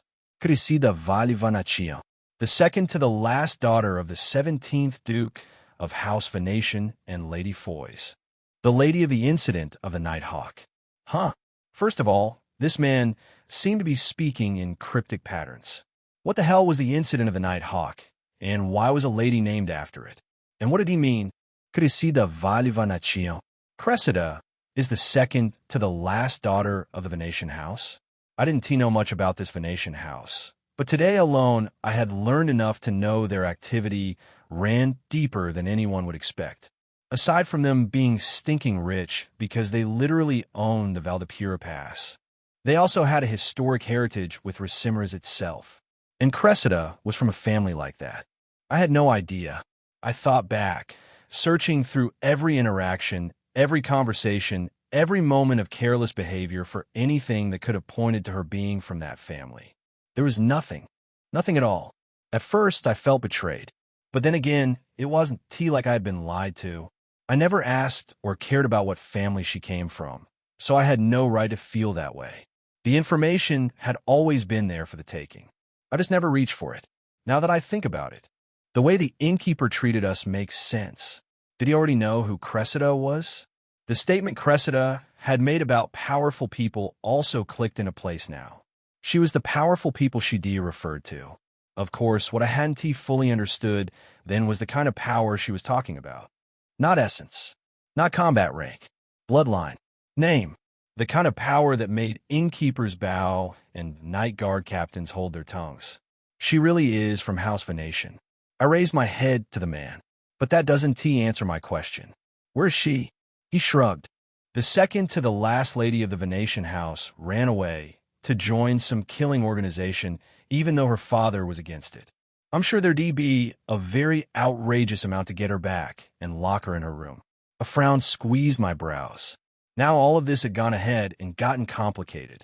All I just wanted to do was come to El Mercado and enjoy my one-day holiday hunting for some really good spirit gears. And then before I knew it, I was looking for money. I was fighting through the night, now being invited to become a captain. Thank goodness I was going to enter the night auction. But what does he mean?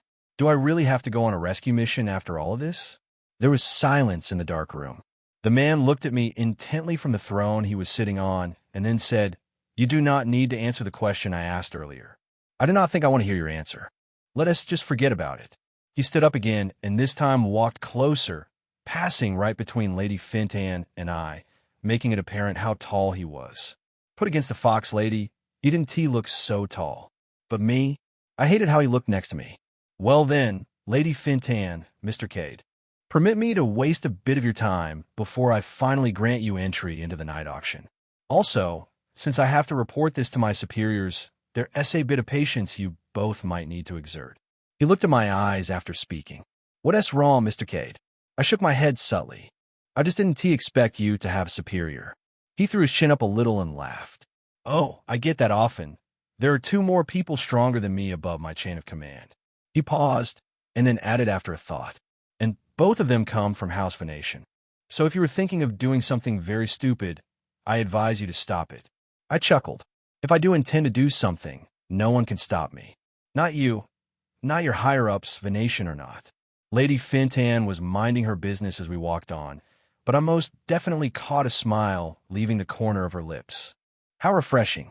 Mission Impress the Fox lady is progressing. Cressida's situation and all of this was very important, but I couldn't afford to take my eyes off the main goal. My eyes must be on those massive balls. Chapter 313. The Soul Monolith. The man, Atlas, took me deeper into the ruinous castle. Night guards occupied every section, wearing dark armor and red cloth, moving about the corridors doing different work. None of them paid attention to Atlas as he passed. When I observed the pattern long enough, it became clear that the man himself had been the one to give such an order, and was enjoying the silence it brought him. I, on the other hand, did not enjoy anything. The silence inside might have seemed peaceful, but I was very well aware of the cacophony drowning the crowd outside the castle walls. It had barely been 20 minutes since the new group of soldiers started to ward off the attack of the Nightfall Order, and as someone who had fought that battle for 4 hours straight, I could tell exactly how intense it would be for them. We got the better end of the stick because we had the opportunity to start off slow, but they were stepping right into the heat of it. They would have to fight gruesomely to hold the line against the Nightfall Order, which was only now beginning to unleash the brunt of its full force. Good luck with that. I pulled my mind from what was happening outside and focused on the inside. The walk was longer than I expected, and Lady Fintan had already been escorted somewhere she could wait before entering the auction. Atlas had promised this whole thing wouldn't take 10 minutes. We DC about that. At some point, as we moved deeper into the hallways, his baritone rolled through the darkness and reached me. Which Summoner S Academy did you attend? Solar Aces? Grundhiller? I was silent for a moment. Then I said, Etheris. Oh, Etheris?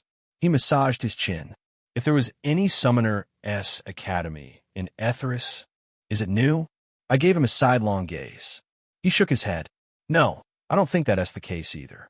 There's no way a new academy would have been established without me getting to know about it. And yet here I am. He sighed and finally reached the door, pausing before opening it. So we can't depend on your knowledge, so far? He opened the door and let us inside while I was trying to figure out what the hell he meant by that. Then the light hit. A ghostly blue glow washed over us as we entered the room, and that alone caused every thought bubbling in my head to go quiet. The man not having heard of the Summoner S Academy in Etheris. What exactly he meant by not being able to depend on my knowledge. All of it evaporated, because the blue light was overwhelming and its source was even more outstanding to gaze upon. In the center of the room sat an amalgamation of spirit crystals. I could only imagine how they had managed to build something like this. It looked like it had been cut from a larger crystal, fragmented in a way that reflected the room back at itself, in no fewer than 100 different angles. Its blue surface carried the stunning calm of undulating sea waves, and the light it cast spread forth like something alive, fierce and unhurried, encompassing every corner of the room and pulling it into its domain.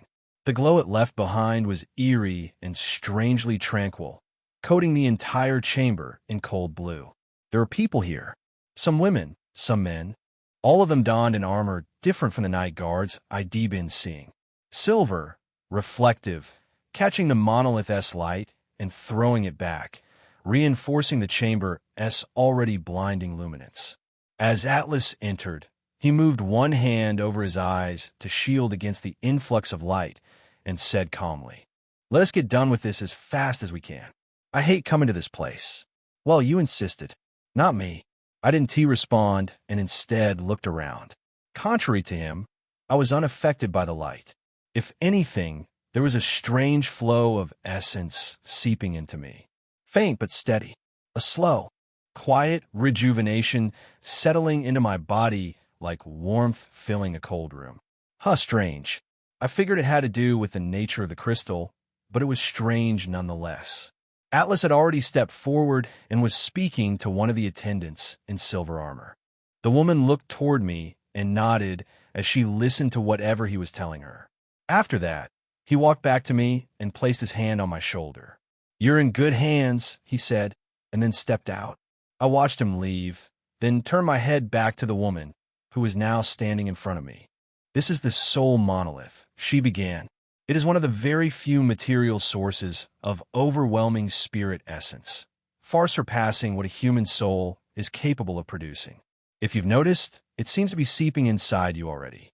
She must have caught something on my face the moment she said that, because she added quickly, "It's not an unnatural phenomenon, don't worry. When you're in a closed space with an object of overwhelming essence that can't consciously contain itself, your own essence subconsciously serves as a pulling force, absorbing as much as the object can release. That is what makes soul monoliths so rare and precious." She chuckled and then mumbled, almost to herself, of course, aside from the fact that they can power atrocious weapons. Enough firepower to destroy cities with a single shot. "Huh." She jerked and smiled quickly. "Oh, never mind what I said. Please follow me." No, I definitely minded that. She led me toward the stone. The monolith itself was encased within a railing that prevented anyone from getting too close. As she led me nearer, she spoke again. Directly touching it can flood you with more essence than your soul can contain. That can shatter your spirit core. And from there, either turn you into some kind of spirit beast or cause a reflux that leads to death. Or worse, it renders you useless for the rest of your life. She paused, her tone hardening slightly. So please, whatever you do, do not touch it. I nodded, taking that warning deep into my heart. Took it personally, even despite the fact that I really, truly felt like touching it. Also stopped looking at it. I blinked. Your soul continues to desire it when you stare, but that's one of the monolith-esque ways of being the winner in the end. It will destroy your soul, and all the essence you've absorbed will drift right back to it. I turned to her with genuine shock in my eyes, then slowly turned back to the large blue crystal. For something so unconscious, you sure devised one hell of a killing scheme. I forced my gaze away. She led me to a platform a few meters from the stone and nudged for me to stand in its center. After I did, she asked, "Is it okay to take off your shirt?" I raised my brows in confusion.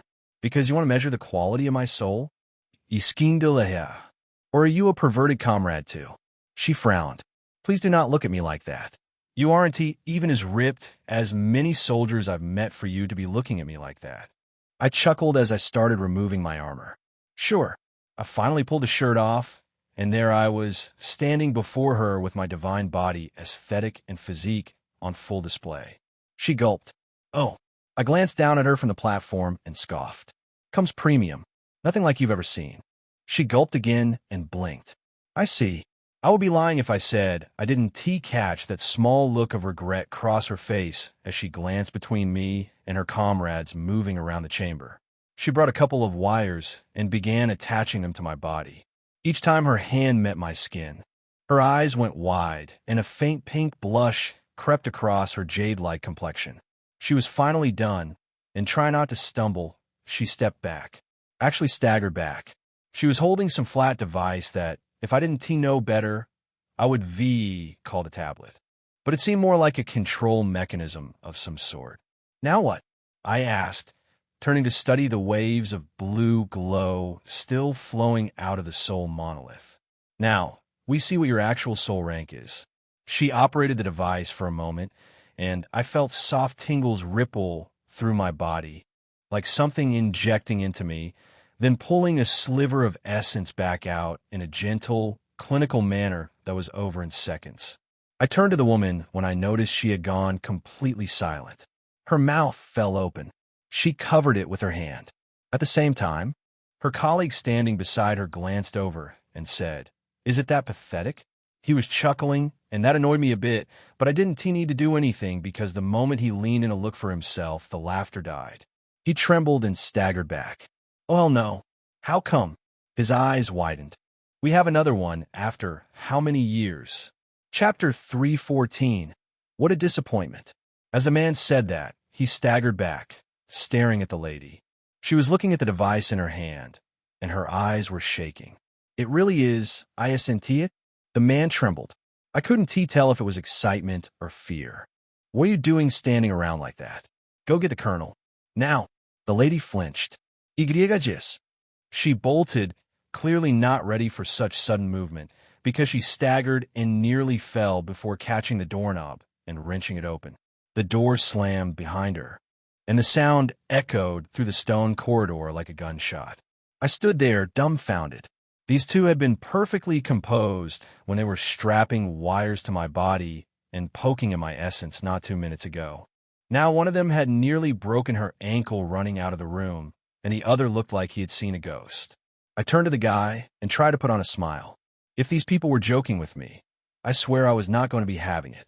I would summon Maggie and let her burn the entire castle down with her signature ability. I had the essence for it. Barely, but I had it. Care to tell me what is going on?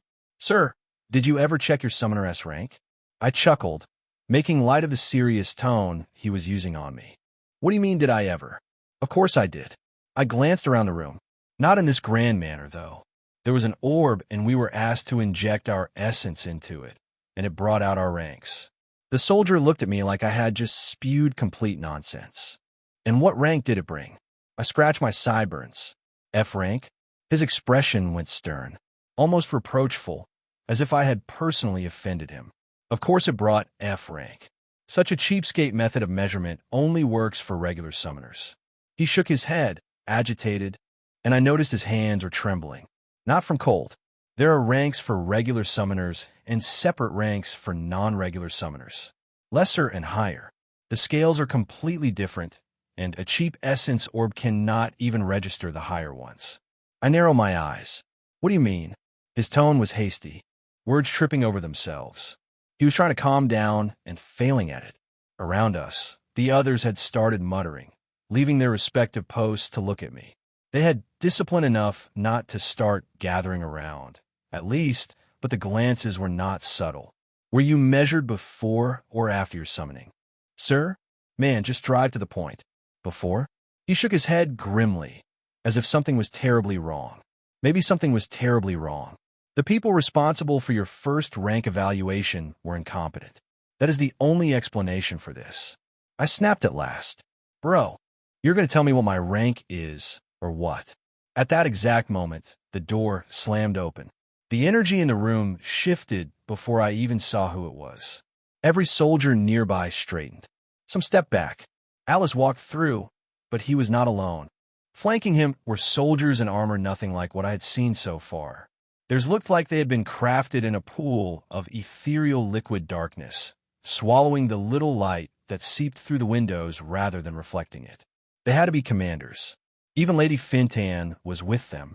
Alice came straight for me and grabbed my shoulder. He was grinning, and it was almost as if stars were sparkling in those deep eyes of his. You. I twisted my shoulder out of his grip with practiced ease. I still don't get what is happening here. Atlas pinched the bridge of his nose, still grinning. He had not stopped grinning since he walked through the door. Behind him, every commander wore the expression of someone who had just found their salvation after years of searching for it. That cannot possibly be good for me. What is it, man? You are a sovereign summoner. The room went quiet. It was like everyone just simply stopped at once. I frowned. Sovereign summoner? Atlas shook his head. I knew we couldn't depend on the knowledge of that strange academy you said you attended. I asked around, and no one has even heard of it. Must be a fraudulent place. He turned to the woman beside him, the same one who had bolted out to fetch him. Explain. She straightened and counted off on her fingers. The ranks you're familiar with, F through S, those only apply to regular summoners. Non-regular summoners operate on a completely different scale. She listed them with the brisk efficiency of someone who had recited this before. Mortal, awakened, elite, champion, hero, legend, myth, sovereign, and calamity. There are only 5 known myth-rank summoners alive in the world today. She paused, letting that land. Sovereign is above that. Above the tier that only 5 people in the entire world occupied. Sure, normal Tuesday. Atlas picked up from there, unable to contain himself. Sovereign summoners are beings who command transcendent entities, godlike existences. They are capable of summoning immortal figures that ascended to the spirit realm without ever having to taste the concept of death. His voice carried the weight of someone reciting scripture, eyes burning with a light I had never seen in a man before. You're not an F-rank summoner, young one. You never were. I nodded slowly. I see. Alice blinked at me. Behind him, the commanders were still murmuring amongst themselves, all of them looking at me with that radiant, almost hungry light in their eyes. Like I was the answer to a question they had been too afraid to ask out loud. He looked genuinely thrown by my calm. I felt like it was a bit unfair that I was not shouting and yelling and probably crying, but what could I have done? This was not surprising. Not in the least. I had 2 calamities in my soul. 2. The least I could have been was a calamity summoner myself. What the actual fuck did they mean? Sovereign? There was not a single sovereign tier summon that I had. Not one. Fuck them all. Their system is just as broken and cheap too. I raised my gaze to meet Atlas' expectant face. Then, with an unapologetically dry tone, I asked. Am I going to enter the night auction now? Chapter 3:15. Well, the actual FK. Atlas stood there blinking at me. Every one of his commanders was doing the same, though whether they were technically his commanders or simply people who deferred to him, I hadn't worked out yet. The hierarchy was clear enough. He was at the top, and everyone else was trying not to stare. They were failing. All of them were looking at me like they had never seen a properly built man before. I retrieved my shirt from where the attendant had hung it during the measurement and pulled it back on, glaring at each of them as I did. You'd think a sovereign rank reveal would be the headline, not my physique. I see. Atlas's voice cut through the silence like a blade through cloth. Truly a man of priorities. He straightened, and his posture shifted to express less curiosity, more calculation. You did come here for something after all. Perhaps we can discuss the finer details after you've had a successful auction night. I will personally escort you to the entrance and see to it that your items are accepted. The change was immediate. 5 minutes ago, I was a mercenary he just couldn't afford to ignore. Now I was being offered personal escort by a man whose commanders wouldn't breathe without his permission. Funny how that works. What about outside? He glanced through the window. The cacophony of the battlefield was distant from up here, but it was still roaring. Steel on steel. The crack of summons detonating against summons. Voices that could only be screaming. The man's expression shifted, conflicted. I could read it plainly enough. Asking me for a favor felt like too big of a request now that he knew what I was. Their system said sovereign. Mine still read F rank. I had plenty of reasons to believe theirs was the broken one, but dwelling on rank discrepancies wasn't going to change anything happening outside that window. I sighed. I made a promise, and I intend to uphold it. There is going to be a clause to it all, though. The moment I spoke, all of them placed their hands in front of their bodies and listened with the kind of attention usually reserved for religious sermons. I actually had to lean back from them for a moment. The reverence was suffocating, but they merely smiled, unchanging in their eerie expressions. Please, Lord Cade, carry on. Atlas said, Oh, it's Lord Cade so quickly? That didn't take long at all. My summon can be quite impatient, so the moment she enters the battlefield, we're shifting from defense to offense. And it's all for your benefit. He did not respond immediately. His gaze dropped, though his back stayed straight, and his jaw tightened. There's a reason why we play defense in this war. Unless you underestimate the nightfall. Unless you underestimate me. I let it rest there, holding his gaze without blinking. He stared back. The room held its breath. Then he chuckled. A sound that started low and cracked into something genuine. Of course I don't. You're a sovereign, the second one since a long time. Of course I take the opportunity to witness the power of a sovereign tier summon. I shook my head at them pitifully. These people really underestimate me down to the letter. But it was fine. I've been dealing with this since day one. Underestimate me all you want. What I wouldn't condone was underestimating my supreme villainesses. Whatever. I walked to the window of the room and set a foot on the ledge, kicking it open with the lightest touch.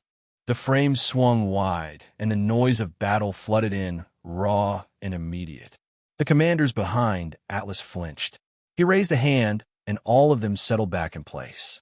He himself kept his gaze on me, expression blank, just watching, waiting to see what I would do. What I wanted to do was something I had been thinking about since the walk up here.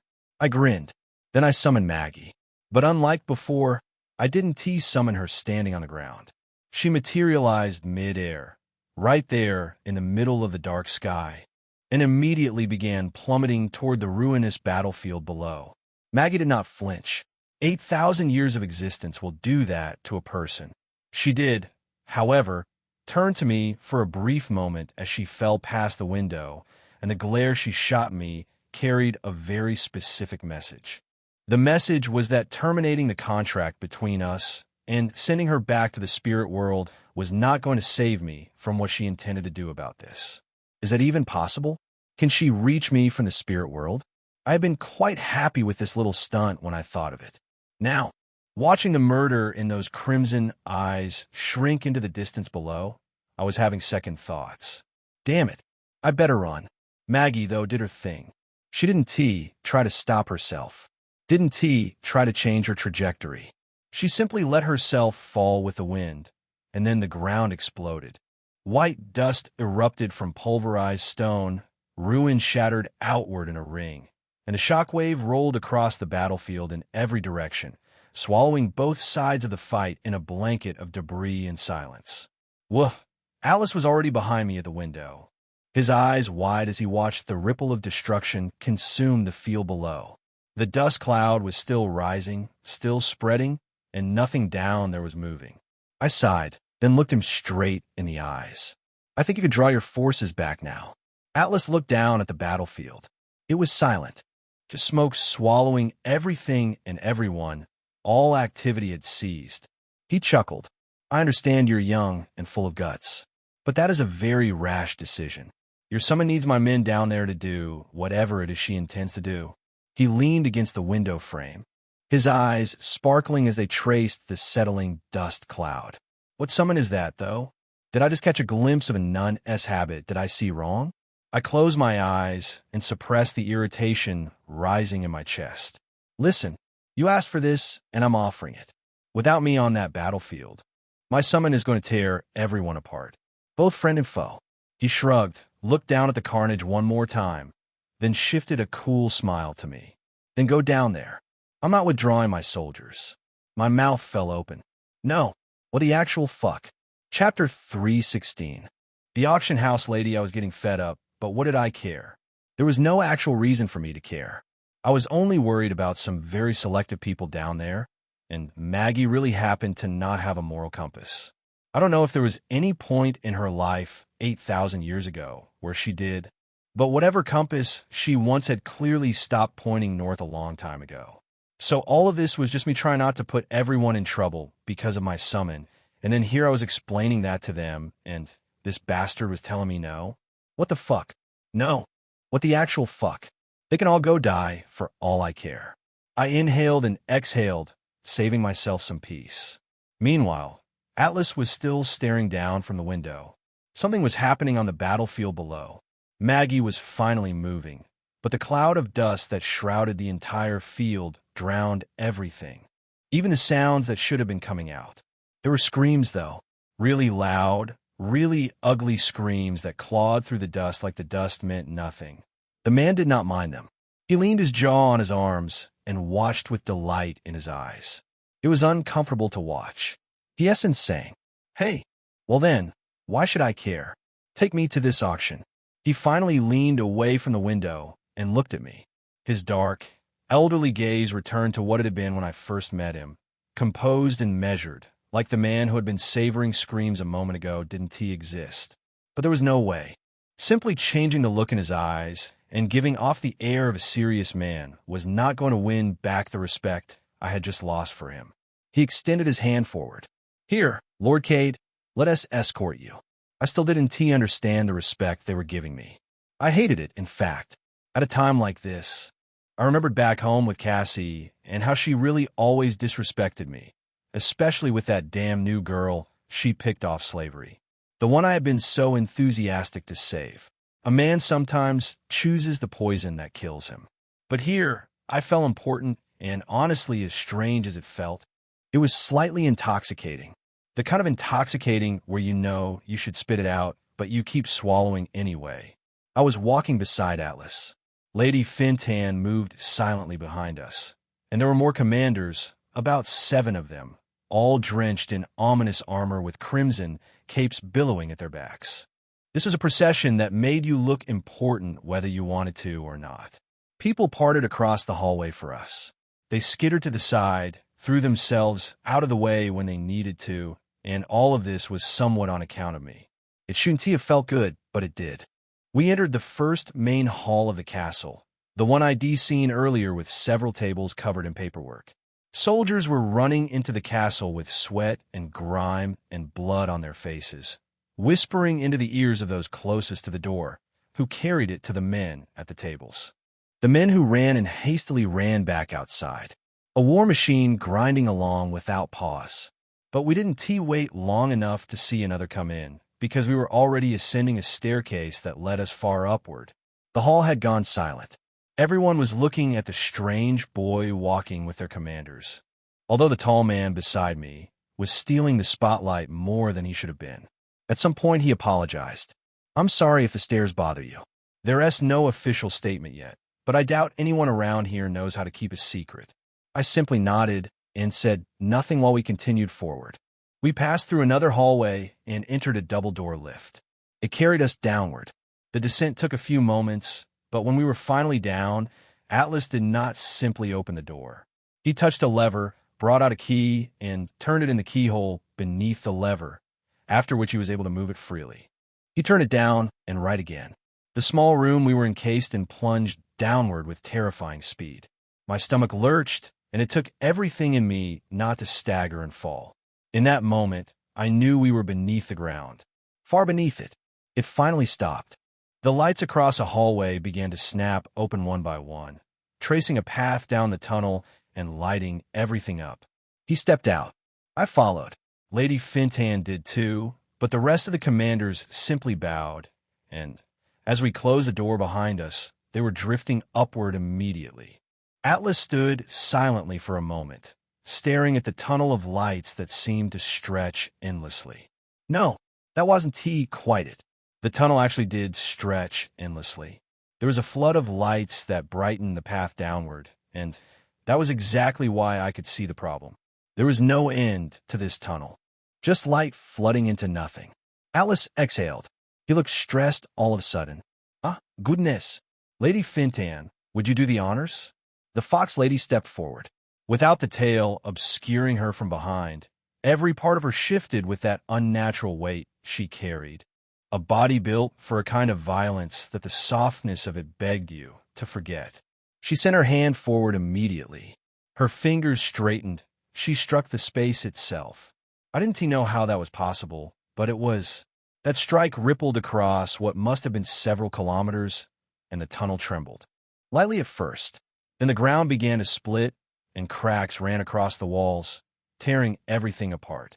I staggered, thrown by the imbalance of what my eyes were seeing, but at the same time my feet were perfectly stable on the ground beneath me. "No earthquake." Atlas looked ahead, smiling. He did not spare me a glance. Don't be deceived by sight. That's her area of peculiarity. Who? Before I could even finish the question, Atlas had lowered his head slightly in a bow.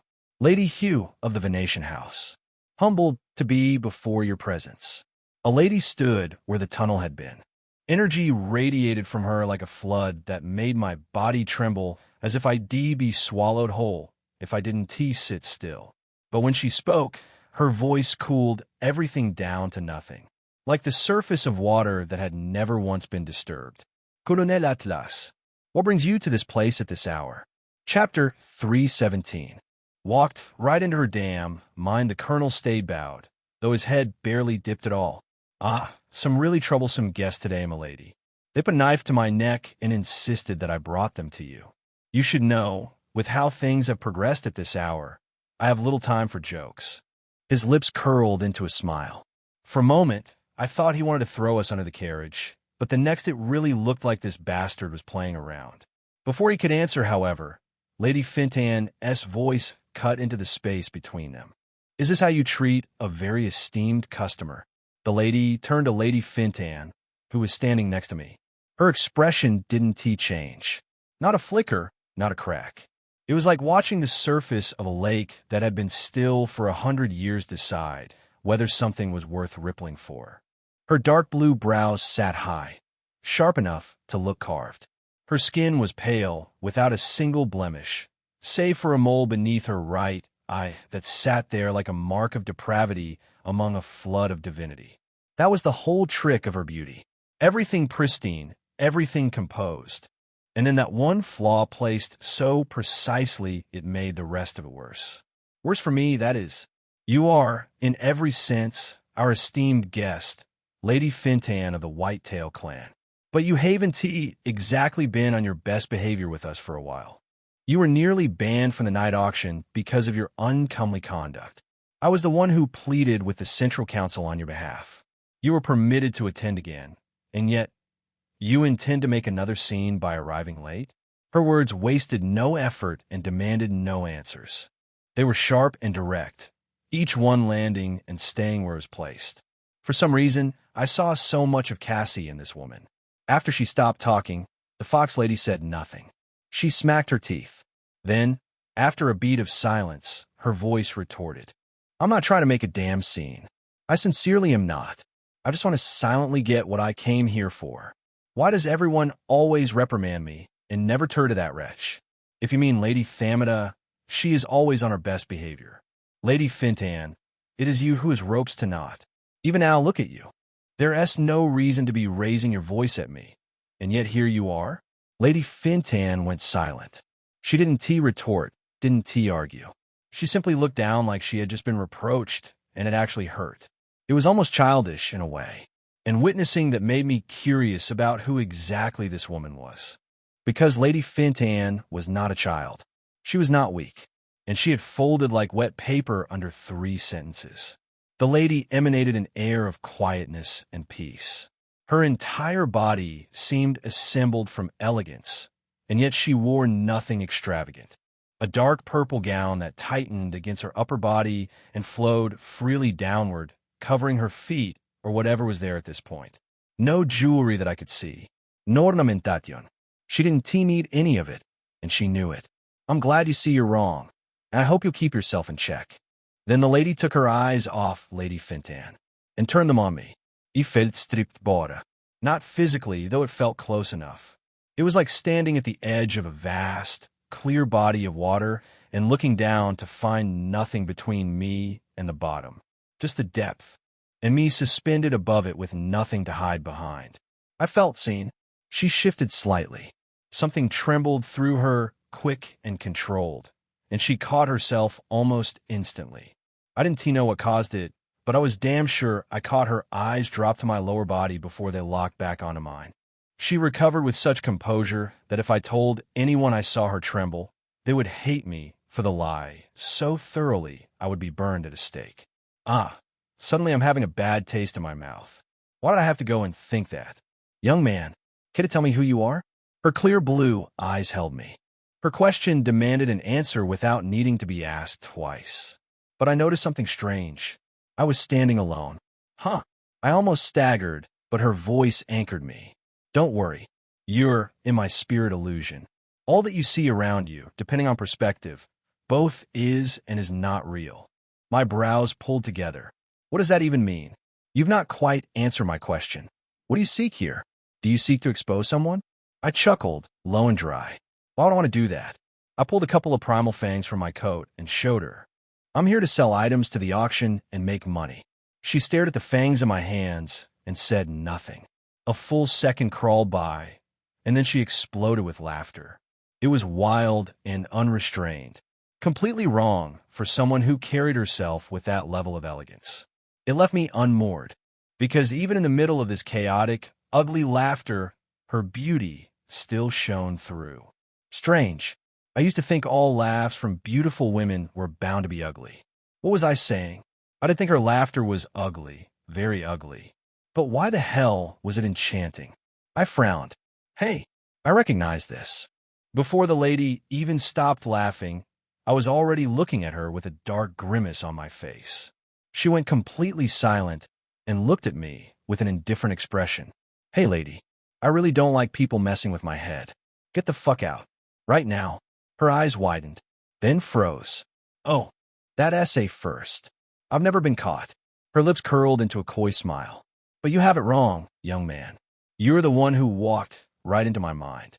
It's only natural that yours be made bare before mine, when you were the one who entered. Right? Chapter 318. The night auction, I was dumbfounded, but I stood there turning everything over in my head. This woman simply meant to say that I was in her mind. But she had also called it spirit illusion earlier, so she couldn't have meant her mind in the literal sense. I didn't respond immediately. I stayed still, let my thoughts settle, and after I had worked through enough of it, I brought my hands to my front and smiled politely. All my earlier caution and wariness dissolved like they were never there. That was a skill too, an underrated one. Forgive my intrusion, my lady. Actually, it was Colonel Atlas, you see. He went about boasting about how he had a personal relationship with you and said he was going to bring me to the night auction to show me. I scoffed. Goodness gracious, what a shameless man, really. She did not say anything immediately, but stared at me with a blank gaze, one that made it difficult to tell what she was thinking. Atlas, I nodded sharply. He has been all over my head since he discovered I was a sovereign summoner, they say. And you know what is funny? He even promised me that you'd take a look at my items and approve them to be sold at the auction tonight. I completed the performance with a wide grin spreading across my face, as polite as it was pretentious. To be honest, I didn't care whether she believed me or not. That was not the point, and I was sure she was smart enough to know the game I was playing. A woman like this, in a place like this. She had heard better lies from worse people. What mattered was that the lie gave her a door to walk through without losing face, and gave me a door to walk through without losing my life. I also didn't want to come directly against her. What she had called a spirit illusion, me entering her mind, it gave me slight chills. I could say the same thing if someone walked into the cathedral. I could simply tell them they were right inside my own soul.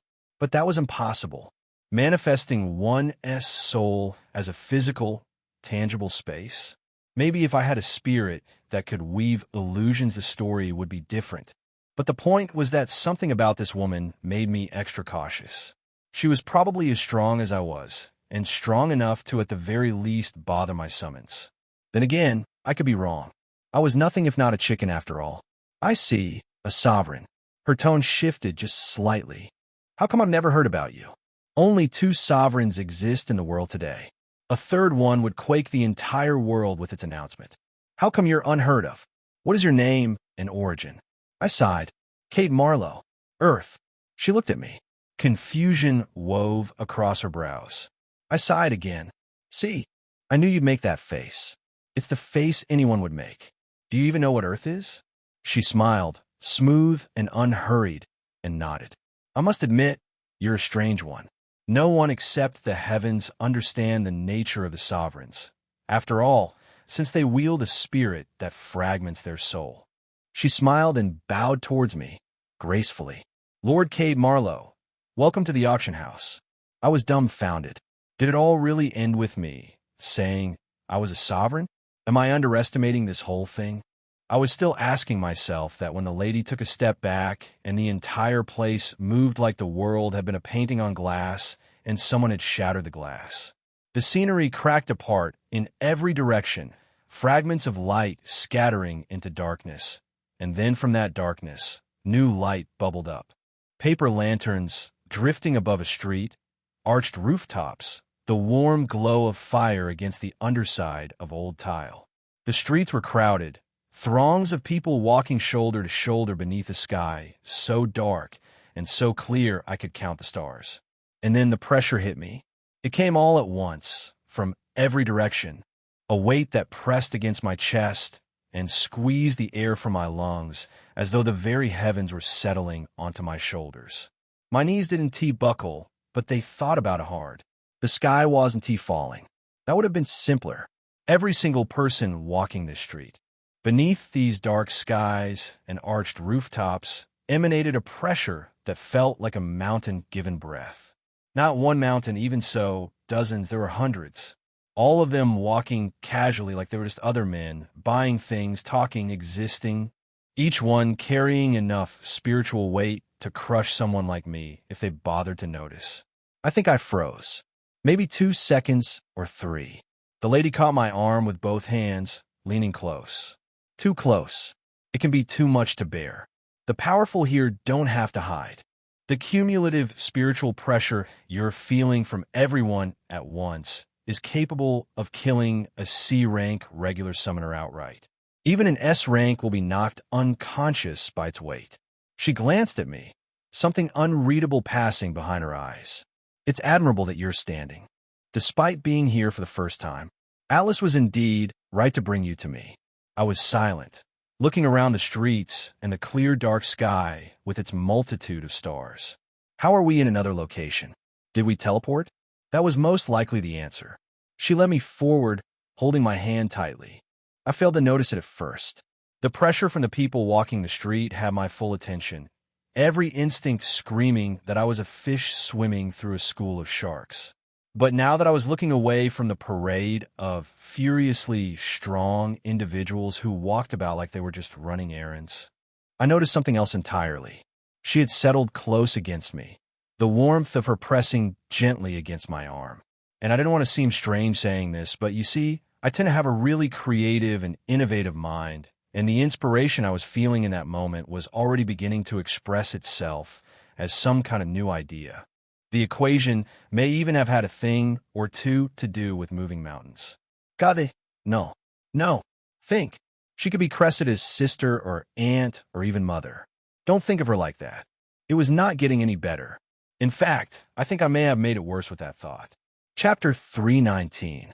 None of Destruction Commander Harrell had fought in 11 night auctions. He knew the rhythm of them. The first hours were always the cheapest, bodies thrown at the mercenary line to test fortifications and bleed the defenders. Then the summoners came in waves, each tier calculated to drain the defensive barriers until they cracked. By the fourth hour, the line would buckle somewhere. It always buckled somewhere, and once it did, the nightfall order would pour through the gap and the real killing would begin. 11 auctions. Same rhythm every time. Tonight was no different. His forward units had pushed hard through the first 3 hours, eating through the mercenary rabble on the eastern approach. Reports came back steady and predictable. The casualties were acceptable. Defensive summons were thinning. The barrier class on the night guard side was flagging. 5 of their shield bearers had already collapsed. Harrell stood on a broken ledge overlooking the ruins, 3 of his summoners flanking him, and watched the mercenary line sag. Send the second summoner line, he told his lieutenant. Target the west barricade. They've lost their tortoise. The lieutenant turned to relay the order. That was when the screaming started, not the screaming of battle. Harrell had heard enough of that to filter it out like wind. This was different. This was the sound of men who had seen something that broke whatever kept them moving forward. It came from the southern flank. His southern flank. Report, he said. No report came.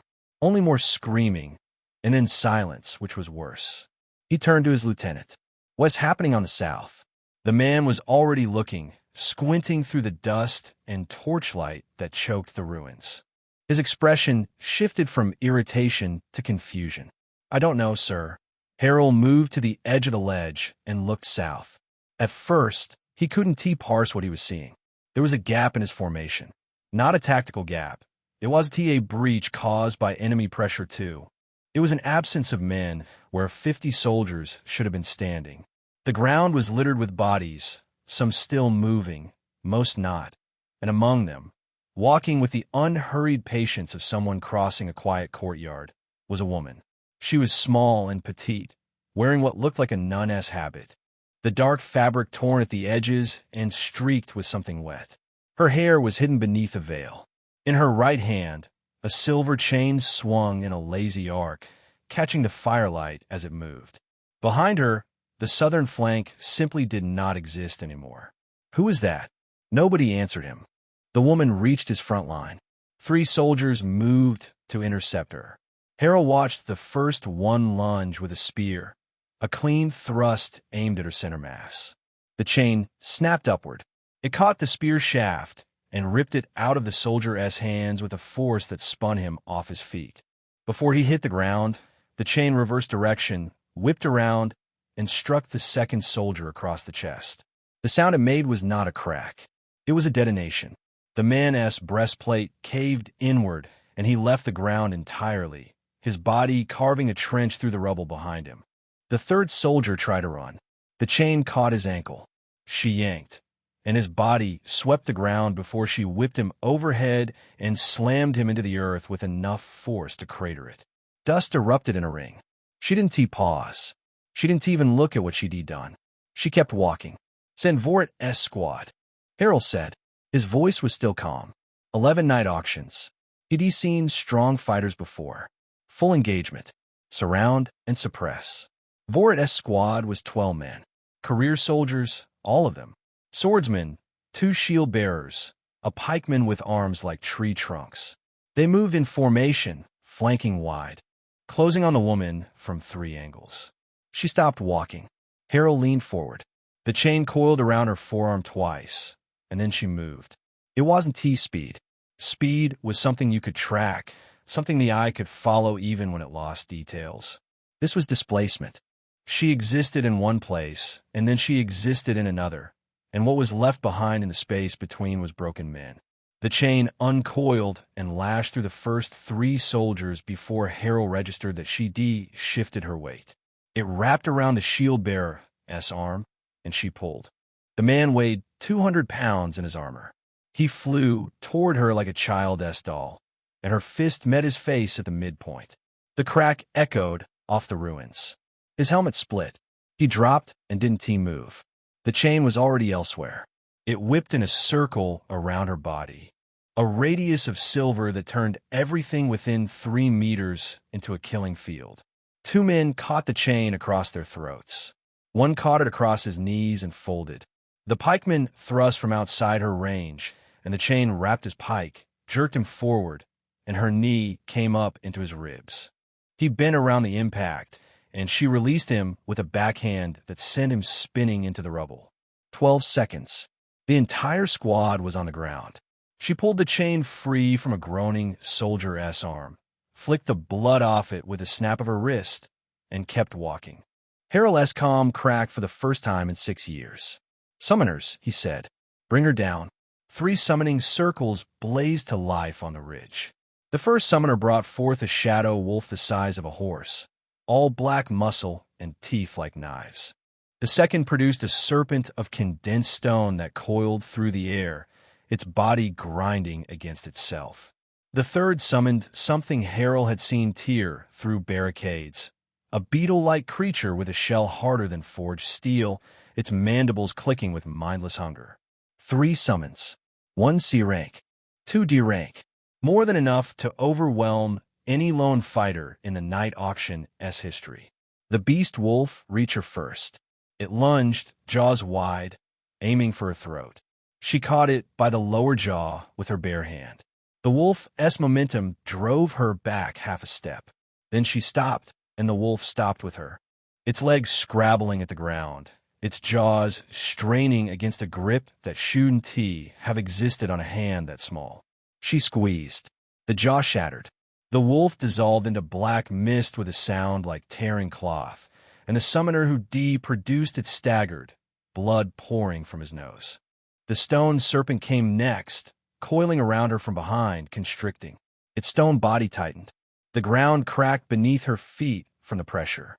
For a moment, she disappeared inside the crushing coils, and Harold felt a breath of relief.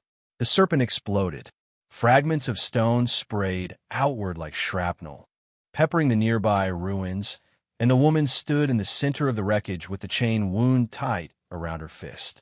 She punched through the serpent's body, punched through solid stone from the inside. Her crimson eyes turned toward the beetle. It charged. She didn't dodge. She stepped into it, drove her palm flat against the underside of its shell, and lifted. The creature weighed several hundred pounds. She flipped it onto its back like an overturned pot and brought her heel down on its exposed belly. Once, the shell cracked. Twice, it caved. 3 times, and the thing stopped moving. She pulled her foot free, dusted something off her habit, and walked forward. All 3 summoners were on their knees. One was unconscious. The other 2 were staring at the empty space where their spirits had been with the hollow expressions of men who just lost something they believed was permanent. Harold's lieutenant turned to him with a face drained of color. "Sir, what do we send the B-ranks?" There was a pause. "Sir, I said send them." Chapter 320. Whose summon is this? The B-rank summon arrived 40 seconds later. It came from east, redirected from the main assault. A lupin creature wreathed in dark flame, with eyes like molten copper. It was taller than the shadow wolf had been, broader, and the heat rolling off its body turned the dust in the air to glass particles that glittered as they fell. It was one of the strongest they had deployed tonight. The flaming wolf and its summoner regarded each other for a single, still moment. The battlefield around them had gone quiet, not because the fighting had stopped everywhere, but because every soldier within 100 meters of this woman had stopped fighting. Nightfall order soldiers who should have been pressing the line were instead pulling back, their eyes locked on the petite figure in the black habit. The wolf lunged. The chain lashed out and caught it across the face. The wolf's head snapped sideways, its flames guttering from the impact, and it stumbled. Before it could recover, she closed the distance. Her fist connected with the side of its skull, and the shockwave flattened everything within 10 meters. Soldiers on both sides were knocked off their feet. A section of wall that had survived 3 centuries of erosion finally collapsed. The wolf recovered. It swiped with a burning claw. She caught the paw, twisted, and slammed the creature into the ground. The earth cracked in radiating lines. She drove her knee into its ribs, and the sound that came out of the wolf was not a growl. It was a whimper. She stood on its body, planted her feet, wrapped the chain around its throat, and pulled. The wolf clawed at the ground. Its flames surged, licking at her habit, charring the edges. She didn't flinch. She didn't let go. She pulled harder, and the chain cut through the flames, through the spirit's essence, through whatever held the thing together. The wolf came apart. It unraveled, like a cloth being pulled thread by thread, and the dark fire that composed it scattered into embers that winked out against the night sky. Its summoner, who was about 200 meters away, vomited blood and collapsed. The woman stepped off the dissolving corpse and kept walking. The chain trailed behind her, dragging through the dirt, leaving a thin silver line in the dust. She was walking toward Harrel's position. "Fall back," he said. His lieutenant stared at him. In 11 night auctions, Harrel had never given that order. "Sir, fall back. Pull everyone south of the ridge back to the second line." Now, the order went out, and men began running immediately. They didn't retreat in formation, didn't even bother to cover each other. Discipline was lost from them at that single instant. They all ran like how animals would run from fire. On the mercenary side, the new commanding sergeant watched the Nightfall Order's southern formation dissolve. He'd been directing his units, barking at the mercenary line to hold their positions, managing the battle the way he'd done 100 times before.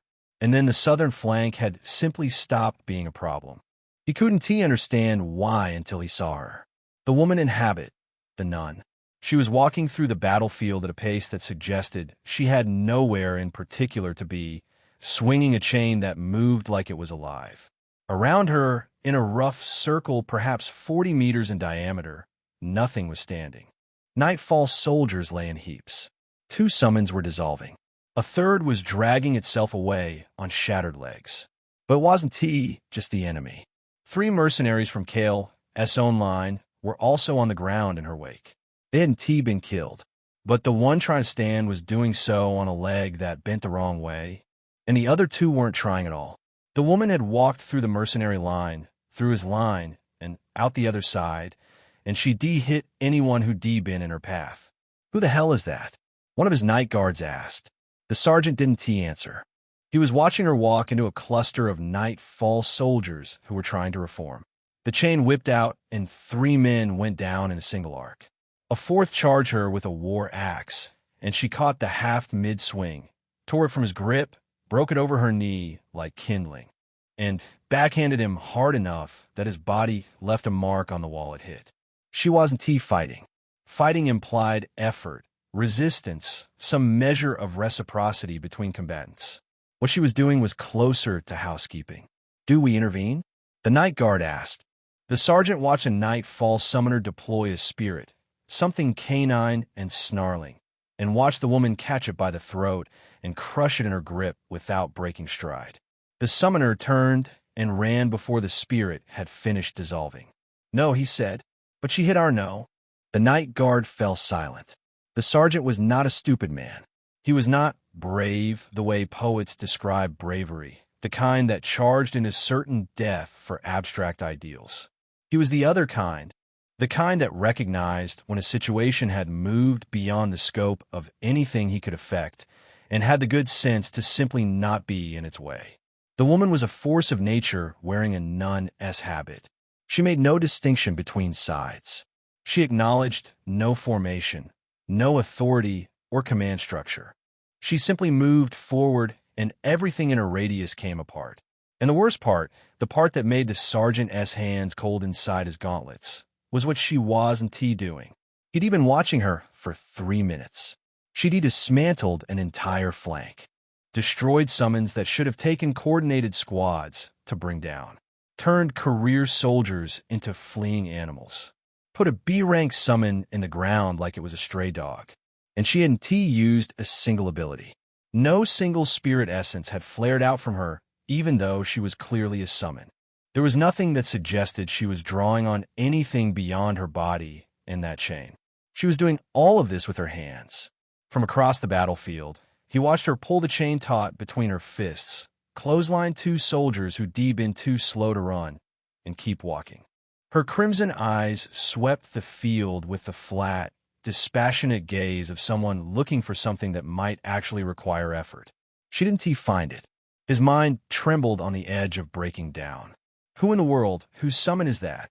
Chapter 3:21. Fulfillment of a merchant. Since my mind was not going to keep quiet about what was and what wasn't, I sought to find the answer myself. Is this the night auction? What I was currently seeing was nothing but a night market. People walking about, browsing stalls. Haggling over items like this was any other evening in Ricimerus. She chuckled. What were your expectations for the night auction? Glamorous halls with glittering gold lights. The elites of the elites sitting with raised number signs as they bid silently. I managed a shameful giggle. She caught me. She looked up. There, beyond the dark skies, is where the night auction truly is. Everyone and everything here is rudimentary at best. She looked at me and smiled, slow and deliberate, the kind of smile that was doing something on purpose. Now tell me about those items of yours. She wants to see the items? Fine. I was more than willing to oblige. After all, that was the whole reason I was here in the first place. Making money, not defending some ruins for 12 hours while my essence bled dry, and certainly not attending some night market dressed like I belonged. I opened my inventory. The first thing I pulled out was a thick, white pelt with a bluish sheen that caught the torchlight and bent it cold. Blizzard Mauler pelt. I had 6 of these, so I laid one across my palm and held it out to her. I got a few of these. Lady Hugh received it with both hands. And the moment her fingers touched the material, a small crease appeared between her brows. The area around her eyes tightened. She ran her thumb across the surface, pressed it, held it up to the faint glow of the lanterns lining the stalls around us. This is genuine Blizzard Mauler pelt. She looked at me. High-grade cold resistance material. Where did you get this? Kill the thing it came from. She studied me for a moment, then looked back at the pelt. You don't just kill. She sighed. Forgive my manners. I shouldn't put my nose around your businesses. These sell for between 300 to 500 gold crowns apiece, depending on condition. She folded it carefully, like it deserved more respect than I had given it. You said you have a few? 6. Her hands paused on the fold. 6. I nodded and pulled out the next item before she could settle. A curved, translucent thong about the length of my forearm, laced with frost veins that pulsed faintly, even removed from the beast. Permafrost thong. Got 3 of these too. Lady Hugh took it with noticeably more care than the pelt. She turned it slowly, letting the torchlight pass through its semi-transparent body. And when it did, the frost veins inside caught the glow and scattered it into pale blue threads. This is an epic-grade spirit weapon component. Her voice had dropped. The casual, probing tone she'd been using since we started walking was gone. A permafrost thong. A single one of these is worth more than what most of the merchants in this entire market will earn tonight combined. Now that's the kind of comparison I like to hear. I pulled out the next one. A crown-shaped crystal formation, pale white with a core that pulsed faintly like a slow heartbeat. Patriarch S. Ice Crown. I set it gently in her waiting hands.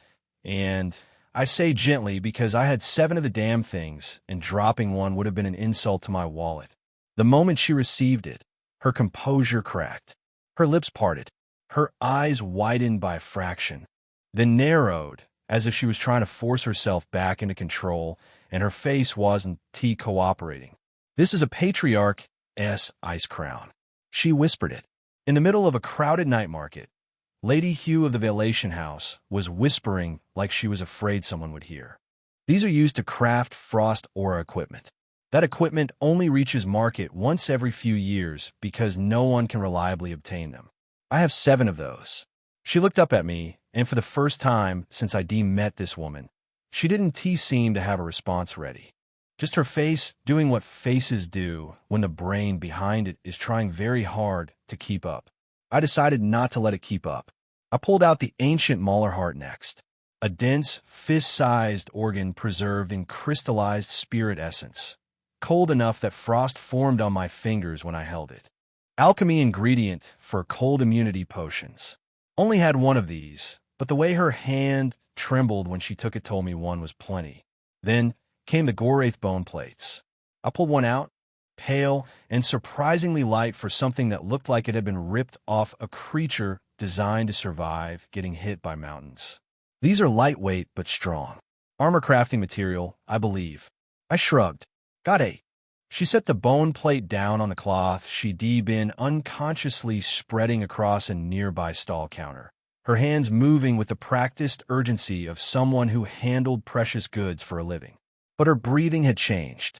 Shorter, faster, like each item I produced was making the air thinner. What else? She asked, and the way she asked it wasn't casual anymore. It was the voice of someone standing at the edge of a cliff, looking down, not sure how deep the fall went, but unable to stop leaning forward. I pulled out the Kratakidi hook barbs. Small, vicious little things. Curved like fish hooks, but made of something that looked like solidified venom. 14 of these. She barely glanced at them. Not because they were worthless, but because by now she understood the scale of what I was carrying, and the hook barbs were simply the furniture in a room full of paintings. The Leviathan's spine segments came next. A flexible, almost liquid-looking length of material that bent and flowed like water when I moved it. She took it with the caution of someone handling a living thing. This is... She trailed off, turning it over. The segments shifted, catching light like oil on water. This is legendary-grade material. Just the one. Her jaw clenched. I could have stopped there. Honestly, that would have been more than enough to make my point. But the businessman in me had been waiting his entire miserable life for a moment like this, and he wasn't about to let it end early. I pulled out the Stalker Spine Shard, a dark crystal that hummed faintly in my hand, void-attuned, the essence inside it swirling like smoke trapped in glass. The air around it seemed to bend slightly, as if the light itself wasn't comfortable being too close. Lady Hugh didn't take it. She stared at it. Her hand came halfway up and stopped. That is a void-attuned essence crystal. Her voice was barely controlled. How did you get it for fuck's sake? She caught herself a beat too late, took a half step back, and pressed a hand to her mouth as though proximity to me was corroding her manners. There it is. Lady Hugh of the Velation House, composed and deliberate and so very in control, had just sworn at me in the middle of a night market. I had to admit, for while I'd been worried, the items coming out of my broken system had seemed almost too strange to be real, especially after the blacksmith couldn't identify half of them. I carried the doubt quietly. But watching this woman's composure come apart one item at a time, watching her hands tremble and her voice drop and her professionalism dissolve into profanity. Turns out the coin was gold after all. Chapter 3:22. An illusion of heaven, I revealed more and more items to her, drawing from her lips more and more shocked expressions. This was the best I'd felt in a while. After I finished introducing my items, Lady Hugh confirmed they had passed. According to her, these items didn't have a fixed price on the market, and that was because of how rare they were to come by, especially those I'd gotten from primal-tier beasts. They were items very difficult to harvest from a corpse, and more often than not, even a skilled scavenger usually messed them up. I could sense during our conversation that she was trying to probe for who my scavenger was, but I knew how to dodge questions like that. Running away from things was my specialty. After all, we moved on to what actually mattered, the percentage split between the auction house and me. This was, in my estimation, the more important soul of the whole process. And I couldn't help but feel like Lady Hugh was being generous with me. She opened at 30:70 in her favor, which I pushed all the way down to 10 hours 90 minutes. Then I thought about it and realized it probably wasn't that I had pushed anything down so much as she had let me. After all, plenty of buyers out there didn't understand the value of these things and treated them as scraps. It was always the top brass that revealed the gold buried in the dirt. Strong summoners knew. I wasn't surprised. Lady Hugh seemed eager to do business with me. Eager but guarded. That part was easy to guess even if she didn't make it clear. We still had to find out if the items performed as well as they looked. That depended on audience response at the auction, and rare didn't automatically mean people would pour fortunes into something. So, at the end of the day, I still had to wait. For that part, Lady Hugh said she'd handle it herself, adding value to my product so people would be bidding on the perceived value and not the item. I had no idea how she planned to do that, but I followed her to the auction regardless. We boarded a flaming chariot waiting for us at the center of the city, just in front of the mayoress building. As we settled in, six-legged horses with flaming manes and flaming wings shot into the air, hurling the chariot with them. They wheeled up into the clouds, and, for a moment, there was nothing I could see but a flat expanse of fog. I turned to Lady Hugh, who was sitting beside me with the composure of someone who made this commute every day. "Is this your illusion too?" She shook her head with a small, polite smile. "No, I do not have the power nor the essence to pull something of this level. We were helped by one of the sovereigns that exist here." I nodded and turned back to the fog. Nothing about it gave itself away as illusion. No seams, no flicker at the edges. I had taken a guess that it was one, and that guess led me to a bigger one. My head shifted back to Lady Hugh, a small scowl of surprise climbing my face. "Wait, don't tell me. Is this entire place an illusion?" Lady Hugh smiled calmly. "Crafted by one single person? Or is it his summon?" Lady Hugh, still smiling, shook her head. "If you were a regular summoner or a mortal spirit summoner, I would have revealed such information to you. But you're a sovereign." The excitement in me went out almost immediately. I had asked out of innocent astonishment, but the way Lady Hugh drew that line so cleanly brought me back to reality and made my innocent question look layered with things I hadn't intended. Apparently, being a sovereign meant people stopped answering the easy ones. I exhaled, folded my arms, and sat back. Then we flew out of the clouds. It was heaven, or at least what heaven probably looked like. Not that I'd ever been, and I doubted I was ever going to end up in that treacherous place anyway. It's a good thing this one is an illusion of heaven. It sat above the clouds themselves, with pillars of gold stretching into the sky until they vanished into whatever was above. I wasn't sure if there was another ceiling up there, but all I could see was an endless white, the same color as the clouds beneath us. The horses galloped out across the clouds, and through dozens of those gold pillars arranged like a hallway, and then a structure drifted out of the horizon, a massive pagoda rising so high into the sky it could have been a skyscraper back on Earth. Craning my neck to look at it actually hurt. How does something like this even exist as an illusion?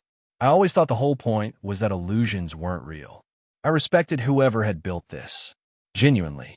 That kind of power didn't announce itself. It just stood there and waited for you to figure it out. I wonder if they're here today. Of course they be.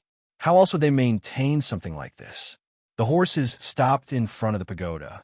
At the entrance stood two guards, one male, one female, both wearing silver and cerulean armor, like heavenly soldiers.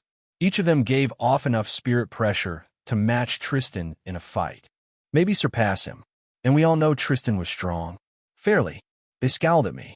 Then their gazes moved to Lady Hugh.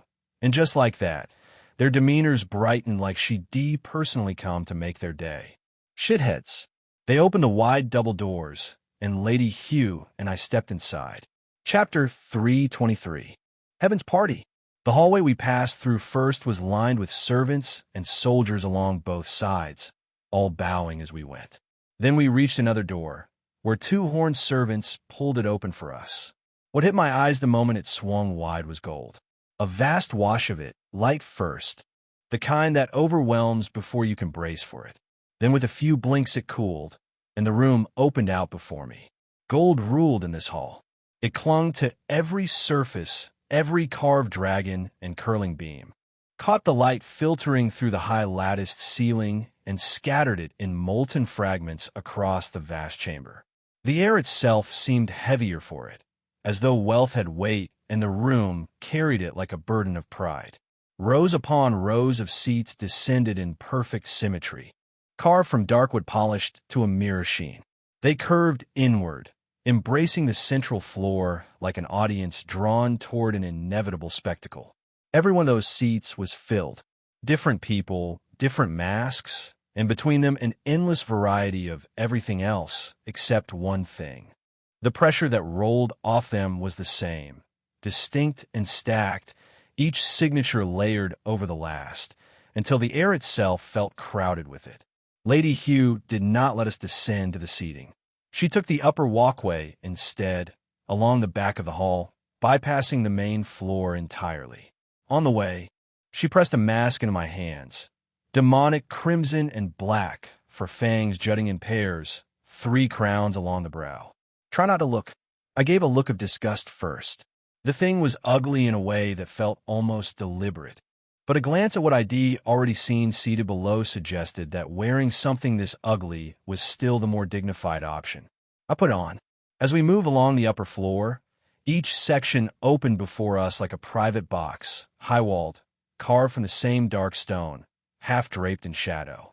This was where the real bidders sat, not the ones you'd find on any guest list. Things I wasn't sure I could put a name to were going to change hands here tonight. Lady Hugh, a woman with a purple blindfold and dark purple hair flowing past her shoulders, had turned toward us as we passed, and Lady Hugh stopped. The pressure coming off her was something else. Not the hard weight of combat strength or accumulated rank.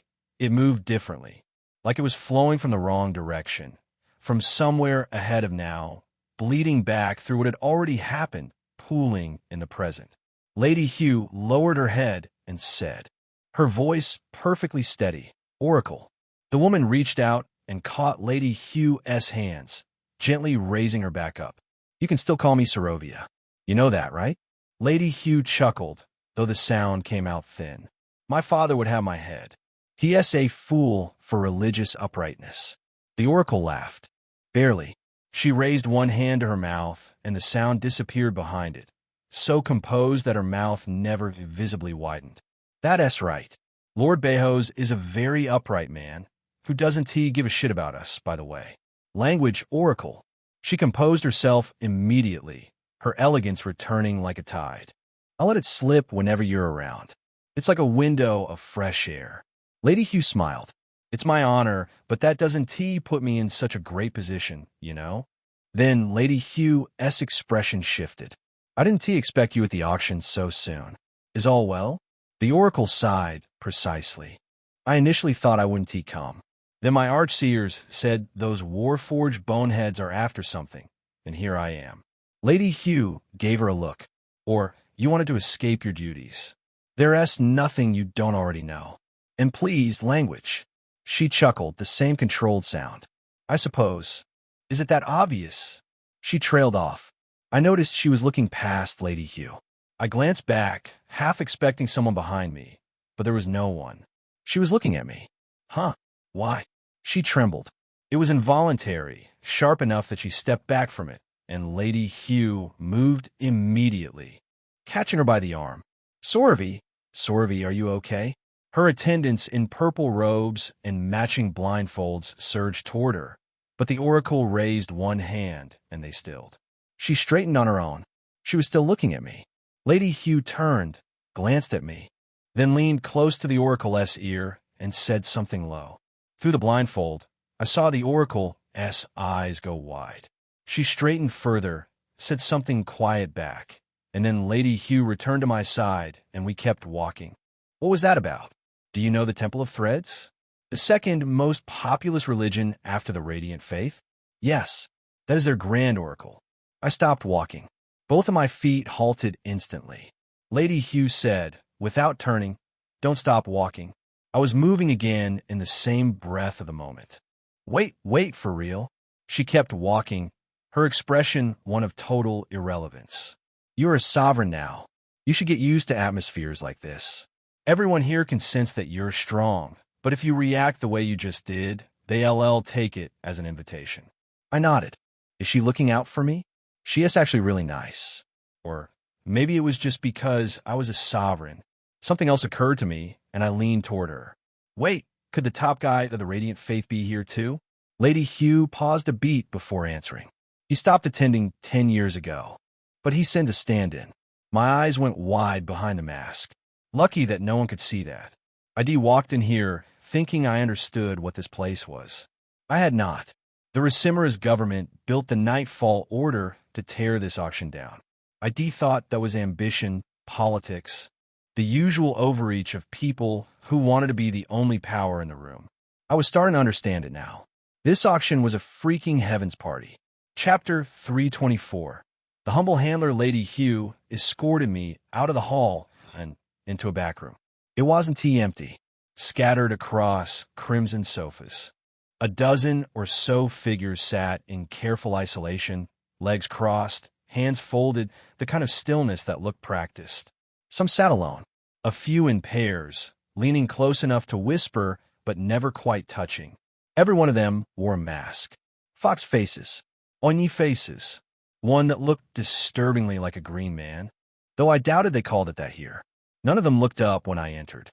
I followed Lady Hugh past all of them without a word, through another door into a second lounge. This one was empty. She turned to face me. You can wait here. From this room, you'll hear the auction as it proceeds. I'll register your items and return to join you while you await the results. I nodded and took a seat.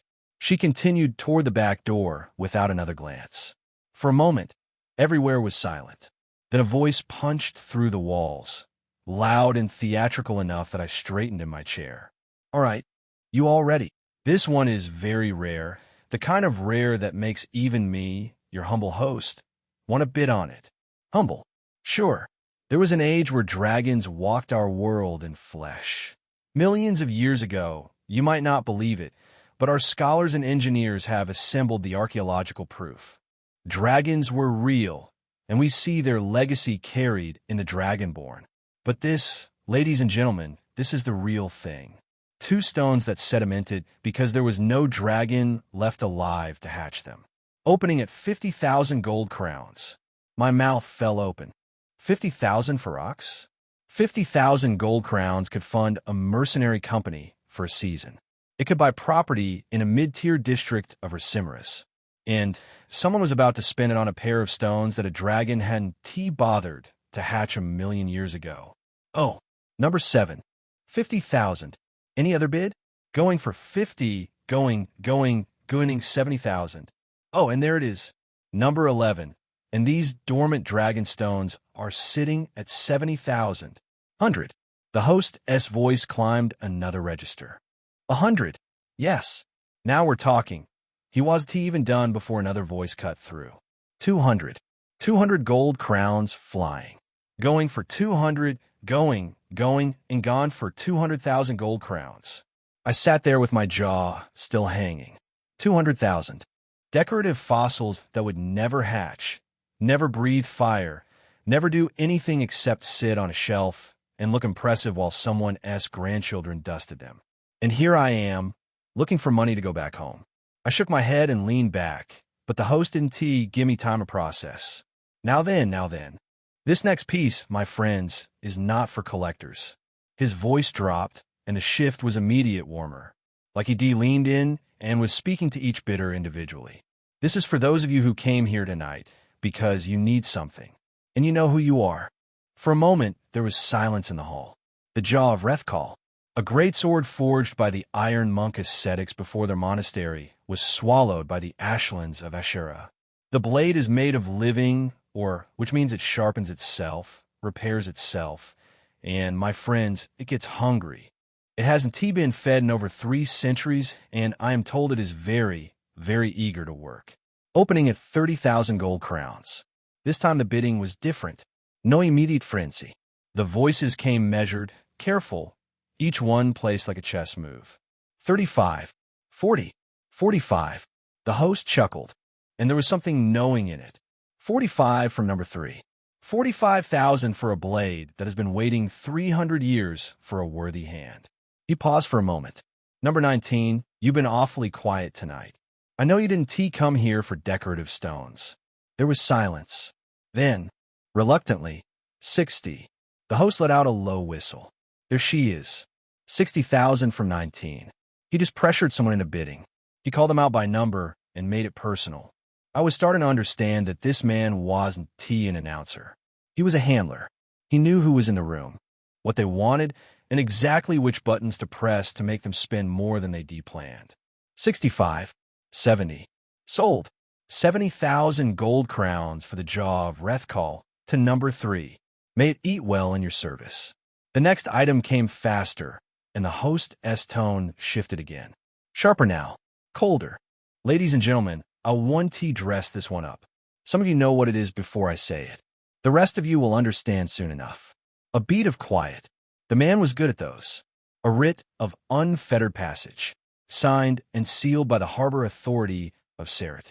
It grants the bearer unrestricted movement through every port, checkpoint, and border crossing within the Northern Corridor for a period of 5 years. No inspections, tariffs. Not even questions. They wouldn't dare. Oh wow, I certainly would mind that one. He didn't bother with an opening price. He just said, bid, 200,000, 300, 500,000. The bids came hard and fast, voices crashing into each other, and something in the room changed. The earlier items had been sport. Rich people buying expensive trinkets. This was different. I could hear it in the way the voices thinned, the way the pauses between bids shortened. This wasn't collectors playing at wealth. This was people fighting over something that would reshape their operations for half a decade. 1 million. 1,200,000. 1.5. Another voice, flat and final, 2 million. The host let the number sit. 5 seconds. 10. I counted. 2 million gold crowns. Going once. Going twice. No one responded to him. Sold. 2 million to number 22. He said it quietly and respectfully. I found myself leaning forward without realizing it. Somewhere in the last few minutes, I stopped thinking of this as background noise and started treating it like entertainment. I bring to you yet another beauty of rarity. The host's warmth returned, his voice filling the room like he missed it. This is the White Hour, the oldest wine in existence today.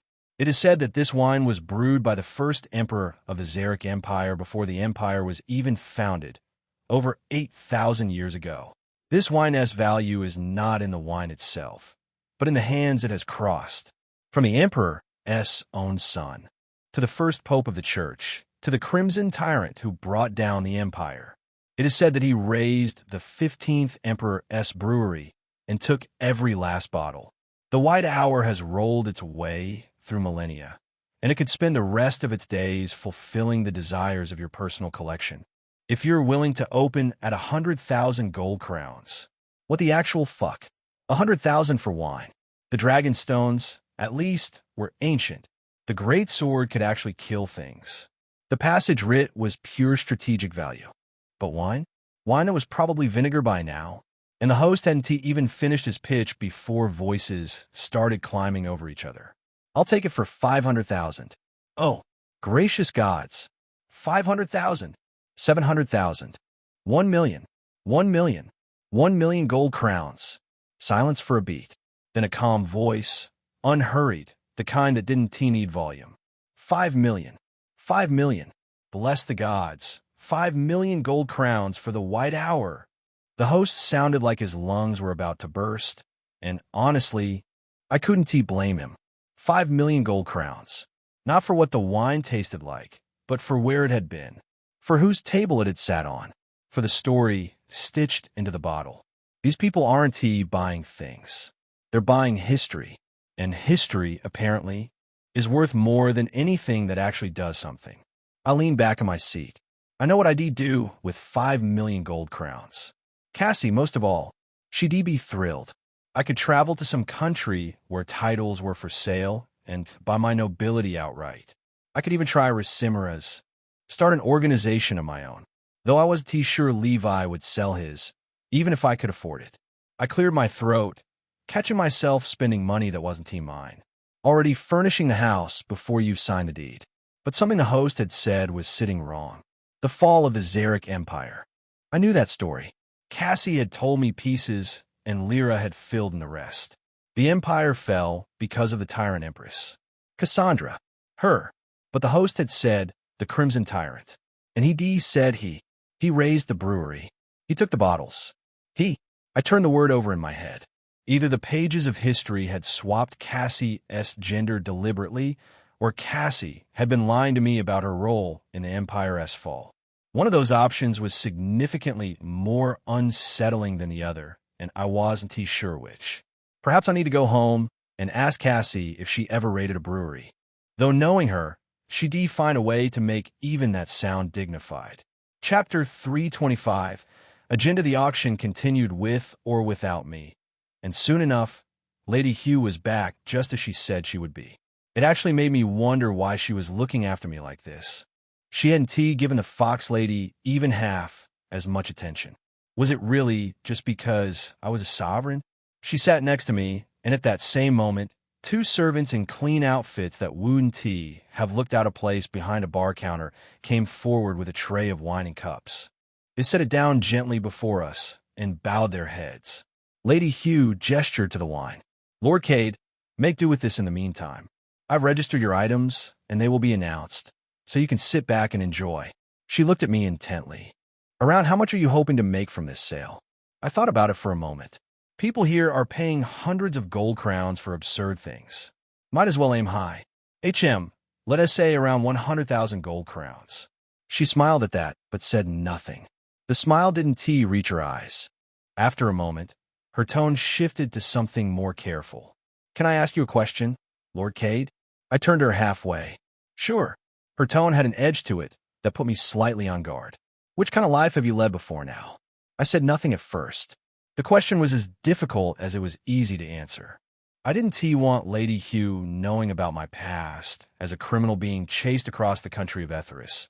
But at the same time, that didn't even hold a candle to explaining that I was a random student attending school in another world entirely.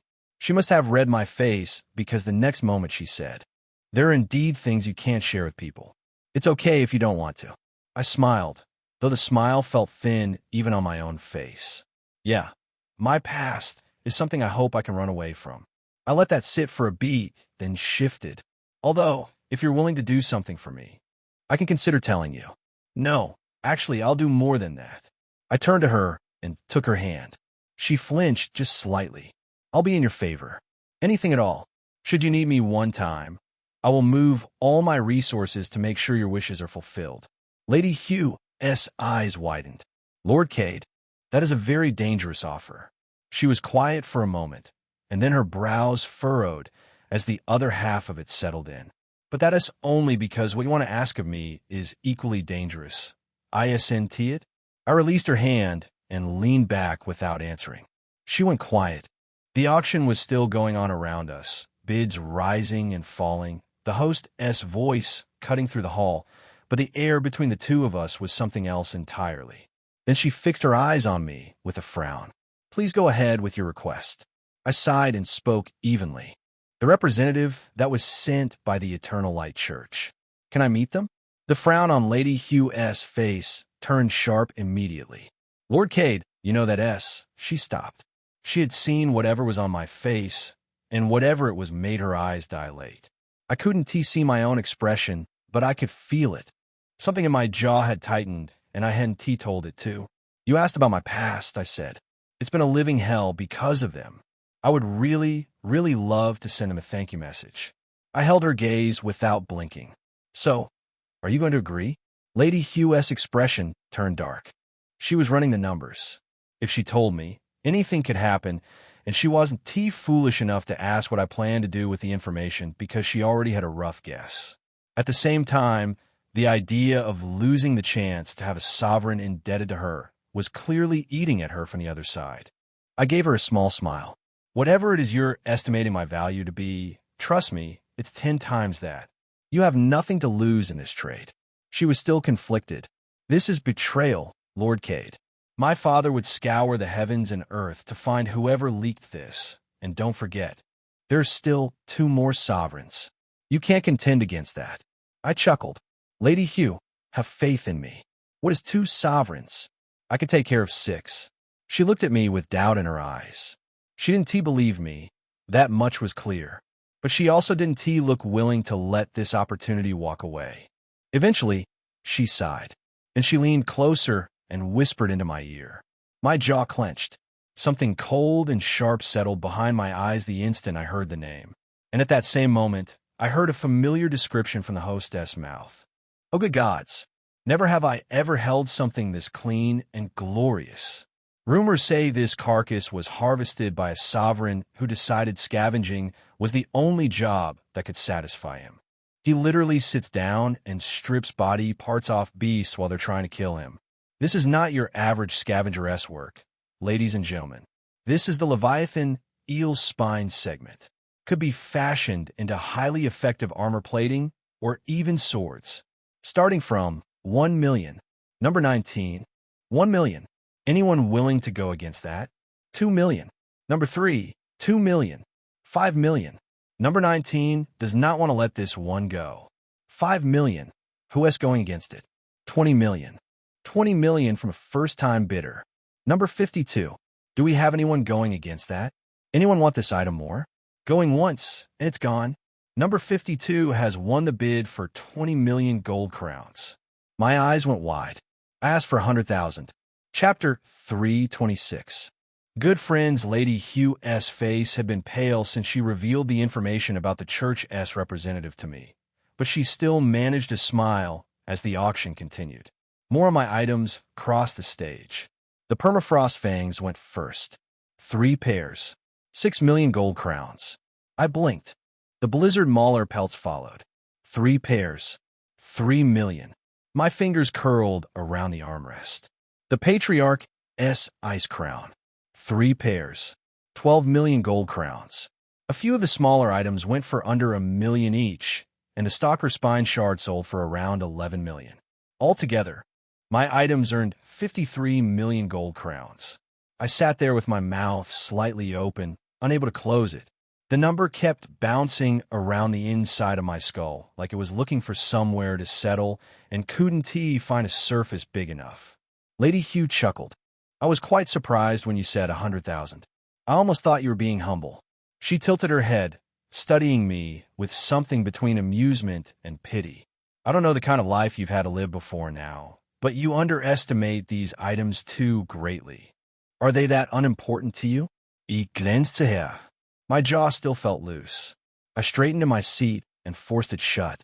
Lady Hugh, more than the prices, I've noticed that it's been one person buying these items.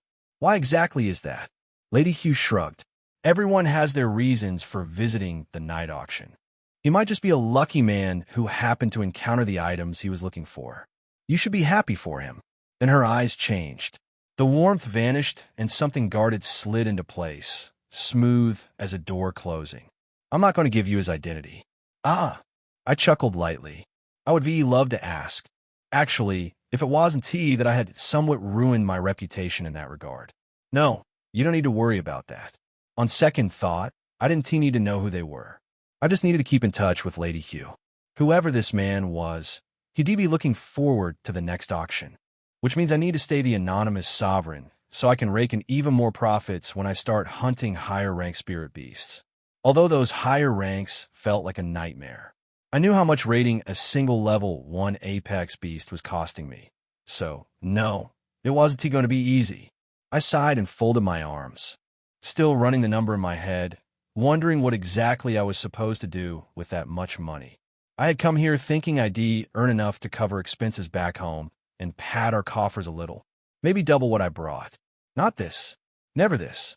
Does the Black Snow Company even have this much money in their treasury? Maybe they had a few million. I was sure it wasn't as much as 50. The job Levi and Nisha had to go out for was worth 150,000 gold crowns, and we treated that mission like S rank. So it was safe to say right now that I was, by any reasonable measure, stinking rich. I'll prepare a private S-class bank for you, Lady Hugh said. Only sovereigns have the right to have a bank like this, but it might warrant attention on your path. What are you willing to do? I turned the words over for a moment. Haven T, I already been introduced as a scavenger sovereign. One T that alone bring attention? Lady Hugh's tone didn't shift, but her posture did. She sat a fraction straighter, the way someone does when the conversation stops being pleasant and starts being important. This is different. Your identity will be tied to the account. It will be traceable. Traceable to whom? We will need your personal information to open the bank. If the sovereigns ever decide to find out who you are, or the religious leaders want to bring you into their fold, they can use the bank to trace you. The Racimera's government can do the same. She paused. It can bring rather annoying disturbances. She was right. It will be annoying, but I lingered on the religious leader's part. The image of the church suddenly arriving at my doorstep, all smiles and open arms, begging me to be their ally, because I happened to be a sovereign. A grin spread across my face before I could stop it. Why make things that easy for them? Especially after the message I planned to send them today. I doubted they'd want me in their good books after that. I needed them to hate me, to loathe me at every turn, so this vengeance could be savored to the very last drop. Well, isn't there an alternative? I leaned forward, resting my elbows on my knees. I can simply use a proxy, can't I? Lady Hugh went still. Then she nodded, slowly. Yes, you can. I leaned closer to her. Can I use you as my proxy? She stared at me. Her lips parted, but nothing came out for a full second. Then she drew back, putting distance between us. Lord Cade, that would be dangerous, no? I laughed and waved the concern away. What would be dangerous about it? We're comrades now. Aren't we? I'm in your debt, and you very well might be in trouble because of me. This way we can always stay in contact. Make more deals in the future. I held up a finger. Moreover, I need your help with one other thing. Do this for me, and you can brag about being very good friends with the sovereign. Lady Hugh's brow creased. Lord Cade, you seem to have a lot of baggage around you. I laughed. How am I? What can I say? I tend to be full of shit. I let the humor settle for a beat, then dropped the grin. But trust me, this one is different. I'm looking for Cressida, who I assume is your sister. The air between us changed. Lady Hugh's face didn't just darken. It closed. Every trace of warmth, amusement, and professional composure folded inward like shutters slamming shut before a storm. I knew that look. I de-warrant myself, often enough. I had just said a name I shouldn't have. Chapter 327. One more business, I'm sorry if I angered you unnecessarily. I didn't mean to. My gaze dropped for a moment, and everywhere was silent, but I could still feel the lethal air that Lady Hugh exuded. This person I just mentioned, I'm very well aware she could be your sister, and your reaction tells me something is not right between the two of you. I just want to know about her whereabouts, because if anything happened to her, it'd be my fault. I dragged her all the way here after all. Lady Hugh was still looking at me with evident anger in her eyes. She then breathed a moment later and touched the top of her breasts. You're right, Lord Cade. It does offset me, especially when someone like you is mentioning her name. My father is known to be a man of 1,000 pleasures. He has several concubines and 7 core wives. We grew up with an endless feud between each other and are naturally averse towards each other.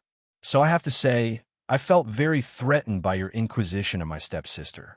The Venetian house. For some reason, this sounds in line with what the leader of such a house would do.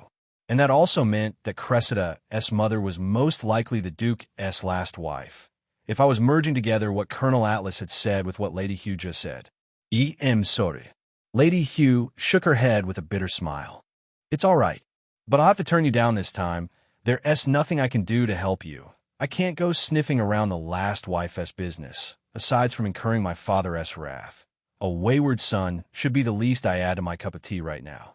I see. Quite understandable then.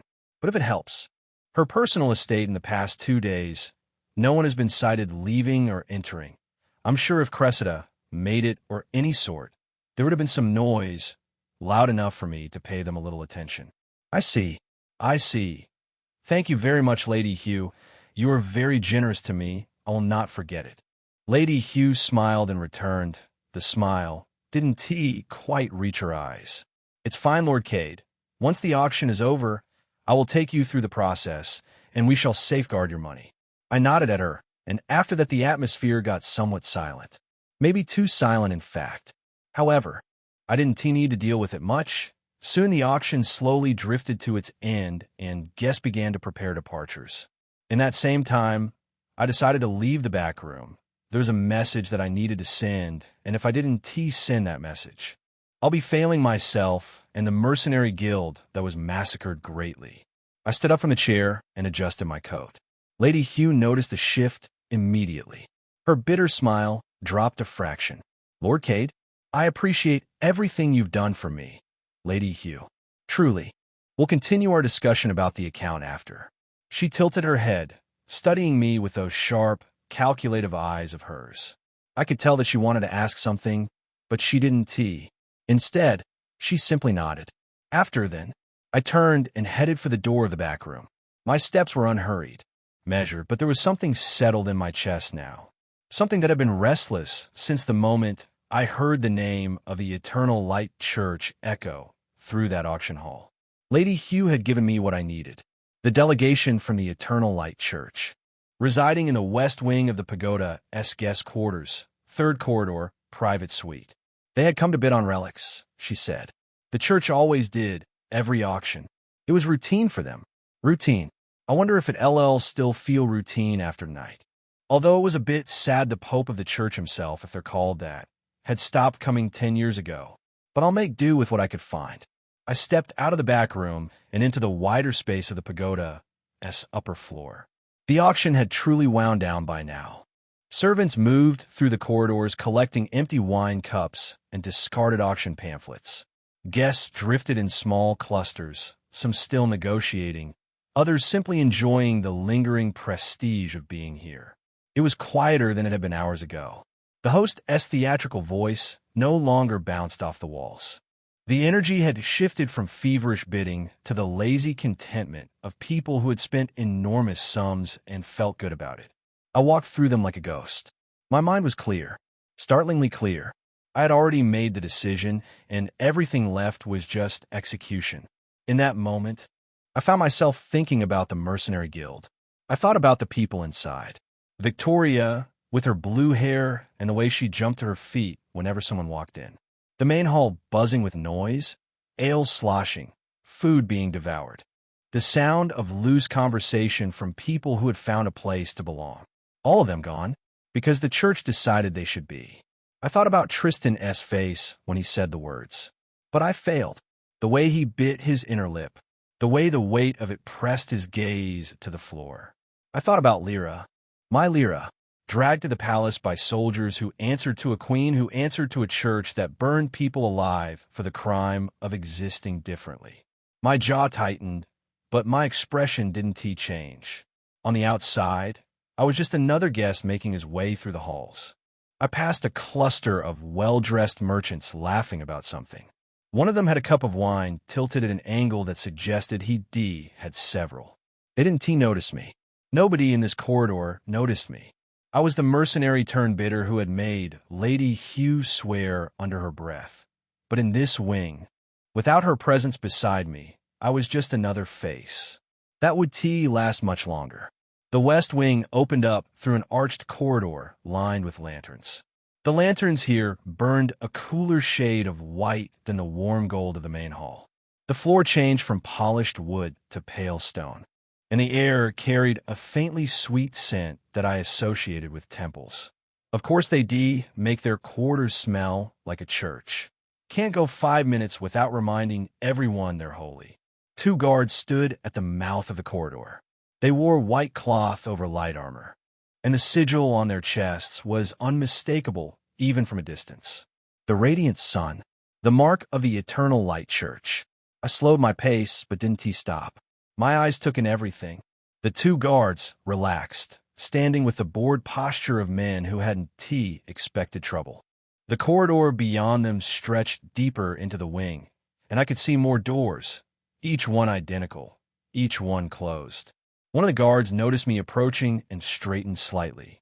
This wing is reserved for the Church S delegation. State your business. I stopped a few paces from them and looked at the guard who had spoken. Young, probably mid-20s. The kind of soldier who had been told the radiant sun on his chest made him untouchable. I almost felt sorry for him. Almost. I need to speak with whoever leads your delegation. The guard exchanged a glance with his partner, then turned back to me with the practiced dismissiveness of someone used to turning people away. The cardinal is not receiving visitors. You may submit a formal request through cardinal. The word left my mouth with a weight that made the guard pause.